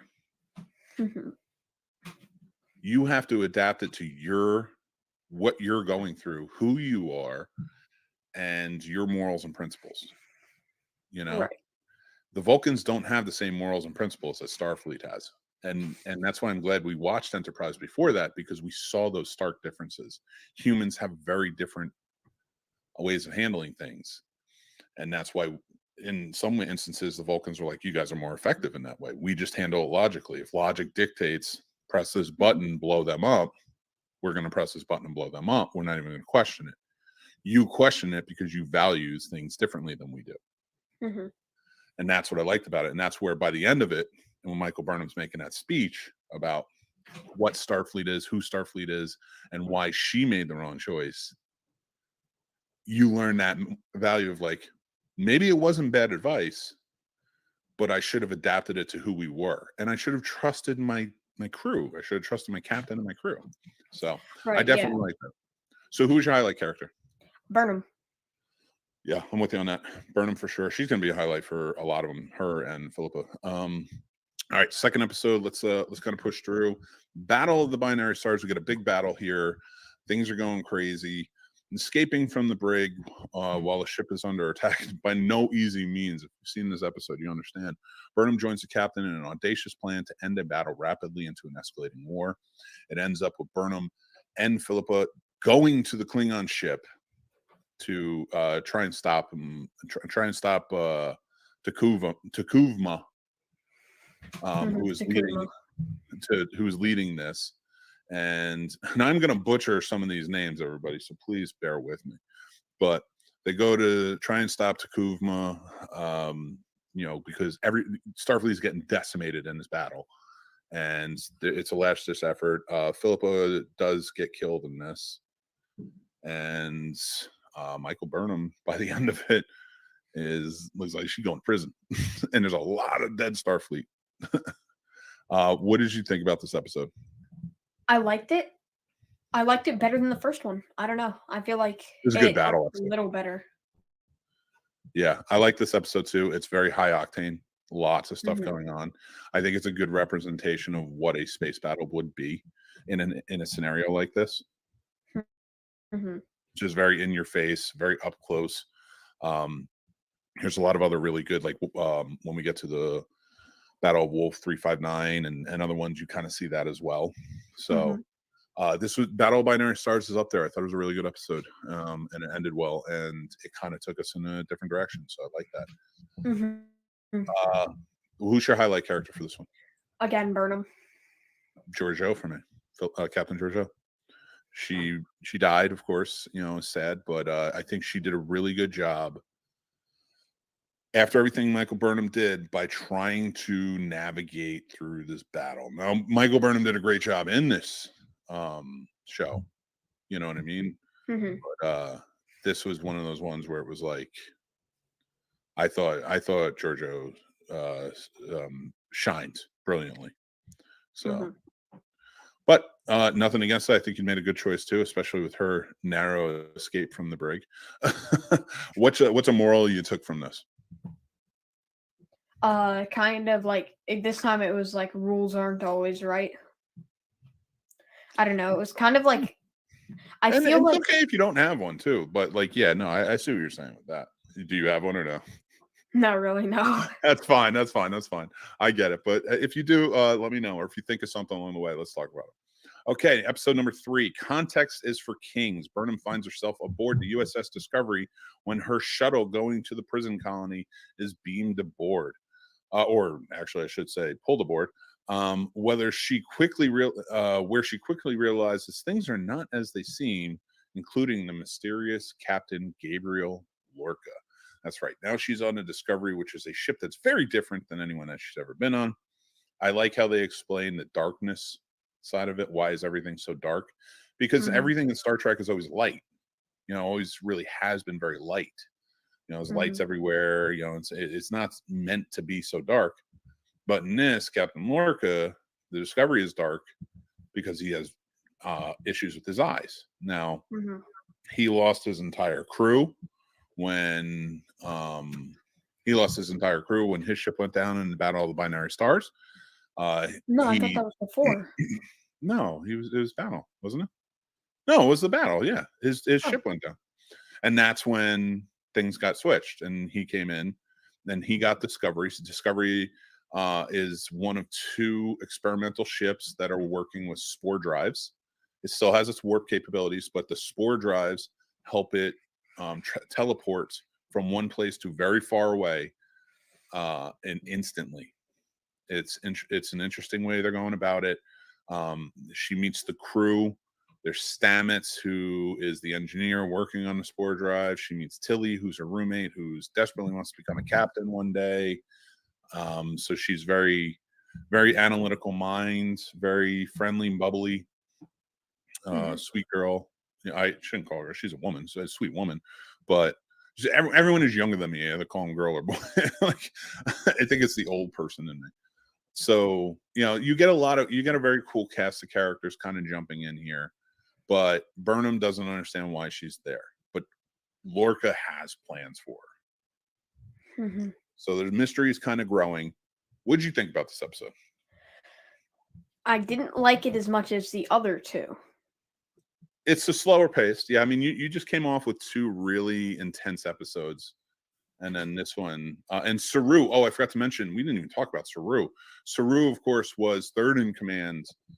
He was a lieutenant commander. No, he was a commander, but he just not the first episode. He was a lieutenant commander.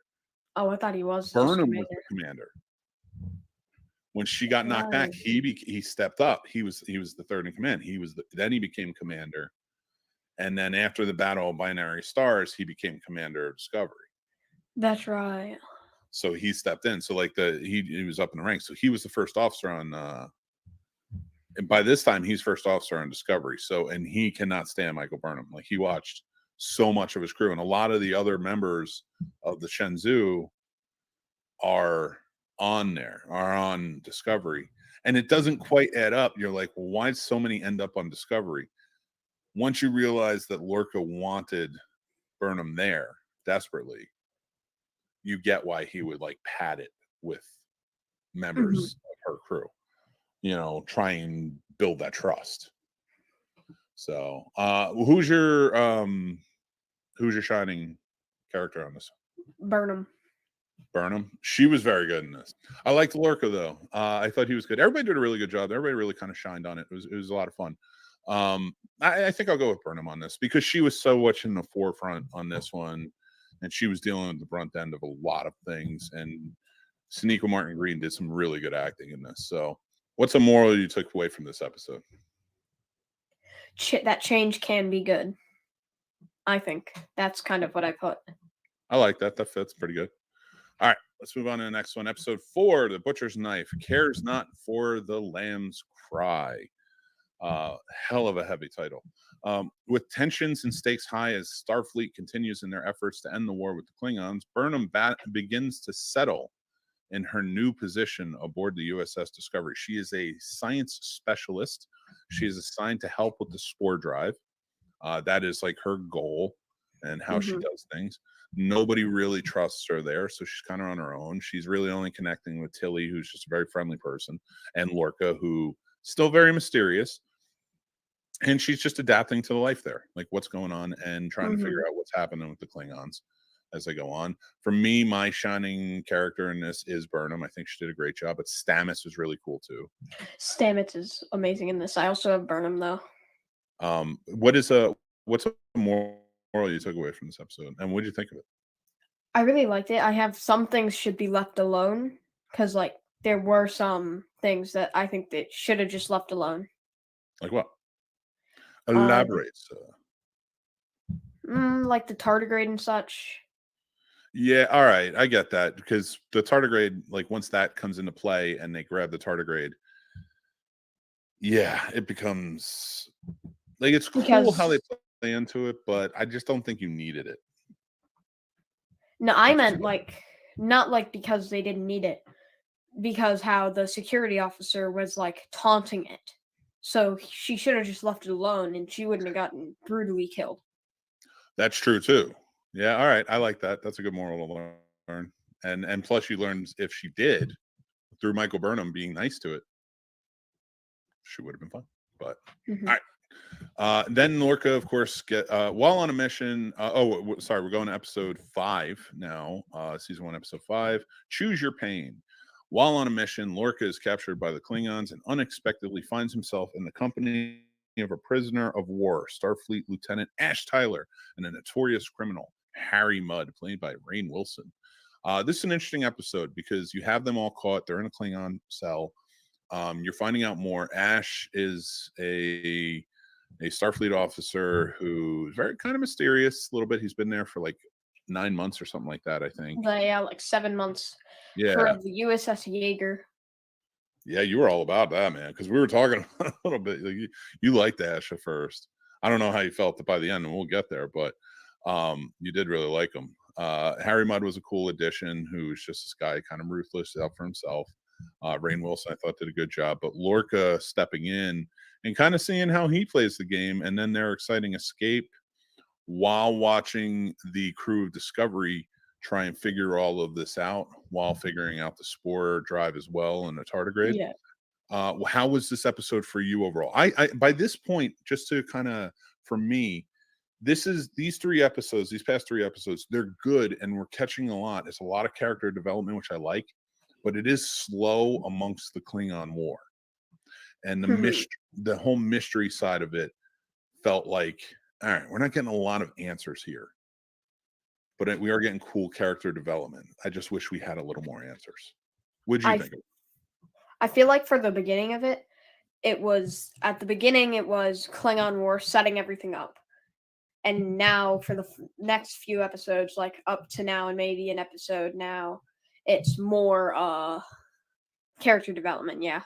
Yeah, because once it builds and once it hits, you get to it. But like the choose your pain thing, just for anybody who hasn't seen it, the Klingons go in and they ask other inmates to choose their pain, and you can choose for yourself and be noble, or you can choose somebody else in the cell to get their pain, and it usually doesn't go well. So it's been pretty crazy. Who's your highlight character in this one? For me, it was Lorca. Yeah, I think Lorca was good in this. I really like Jason Isaacs in the role. And Harry Mudd was good, though. I really liked his character, as ruthless as he is. What's a moral you learned from this? I didn't really have one for this one. You're not going to your moral isn't choose somebody else for the pain? Yeah, but are Klingons real? Am I going to get abducted by Klingons and get asked to choose my pain? Probably. I really think that's going to happen. I'd watch out. All right, let's move on to episode 6. Leith. The U.S.S. Leith. The U.S.S. Discovery crew is intrigued by new addition Lieutenant Ash Tyler. Sarek seeks Burnham's help, rekindling memories from her past. Admiral Cornwell questions Lorca's tactics. So basically, what's happening here is Sarek was on a mission to meet with the Klingons. Her hopes for peace. It was being brokered by another alien race, and they were hoping to meet and kind of broker peace, for Starfleet and humans. Well, that goes wrong because another Vulcan traveling with him, which was an extremist, tries to blow him up. He is laying hurt, and because years before he mind melded with Burnham, they have that connection, and he's calling out to her. So through her memories, she's trying to decipher where he is so the Discovery can get to him and save him. While I know there's so much going on. While Admiral Cornwell is on board, she is questioning Lorca and kind of his motives and what he's doing and the decisions that he's been making, because she just doesn't see him acting the way he used to, and that is a big indicator of a lot of things because they've been friends for many years.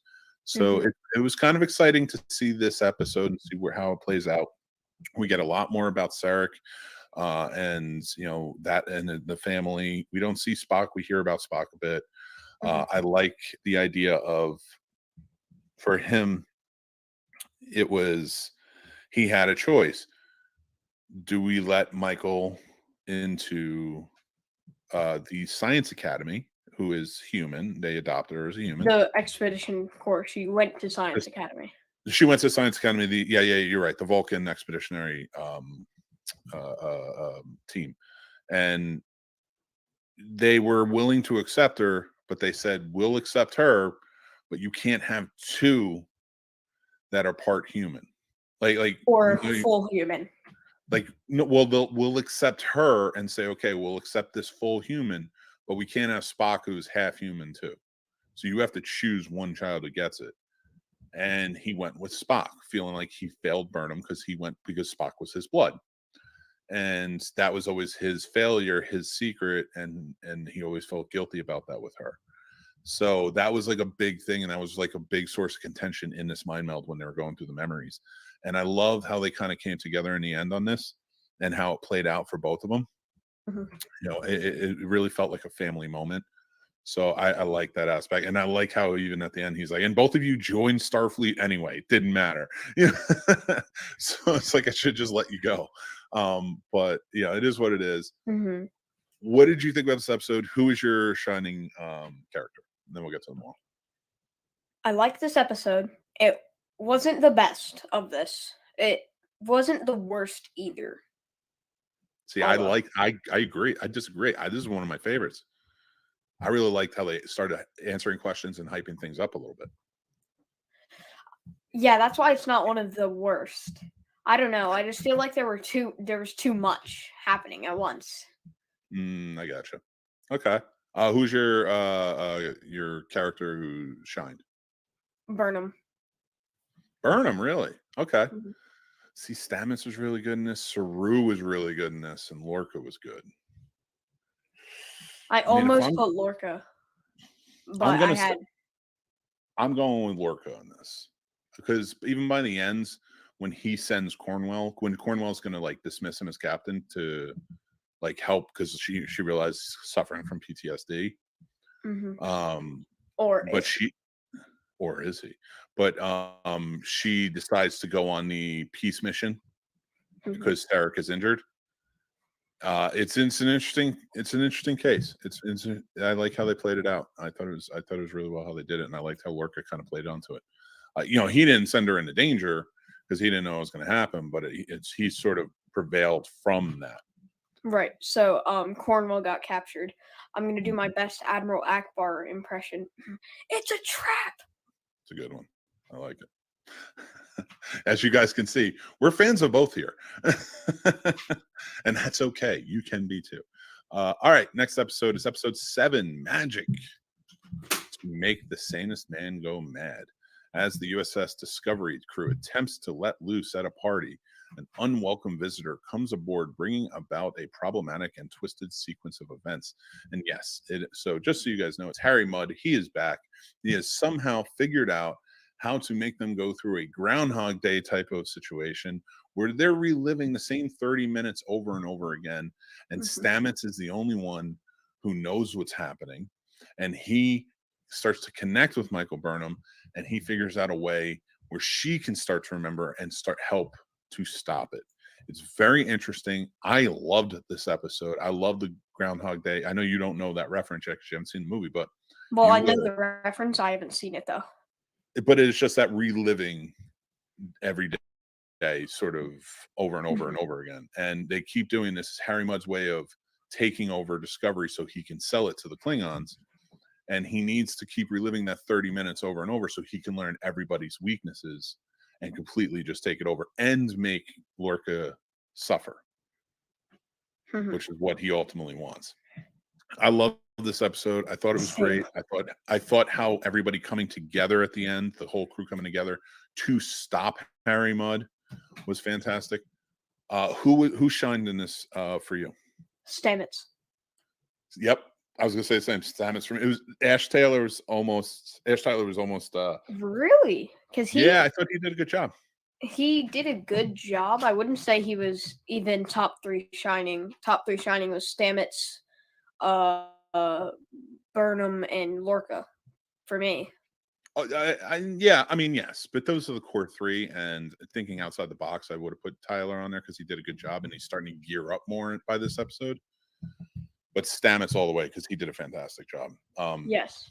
Anthony Rapp was great in this episode. He's great in every episode he's in, but in this episode he really shined. All right, episode 8, and consequently the end of this episode, but we're going to keep going. Let's push. Si vis parsum parabellum, and I probably butchered that, but this is episode 8.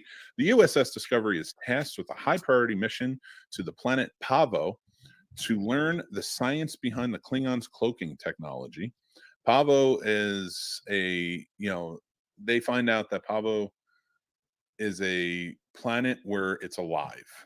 All of the beings on there are, it's the planet. It all works together. And when they get down there, it's Saru, Tyler, and Burnham. And Saru connects with the people of the planet. Now, Saru's Kelpian species are they're born in fear. They live in fear. They're usually a slave race. He is one that you'll find out in the second season has escaped, and that's why he's part of Starfleet, and he's sort of a different, rarer breed compared to the other Kelpians. He kind of goes through the motions and does this, but he feels no fear on this planet because the whole planet makes him feel safe. He knows everything is connected. So he desperately doesn't want to leave because all his rational thoughts are kind of being overshadowed by the fact that he no longer is living in fear for the first time ever. And so he's desperately trying to stay. Once they realize that it's the planet that helps with the cloaking and helps with this and the communication stuff, the whole point is it doesn't want the confrontation. It wants to heal confrontation, So they ask for it to build like a communication array so that way it can reach out to Discovery and get off the planet. And they do. The planet does that. But not only do they reach out to Discovery, they reach out to the Klingons so they can bring them together and try and stop the confrontation. And that's after they get past Saru, who has gone crazy. I thought it was a really interesting away mission episode. I didn't love it, but I did really like the character development. And Saru is my top character in this. For sure. I really like the acting in this. Doug Jones did a great job. For you, what did you think? I liked it. It was for me, it was good, but it was not the best episode. It was probably top 5 in my bottom. Yeah. All of these episodes are good. I don't think there was really a bad episode, but there weren't a ton of great episodes either. I get that. It's because it's all connected. Like, you got to remember, a lot of what Star Trek that we watch and that you see go on, DS9's a little bit different, and so is Voyager. That's when things started kind of connect. There were still the Monster of the Week episodes, as we kind of call them, but things started to really connect where there was an overarching, like the Dominion War or stuff like that. TNG had that with the Borg sometimes too, but it was very much every week was like something different going on or somebody else shined. These shows are very much, let's focus on this. This is one storyline we got to fix throughout the entire series because it's only usually like 10, 15 episodes. So that's why you're going to get a lot of episodes where it's like, okay, the overarching storyline is we're going through the Klingon War and we have a lot going on. This episode, we have to focus on this part of it. So that's I really hope they do something different with Legacy because I feel like every time that it's a show about Enterprise, it should be like 20 episodes a season. I like your way of thinking on that, but we'll see what happens. Legacy, hopefully it happens. Please make it happen. Come on, Paramount, get it together. We know you can do it, but hopefully season 1 will be out by the time we reach there because that will be a while though. Yeah, because it will still be down the line. Saru was mine. Who's your? Saru. It was Saru. Who and what was a moral you took away from this episode? Perfection isn't actually perfect. I like that. That's a good one. Either that or like perfection isn't what you think. I like that a lot. That's very good. Very good, buddy. And hold on to that because that's what learning these things early is really good life lessons for you. All right. And Star Trek is a great way to learn them too. So talking about that. I do want to mention at the end of this episode, when they do call the Klingons, Discovery realizes that the Klingons are going to destroy Pavo because that's who the Klingons are. And Discovery is like, well, we're the only ones here, and we can't let this planet be destroyed. And I thought Burnham's impassioned plea of like, we can't leave or they'll die, because they're not going to stop transmitting because they're trying to stop the confrontation. We are Starfleet. We have to stay in. We have to make a stand here. I really dug that aspect, and that's why Burnham is a close second for my character in this. But Saru just overall, I thought was great because he was really pushing to keep them safe too. I have Burnham as my. And for I thought you said it was Saru. For this one, no. Last one was Saru. Episode 8. I'm still on episode 8. I haven't gotten episode 9 yet. No. I haven't gotten there yet. Oh, sorry. No. You're good. So I'm still on episode, because this is the end of episode 8 when they're like, we got to stay, we got to protect them, and then it gets into episode 9. Yeah, so Burnham was a close second. Well, now we know who it is for episode 9. But with that being said, this was episode 8, and we're going to end it here. So this is this episode of Warp Factor Fiction. Hope you guys are really enjoying this. We're having a fun time. I understand that with these shorter seasons, these episodes might be a little shorter for you guys, but hopefully you guys will have a good time with them, listening to them or watching them. We're having a good time doing them. We're connecting with here, and we'd love to connect with you too. So make sure you're commenting along. Join up on the Discord. Let's talk about it there. You can follow us on social media if you have any questions, or you spot something that maybe we didn't talk about. We'd love to hear about it. We love Trek. We want to hear and learn from you guys who are fans as well. And if you guys are fans, head over to snobsmerch.com. We have some cool Trek, let's just say Trek inspired stuff. Of course, we can't just straight up use anything from Trek, but we did come up with some cool designs that have some Trek inspired stuff. So hopefully you'll like those. And we have tons more as well. And check out the Scene Snobs channel and our other podcasts like the Scene Snobs podcast and more. We have great shows that we think you really like and enjoy. And we love to hear what you guys think. So head over there. Make sure to like and subscribe to our YouTube channel. Make sure to hit like if you're watching this, or rate and review us on our podcast if you're listening to it. It really helps us go a long way. We do have a Patreon, the Scene Snobs Patreon. We have 6 tiers available. Of course, this is where you can listen to this for the first month. And we have our Discord and all that. Every link is down below in the description. We truly appreciate you. I wish you'll just go take a look. If you see something you like, maybe hit follow, maybe you don't, whatever you want. We appreciate you. Until next time, I'm Mick Manhattan. I'm Tommy. And we will talk to you guys later. Have a good one.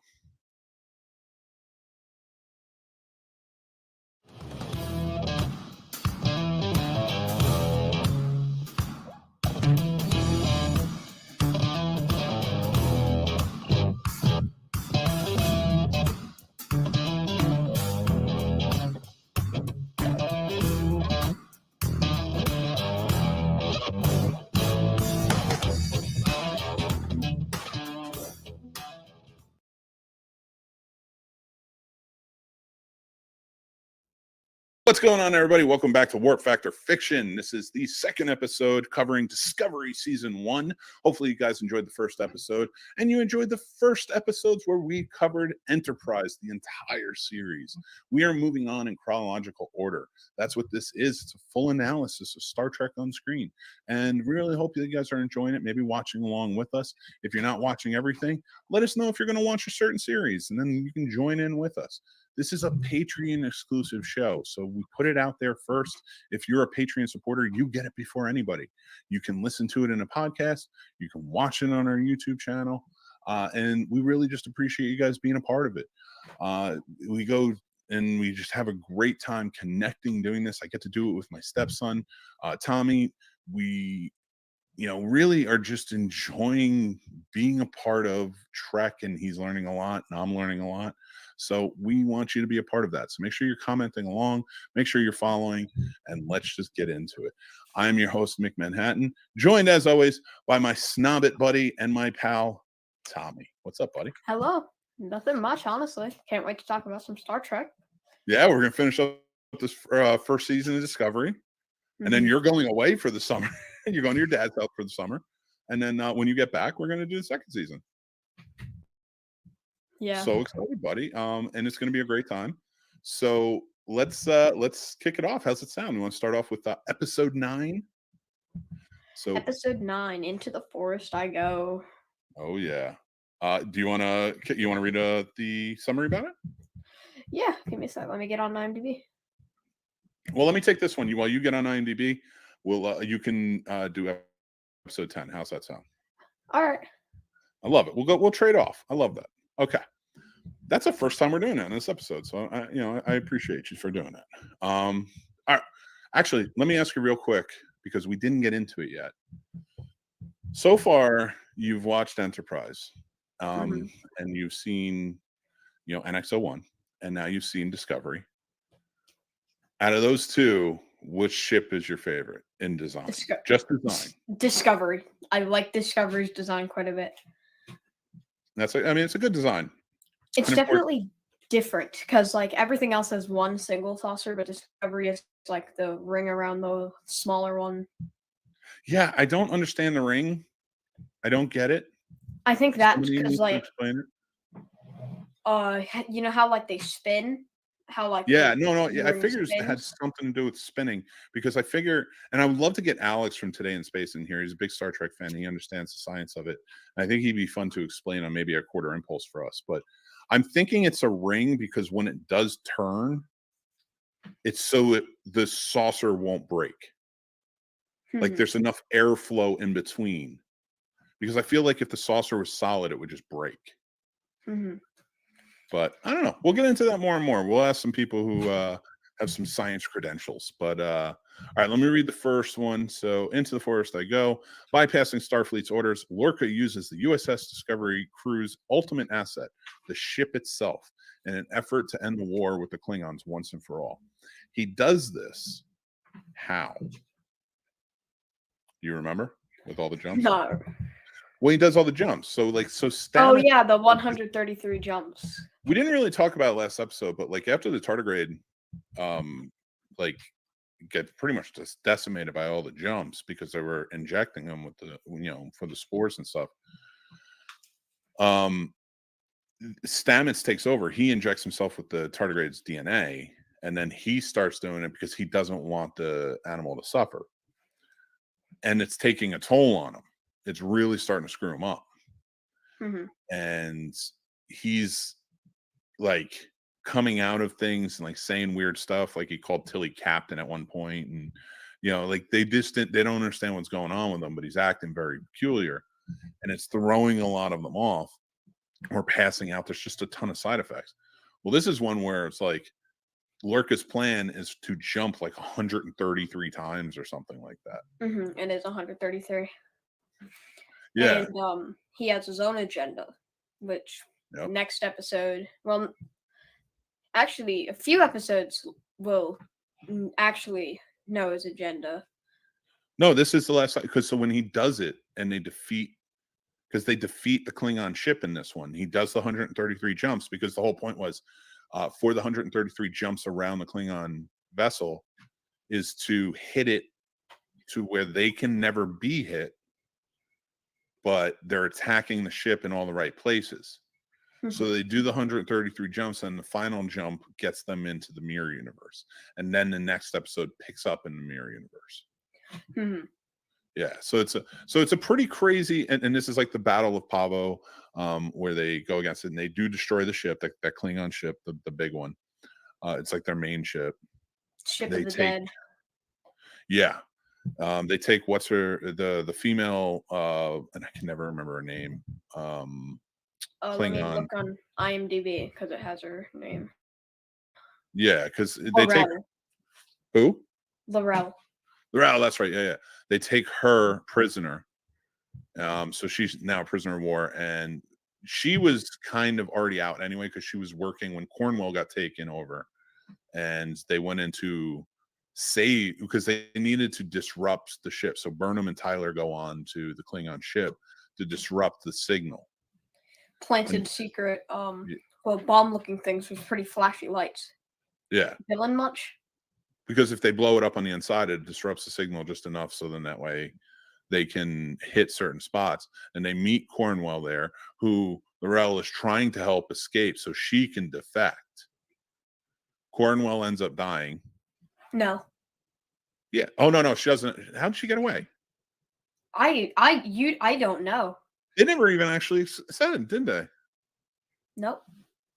She might have escaped the way she was supposed to escape with Laurel, but the whole point was Tyler is starting to have like these crazy, like he sees Laurel and goes into these fits of like PTSD, where it's like he can barely function, and it just becomes this huge problem for him. And yeah, like Burnham's pretty much on her own. Cornwell's like her legs are broken, and it just becomes this whole issue. So I guess, yeah, she does get away because she does come back, but And tries to commit genocide too. Like helps commit genocide. No. I don't want to jump ahead. Let's calm down. I don't want to jump ahead. Let's stay on point. Because once we start jumping ahead, it's kind of like, where are we going with this? No, by the end of this, they end up in the mirror universe. So before we get to the next episode, who is your highlight character in this episode? This is a good one. Stamets, I really enjoyed. Lorca was good, and so was Burnham. I had Burnham, but I'm gonna change to Stamets. Stamets was amazing. I don't think there was really a bad episode for Stamets. No, that's true. Any of his episodes are very good. And what's a moral you learned from this one? I didn't really have one. I don't know. All right. Okay, next episode. You want to read it off? Yep. Episode 10, Despite Yourself. While in unfamiliar territory, the U.S.S. Discovery crew is forced to get creative in their next efforts to survive opposing and unprecedented forces and return home. That is legit. So they do not know where they are. They can't find anything. They're like in the middle of like a graveyard of ships, and they're just trying to figure it out. And as they go on, they start to realize they are in a different universe. It's the mirror universe. We know it well as Star Trek fans, and it's going to get interesting. So they have to figure out, they can't use the sport because now Stamets is done. That like he cannot jump again. That's it for him. And we, it comes back around. He's not dead, but like he's out of commission. So they're stuck there. They have to figure it out. They have to go undercover, change things up so that way they look like they belong there. They're the discovery of the mirror universe, which leaves Tilly as the captain, which I thought was funny. And they call her Captain Killy.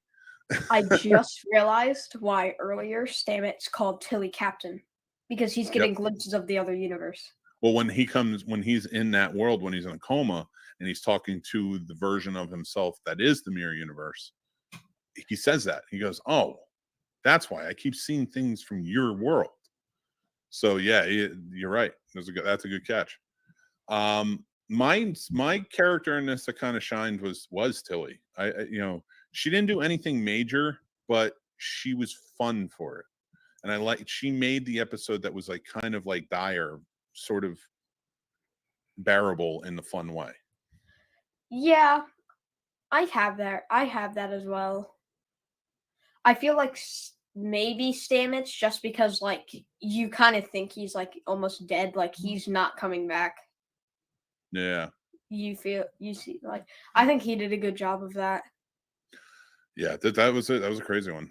And when I first saw this, I was like, did they kill him all? Because like he was a really well-known actor at the time. I didn't think he was going to stay on the show. I thought he was going to be like almost like a recurring role for a while, and then he would be killed off because that would be very shocking.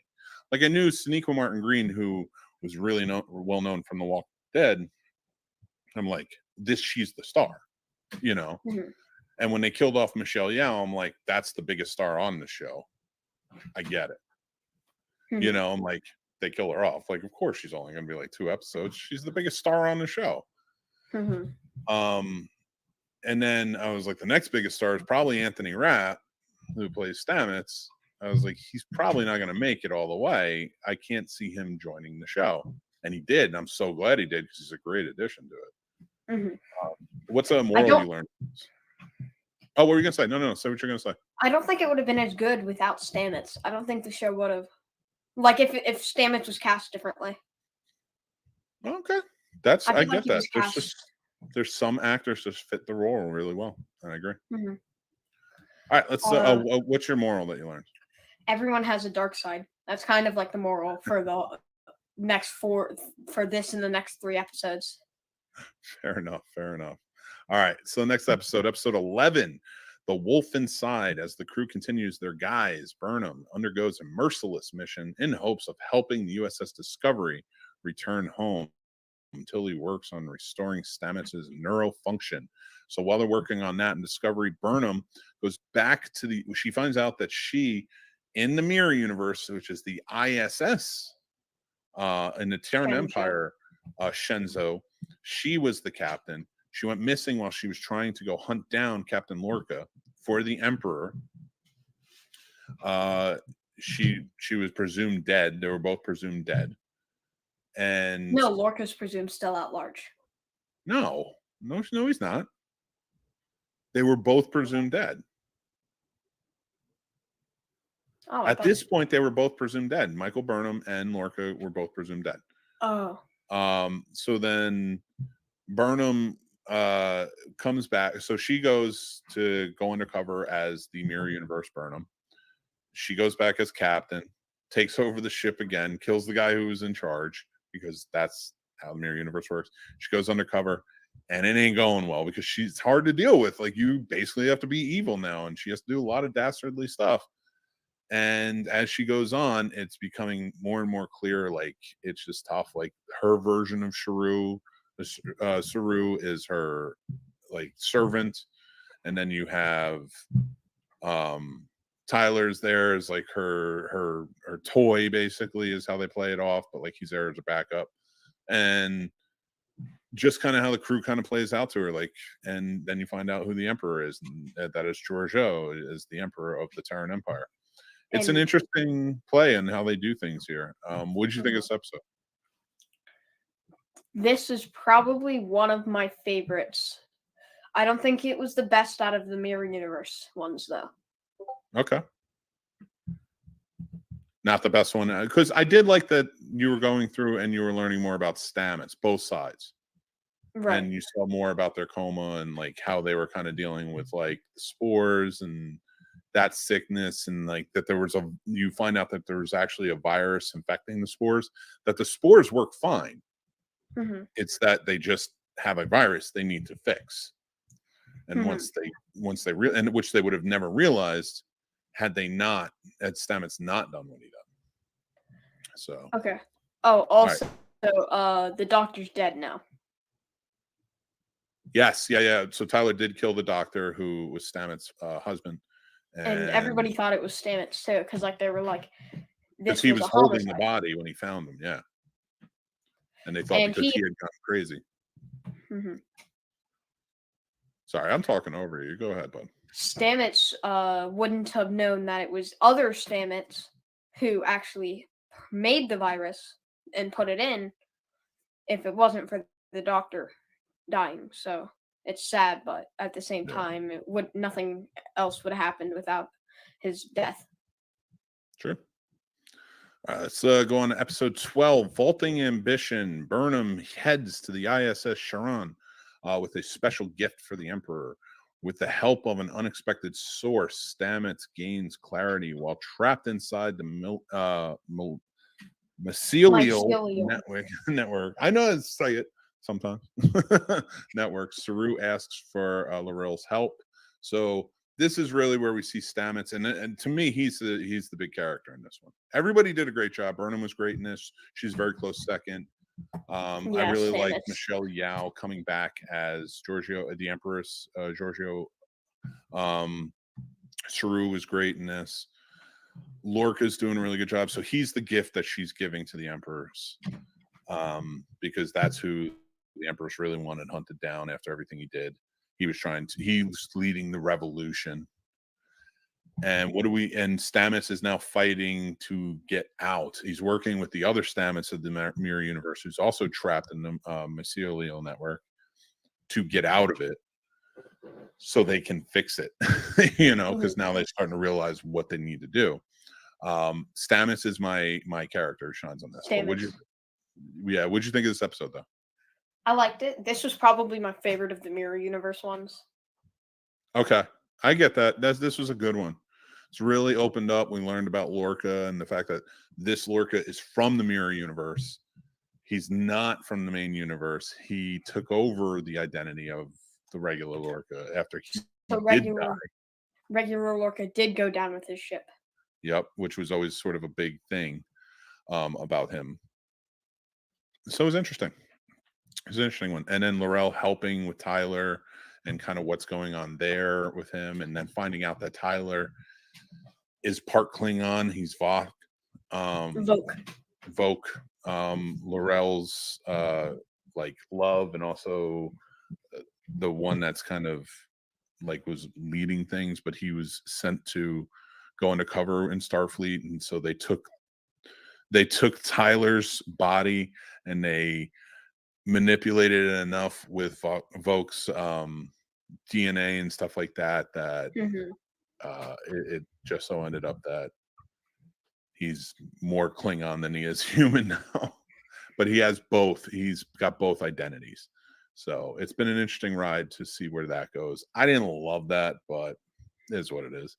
Oh, also, Tilly was trying to help Stamets. Then all of his biosigns go down to none, and then he comes alive again. He does. He does. It's all in the hips, buddy. It's all in the hips. Just always remember that. Next episode 13. Oh man, we only have 3 episodes left. What's past is prologue. Lorca plans to move forward with the coup against the Emperor, propelling Burnham to make a quick decision to save not only herself but the U.S.S. Discovery. That's right. So Lorca now has his revolution. All of his rebels are with him, and they're going after the Emperor. Burnham has connected with the Emperor, Georgiou, mostly because it is Philippa, and she's always looked at her as like a motherly type of figure and somebody she cares about very deeply. I think she really. I'm sorry. In the Mirror Universe, Georgiou is her surrogate mother. Oh, that's true, but that doesn't matter to Burnham because that's not how Burnham was raised, though. So, like, that's why Burnham means something to Georgiou. So, like, in the Mirror Universe, she sees Burnham, who's dead, and is like, "This was my child. I love this child. She means something to me." So, like, she may be evil, but she'll never hurt Burnham. She may not agree with her. She may know it's not her Burnham, but because she has her face, she'll never hurt her. So I did like that dynamic of it. So by the end of this episode, they do get back. Stamets figures out a way. They do get back. Tilly and Stamets and Saru, they all figure it out. And she brings Georgiou with her. Lorca dies. And now Georgiou is part of the main universe. She's back. She's in, baby. So, and when they get back, they come back 9 months into the future of where they were at previously, where they had left from. And the Klingons are winning, and they are coming for Earth, and it is tough, and Starfleet's having a really tough time. So it's not going well, and they jump back into it. What's up? Mirror Universe Discovery got blown up also. Like, yeah, that was mentioned. The ISS Discovery was blown up. You're right. So who's your highlight character for this episode? Stamets. I don't know, just like I feel like Stamets really was the best character in the Mirror Universe, also this season. He was my favorite. All right, we'll save that for the end, but Burnham's my character in this one. I thought she did a great job, especially trying to like bridge the gap between two worlds. I really liked it, and I liked the change of who she's becoming by the end of it. Yeah, I just really enjoyed this. I thought they did such a great job in it. So Burnham, what's a moral maybe you took from this episode? It was still everyone has a dark side, because this is still the Mirror Universe. That's kind of what I have for everybody, because like Georgiou's dark side, you get Stamets with his dark side. Okay, cool. All right, so let's go on to episode 14, The War Without, The War Within. Burnham and the crew are faced with the harsh reality of the war during their absence. In order to move forward, Starfleet must use unconventional tactics and sources to take their next action against the Klingons. This is basically a two-parter. This is starting to set it up. So Cornwell comes back. They find out what happened to Discovery. They find out Philippa Giorgio is alive. I'm not calling her captain. She's not a captain. She's no longer an empress. So now they need to take the fight, and they're going to go to Kronos. They're going to use Discovery to go into the caverns that are beneath and set up bombs, nuclear bombs within like volcanoes. Like it's a crazy plan, but they're going to try and make it work. So this whole episode is the setup for that plan and whether it's a plan that Starfleet should be using. But because in that 9 months with the war kind of raging on and so many losses by Starfleet, they're in desperate need. They're at the point that Burnham was at the beginning of Shenzhou when she was like, I know the Klingons and everyone's going to die if we don't do something right now. So they're at this point now. They understand why Burnham made the decision she made. And now Burnham's at a point where she's like, yeah, I made the wrong decision though. Like, you're not quite grasping this. We shouldn't do this. And I like how Discovery is sort of with her. So what did you think about this episode before we get to the finale? And what's your moral and your character? It was good, but not great. Just like quite a bit of these episodes. They were good, but they weren't great. Okay. And my shining character was Giorgio. All right, that was a good one. And what's a moral you took from it? Desperation can lead to bad decisions. Yeah, that's a good moral to learn. Yeah, Giorgio was great character in this. Burnham's probably my shining character. I thought she did great in this, and just seeing her sort of learn from her experience, and this is like the culmination of her learning. And then in the next episode, even more so, because now this episode is where she learns, and the next episode is where she puts that learning into practice and is like, no, we got to stop. We got to rethink this. This has to change. So I really liked that aspect of it. Yeah, I really enjoyed kind of where they brought this back around. It's like the first time I didn't love it, but I do. And the fact that we were in the mirror universe for like the last like 3 or 4 episodes, and to come right back into all this action, this desperation was different and it was odd, but I enjoyed it. So yeah, it wasn't a great episode, but I liked it. And all right, so let's talk about the last episode of the season. Will You Take My Hand? Episode number 15, with Giorgio at the helm of the plan. They made her the captain of Discovery to go undercover as the real Philippa Giorgio, saying that she didn't actually die. This is the desperate attempt they're using. The plan to end the Klingon war once and for all. This is where they're going to set up the nuclear warheads in the volcanic caverns of Kronos. The U.S.S. Discovery crew struggles to fathom and tolerate her hostile tactics, which are pretty brutal. Memories of past hardships are rekindled within Burnham. And this is an episode where she's with Captain Philippa Giorgio the entire time, but it's not her captain. It's not her Giorgio. So she's seeing everything she's doing, and she's like, nah, this isn't good. This isn't good. I don't like this. They go on that mission with the Orion Syndicate to get that info they need, so they can plant these bombs, put it out there. They need the codes. And once the codes are set up, what I really liked about it is once they were set up and they were going to set it off, and Burnham realized, we can't do it. We're going to destroy people. We're going to destroy these Klingons. This is ending. This planet is done if we do this. And that's not who Starfleet is. So I really like it. Seems like a lot of, it could seem high and mighty at times, but it really played into what Starfleet is, and I like that aspect of it. What'd you think about this? I liked it. I liked the ending scene where it was like they gave the bomb to the fingerprints to the Klingon. So it was like a Klingon gets to choose. Yeah. I like that too. Yeah, because at the end of it, it was, here, go back, figure out your houses. If it's not working, you blow it up. we're not doing this. We're not you, and we're hoping you're not you. You know, and you know what I mean. Like, we're hoping we're not who you think, or we're not hoping we're not the people we think you are.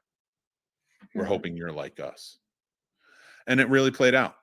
And I think that was a good job, and really opened up the door for who the Klingons are, because by the time you get to next gen, by the time you get to DS9, yeah, the Klingons are a warring type of species, but there are many you like, there are many you care about. Worf, for one, who's in Starfleet, and then everyone he encounters, and the ones you don't like who are villainous versus the ones who aren't and have honor and do care, and houses that are different. It's very cool. The Klingon history is very rich, and I think that's why, to answer your question about like why do so many people choose to learn Klingon versus maybe Vulcan or maybe Romulan or something, it's because the Klingons have, in my opinion, in terms of history, a rich history base that you can learn about, and I always dug that. So Burnham's my top character in this. I also have Giorgio. Giorgio Just for 'cause of, this, like- really? Just because of like the change of heart at the end. Okay, because Burnham won her over. Mm-hmm. I like that. Hey, listen, it's your show, man. I dig it. I like I like picking up what you're putting down. And I like it. So that's an interesting one, especially for the final episode. What did you think about the setup for the second season? Because you haven't watched any of the second season yet, but the Enterprise showing up, Pike on the Enterprise. What did you think about that? I think it's set up well. The only thing is that if it was a level 1 distress call, I think the ship should at least look a little bit damaged. Well, it's only a level 1 though. A level 1 could be like they need a warp coil. I thought level 1 was like highest priority, level 1 priority, your first priority. Oh, you know what it is? I'm sorry. I haven't seen the second season in a very long time too, especially when it came out. So I'm trying to remember. And I'm not going to give it away because we'll talk about it on the next episode. It's because they need Burnham's help in finding someone. Oh, someone's missing. And we'll get to that. So, and I think you probably already picked up on who, and everybody who's watching and listening probably knows who too, because that becomes a big part of it. So as we're going on with it and what's kind of playing into this, it's an interesting, everything's sort of an interesting play. Everything's started getting back to normal. Discovery, the ship right now is all together. Giorgio is still kind of hanging around, but Saru is running the ship. We do know that she'll end up with Section 31 at some point. And I know I'm kind of giving some spoilers away, and we'll get to that point, but we know a movie's coming with her and is starring in it, so it's going to be interesting. So everything seems kind of relieved right now. Starfleet's doing their thing. Discovery was going to go out on their missions. They get stopped by the Enterprise, and then season 2 will pick up, of course, with Anson Mount playing Pike, who I thought was great in the second season, and he plays a great Captain Pike. Cannot wait for you to check him out. Overall, what did you think of the season? Who's your shining star for the whole season? And what's a life lesson that you took away from the whole season? Because it's such a short season, I'm going to just talk about the whole season, not halves. So I liked the season. I did like it better than the Enterprise seasons. Okay. I did have like some things that I wish were changed. Okay. Do you want to elaborate on some of those? I think they could have done a little bit better, like character like maybe not development as much as like endings, because like there are still some loose ends. I feel like not much, like the Cornwell thing. How did yeah, that makes sense. Okay, so like some plot holes that were kind of there, like you can fill in those gaps, but I get it. Why don't you just show us? You know, you should have just let us know, and that would have been better. But I'm with you on it. I dig that. Anything else you kind of want to share on? My shining character for the season is either Stamets or Burnham. I'd go Burnham personally.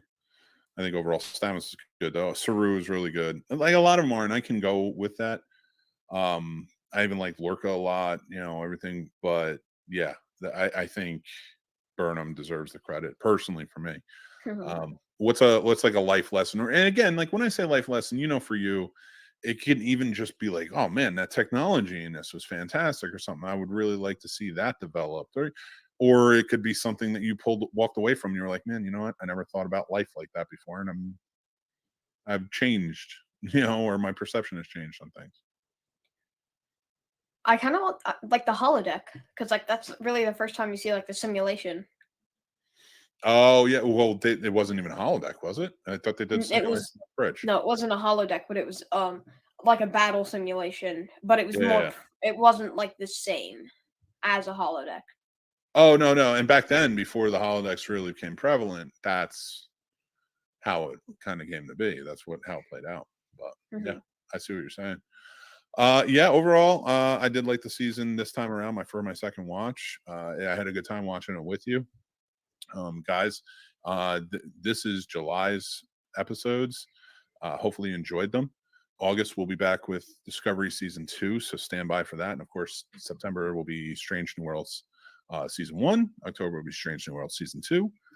Then we'll be going into the original TOS. Series.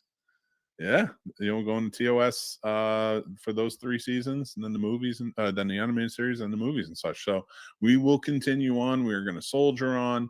We're looking forward to doing this with you. If you guys are interested, this is a Patreon series. You can always get it early on Patreon. So if you're interested, please check us out. We have lots of great stuff for you to go and check out, perks, things like that. We're always doing some fun stuff. The Snobs Nation, Patreon, the link's down below. Let us know what you think. At least go take a look. If you want to join up, we'd love to have you. But after the month, of course, this is available to watch on our YouTube or to listen to on the podcast platforms. I want to thank my partner in crime here, Tommy, for being a part of this. Thank you for having me. Of course, buddy. I love watching this stuff with you and talking about it with you. So it's so much fun. I want to thank all of you for watching and listening. You guys are amazing. If you want to, go check out more of our stuff on our Discord. Go check out our social media. We're all over the place. If you're watching this, make sure to hit subscribe because we have some great shows on our YouTube channel, and hit like and hit that notification bell. Make sure to hit rate and review, and follow if you're listening to this as a podcast, because that really helps us go a long way as well. We're really building things out, and we hope you guys are enjoying what we're doing. We also have the Scene Snobs podcast, Snobs Nation Morning Drive Live show, things like that. So we hope you guys are enjoying it. We do have snobsmerch.com. Go check that out. We do have some Star Trek based stuff on there that you think you might enjoy if you're Trek fans, and other movie stuff on there as well. So please let us know what you think. All those are in the description below. Tommy, is there anything you want to say before we get going, buddy? Make sure to hit the notification bell and such if you want to see more videos like this. And live long and prosper. That's right. Live long and prosper. Thank you guys, everybody. Have a great summer. We will see you in August. We're recording this in June because Tommy's going away to his dad's for the next couple of months. But we will be back in August to record for Discovery Season 2. Thank you so much. I love you, buddy, and I'll talk to you guys soon. I love all of you, and I'll talk to you guys soon, and take care.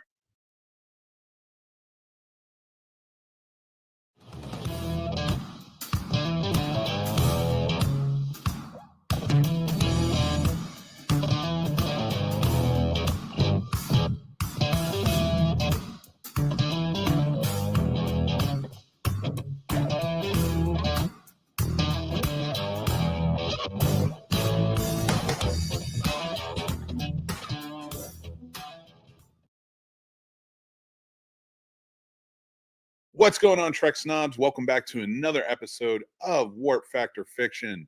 We love having you here, and we love doing this show where we are re-watching in chronological order all of Star Trek. I'm your host, Mick Manhattan, joined as always by Ensign Tommy Manhattan, and we're going to take you on this journey through the Trek and see what we come out with on the other side. Right now, we're on Discovery Season 2, and we're back after a long summer apart. Tommy, welcome. How you doing, man? I'm doing really good. I had a really good summer. It was really fun. So, as you guys know, Tommy is my stepson, and he was at his dad's for the summer. And we're back again. We watched Discovery Season 2. So, tell us a little bit about your summer. You don't have to go too in depth, but, did you do anything fun that kind of stood out to you? I went to the beach a few times. That was fun. So, you're a regular Cisco. That's your captain, huh? Like going to the beach? Mhm. That's the only captain I could think of. Maybe Riker. Riker would go to the beach. you go to Ryza and just hang out. But I want to say thanks for jumping back in. Had a good time. We watched Discovery season 2. We're getting into it. So before we get started, before we go over every episode, transferring and taking that time off, like it's almost like 8 weeks, 2 months or something like that, where you watched season 1 versus season 2. Did it hold up like that 2-month break? Were you like fatigued by Trek, or were you into it? Were you happy to get back into it? I was happy to get back into it. It was different than not watching it as much. It was different because it wasn't as spread out. Yeah, it was kind of rushed into it, and I know you had pretty eventful summer, so like I completely get why you didn't watch any during the summer. Neither did I. So like we had to kind of mad dash last week. You were watching it as you were going during the day. After I was finished working, I'd be watching it, so it was fun. But we got there, and we're here to record. So let's get into the second season of Discovery. We'll go episode by episode and kind of talk about it. How's that sound? Yeah. All right, let's start. So where we left off in season 1, of course, our crew of Discovery has defeated the bad guys and the Klingons attacking all over. They've made their peace, their treaty with them. They are continuing to rebuild, and after Lorca's destruction of everything coming over from the Mirror Universe, they're going on their way to get a new captain until they are hailed by a damaged U.S.S. Enterprise. That's right, the NCC 1701, but captained by none other than Christopher Pike, played by Anson Mount. This is where we first see him in action before we get Strange New Worlds and everything else. I gotta say, getting into this first episode, which is called Brother, in season 2, Discovery picks up Captain Pike. He's an acting captain for them at the moment, and the whole journey here is he needs to find Spock, and he needs Michael's help to find him. That's his sister, so that's what it's all about at the moment. Now, before we get into any more episodes, I'd love to know what you thought about this first episode. Seeing Pike, seeing the Enterprise, it was a big deal when it first came out, and now we're going to get Spock too, which is an iconic character. What was this first episode like when you watched it? So it seemed to have like a different vibe than the first season. I think it was a little bit funnier. I liked the introduction of Jet Reno on the asteroid. Tig Notaro joining up the crew as an engineer, and she brings a lot to it. I think she's a great character going forward. She has that dry wit, that sarcasm that really is sort of the antithesis of what we see in Star Trek normally, but I feel like it works. It breathed like a new life into it. Yeah, I like Pike as well. Yeah, Pike is pretty. Yeah, he's like one of the first captains in the Enterprise. He's not the first. Robert April was, but he's one of the first captains in the Enterprise, one of the originals of the NCC, of course. And he's dashing and he's like heroic, so it's kind of cool to see him there.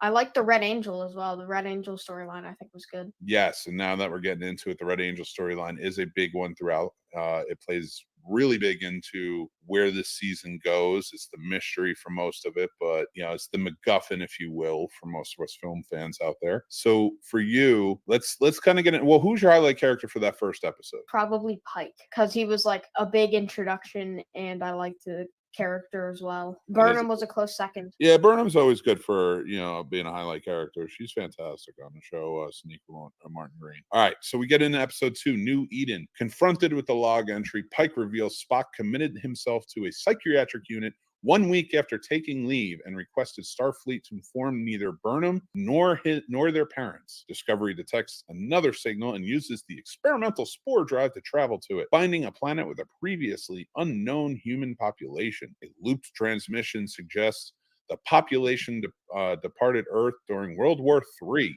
Pike and Burnham led an away team to the surface, finding a primitive society with a religion combining multiple faiths. As the investigation continues, an anomaly produces an extinction-level radiation shower.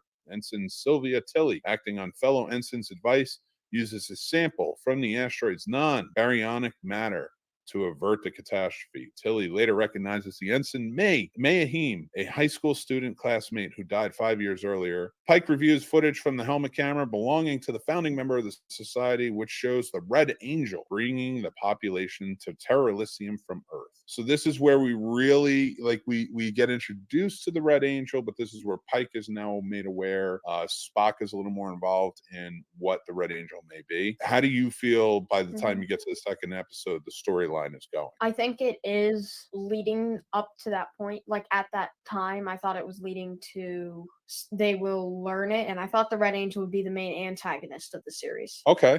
I get that. Yeah. And that sort of makes sense. And the thing I like about the main antagonist of the series in this isn't any like particular thing, or species or anything like that. You just have you're kind of running into some issues, of course. And like you're running into turmoil anywhere, and there are people against you. What I mean by that is like it is more about the crew than it is the crew has to face a certain entity, a certain type of bad guy, which you see mostly, which in Star Trek kind of works. You know what I mean? Like, yeah, you have your wars in like the DS9s and other shows, but this is one where it's like they have to try and figure out a mystery, and I kind of like that aspect of it. So that's episode 2. Who's your highlight character for episode 2? I couldn't really pick one. It was either Pike or Burnham, though. With Tilly wasn't going to be like in the running, but that was the next one if Pike and Burnham weren't it. I kind of liked Tilly in this one. I thought Tilly was good. Tilly seeing her friend who passed away from years earlier, kind of haunting her. It brings like this different like feel and vibe to it. I kind of liked how it went, but I'd probably pick Michael Burnham if I had to pick anyone. Episode 3, Point of Light. Amanda Grayson, Spock's mother and Burnham's adoptive mother, learns that Spock has escaped the psychiatric unit and is wanted for murdering 3 doctors. She steals his medical records and takes them to Discovery for decryption. Grayson recognizes a drawing in the records from Spock's childhood art, the Red Angel. Burnham admits to emotionally hurting Spock when they were young to protect him from Vulcan's logic extremists. On Kronos, Klingon House Leader Kol Shah threatens to kill Starfleet officer Ash Tyler, formerly the Klingon Vogue. So much to the show. And the Klingons Empire's leader, L'Rell, for having a secret child together. Pair Kol Shah with the help of Philippa Georgiou, the Empress of the Mirror Universe's Terran Empire, who is now an agent of Starfleet Selective Section 31. In a ruse to consolidate power, L'Rell convinces the Klingon High Council that Tyler and the baby are dead. Georgiou delivers the baby to a monastery and recruits Tyler to Section 31. Burnham and engineer Paul Stamets use dark matter to remove a parasite from Tilly that caused her hallucination of May. Man, these episodes have a lot going on. This was a good episode, though. You really got into what's going on with the Klingons, and You really do. And it's pretty fierce, to be honest. Kind of how it's playing out. And I, even though they're not the main antagonists in this season, it's good that they're back. They were such a prevalent force.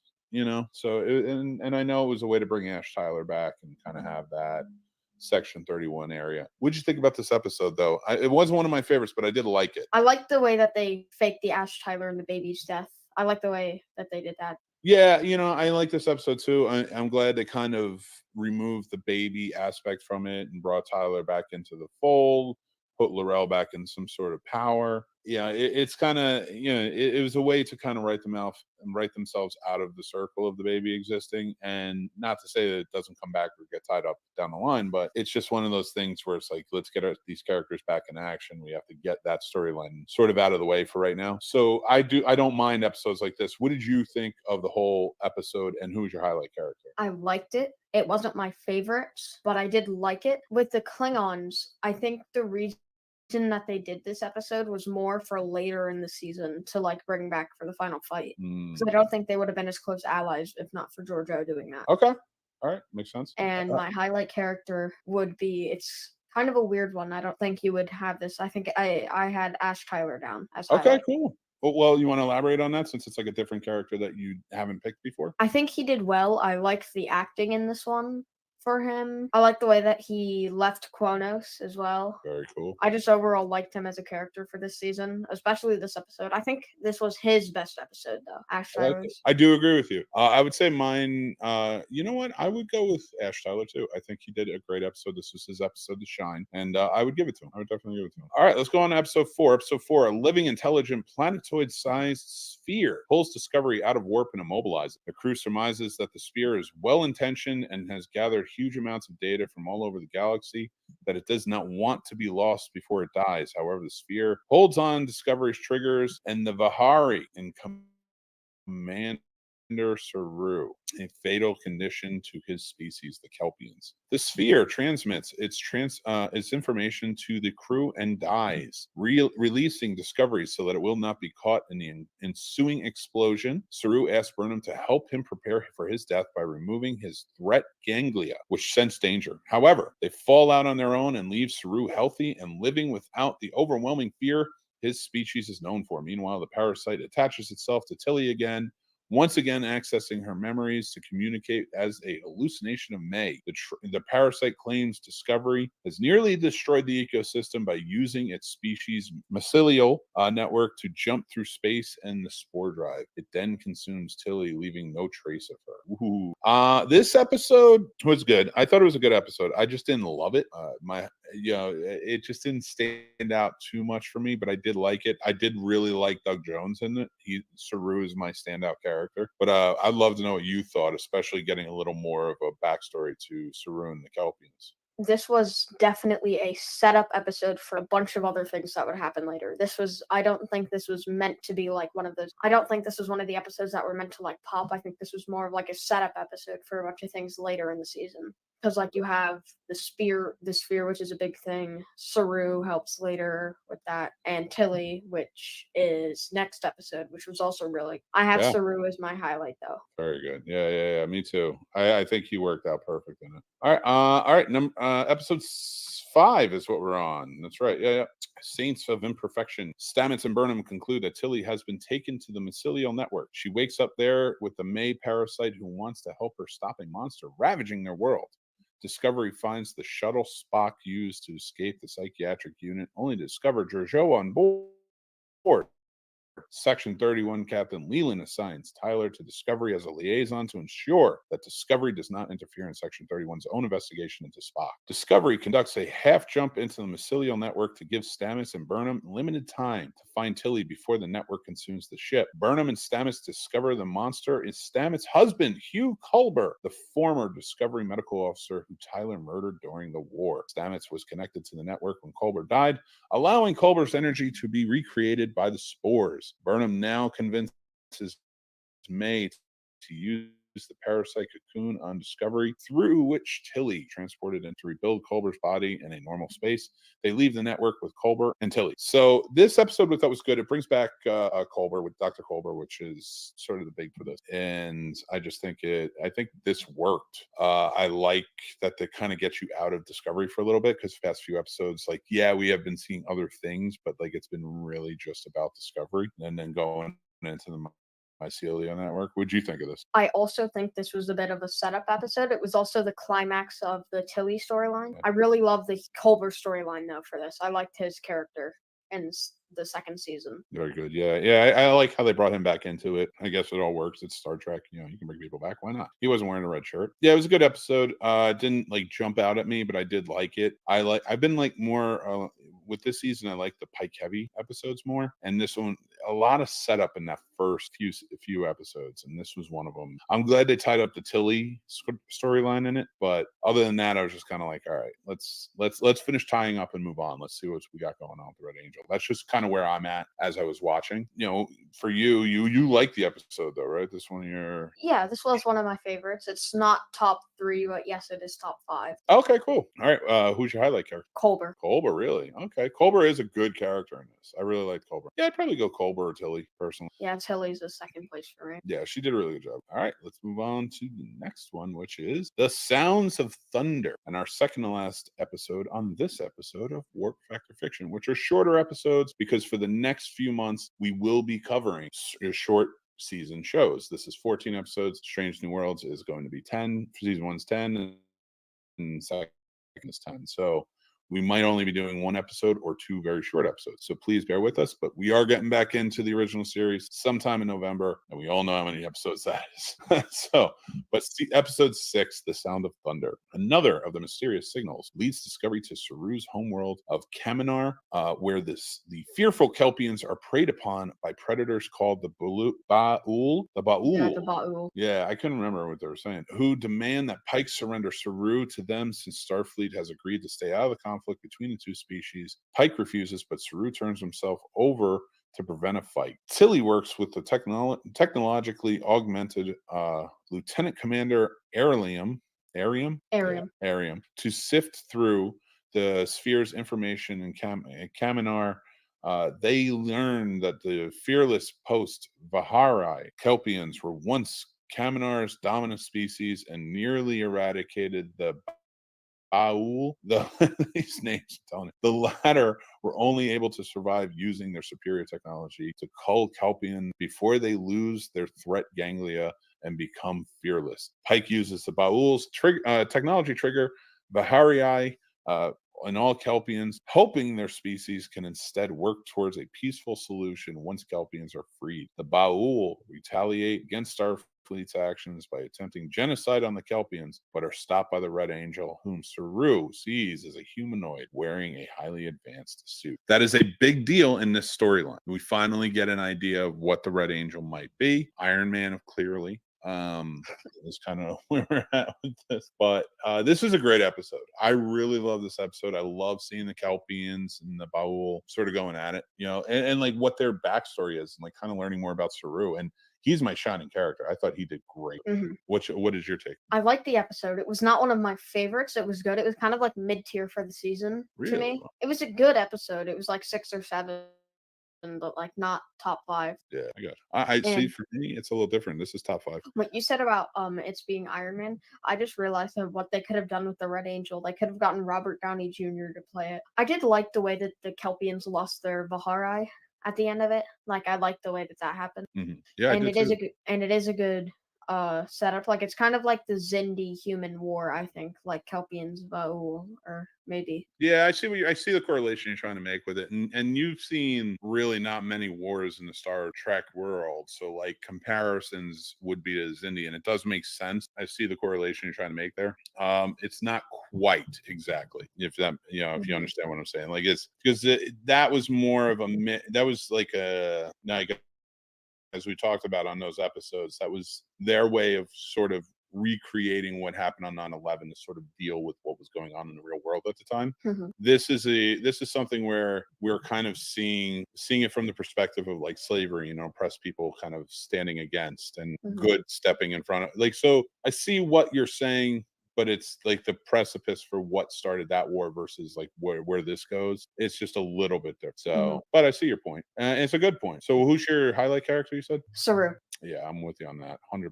Hands down. Cannot stop. Saru is the best. I don't think he's the best in this episode, yes, but I don't think he's the best like character overall. I think he is. All right. Let's go. All right, on to episode 7 in our last episode of this episode of Warp Factor Fiction. Light and Shadows. Discovery is confronted by the time anomaly. While researching the Red Angel's signal over Kaminar, Pike and Tyler investigate the anomaly in a shuttlecraft, sending a probe into it. That same probe soon returns through the anomaly, having been upgraded with future technology. It attacks the shuttle and secretly infects Arium's augmentations using the shuttle's computer system. Pike and Tyler destroy the probe with Stamets' help, as his exposure to the mycelial network allows him to ignore the time discrepancies in the anomaly. Meanwhile, Burnham visits Vulcan as she continues to search for Spock. Confronting Grayson, Burnham learns that their mother has been hiding Spock, who is in psychological distress and repeating phrases and series of numbers. Their father, Sarek, instructs Burnham to trust Starfleet, takes Spock to Section 31 to fix his mind. Section 31's doctors claim they can help him, but Georgiou warns that Spock will not survive the memory extractor that Section 31 plans to use on him. Georgiou helps Burnham stage an attack and allows Burnham and Spock to escape the ship. This was a big deal. This is a big one to go out on mid-season. So for you, all right, so I'll talk about it real quick first. For me, this episode, probably one of my top 2. It's a very good episode. It's a high octane. There's a lot going on. We finally get Spock. It's really what we've been waiting for into the turn. And I really like the dynamic of it all. I like that Amanda was in on it. The mother was in on it. And just so much going on here, playing into it. You have so much tensions kind of rising and so many questions being asked in Section 31. Like setting up Section 31 as the bad guy. I really like Giorgio in this episode. I think this was her like big moment for this season. Yeah, This episode. I mean, Michelle Yao, you put her on screen, she tears every bit of scene. So I don't know. I think for me, I would probably put Burnham as my highlight, but Giorgio was. I have Giorgio though. Hey, that's fine. No, hey, we can have different. Don't bother me. But great choice. Fantastic. And that's another episode of War Factor Fiction. Before we finish off, though, I do want to ask you your question about this series. One, who's your main, in this first half of the series, who's your main character that's like your shining character? I think it's Burnham. Even though I didn't really have her for many as the main character for an episode, she was always like close. And I don't think there's really any other character who can do that except for maybe Pike and Saru. But I do have Burnham as the main, with Pike at second and Saru in third. Nice. Top three. I like it. What's a part of the season that really stood out to you that you really like the most? Or maybe like a storyline or something? The CGI was amazing. Yeah. Well, actually, I wanted to ask you that. Comparatively to a show that of like Enterprise that took place in like the early 2000s, 20 years ago or so, what do you feel about that? Like what in your eyes, how does that difference hold up? You're watching a show that takes place only about 100 years or so after Enterprise that takes place, but is vastly more has vast amounts more visual effects and technology and things like that. I'd love to know your take and how you're kind of marrying the whole franchise. When I first like started to see the Enterprise, I had my like things like, oh, it's not gonna look like the original Enterprise. It's gonna look more like technologically advanced because CGI is better. It did, but at the same time, it looked just like the Enterprise. It just looks like it was cleaner almost. Not like cleaner like the one was dirty, but like smoother and such. I see what you're saying. Yeah, because I mean, you're using a model versus using a CGI, and I gotta tell you honestly, like I never minded it. That's always my suspension of disbelief. I know it's going to get better and better as the years go on, but it's okay because I still want to pretend in my mind that the Captain Kirk's Enterprise is the same exact one as Pike, even though you see Pike's. Well, and I'm talking about this merely from the show standpoint. I'm not talking about Pike from the Kelvin timeline. I'm not talking about Pike from the original series. I'm talking about this Pike, Anson Mount, versus William Shatner's the NC 1701, not NCC 1701, not the A. The advancements I can always be okay with because I always want to see this as one story. I love that this is legacy. Everything's legacy. Everything's connected. Nothing is out of connection. It all makes sense within the franchise, and I don't get tired of it. So I do enjoy that about this. I do, and I don't mind that Discovery and Strange New Worlds and stuff look better than the original series. The original series is still fun, and that's what that's the key to Star Trek. It should be fun, right? It should be. It should be. You're absolutely right. So, all right. Well, great. So what is something you've learned from the season, and what is something like a takeaway or something that like maybe a piece of technology or a lesson that you learned that comes from watching the season? It was from the Tilly storyline, and it was, even if you can't see something, it could still be hurting something, like with the spore drive, how it like would hurt the mycelia. That's beautiful. That's a beautiful sentiment. I love that. That's a great lesson to learn. And it's perfect to finish off this episode with. So I want to say thank you so much for being a part of it, Ensign Tommy. I want to thank you all for watching and listening out there, whether you're listening to the podcast or you're watching. Make sure you please hit like or follow wherever you are. It really helps us go a long way. And please either rate and review the podcast wherever you are, or subscribe and hit that bell on our YouTube channel, because it is a big deal for us. It helps us go, and we think you'd really enjoy all the stuff we have coming out. And you're going to want to be aware when the next Warp Factor Fictions come out. Of course, Warp Factor Fiction comes out only exclusively on our Patreon for the first month, and there's extra clips and extra things like that that you can see only on Patreon. I want to thank you again, Tommy, for joining in. Thank you all. I appreciate you. And as my old counterpart on the show used to end it, and Ensign Tommy usually ends it, you want to take it here, pal? Live long and prosper. Until next time, take care, everybody.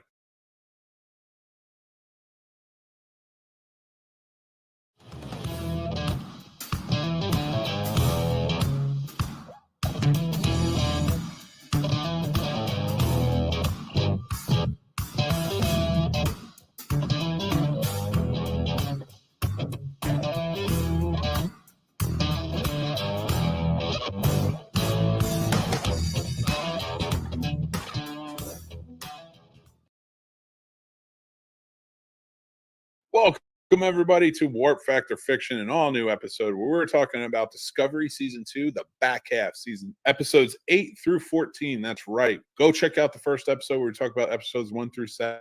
Now, let's talk about the back half of Season 2 and see what happens to the Discovery crew and the Enterprise crew as we go on. All right. So I had a lot of fun with this season, the second time watch. I watched it the first time it came out. This time around, like, I seem to enjoy it more. I kind of let loose a little bit more. I think the first time I watched it, it was a little too different from what Trek was for me, but I liked it. So I got excited, and I was glad to watch it with you, Tommy. Mhm. So before we get started, guys, I'm Mick Manhattan, your host, of course, on this Trek journey where we are rewatching in chronological order everything Trek. Like I said, we're on Star Trek Discovery Season 2.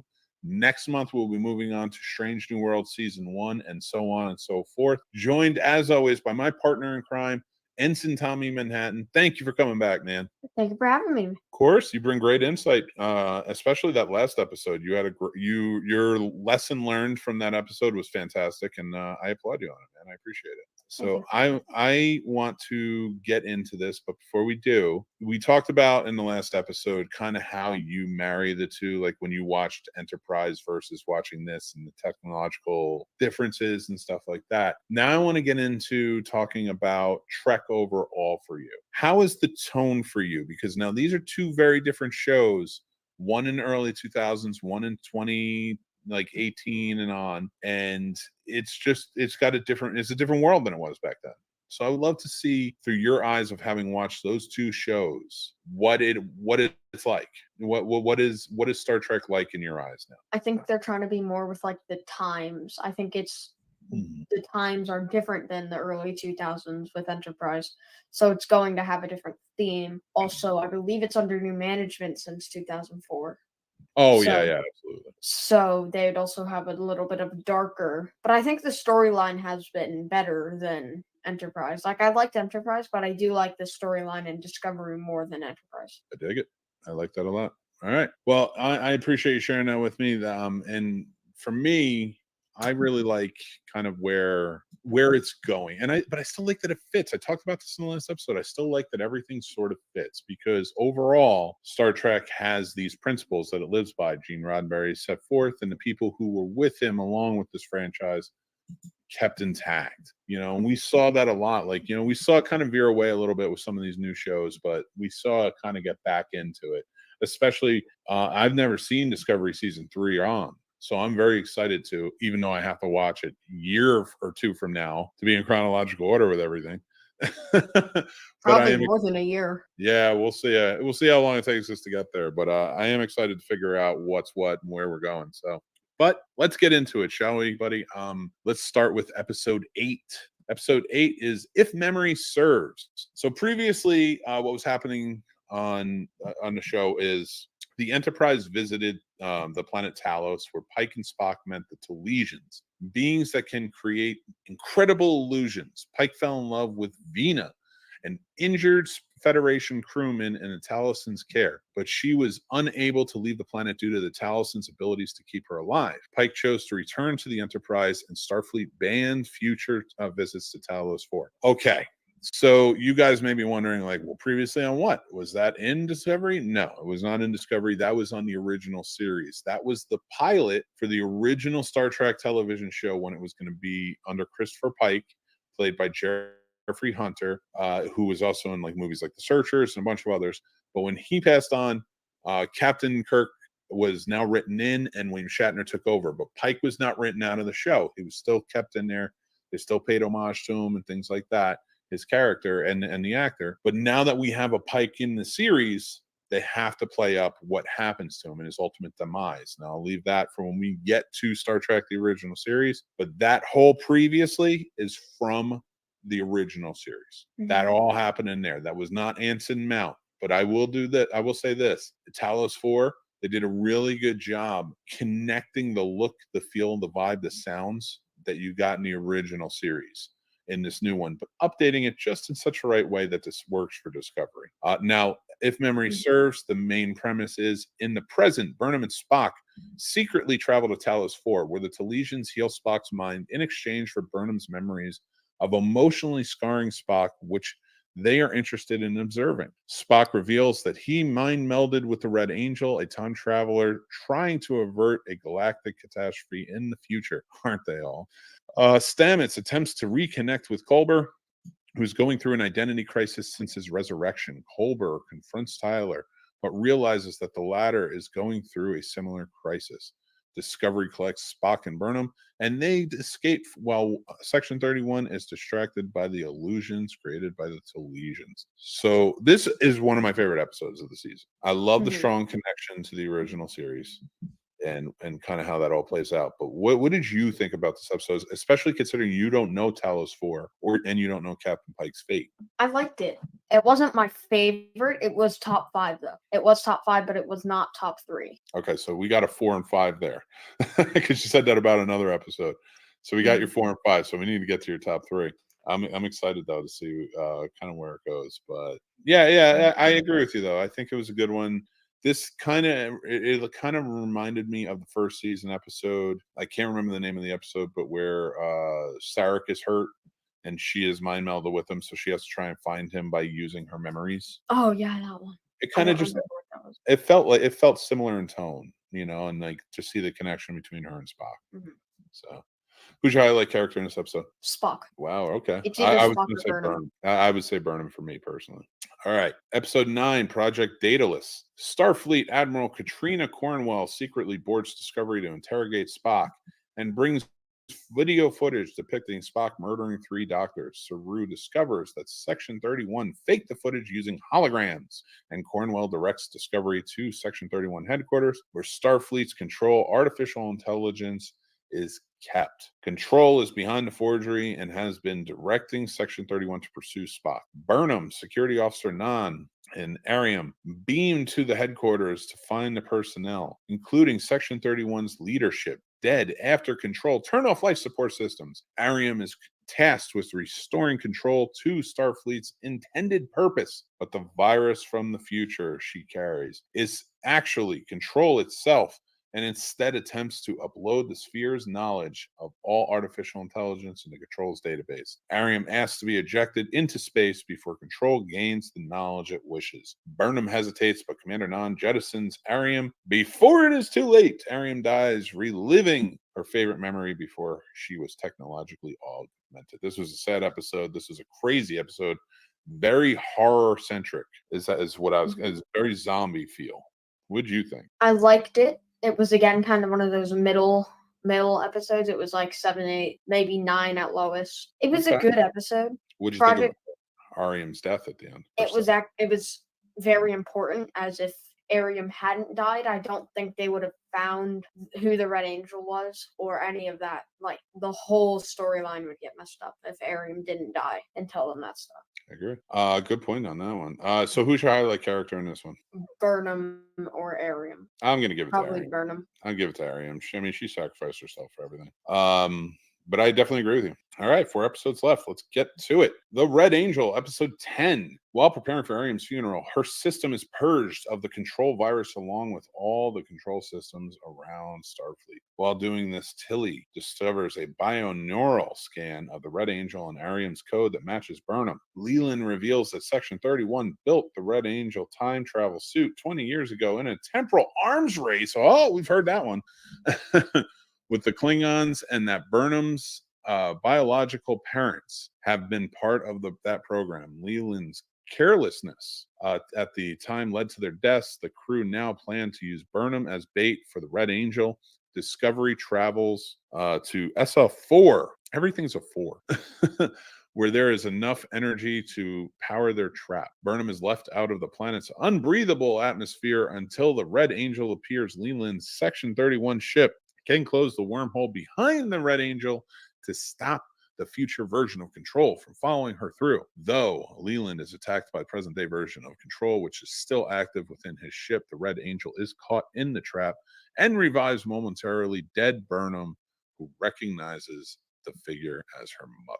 It's a big deal. It's a lot, man. That's a lot. And especially bringing back Burnham's mother. We've thought for a long time she's dealing a lot with family this season. It's a good episode. Leland's very good in this episode. Everybody's really good in this episode. But what did you think of this? I liked it. It was good. It was good. I don't really have a spot for it yet, but yes, it was really good. I'm gonna make a T-shirt that just says "I liked it." That's your catchphrase. I liked it. I love it. We're just gonna have to do pudding commercials. Hey, what do you think of this pudding, Tom? I liked it. It's just empty. You just finished it real quick. That's gonna be our next. That's our next sponsor, Star Trek Jello. Live long and sweet taste. So anyway, let's get back. So I did like this episode. I thought they did a good job. They're finally setting up. They're gearing up for the end. You can see it ramping. I always enjoy when seasons start doing that ramp. I do wish they went there a little bit earlier, but whatever. They set it up. So for you, who's your highlight character? And yeah, is this in your top 5 or no? No, I think it's number 6. Number just 6? outside. I would really love for you to put together a list because you keep that thing tight. You keep that list of like what's what. So, who's your highlight character in this? Did you say? Burnham. Burnham. Yeah, that's a good one. I'd probably go with Burnham too. Either Burnham or older Burnham. Or older Burnham. That's true. But Burnham is good. Yeah, Burnham all around. We'll just do Burnham's all around. Burnham squared. So we'll go that route. All right, let's get into the next episode, shall we? All right, episode 11, Perpetual Infinity. When the Burnham's laboratory was attacked by Klingon years ago, Michael's mother donned the experimental time travel suit to go back in time an hour and warn them of the coming attack. She instead arrived 950 years in the future to find an all sentient life destroyed by control, tethering herself to a nearby planet. Dr. Burnham made over 840 attempts to change the future, including moving humans to her new planet, Terralicium, to test how she can change history, trying to stop control from gaining the Spear's data. Dr. Burnham was responsible for directing the Spear to cross paths with the Discovery. Now the Discovery crew plans to upload the Spear data into the suit and send it to the future where Control cannot access it while keeping Dr. Burnham in the present. But a Control-possessed Leland intercepts their upload. I know, this is where it gets crazy. Giorgio and Tyler confront Leland, and Tyler, gravely injured but able to warn Discovery. The crew is forced to cut the transmission short and release Dr. Burnham back to the future. But the suit is now damaged. Control Leland escapes with half of the Sphere data. I like this episode. It's very chaotic, very crazy. We got a really good connection between Michael and her mother. And I really enjoyed that aspect of it because it didn't play out exactly as I think you would expect it to, because her experience too, because even like Dr. Burnham's experience in it and what she had to go through for all those years and all those attempts to get back, but also to save humanity 950 years in the future. You know, I really dug like kind of where they went with it. So what did you think of this episode? It was actually, I liked it. It was not one of my favorites though. I think it was again kind of mid to low, maybe. Only because there are so many good episodes in the season. It's hard for me to I can't put everything on the higher tier. I get it. Listen, no arguments from me, my friend. I completely understand. So don't feel bad for having it be any certain way. All right? I don't feel bad. You're all good. And a fun fact. Yeah, what's up? And a fun fact about this episode is that in it, Michael's mother is played by Sonequa Martin Green's husband. Or not mother, father. Her father is played by Sonequa Martin Green's husband. Oh, really? I didn't know that. Kenrick Green. Oh, that's cool. See, you went all in. You got your trivia down and stuff. That's awesome. I didn't even know that one. That's pretty cool, though. All right, let's go into who's your highlight character? Burnham again. Burnham, yeah, it's gonna be Burnham for sure. This back half, she just kills it.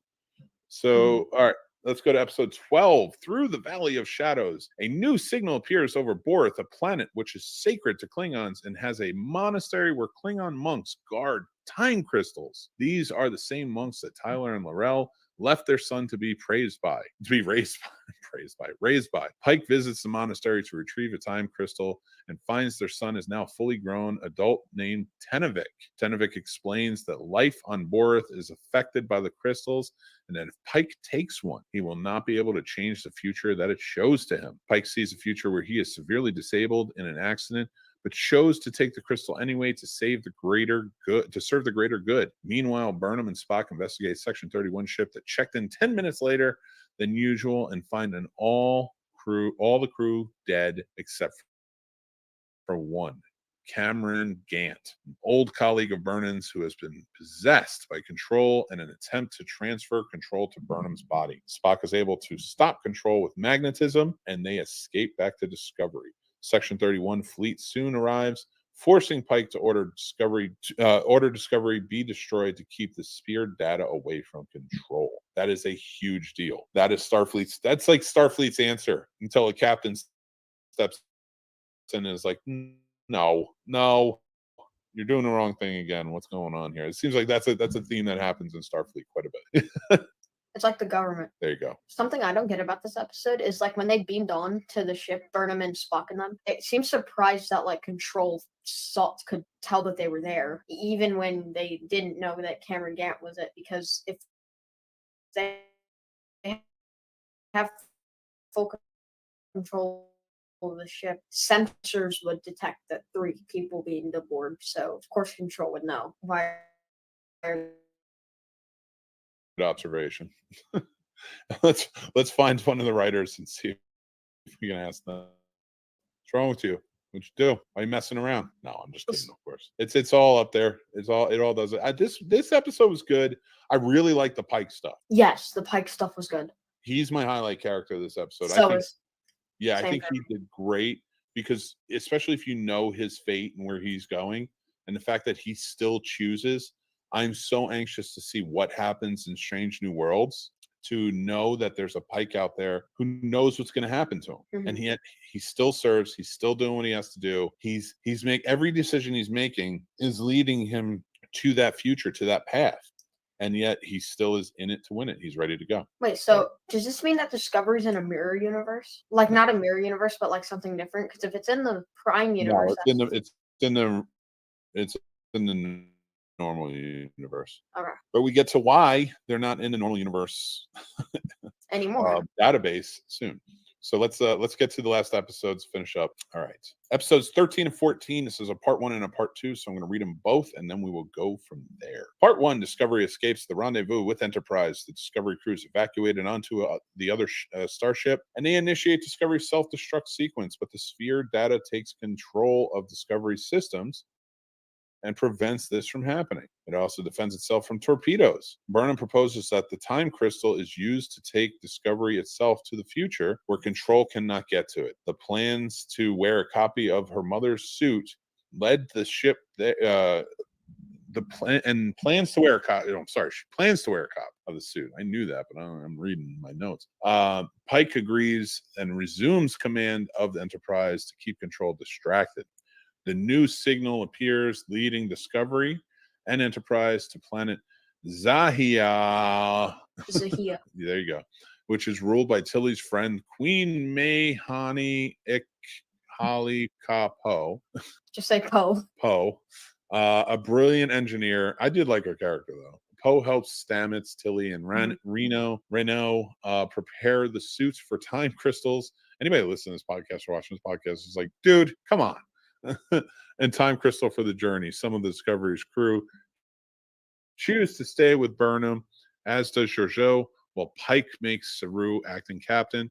As Section 31 fleet arrives, Discovery and Enterprise prepare for a battle while the suit and time crystal are finalized. Part 2, season finale. Season 2. Tyler retrieves the Klingon fleet to assist in the battle, while Saru's sister, Sarana, arrives with the Ba'ul fighters and receiving a farewell message from Saru. Stamets is seriously injured and is cared for by Culber. A Section 31 torpedo penetrates the Enterprise without detonating, and Cornwell seals off the surrounding area, which prevents further damage from a secondary detonation and kills her. Leland boards Discovery and is defeated when Georgiou magnetizes the nanites in his body, allowing Section 31's fleet to be destroyed. In the suit, Burnham travels to the past and sets 5 signals that led them to this point.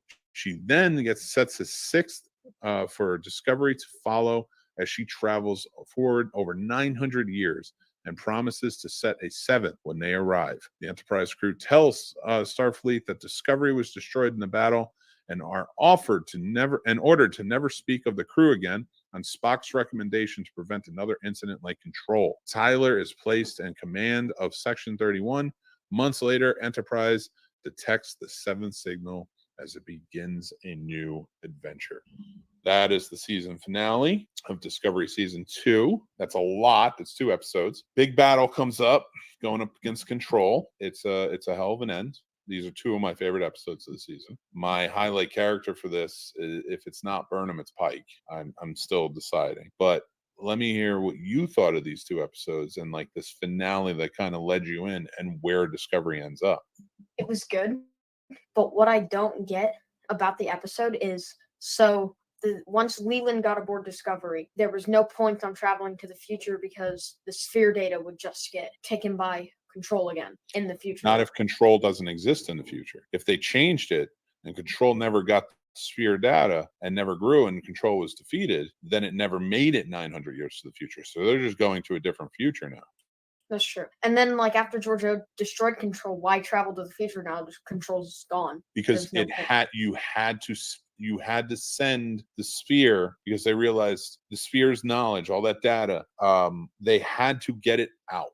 And the only way they could really go was like 900 years in the future with the suit. They knew that. So they knew they had to get Discovery gone. It could not remain in this timeline with all of that. Control may still be a threat, but it can never get that data. And we know that it's once it gets that data that it's controlling the future. So if you take it out, it's never going to get that data. So then it changes everything. Right. So I really like how they played this off. It's a different type of time travel, but I liked it. Still fits within the Star Trek suspension of disbelief realm, physics of how it all works. Wait, so it's Section 31, 20 years before Discovery took place. If time travel was available, and they've succeeded, how in like Picard days can they still really not time travel? They can. They still time travel. They use it's different though, because that episode, that 20 years ago when Section 31 was messing with time travel, after it blew up in their faces, they stopped messing with time travel. Mm-hmm. So that was like a lesson learned. We're not doing this anymore, and it's shut down because it's too much of a risk. Mm-hmm. So there was still a time traveler out there in Burnham's mother, but they're still just like disconnected from it. They're not doing it anymore. So when you get but there are other natural events within the Star Trek world where you can travel through time, like temporal events and stuff like that. Mm-hmm. So, and with the first one, I didn't find this one. This is something that I found off like the internet, but it was that they said that the mitochondrial RNA matches the mother, but you don't get that from a mother. You get the mitochondrial DNA, not the RNA. There's 2 different things. Let's go beat up the writers. So that's a goof. No, that's a good point. That's a really good point. I don't know if there's something that has been established within the Star Trek world that says differently. So I don't want to speak to that. I guess we'll find out through our watching, but I doubt it. And you're probably right. So regardless, that was a good, fun little trivia thing that you looked up and went with. So I'll give you credit on that. On top of that, I just want to say, what do you think of this episodes? And also, who are your highlight characters?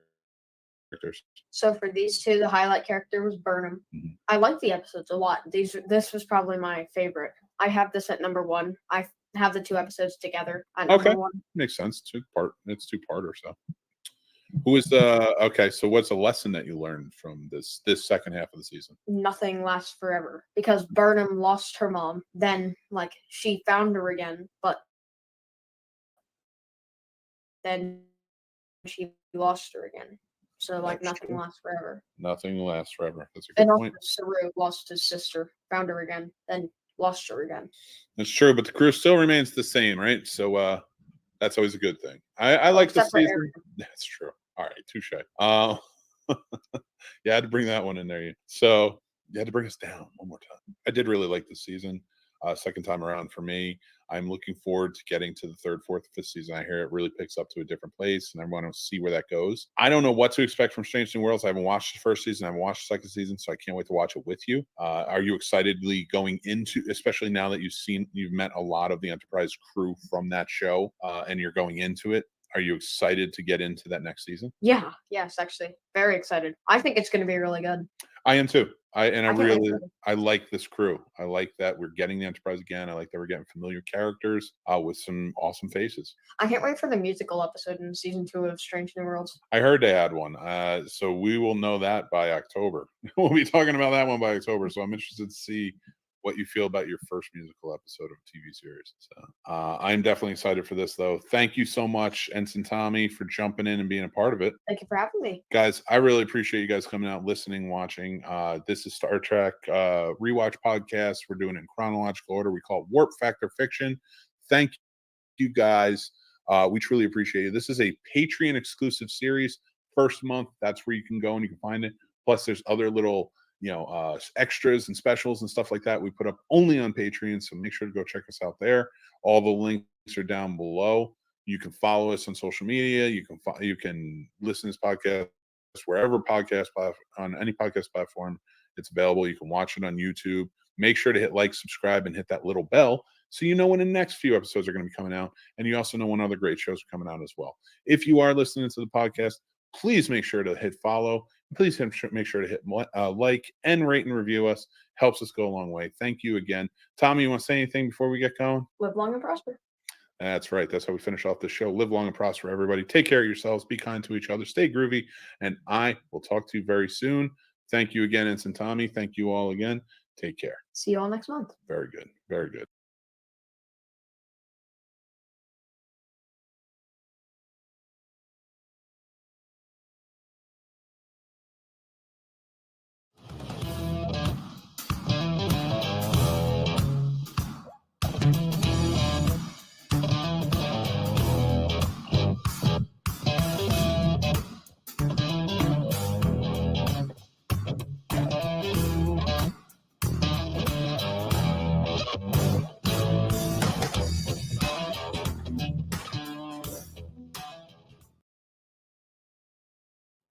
Hey, I'm Will Wheaton, and I have just received a dump truck full of gold bullion to tell you to watch The Scene Snobs.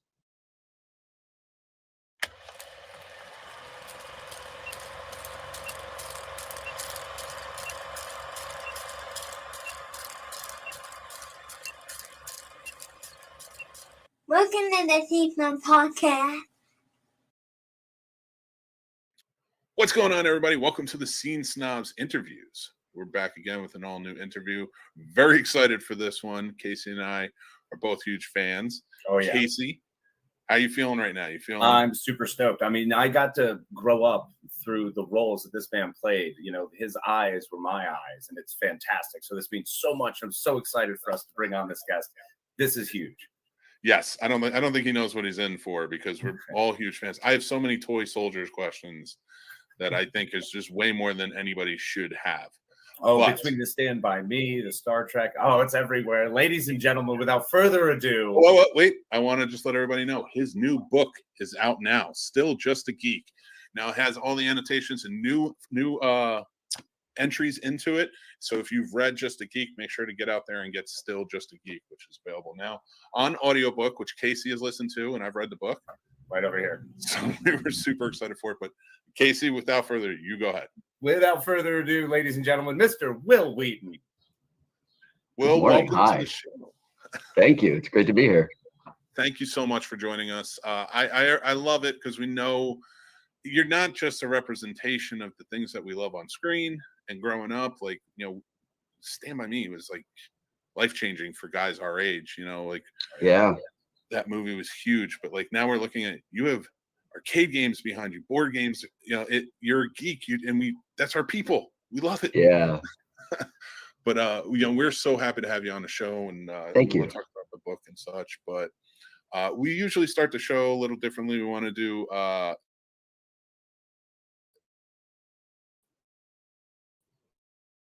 top 10 favorite things. Okay.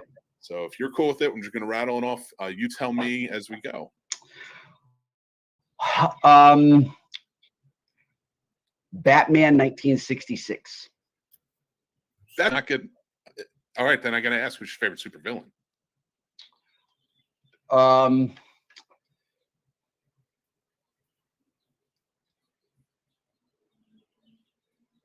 My instinct is to say Joker 66 as well, but Mark Hamill's Joker in the Killing Joke animated movie is extraordinary, especially his progression from being the failed guy to the Red Hood to the Joker. It's really, really, really good. But I want to get out of like just the Batman DC universe, which is kind of where I spent a lot of my time as a kid.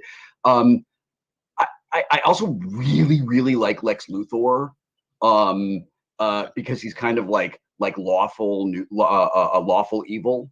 And is an interesting character who is not just chaos and mustache twirling. No, he is committed to the evil and to doing it properly. Yeah. And one thing I really love, I love Michael Rosenbaum's version on Smallville, especially because you get that backstory to him, and I think Lex Luthor has such a rich backstory. Yeah. That's a great answer. Your favorite audiobook that you worked on? Well, the audiobook of Still Just a Geek was probably the most consequential audiobook that I've done, in that writing this book and revisiting the original text from 18 years ago and narrating the annotations and really saying out loud a lot of my truth. You know, a lot of Still Just a Geek is the true story of my survival of an abusive childhood, of my survival of child exploitation, growing up being narcissistically abused by narcissistic parents. Writing all of that and telling all of that truth, I hoped would be this healing, cathartic experience for me. And it wasn't. It was re-traumatizing. But then narrating it and saying all of these things that younger versions of myself always needed to say, all those times I needed to stand up for myself and say, this isn't okay, and this hurts, and like, I don't, this is my truth. Giving a voice that had been taken away from me and then aggressively silenced starting when I was about 8 years old was really important to me and extremely healing and extremely cathartic. So it has to be the audiobook of Still Just a Geek. That's kind of a special edge case scenario because not every audiobook narrator has their own emotional memoir that they get to narrate. So with that being a special case, I will say that my favorite thing that I've done that is not that would have been John Scalzi's Red Shirts. Oh, okay. Very cool. Nice. Oh, Excellent that's choice. awesome. And that's wonderful. Thank you for telling us about that, because I know it's been such an emotional ride for you. I mean, it has to. Thanks. I mean, to really expose yourself and to show your open wounds and to really heal publicly. You know, the way you've had to do that has been fantastic, and it's meant a lot for me. And I know I've struggled with some of, not obviously to the extent, but to some of those mental issues and to going through that and growing up and very similar feelings of neglect and of loss. And, it's a beautiful thing to see that you're not alone in it and to be able to follow that. I hear you sort of qualifying your experience like it's somehow less than mine or not as bad as mine. And I want to remind you and everyone that it's not a contest. Like all of us that have had rough experiences and survived them, like we're all in a club that we'd rather not be in. But the fact that we're in this club and we all kind of see each other is really important to me. And as a high profile member of this club, I want to remove the stigma of all of us who have struggled or suffered or worked through really challenging, really difficult circumstances. One person's challenge and difficult circumstance does not mean another person's is any less valid or any less meaningful or difficult. So I just want to put that out there because I do it myself too, right? I'm like, I talk about all this stuff that happened to me and then I think, but I didn't have it nearly as bad as blah, blah, blah. and I know that blah blah blah would say it's not a contest, man. Right. So I always want to put that out there so that we start shifting the thinking and don't like undercut our own experiences in an attempt to honor someone else's. Thank you. Yeah, and that's so that. beautifully That's put, awesome and message. appreciate it, because one big thing that we are big proponents on this show is mental health. That we both come from abusive backgrounds, and the nice part for us as friends, like, because we're best friends and we talk and such. I come from a more physical abusive, and he comes from more of a mentally and emotionally abusive, and it when we are able to talk about it, and not just that, but also talk about the bullying we went through at young ages and such. I'm 6'8", I'm a big guy, but little things can bring you right back down, and we talk about that aspect of it a lot on this show. So for you to come on and really put not a spin, but a Exclamation wise point. words to it like that really helps, and we appreciate that. Thank you so much. Yeah. Now, favorite video game? That is a really difficult question because I have so many that I love. I am going to say the original Donkey Kong from the arcade because it's the one I'm playing the most right now. Play it on that machine right there. If anybody follows me on social media and has followed my adult progression of mastering Donkey Kong, that's the easy machine. The hard machine is over there. There's like 10 people in the audience who knows what that means. But I love it. It is a game that when I was a little boy, I would spend weekends at my great aunt's house, and my cousin lived with her. I never found out why. But I got the sense that his house wasn't the greatest house. His parents weren't the greatest parents, and my parents sucked. So I loved going to my great aunt's house because that's a place I felt safe and I felt loved, and I was like away from the chaos and the bullying of my parents. My cousin's father bought him a Donkey Kong machine in like 1981 or 1982 when they were brand new and very expensive and very hard to find and an enormously big deal. And Jack and I spent entire weekends just sitting there playing his Donkey Kong machine. And when I play Donkey Kong, I remember being 10, 11, 12 years old and just really happy and really like safe and really carefree. And playing the game allows me to reconnect to that kid and that time when I was really happy.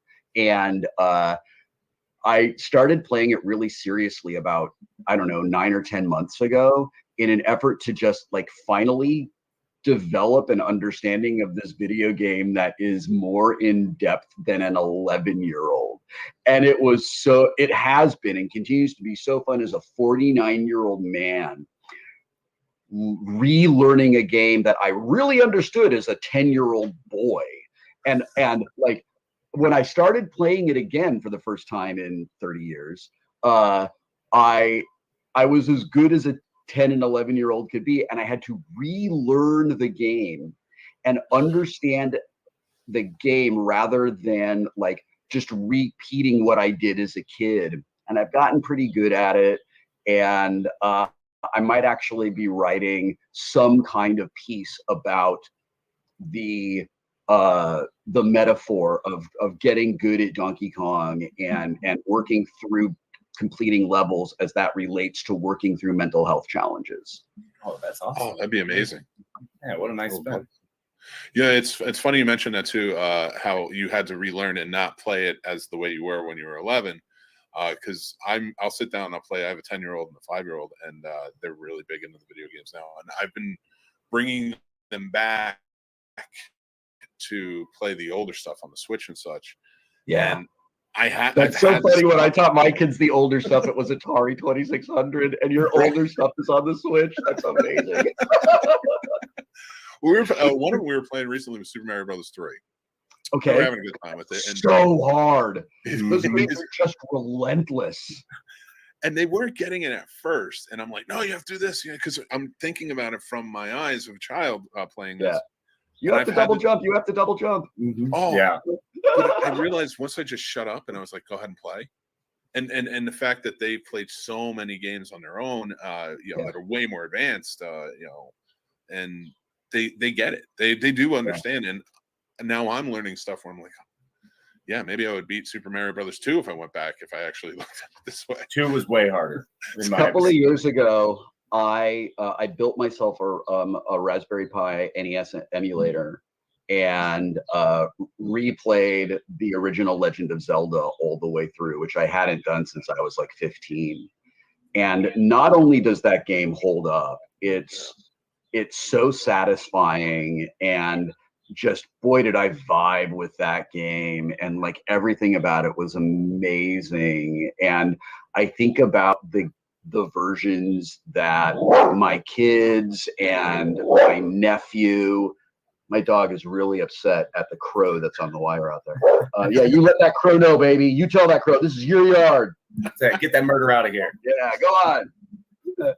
I think about how those games have evolved from the originals, and I wonder what it is like, and I don't know, to be a child today playing one of the modern versions that was inspired by one of these that we grew up playing in the 80s.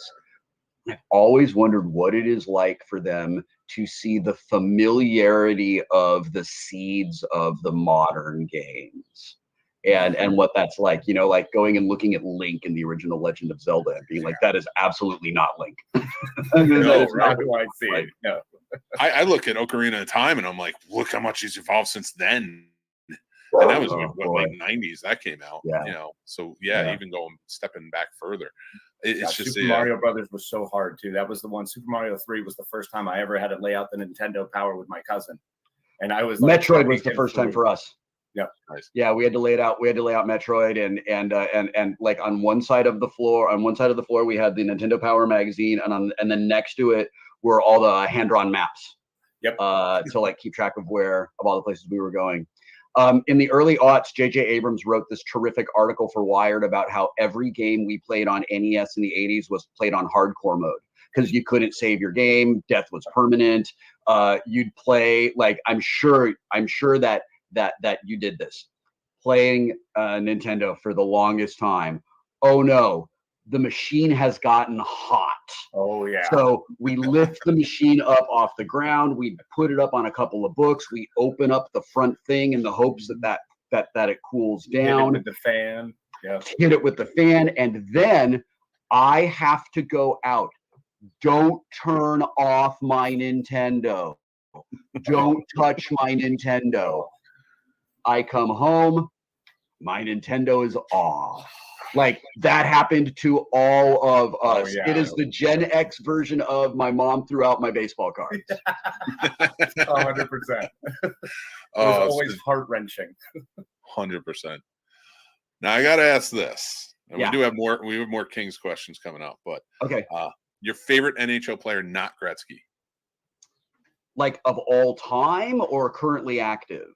Let's do both, if that works. My favorite NHL player of all time is Gordie Howe. Awesome. Because he was Gretzky before Gretzky. Yeah. My favorite player right now,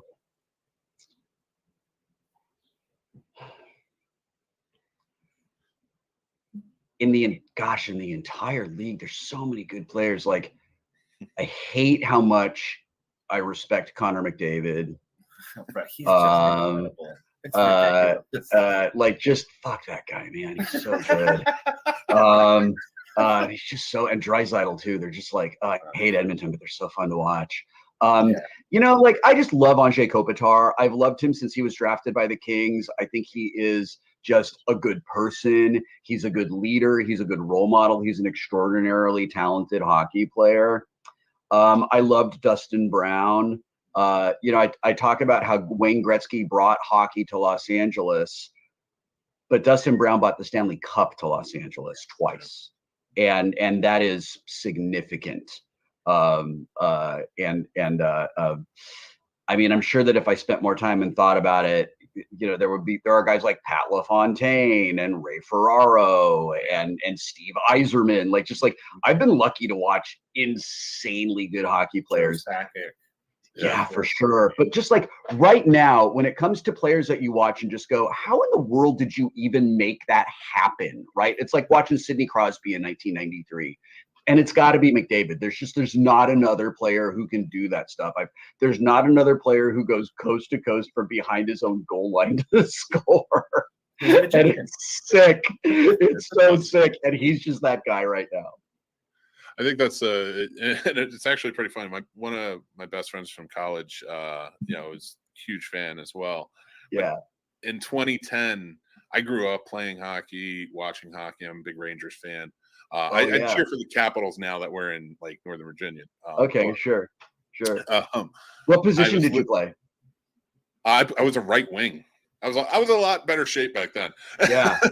You must have been enormous. You must have been terrifying. Just I see you as like one of those power forwards that I was a goalie. So like I would see you guys coming down the boards and just be like, cut off the angle, buddy, and hope that he shoots it into you. Yeah. It wasn't even my slap shot that really got me in the position. It was my wrist shot. I could flick it in. I was a good chipper and golf for the same reason. Like I just knew how to like control that and got good wrists. Yeah, and I don't think so anymore, but at the time I did. And as a goalie, I was never afraid of slap shots because they were just not at the level I played. They weren't nearly as accurate as wrist shots. So when I saw somebody going for a slap shot, I was like, I got this. And like 9 out of 10 times I did. It's funny that you mentioned Rosenbaum. I was just up at his house yesterday and did his podcast, and awesome. I didn't know that he's also a hockey player. We were talking about playing, and he was like, do you still play? I was like, dude, I turned 50 in less than 30 days, and I haven't put on skates in like 10 years, and there is absolutely no way. It's just no way at all. Yeah, like, the ankles would not remember how to do that right.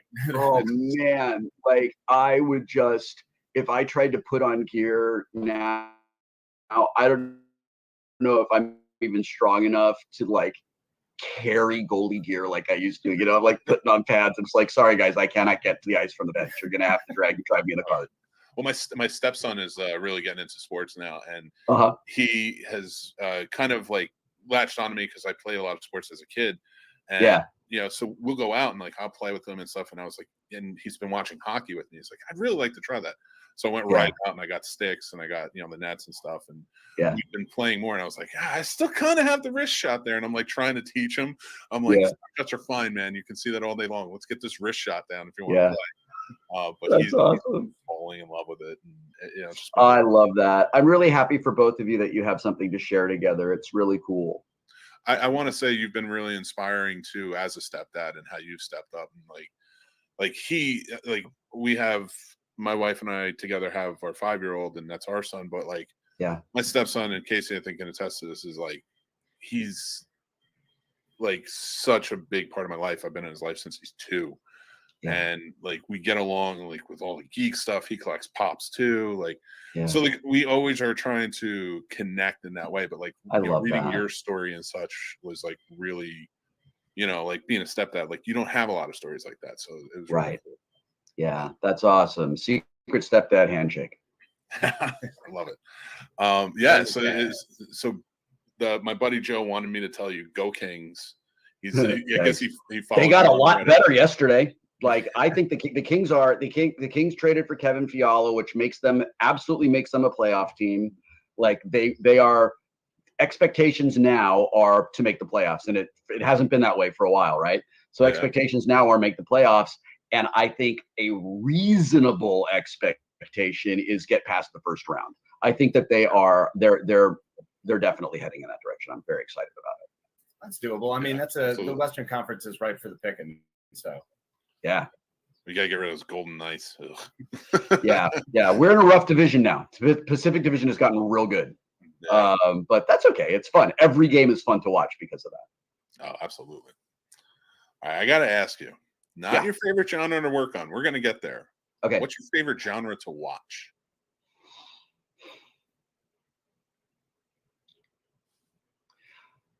I don't know what you would call this genre, but it is the genre that from which, okay, I want you to imagine genres as sections of a field, okay? And you plant different shows in those different sections of the field, and that's where they grow, okay? Science fiction is one section of the field, fantasy, and so on and so on. There's a section of this field, I don't know what we call it, but it is where the 1970s series In Search Of lives.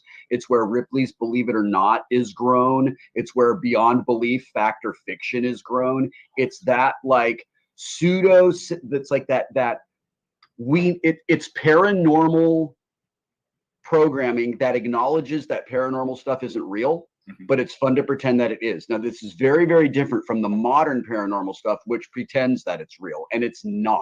Like ancient right? aliens. It's bullshit. None of it is real. But I absolutely, as a kid, I loved, and I still love, those like what if mysteries. I know they aren't real, but they're so fun to imagine. And like I love that. In the last I have a friend of mine and I loved listening to the Art Bell Show in the 90s before conspiracy theories became white supremacist, toxic, dangerous, unhinged lunacy. Back then, it was silly. Like, of course that's not a UFO, but what if it was? Like, it's just so fun. That stuff was so much fun. So that would be my absolute favorite genre. That's awesome. And I just don't know what you call it, but anything that lives in that area, and nobody's doing it well now. I have not found it anywhere at the moment that evokes the same vibe that I had as a kid. And I think that might just be that there's just too much overlap in the Venn diagram of people who like fun, obviously not real supernatural paranormal programming, and people who are like, no, conspiracy theories are absolutely real. Wake up, do your own research. The people who commit to the Bigfoot challenges for their entire lives trying to track them down. And it's like, guys, come on. It's a blurry photo. I think the big difference now is back then they let the viewers decide. Do you believe this or not? Yeah. Now it's like, you better believe this. How do you not believe this? Well, it helped when you had like Leonard Nimoy with I'm In Search Of, really guiding you down that journey, that path. It's wonderful. I bought the entire In Search Of series on DVD years ago, and every 3 or 4 years, I just kind of rewatch all of it from start to finish. And I recently finished it again, and it's just fun. It's just really, really fun and silly. I'm sure that there are kids growing up today watching the like paranormal programming on basic cable, and hopefully they are experiencing the same fun vibes that I felt.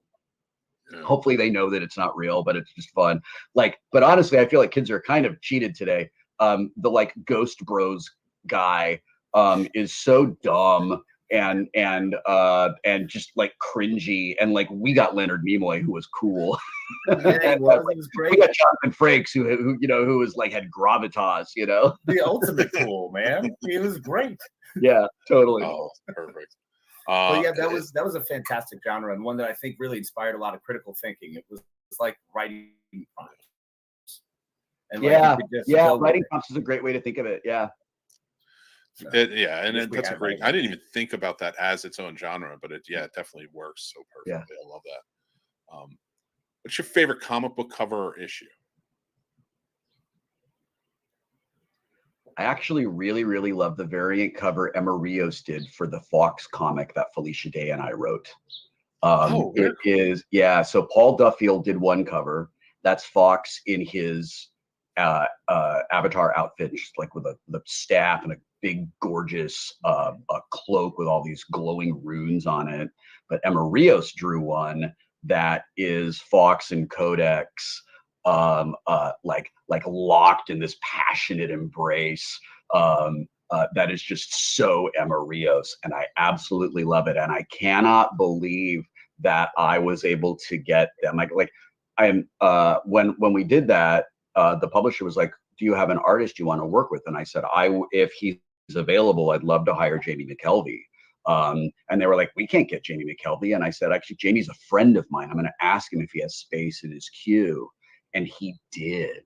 And like that comic is a very big deal to me. I wrote it. Jamie did the interior art, and Emma and Paul did variant covers. Like that was very much a like quest complete, all the bonus extra things ticked off, like gold trophy in the on the dashboard of my life. Every achievement right there. Boom. Yeah. Yeah. I love that. That's pretty awesome. What's your favorite thing to collect? Quarters that are older than 1985. Okay. When I get change, which doesn't happen that much anymore because we're doing everything without money, right? But for the longest time, whenever I got quarters in my change that were 1986 or older, I saved them because there's a very good chance that at some point in that quarter's existence, it ran through an arcade machine. And I think that's cool. So when I'm going out and shopping or whatever, I am constantly playing this game. Am I going to get loot that can go into my my bank? And my bank is a treasure goblin from Diablo 3. Yes. And when you put a quarter in it, it goes, ha ha ha! So that is filled with quarters. Eventually, I haven't done it yet. I'm holding it back. I'm saving it as a like, hey buddy, congratulations. Here's a prize for you reward. I'm going to eventually buy myself a Donkey Kong machine or maybe a Mr. Do machine. And when that happens, all these quarters that I've been collecting over the years are going to go next to it in a bucket. And when it's time to play that machine, rather than it being on free play, you'll put a classic quarter into the classic arcade game. That is brilliant. That's amazing. What I a love, cool, I love that story. Jeez. Yeah, what a cool idea. Before I'm like looking around my stuff. Definitely would have gone through an arcade machine. Yeah. I'm like looking around my room. I'm like, I don't have anything cool like that. But that's kind of like, so like what you collect is not about the thing. It's about the effort and the joy and the journey and the quest. Like it doesn't matter what it is. Like everybody who's collecting things, it's the same thing that I've said about being a nerd. Like it's not about the thing you love. It's about the way you love the thing. So like whatever you collect brings you the exact same kind of joy that collecting quarters brings for me.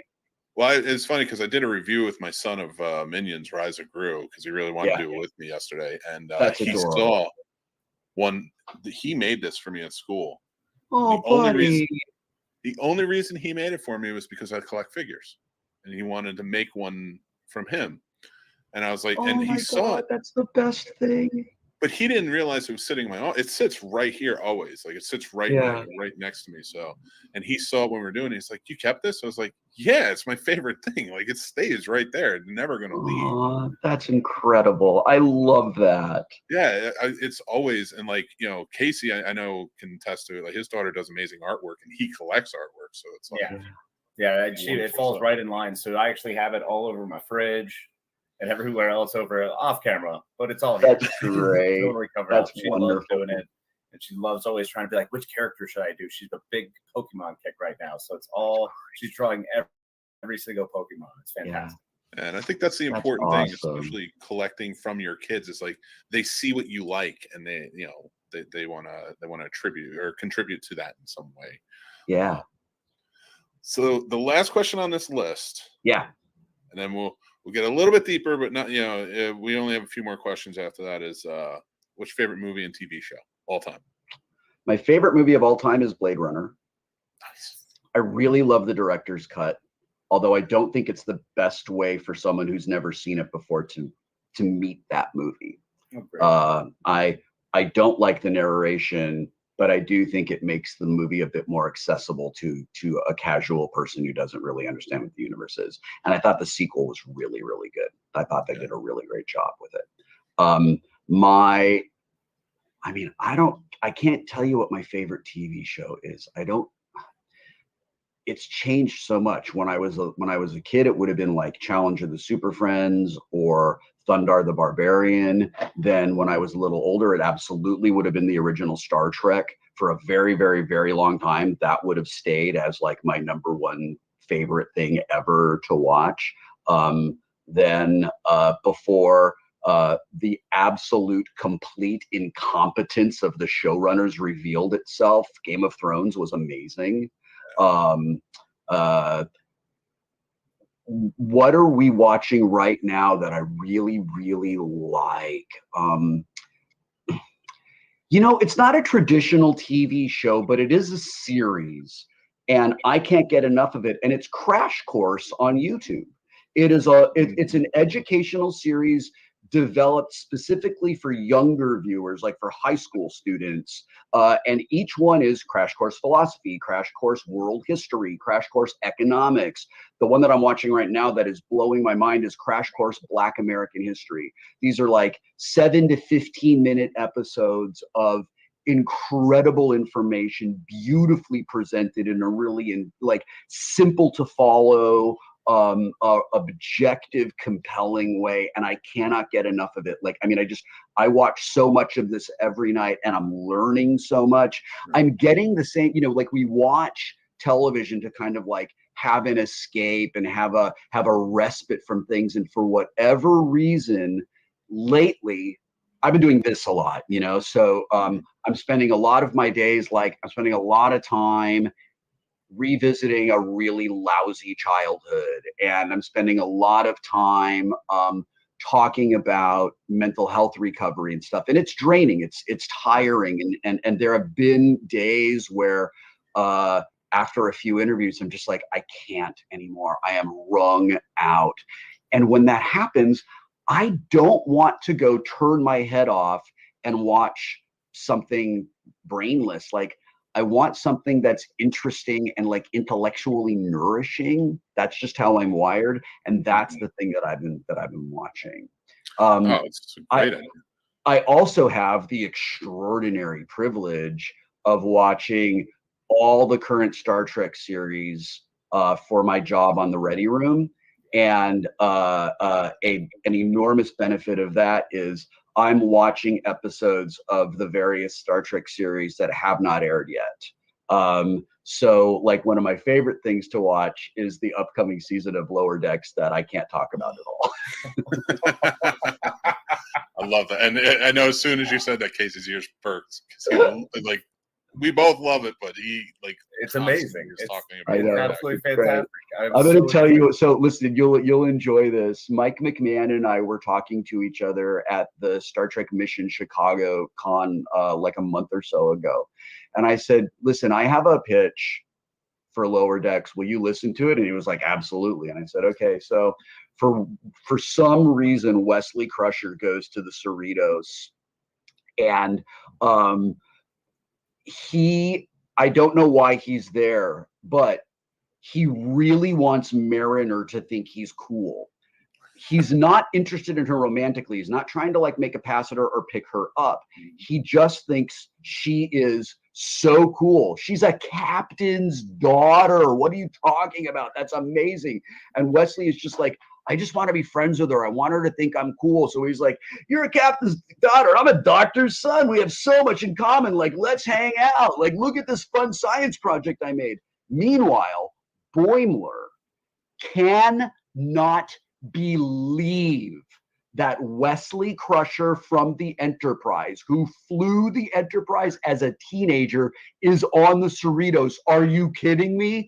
What can Wesley teach Boimler about how to advance through the ranks of Starfleet? So Boimler keeps showing up trying to make Wesley think Boimler is cool. So Mariner is like, ugh, with Wesley, and Wesley is like, come on, with Boimler while he's trying to get. So like that's the relationship, all right? And I said, like, it's not enough to sustain an A story. It's barely enough to sustain a B story. But I bet we could write like 3 or 4 scenes, and then we could just read them out loud at conventions, right? Like if Jack and Tawny and I were at conventions, we could do it together. McMahon is like, I love this idea. I think it's super, super funny. I absolutely want to write it. What should we call it? And I was like, I don't know. And he said, how about this? In Star Trek Nemesis, Wesley Crusher, and this is non-canonical, but like in Star Trek Nemesis, Wesley shows up at Riker and Troy's wedding, and that doesn't make a whole lot of sense, right? So what if Wesley is a traveler, but he goes around the galaxy and the universe and everything, just showing up at weddings and eating the food and leaving? Like, that's just kind of like what he does. That's such a lower decks kind of Wesley joke, you know what I mean? So what if Wesley is there because someone's getting married on the Cerritos, and that's why he's there, right? Like, it's a silly. And I said, I love that. And the title of the episode is The Wedding Crusher. Oh, perfect. Yeah. And McMahon was like, oh, yes, it's happening now. So I really want it to be real. I really want it to be a thing that we do. And I've talked about it in a couple of things because I want to plant it in the world so that Mike and I both feel like, yeah, we've talked about it. That's really a thing we got to finish so that we can do it. And I think it will be really, really fun. And just so in the universe. It will manifest. That has to manifest. That sounds brilliant. Yeah, I don't see it actually making it into animation at all. But like, what if we just asked some people at Titmouse to just draw like 5 stills? And then we just did like 3 scenes and we just read it and we projected them behind us. I think it could be really fun and really silly. So fingers crossed we can make that happen at a big Star Trek event at some point in the next couple weeks. I hope that comes up on a show. We need to see that. That would be amazing. You did also bring up the Ready Room, which has been awesome. It's so great. Oh, thanks. I love it.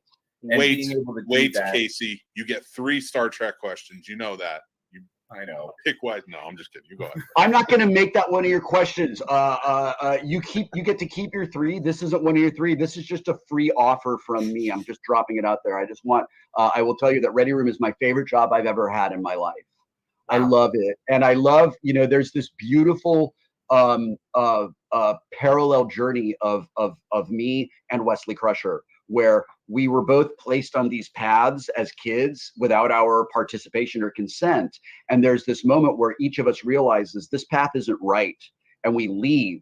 I left to go do like all these different things in my world and figure out what I wanted to do with my life. And Wesley leaves Starfleet to go be this traveler and go on kind of like a spiritual journey. And I did sort of the same thing. And then we both kind of come back to Starfleet and Star Trek at the same moment in our lives, in kind of the same way. Wesley, as this traveler who's seen lots of things and is not a child anymore, now can touch all the different pieces of the Star Trek universe and experience all of them and bring the experience he has had as this person who's experienced so much more than the crew members of the current shows have.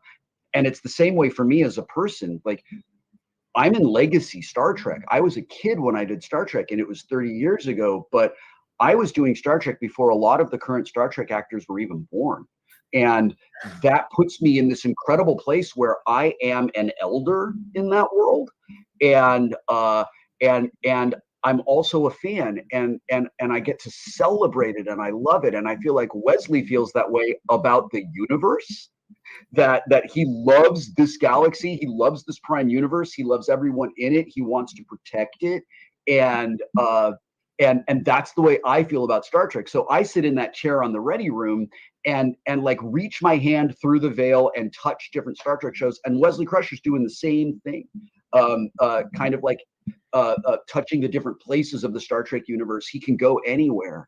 And I love that both of us were like, listen, we're in this place and it doesn't feel right, but I like being here. And I don't know how I'm going to get back here, but I'm eventually going to come back here on my own terms. I'm going to find my way into this room rather than being pushed into it by somebody else.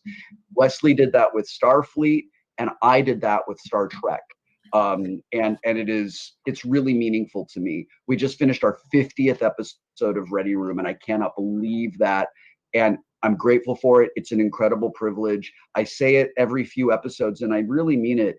Sincerely, thank you to everybody who watches the show. If y'all didn't watch the show, I wouldn't get to make the show, and I wouldn't get to do this thing where I'm like professional Star Trek fan and legacy member of the entire world that we all love. Yes, please. I will absolutely keep showing up and keep coming back. Just tell me when to be there. Which has been fantastic. And as a fan, to experience it through your eyes and to watch the way you do love and cherish and protect Star Trek in a way, like it is such a Thank respectful, you. I'm glad that like honored thing, and it's a beautiful thing, and it's you are passing that along to so many new Trek shows that some of the fandom has struggled with, but as personally, I have loved all of them, and I think they've all have done a wonderful job showing different aspects of that in where we are in today's culture as well. It was just season 2 of Discovery, Casey. Let it go. All right. I just didn't like that season. Leave me alone. I appreciate that very much. You know, one of my goals here is to bring my fellow Trekkies into the room where it happens. It's my goal to bring together these two halves of me, the part of me that was, I can remember being 5 and 6 years old and sitting in front of my Fisher-Price battery-powered record player, listening to the Star Trek record, the Star Trek Kitty records. I'm blanking on the name of the company that released them. Somebody's yelling at their podcast thing right now. It was called blah blah. I'm like, I know, thank you. I just can't remember.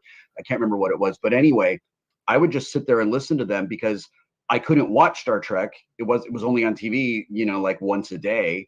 But I could listen to these records over and over and over and over again. So that's how long I've been a fan of Star Trek, and that's how long I've been inspired by and reaching for the secular humanist ideals of the Star Trek universe, and that I get to continue to participate in that as an adult, and have this really fun thing where the overlap of the guy who's a member of Legacy Star Trek and the guy who's a lifelong fan of Star Trek gets to go, hey, Star Trek fans, come with me. Hey, fellow peers who I worked with, I'm going to bring some friends in and we're going to talk about this. Is that cool? Like, I mean, it's just, it couldn't be better. It is every little piece that comes together to make this awesome is locking perfectly into place. And it's so great. Every day, a little piece of me is just like, it's going to get it. Today's the last day. Like they're just taking it further. They can't stay this great forever. I'm like, let's make more Star Trek series so that I can keep doing the Ready Room. Right? It would be fantastic. You did actually say one little piece. Sorry, Nick, real quick, just to wrap this up. There was one piece you had brought up on your Wesley returning to Picard, and you had what you had said on the Ready Room was really fantastic. It was great the way that the character was honored and appreciated. And if you wouldn't mind just kind of reiterating some of that and how it made you feel to come back and do Picard as Wesley one more time, what that kind of convergence was with everything, now taking the Ready Room and then returning on screen. Sure. Still season 3, by the way. We don't know if he won't come back again. So this dovetails actually with my book. When I wrote Just a Geek in 2004, I was really struggling with what Star Trek meant to me. I didn't know what Star Trek meant to me. I loved the cast, and I loved the Star Trek. Being a teenager on the show was really difficult for me at times. I was living in a home where I was invisible on a good day. I had my dad actively resented me most of the time, and when he paid attention to me, it was to be cruel or humiliating or to somehow hurt me. And the only thing my mom really cared about was how famous I was and how much attention she could get as a result of me being famous. And that was the world I lived in. In my house, I didn't feel like a person. I felt like a thing. Felt like a thing that my dad didn't like, and I felt like a thing that my mother used, and I was only valuable when I was being that thing. I really didn't like that. It was really hurtful. In Wesley's life, he's absolutely loved by his mother in a way that I was not. He is unconditionally supported by his chosen family in a way that I was not. But he still finds himself in the same place I found myself, going, I don't know if this is what I want to do, and this is not where I want to be, and this isn't right for me, and I didn't choose this path on my own. I gotta do something about And I felt a lot of that inside of me, and as a child didn't know how to articulate it. So I just acted out. And that led to me quitting the show in its 4th season, which is a thing that I absolutely had to do to become a whole person. But it's a thing that I'll feel sadness about my entire life, because there's just these enormous parts of Star Trek that I missed. There's all these years of relationship with the cast that I missed out on, that I can never get back. So when I was working on Star Trek, with all of that knowledge and all, with all of that background, when I was working on Star Trek, I was not able to fully appreciate it and love it and realize what it meant at the time, because I was in the middle of it and I just had no perspective. And I think Wesley was the same way. His entire life was that starship. When he left, when I left, we experienced different things in our lives and came to understand what was important to each of us. As an actor and as a writer, I had the privilege of being consulted by the writers. Where are you in your life, Will? What do you think about Wesley? What do you think he's done in all this time? How do you, we want to know. And I unloaded all the fan fiction I've written over the last 20 years, all about him and what I thought he was. And it's basically, I think he's kind of a Time Lord. And they were like, great. And they were super into it. And that scene, I didn't write it, but I absolutely had a hand in its development, and I absolutely had a hand in Wesley's development. So coming back to Picard as that version of Wesley and getting to have, I got to be, as Wesley the Traveler, the adult and the mentor and the kind, loving, gentle, supportive person I needed when I was a kid. I got to be, Wesley is that to Corey. If their story goes on, that is who he's going to be to her. Yeah. In the preparation of that scene, Wesley was talking to me and kind of reminding me why the journey was necessary and what the future potentially holds, because this is the journey I chose. And that allowed me to love it and embrace it. And most importantly, just heal so many unresolved open wounds that had been torn open in me by toxic fandom and an abusive home life in my teens. Really healed up a lot of that. When that episode aired and fandom was uniformly celebratory, so excited, overjoyed for me personally, overjoyed for Wesley as a character, overjoyed for what they saw of themselves reflected in him being there. It was this moment of like, I wanted to go back to 15-year-old me who is sitting in his bedroom, listening to Depeche Mode, playing Dark Tower on his Macintosh, so sad, so lonely, so scared. I want to just put my arms around that little boy and tell him it's all going to be okay. And it's all going to be okay because you're not giving up right now. You're fighting and you're struggling, and you are existing so that you're surviving so that I can thrive. And it was the same way for Wesley. And I see those things really coming together in that episode of Picard. And it was extraordinarily meaningful to me. Mm-hmm. And just that the celebration and the joy, the fact that I was seen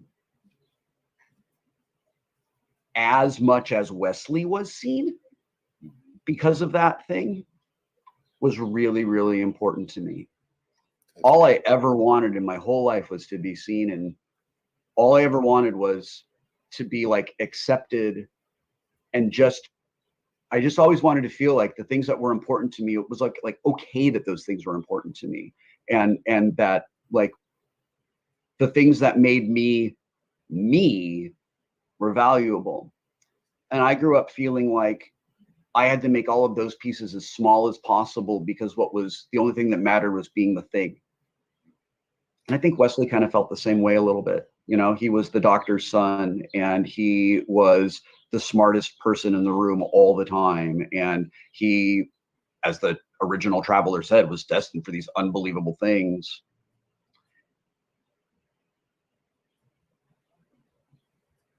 With the burden of expectation, external and self-imposed, removed, we're both in places where we can really thrive now. And that, you know, for everybody in the universe who isn't me, it's 3 pages of, hey, there's Wesley, cool. But for me, it's the whole universe. Which it was amazing, and it shined through. It really did. It was beautiful. It was a beautiful scene, and I know for me watching it was like, Wesley's back. All right. Yeah, I had a total squee moment. If nothing ever happens with him again, and I just know firsthand from showrunners of other Star Trek series, every one of them wants Wesley on their show. They just don't know how to do it. Yeah. I cannot describe how good that makes me feel. Well, how special that makes me feel. Just how loved and celebrated that. Like it is amazing. Even if nothing ever happens with him, if that's it, if that scene is all of it, it's enough. Boy, is it enough. Anything else that happens is just an unbelievable, generous gift. And I have no idea if anything ever will. And that is such a wonderful place for me as a person to be. I spent my whole life feeling like even the coolest things that I accomplished weren't enough because my dad still didn't love me, right? And it's like, well, if my dad doesn't love me, I obviously haven't done enough. And it took me a long time to realize nothing's ever going to be enough for that asshole. So I just have to enjoy the things that happen when they do happen. And like, this is so much more than enough. And it just feels really good. And it's something I'm really grateful for. And you've inspired so many of us, you know, the fans, like to see that we want you back. We wanted to see you on screen. So for when you I feel that and I love it. Yeah. That feels really good. Well, I know Casey and I, especially when the Ready Room started, Casey and I were like, there's nobody better than this to do it. Because you are, for us, I know, watching TNG as a kid, especially Casey, you were that representation of us. Because there wasn't a child on Star Trek before that. Yeah, I love this. I've actually heard this a lot from people around our age. You know, when Star Trek was on the air and toxic fandom was really just knives out for me, and nobody had my back and nobody was standing up for me. It was really hurtful and it was really upsetting. And what I didn't know, I think the majority of the world didn't know, is that little tiny piece of toxic fandom was the same. They were the same people that they are now. They're like emotionally immature, young 20s men, insecure, kind of mediocre dudes who don't like seeing things that make them feel uncomfortable. And a lot of these guys just didn't like a kid in their sci-fi, you know, for lots of different reasons. And there were a lot of times where Wesley was objectively badly written, and that's not my fault. It's not my problem. Like, you know, there are times where I'm like, I don't like that about him, and I don't like the way that he's written. But like, taken as an overall arc, I think he's really well done, and representation for an entire generation of kids who were not online in the 80s and 90s, you know, telling me all the ways that I should be, you know, executed for the terrible crime of being an actor on a TV series. What? And what I didn't know, is that Wesley was a massively popular character. Wesley was as popular as Data and Picard. Oh yeah. Oh yeah. He was popular with kids who weren't talking about it because none of us had a voice. None of us were in the conversation. Yep. When I was a kid and I would go to conventions, sometimes I'd get to sit next to Jimmy Doohan. And every time someone came to Jimmy and said, you know, I'm an engineer because of Scotty, I thought that is the coolest thing. What an amazing, like, what an incredible thing to do with your life. Like, wow, this character you played inspired someone's career choice. It never occurred to me that that could theoretically happen for me, and it does all the time. By now, we're well into the tens of thousands of people that have told me in one way or another, yeah, I'm in science, engineering, medicine, research and development because of Wesley, because I was a smart, weird kid, and I was too smart for my own good, and I just didn't, like, I felt awkward and weird, and I saw him, and I just thought, thank God, there I am. There's somebody that's like me. And credit Gene Roddenberry for knowing that kids needed that. You know, Wesley crawled so that Jake Sisko could fly. You know, Jake flew so that Adira could like be the absolute realization of a young, brilliant person in the Star Trek. Yeah, she's phenomenal. Oh yeah. Timeline, and it's something that I'm grateful for, and just like. I don't spend a lot of time being proud of things because I feel like as soon as you're proud of something, somebody comes along and pushes you over. But I'm really proud and really grateful. And like I care for this the way that you care for something fragile that you want to preserve for future generations. That is the way I feel about Wesley and his story and his relationship to the people who were real inspired by him, that he was a positive influence on. Mm-hmm. Hey, listen, they try to knock you down, you got a bunch of fans ready to pick you right back up. Exactly. It's great. Yeah, I mean, that's really nice. Like when I was younger, I felt like nobody had my back. And as an adult, I feel like the world has my back. And that's pretty special. That's awesome. Well, you've earned it. I mean, you put in the work. Yeah. I'm doing my best to be the person I need in the world. Mm-hmm. I need people in this world who are kind and compassionate, who are empathetic, who are gentle, and supportive. And I work real hard to be that person and show up as that person for myself. And when I am successful, I am also able to show up as that person for other people. And I believe that when we work real hard to be the people we need in the world, we're also kind of inspiring that in others who just sort of passively see us, and it triggers something in them that makes them put in a little bit of effort to be that person as well. And when that is successful, I feel like I'm not wasting my time. I'm putting good things into the world, and I'm not wasting the unbelievable privilege that I have. So thank you. Thank you. Thank you. And it shows that shines through. And I love that message of you wanted to be the person you needed. And I know, speaking for myself, even like when I became a stepfather and then had my own child, it's like my kids are never going to know what I knew growing up. Yeah. Yeah. And by not being that, I've made myself what I like to think is a good person, caring person, kind person. So, you know, and I want to raise my kids to be the same. You know, like best thing we can do is raise our kids to be better than us. Yeah. And everybody. Yeah. So it's you know, that was a beautiful sentiment, Casey. Great pull on that, by the way. With that, I know we have to wrap up real quick. There's a couple of things we were kind of touched on. Tabletop. Is it coming back? No, I'm sorry. I'm so sorry. I can't go into it, but it's not coming back. Okay. All right. Fair. I am grateful. I'm grateful that we got to do it. I will be grateful to Felicia Day, Jennifer Arnold, Sherry Bryant, and Kim Evie, Adam Lawson for the rest of my life. They really worked really hard to help me realize that show and do something really special. I'm grateful for how we fundamentally changed the industry and brought the tabletop gaming hobby out of the shadows and into the mainstream of popular entertainment. I'm thrilled that we were part of that.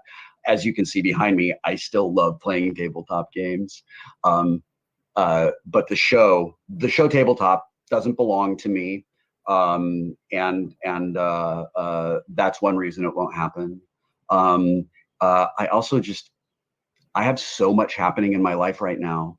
I am so unbelievably busy that there's just no time. Even if I did have the rights to do the show, I couldn't even think about looking at pre-production for another year. I mean, that's fully fair. I mean, you have a lot on your plate. We Good did want problem to to have, though. Being so busy, Yeah. that's great. Oh yeah, not a bad problem to have. But for people who are fans of tabletop, right? I mean, I'm sure that a lot of you that are fans of tabletop know about this. Like the Dice Tower is amazing. Actual Wall is great. Like there are people out there who really picked up the ball and have continued to do really fantastic gaming content and are doing kind of the same thing that we wanted to do, right? Like I just wanted tabletop to illustrate by example why people play games. I just wanted to show that, and I thought like having interesting celebrity people on would give non-gamers a reason to watch the show, and a way that gamers could convince their non-gaming partners to watch a gaming show with them, in the hopes that somehow the non-gaming partner would realize how much fun gaming is. And all the gaming shows that I watch now still do that, in their own way, and I think they do them really well. Well, I do want to say, like, we're very avid fans of Munchkin. We play it a lot. Okay. We love board games in general and dice games and card games, but Munchkin is like one that really Casey and I and our families and such are really into. I do want to say I hate you for one reason, and that is your episode of Tabletop. My my stepson, who loves Munchkin as well, now knows that he can be a sniper because he and that's what he's like, no, I'm not helping anybody. I'm going to take you out as quick as I can. Yeah, that's great. So now he that has is a word terrific. to it. No, but I we always appreciate it and love that. So I want to ask what your favorite version of Munchkin is at years later, if you have a different one. I would have to pick Star Munchkin because it's the one that has a very special, extremely rare card called Heart of the Anomaly that was custom made for a local con in Austin in like 2002, 2001, 2002, somewhere around there, called Linyu Con.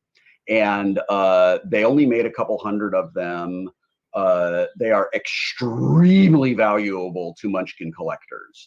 Every now and then I auction one for charity and they go for hundreds, sometimes thousands of dollars for a single card. So because of that, that is my favorite version of it. I think Munchkin is about a half an hour of fun that can be packed into about 4 hours of gaming, and that's where Munchkin stops being fun, where it's just like this, like we need the game to end.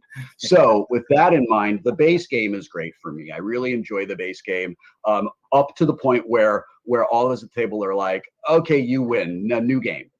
Yep. I also, for the people come to me at cons and ask me to write Cards Against Humanity cards for them, and I've been doing that for years. Every now and then, people want me to make Munchkin cards for them, and I've made some really fun, silly Munchkin cards. And because I know Steve Jackson, I have approval from Steve Jackson and to like tell the players these cards are official for your game. You are allowed to use them in your game. And my dear friend Andrew Hackard, who we lost to motherfucking cancer during the pandemic, was the editor on Munchkin for years and was their lead joke writer and did all the amazing puns and came up with so much of what we love about Munchkin really comes from Andrew's amazing creative brain and his love of puns and his love and deep knowledge of just like gaming esoterica. So even though Munchkin is not my favorite game to play, it will always be one of my absolute favorite games on my shelf because it really means a lot to me. That's awesome. Amazing. We have a couple more questions. We're going to do Patreon, and we promise we'll get you out of here. Just one question would be: we have a show called Real Combat, REEL. where we invite movie fans on and they debate why we should watch their movie of choice. Okay. So whenever we have somebody on for an interview, we like to ask you to give us a movie recommendation, something that you think we should watch. And we'd love to hear it. The Cabinet of Dr. Caligari. Oh, it's a beautiful movie. I love that movie. That was on recently too. That was on... It's gorgeous. It's historically significant. I live where the Venn diagram of nerd, goth, and punk overlap. Nice. That's a weird part of the Venn diagram, and I know that people who are in there with me are all nodding their heads. You know exactly what I'm talking about. In that, movies like Metropolis and The Testament of Dr. Malabuse and The Cabinet of Dr. Caligari, Nosferatu, like those kind of like early 20th century like Bauhaus inspired, very gothic German films, just inspired so much of the aesthetic that means so much to me. So I will love those things forever, and I will just put them on and leave them on the TV just to be filling up the room. Awesome. Perfect. That's a great answer. Yeah. Now, you are a host of many things. You're a host extraordinaire for sure. And we of course host some shows ourselves, and we would love it if you had some advice to give us on hosting. When you're interested, you're interesting. And that really matters. I can tell when somebody's just reading questions and not engaged. I have to work extra hard as a guest in those situations or a host in those situations to keep it alive and keep it interesting. So when I'm on either side of the equation, I work to talk about things that I'm interested in so that I remain interesting. As a host, for me, it's easy to get real excited and talk too much. Just because I'm excited to be sharing these things and having this exchange with the guests. So I actually work real hard to talk less and just listen. And if I feel like I'm doing that too much, I'm probably almost listening enough. That's wonderful. Yeah. Hopefully you can tell we were interested today. I absolutely can. We absolutely are. You are amazing. Just to finish up, it's not so much, we ask our patron supporters if they have any questions or anything like that. And from Tim and Dan, they didn't have any questions, but they wanted us to make sure to tell you how big of fans they are. That's really Titan's sweet. Grave. I love Titan's Grave. Shout out to my son Ryan, who co-wrote Titan's Grave with me. He did an absolutely amazing job. I wish, we have the story boarded for 5 seasons. It'll never happen, but it was great and I loved it. And I heard you say Rent a Pal. John Stevenson asked me to do that movie, and I was like, oh my God, this is amazing. I love it. I love everything about it. I'm so proud of it. If you're hearing the title Rent a Pal for the very first time, just look it up wherever you stream movies. It is almost certainly there. I know it's on Hulu. It's on Amazon Prime. I don't know if it's on Netflix in America, but I think it is in other countries. I love it, and I'm real proud of it. I had such a good time doing that. Our horror group watched it only a couple months ago. Like we did watch parties and stuff, and we loved it. We thought it was great. Yeah, so for sure. So, have you seen X? I did. I recently saw it. I really enjoyed that. I enjoyed it way more than it held my interest all the way to the end. Like it really, I was like, okay. Like, and then I was like, okay, I'm going to watch this because it looks interesting. And I bet just like visually, this is going to be a cool movie. I like that, that throwback look. And then the story was so much more engaging than I expected. Anyway, when people say horror, that's the most recent horror thing I've watched. Yeah, it's fantastic. Ty West did such a great job with that movie. And normally I was expecting that sort of long drawn out innkeepers, like you're going to get hints along the way. And then midway through, it's just, I know. It's great. it goes in one direction halfway through, and then you're like, okay, I know what I'm in for. Yeah. They also want to compliment you on your awesome octopus tattoo. So oh, thank you. She's great. I love her.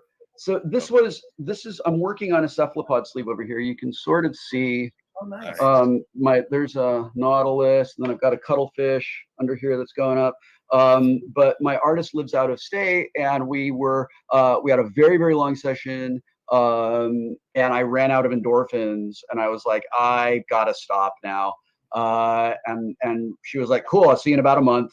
And that was December of 2019. So we haven't been in the same place since then. So I'm waiting to get it finished, but eventually this will be a whole sleeve. I'm also gonna get a squid down here, and then fill in the blank space with like some water looks, things like that. That's rad. I'm thinking grayscale with a little bit of like what we would consider like a gentle blue ink wash. Okay. If we were painting like 40K figures, that's sort of what it's going to look like. Nice. Yeah. We just want to say thank you so much for being on. You are not only in Stand By Me, which one of our favorites. Toy Soldiers is one of my favorite movies of all time. Oh, thanks. I go back and Joey Trotter, you're from New Jersey, just like me. So Yeah. such a sad end for Joey. But we were, we wanted to just touch down and say you're in our favorite episode of Tales from the Crypt as well. No kidding. That's okay. That's a deep cut. That's not something I expected. A good friend of ours of the show is Brian Krause. Yeah. No kidding. Yeah. What is Brian doing these days? I haven't seen him since the 90s. Oh yeah, I mean he's working. I can't remember the latest thing he was in. He was in Canada for a while filming, and then down in Georgia. Good for him. So, yeah. He was always really kind to me. He always jumps on, and then and he's Casey and he are very close, and they've hung out in LA and such, and we've talked about that on the show before, like that was one of our favorite episodes. Yeah, so. It's got such a great ending. God, what a beautiful twist ending. Just I mean, that's what I love about, I read those comics as a kid, and then the 70s versions of them, like House of Mystery and House of Secrets and those sorts of things. And I was just, when somebody in that universe engages in terrible behavior and that Tales from the Crypt justice is coming for them in the third act. Every time. It's the best. I love that episode because I think it really pays off. It was such a great show, and I wish they could revive it, but we love that. And that becomes like sort of our thing when we have somebody on. If they were on Tales from the Crypt, we always go because we were such big fans of it.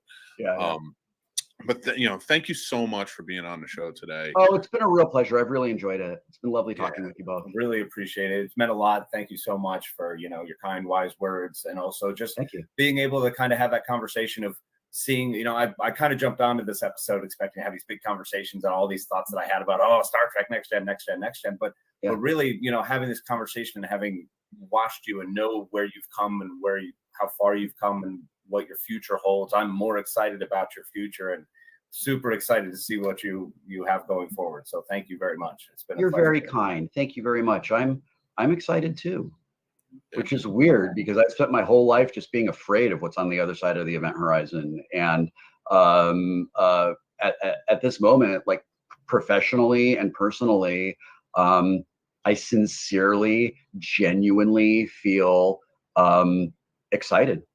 And that's and secure, and that's not something I've experienced for most of my life.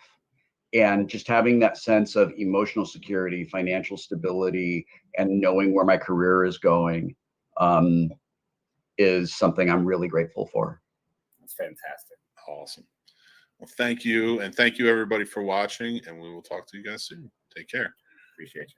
Thanks for watching and listening, everybody. I'm the Scene Snob Mick Manhattan. You can check out the Scene Snobs podcast live every Tuesday at 9 p.m. Eastern on our YouTube channel or all podcast platforms afterwards. Also on our YouTube channel, you can check out great shows like Real Combat, the ultimate debate show for movie lovers, mixed movie picks with new recommendations every week, Geek Fest Live every Sunday night, and new movie reviews and news all the time. Like and subscribe, then hit the notification bell so you know when all of our new episodes drop. Thank you so much to all of our amazing Patreon supporters, with whom this would not be possible. They help keep the lights on and support us in such big ways. If you would like to become a supporter on our Patreon and take advantage of all the perks like monthly giveaways, early access, and so much more, head on over to the Scene Snobs Patreon page and just sign up on one of our 2 tiers. Join our awesome community of geeks, movie lovers, and so much more, and join up on our Discord. The Scene Snobs Discord is now live, and you can head over to thescenesnobs.com for links to there and more. The Scene Snobs merch store is now open with original and fun designs that are available on all different types of merch and apparel. Check out thescenesnobsmerch.com. Make sure you like, follow, and subscribe to all of our social media accounts like TikTok, Twitter, Instagram, Facebook, and so many more. We have fun updates, topics, we talk about collectibles, and so much more on there. It's a great time. You can find all of our links to everything on thescenesnobs.com or on our link tree, which are down in the descriptions below.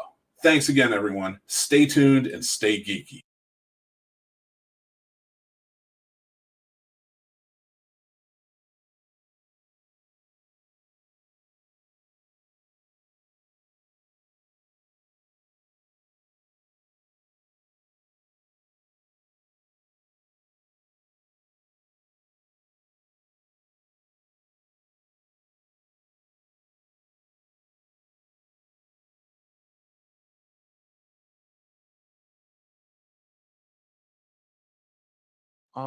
We appreciate so much being here. We're not just huge fans. I mean, we grew up with you. You meant so much to us, in the past, and going forward to now. It's just we're so humbled that you would do our show like this and talk to us. So incredibly grateful. I mean, for me personally, you were what it was to be cool. Did Will tell you the great story on that very subject? No. Well, let's start with that. He grew up in the show, and by the time he was 16, I think he was really feeling full of himself. And he had gotten his driver's license, and he went out and bought his first car. He bought the same car Patrick had. He bought a Honda Civic, I believe it was. And we were walking. We had finished work together. We're walking from the studio back to the parking lot there at Paramount, the parking structure. And he's strutting down. We're walking down the streets of Paramount, and he said, Frakes, I can tell by the music that comes out of your dressing room and the clothes that you wear. You used to be cool, didn't you? What a dig. Oh, that's brutal. I remind him of it every time I see him. That's great. Oh, and it's got to be wild now, especially because he's reached that age. And he's 50, man. Yeah. 50. And he's the king of the nerds. He's the coolest. He definitely has achieved that, I think, without question. Yeah, he when we got to talk to him, it was such a good flow with like how into the nerd culture he is and ingratiated that. Yeah, I mean, there is nobody, I think, coming out of pop culture that just really adapted to it and kind of leads the charge. I know. And boy, when he hooked up with Todd Stashwick, who is a prince of the nerds, they were separated at birth. They became fast friends. They're between you can see the D&D gang when people start to reveal their D&D knowledge. That opens a door for people. Oh, yeah. Absolutely. That kicks the door down. Well, that's similar to some of your knowledge when we get into sort of jazz and musically speaking. Right. That's definitely one of your strong points. So I know you actually have an interesting story where you were working with Fish at one point. Oh, God. Have you heard that story? It's so I told Rosenbaum this story because we were doing it at his house, which is across the street where it took place. The band Fish was produced by a dear friend named Paul Fox, who just recently died with early onset Alzheimer's. But he did REM, and he did Dylan, and he did Bjork, and he was a big big deal. And he was producing Fish, and they rehearsed in this room I had around across the street, or next door to Paulie. And it turns out they were big Trekkies, and they knew that Riker played the trombone. So they, you know, they very generously asked me to play on a track on their Hoist album. And I was over the fucking moon. I had no idea. But they didn't know that I was really an amateur trombone player. So I went to the studio. It was out in the West Valley somewhere on a Saturday. And I got my trombone with me, and I'm going to play with Fish, and I'm feeling. So they put me in the booth, and they give me the headset, and they put the chart up on the. And I mean, it was so far beyond my ability. Not only range-wise, the range was insanely high. My lip was shot.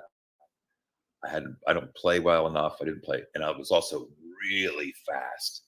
So I made a few failed attempts at playing this track.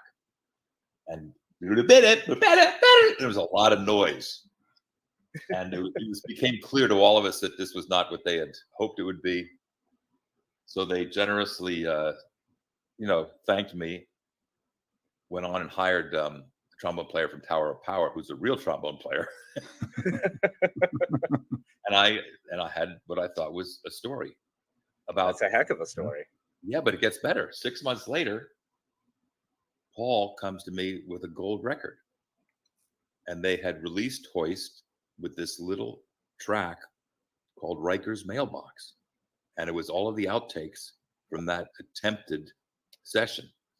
And Riker's Mailbox was a reference to the fact that this house, which was next door to Paul's house and across the street from Rosenbaum, where we did this podcast, I had it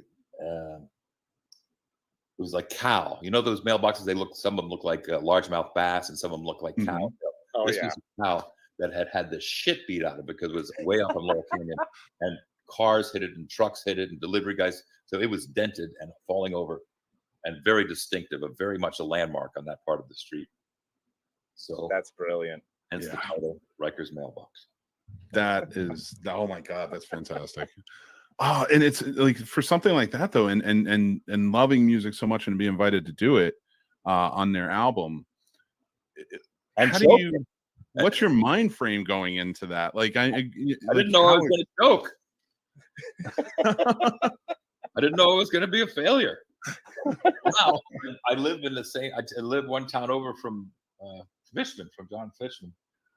We looked at the same property in Maine, and he let my son, who was then probably about 4 or 5 or 6, play his drums. Oh, that's awesome. Wow. That's really cool. That's amazing. It comes back around. I didn't from jazz. I would love. I have a question for you if that works. I would love to your choices for somebody getting into jazz, a beginner. What are maybe 3 albums they should try? Oh boy, I guess you got to get Coltrane's Giant Steps. You got to get Miles Blue. Okay. And Straight No Chaser, Thelonious Monk. I think that would give you a breakdown. Ella with Count Basie on Impulse. Then you got 4 good ones. Perfect. Strong start. Yeah, Perfect. right. I appreciate that. Yeah, and again, thank you again for coming here. We of course are giant Star Trek fans, and we do have some questions for you. But also we are really into the filmmaking side of things, and would love to pick your brain about directing as well. Yeah. On different projects and your perspective on things. We actually wanted to show you. We started a new show. It's a Star Trek watch along series for our patrons, and it's kind of an homage to you. So when she agreed to this, we wanted to show you. So we have a new show called Warp Factor Fiction. Oh, I like that. And we are watching all of the series in chronological order, and the movies and such all the way through. And we are going to do a series season by season, not episode by episode. Oh my God! Of all the shows from TLS, Yeah, everything all the way through. We're on Enterprise right now. Time on your hands. It's amazing for a Very busy little schedule. amount. It gets to sit in the background basically, so we're quote unquote watching. Yeah, But are you watching and having commentary, or are you just watching and sharing it with your listeners? Watching and kind of doing a recap per season. So we just finished doing up a full season- watch along would be way too much. Too big of an endeavor. Oh, so you run a season at a time. Yeah.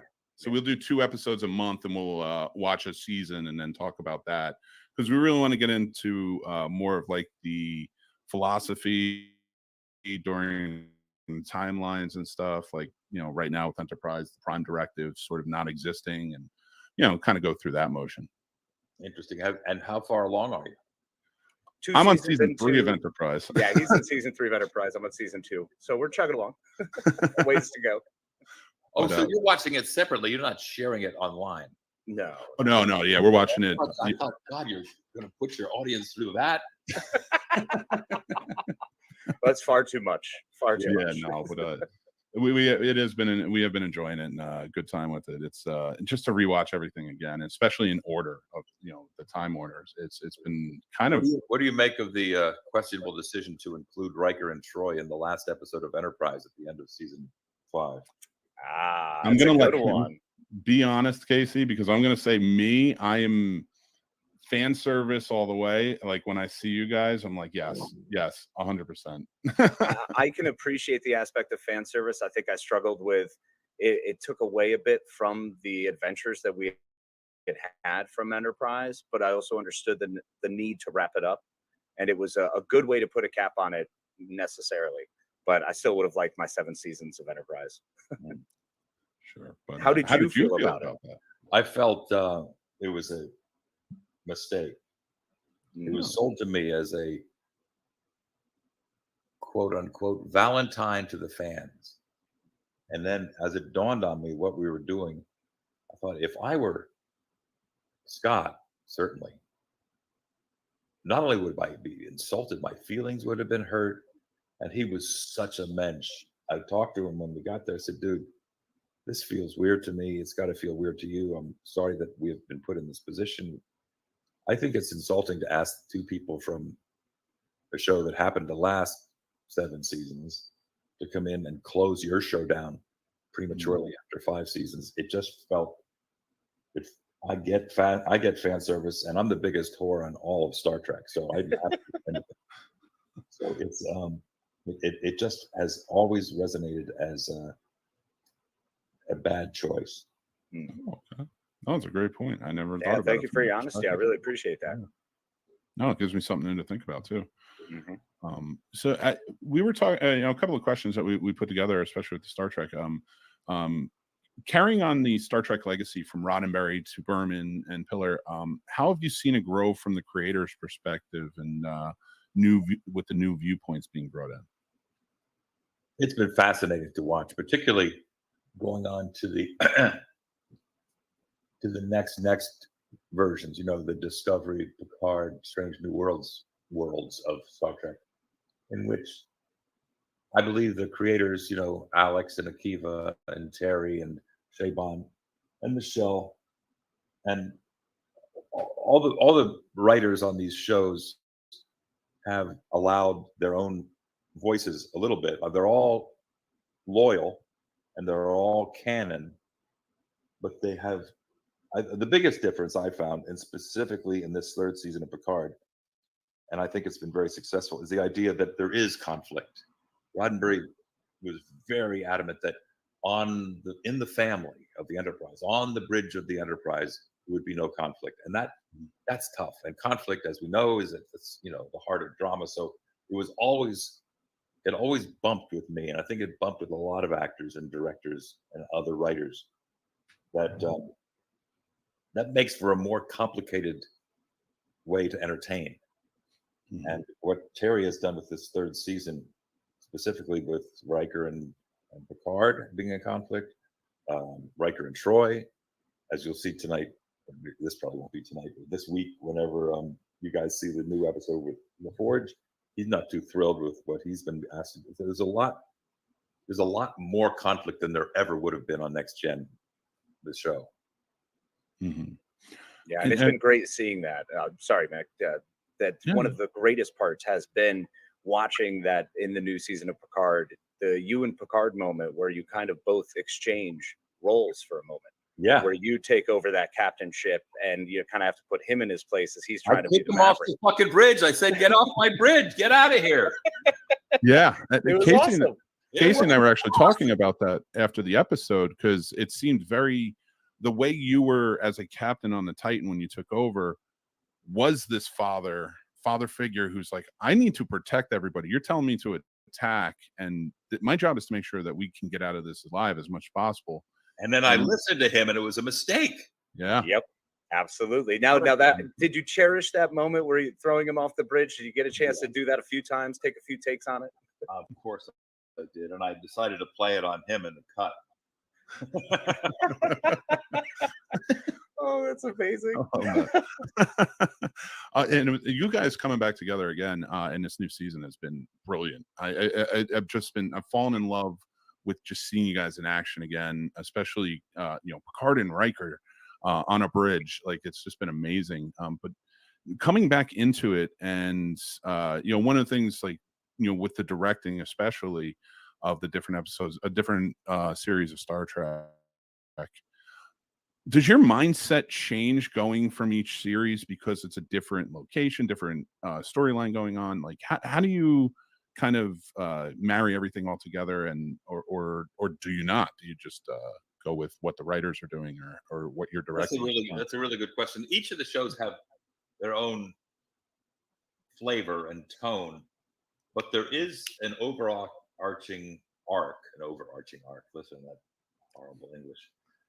That was created by Alex when he took over this franchise, that is very much informed by the JJ world, where it's incredibly cinematic and filmic and theatrical and lens flares and camera movement and all the wonderful toys. We get everything on these shows.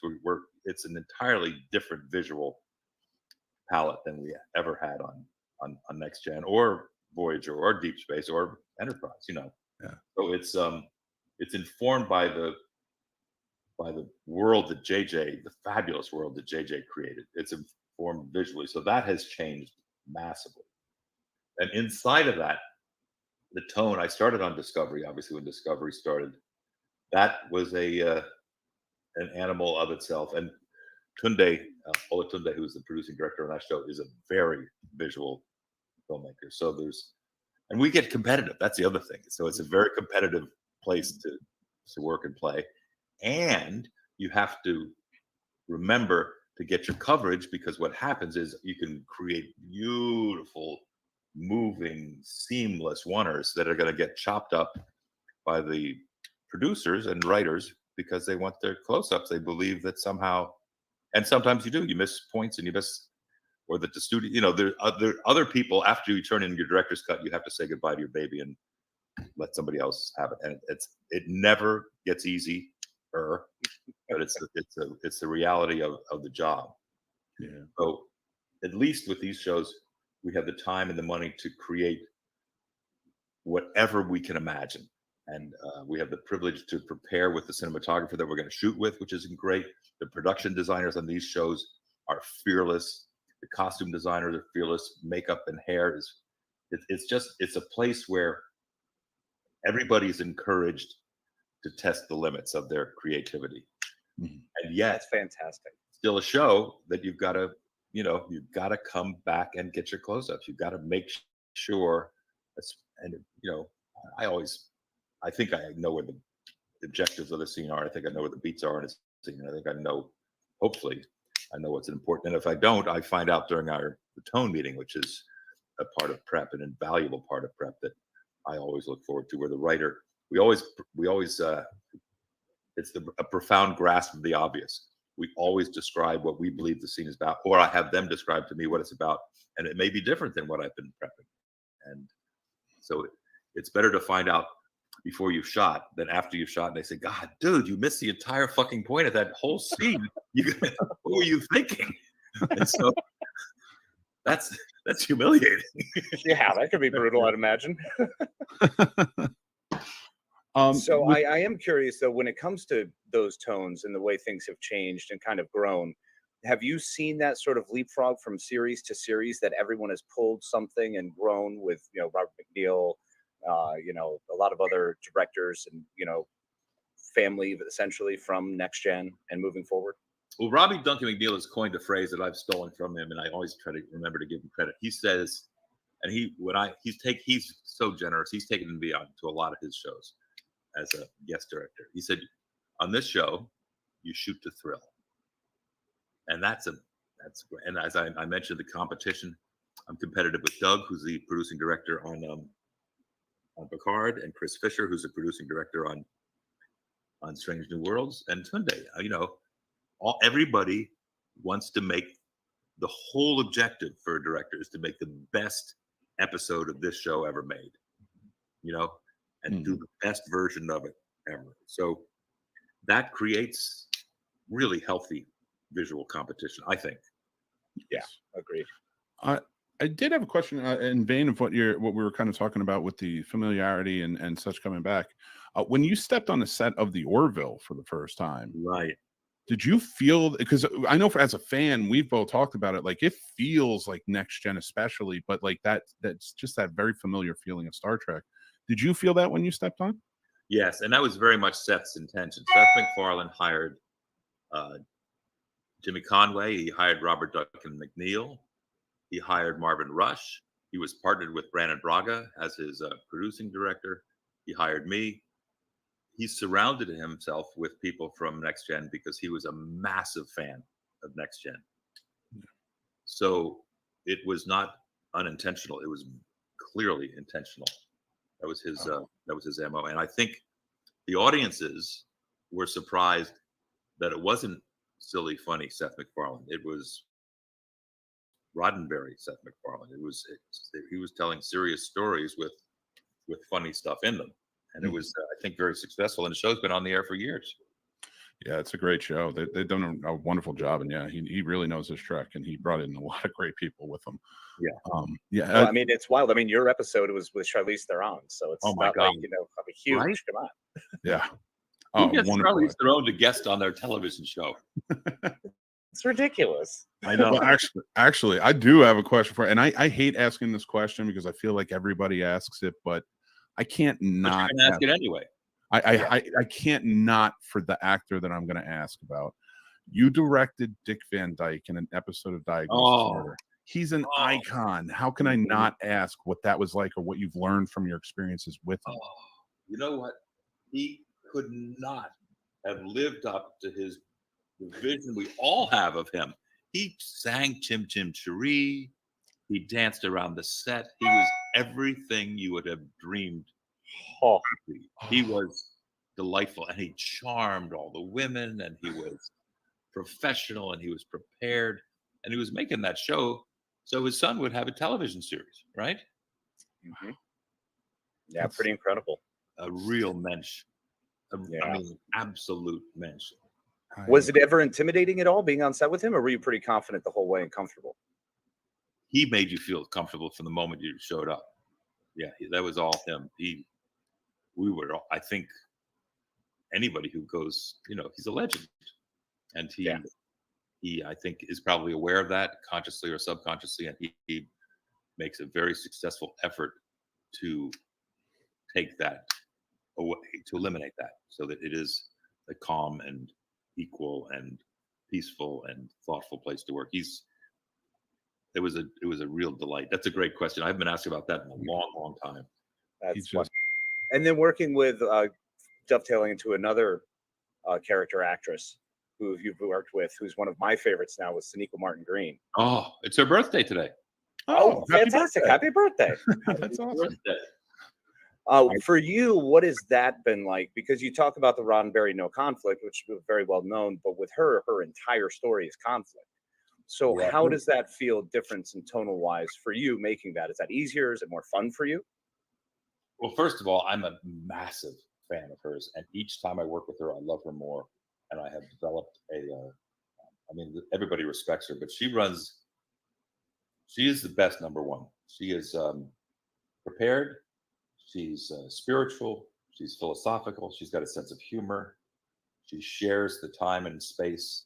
She's what you dream of when you're looking at a call.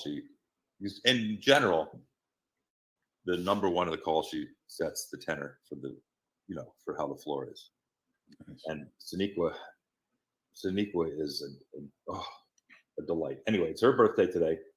That's so amazing. In her honor, I will say that there's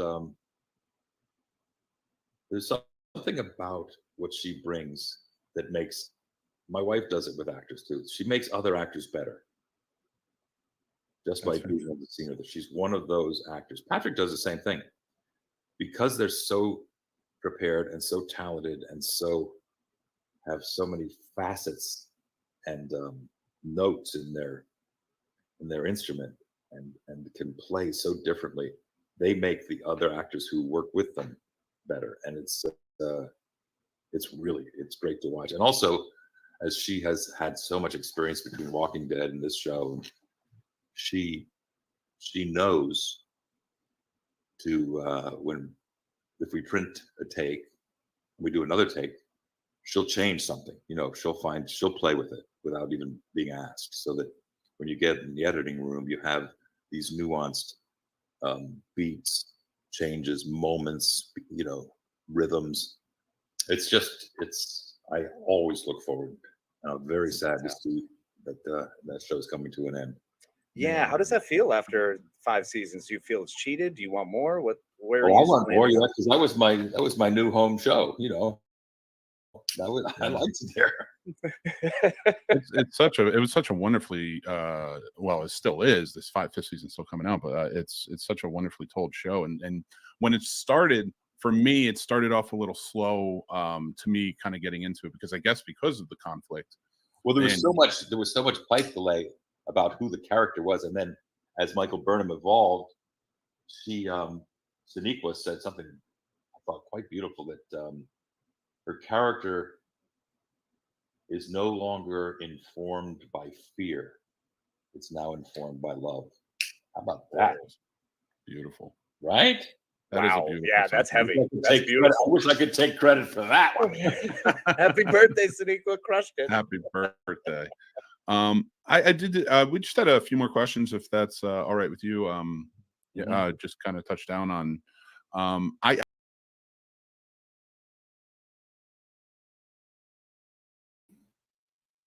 Hi, I'm Captain Mick Manhattan. Welcome, everybody. I hope you enjoyed the 12-hour long marathon of our Star Trek podcast. Oh, we love doing that show, Warp Factor Fiction.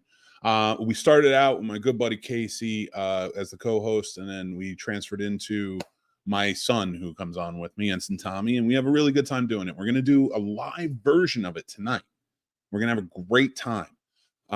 We're not going to be doing the rewatch side of it, and we will have a new episodes coming out this week covering Strange New World Season 1. Basically, how this works. Warp Factor Fiction is a rewatch podcast in chronological order of everything Star Trek on screen. The shorts, the animated series, everything. And we're going to sit and we're going to watch it all in order. And we have been since March. We've been watching 2 episodes a season. They come out on our Patreon, and then they're available on podcast format, and they're available on our YouTube channel to watch anytime. But how it works is we started with Enterprise Season 1, and now we are on Strange New World Season 1, and we're having such a fantastic and great time doing it. We're learning so much. Tommy's experiencing a lot, and we're having just a great time.